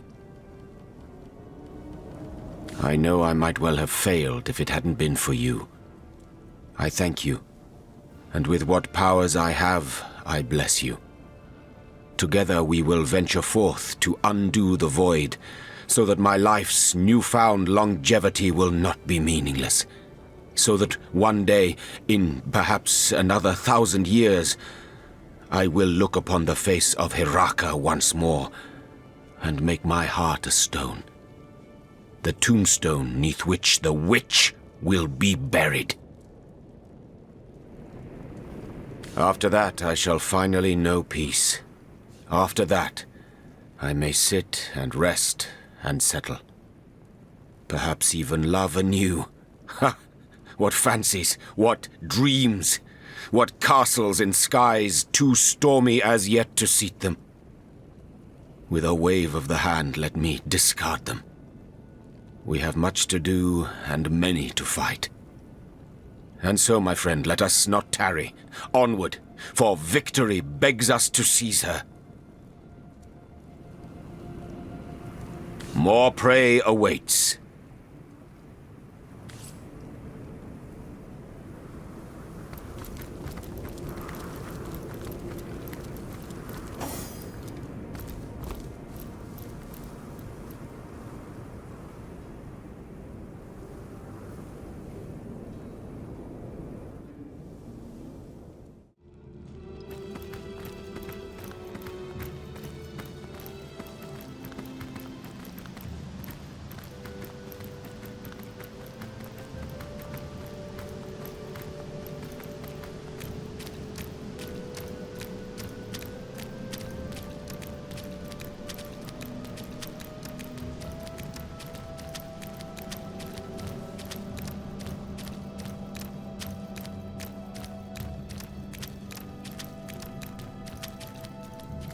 I've spotted something interesting.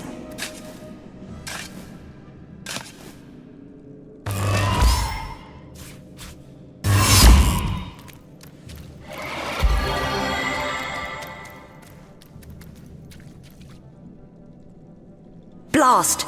Leandra is a few steps ahead of us yet. I think we can safely guess it was she who used this path and broke the mirror behind her. We have to take the hard way through the temple. Onward then, to the trial of ascension. We'll make short work of it. Let's not be hasty. We ought to approach what lies ahead with utmost caution.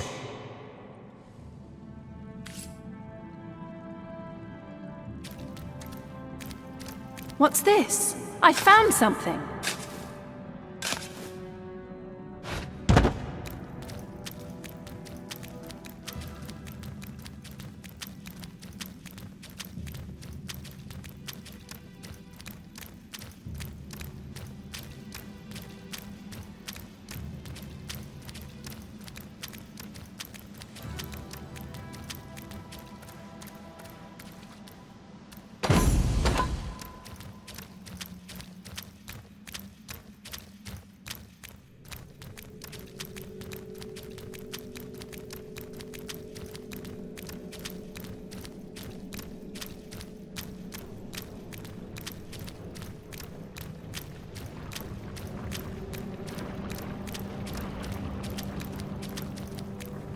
A tremendous power approaches.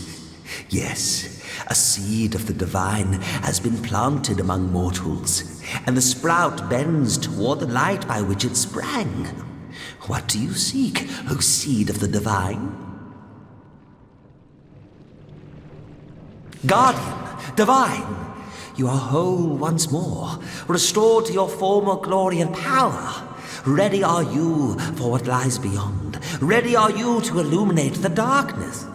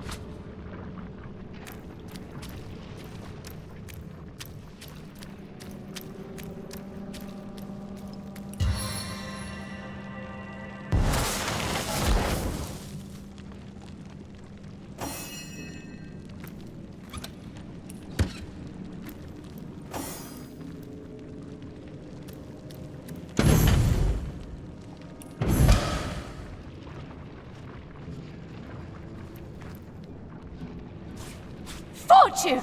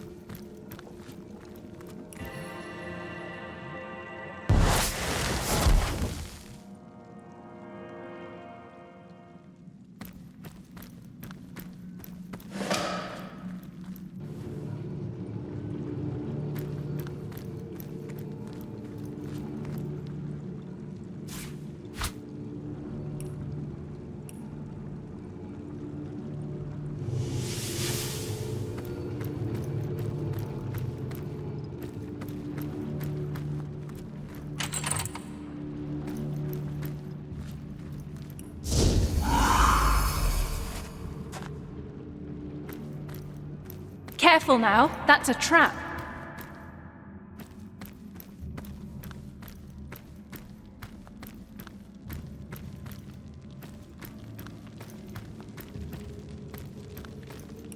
No surface can harm me!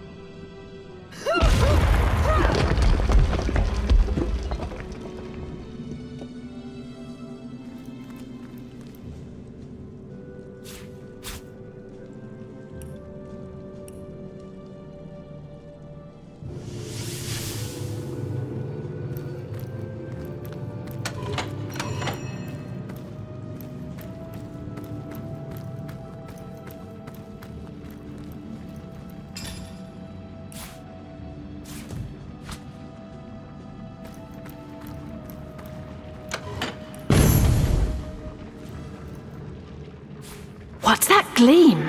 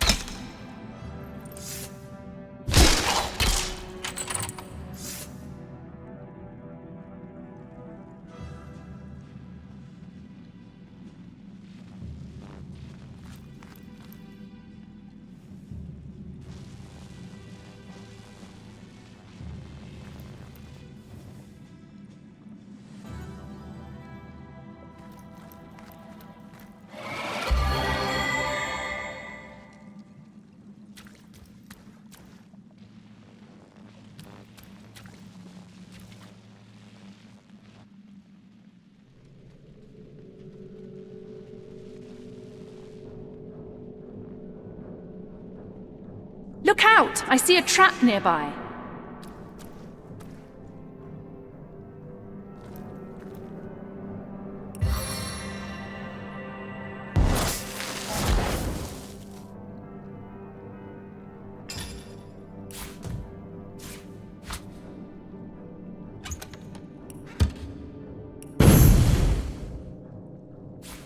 Fortune!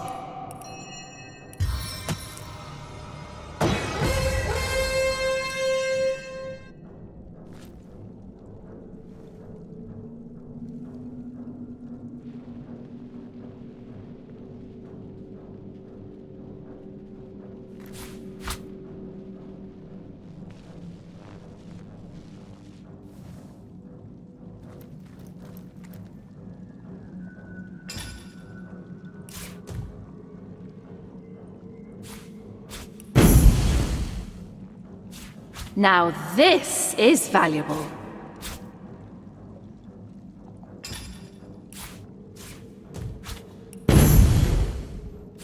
Treasure!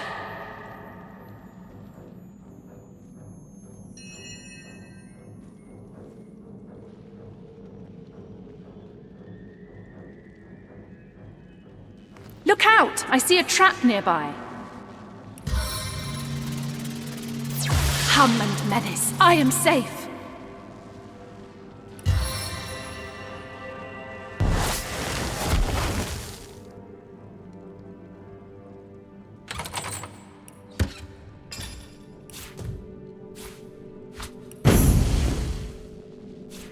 I've got my eyes on the prize.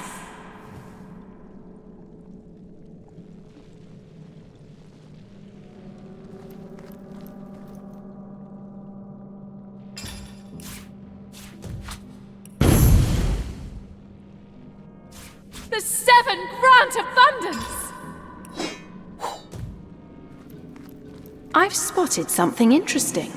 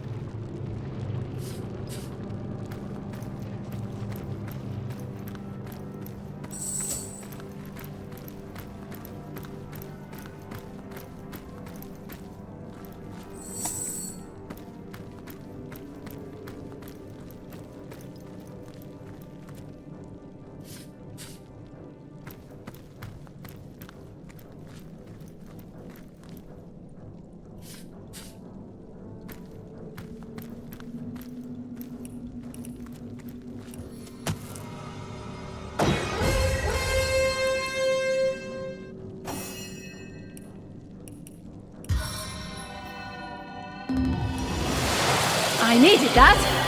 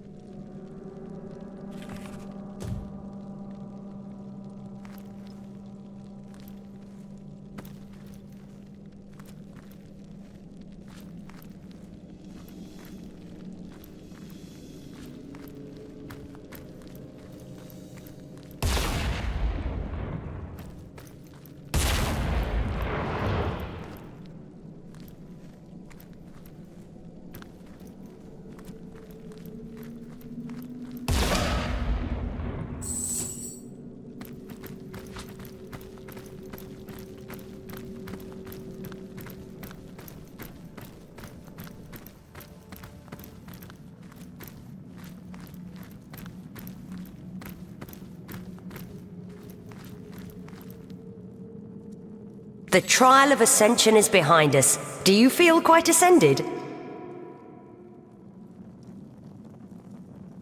Enlightening indeed. And now I'm eager to move forward.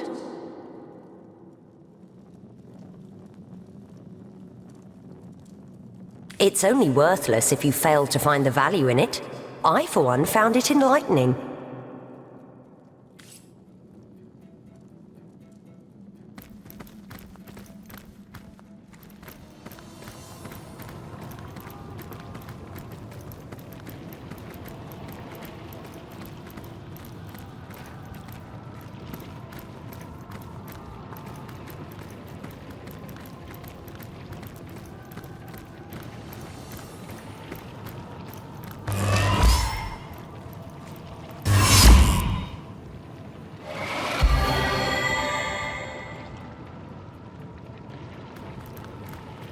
This portal is broken beyond all repair.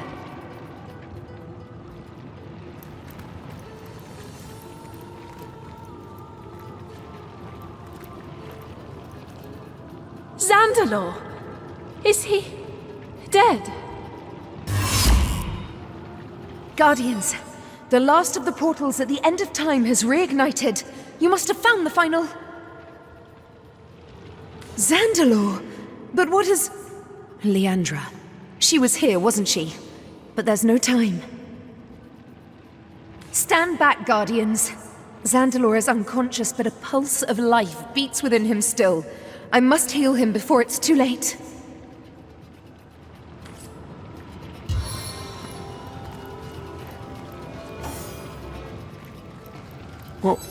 What did... Leandra... She's here somewhere. Ikara!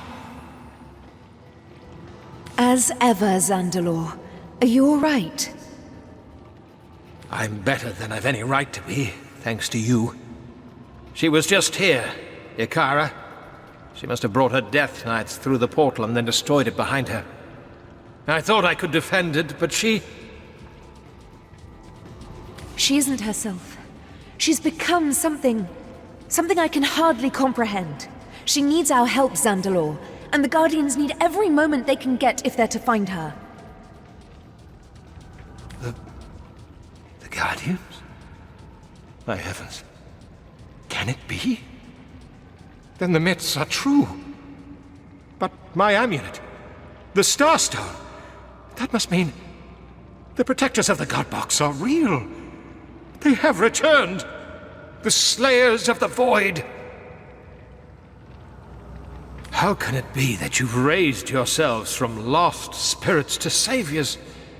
Here you are, standing before your ancestral home once more, while I've only managed to get myself knocked on the flat of my back again. Anything I can do to help you, Guardians, you must ask of me. If I can provide even a modicum of assistance to you, my purpose will have been fulfilled.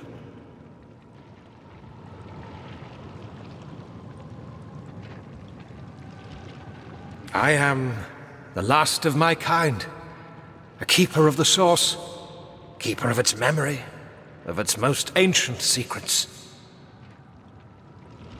Some of the earliest devotees of Source created certain sacred documents, one of which fell into Leandra's hands.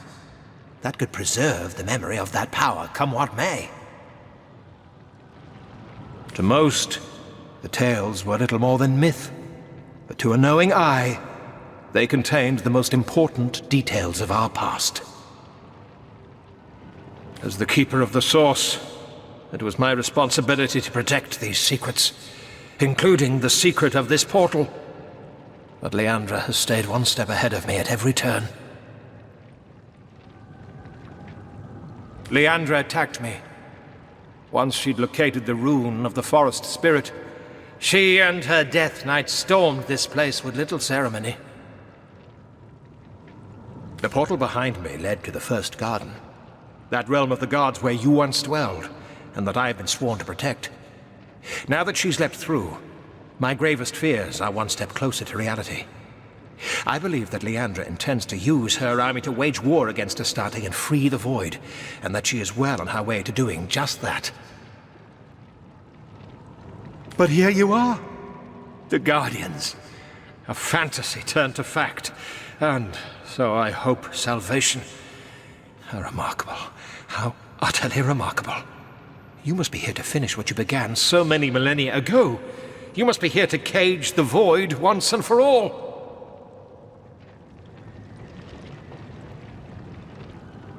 As I understand it, the first garden was the goddess Astarte's home, the birthplace of Source itself.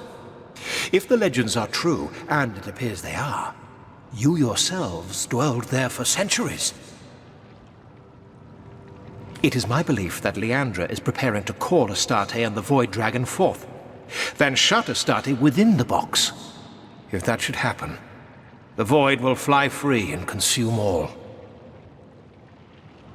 Now that you have remembered your true natures, the path to the first garden will be clear. You will turn to your primordial home, and together we can face what is to come.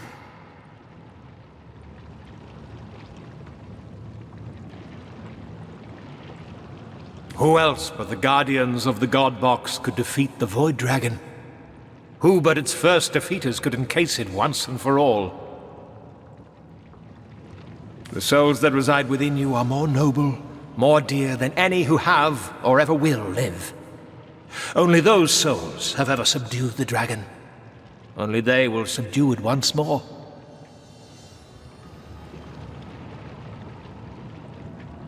You yourselves must enter the first garden. You must face Leandra. And if we are too late, the Void Dragon. You have slain it once before, Guardians. You will succeed again. Leandra has destroyed this portal, but your work restoring your threads to the tapestry of time has sparked the Homestead's last shrine, a portal that could only have been remembered by the Guardians themselves. The Tapestry of Time. It's a long story, Zandalor. You'll see soon enough. We will accompany you, Guardian, but know that I cannot give up on Leandra just yet. I cannot believe my own sister incapable of redemption. As you wish, Guardians. When you are ready, we will enter the first garden together. With you return to us at last, I dare hope we may end this madness yet.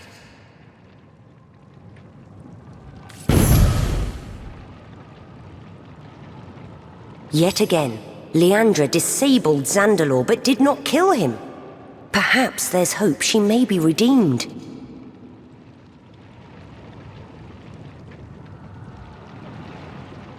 A seed of humanity still lives within her. Perhaps it may yet grow.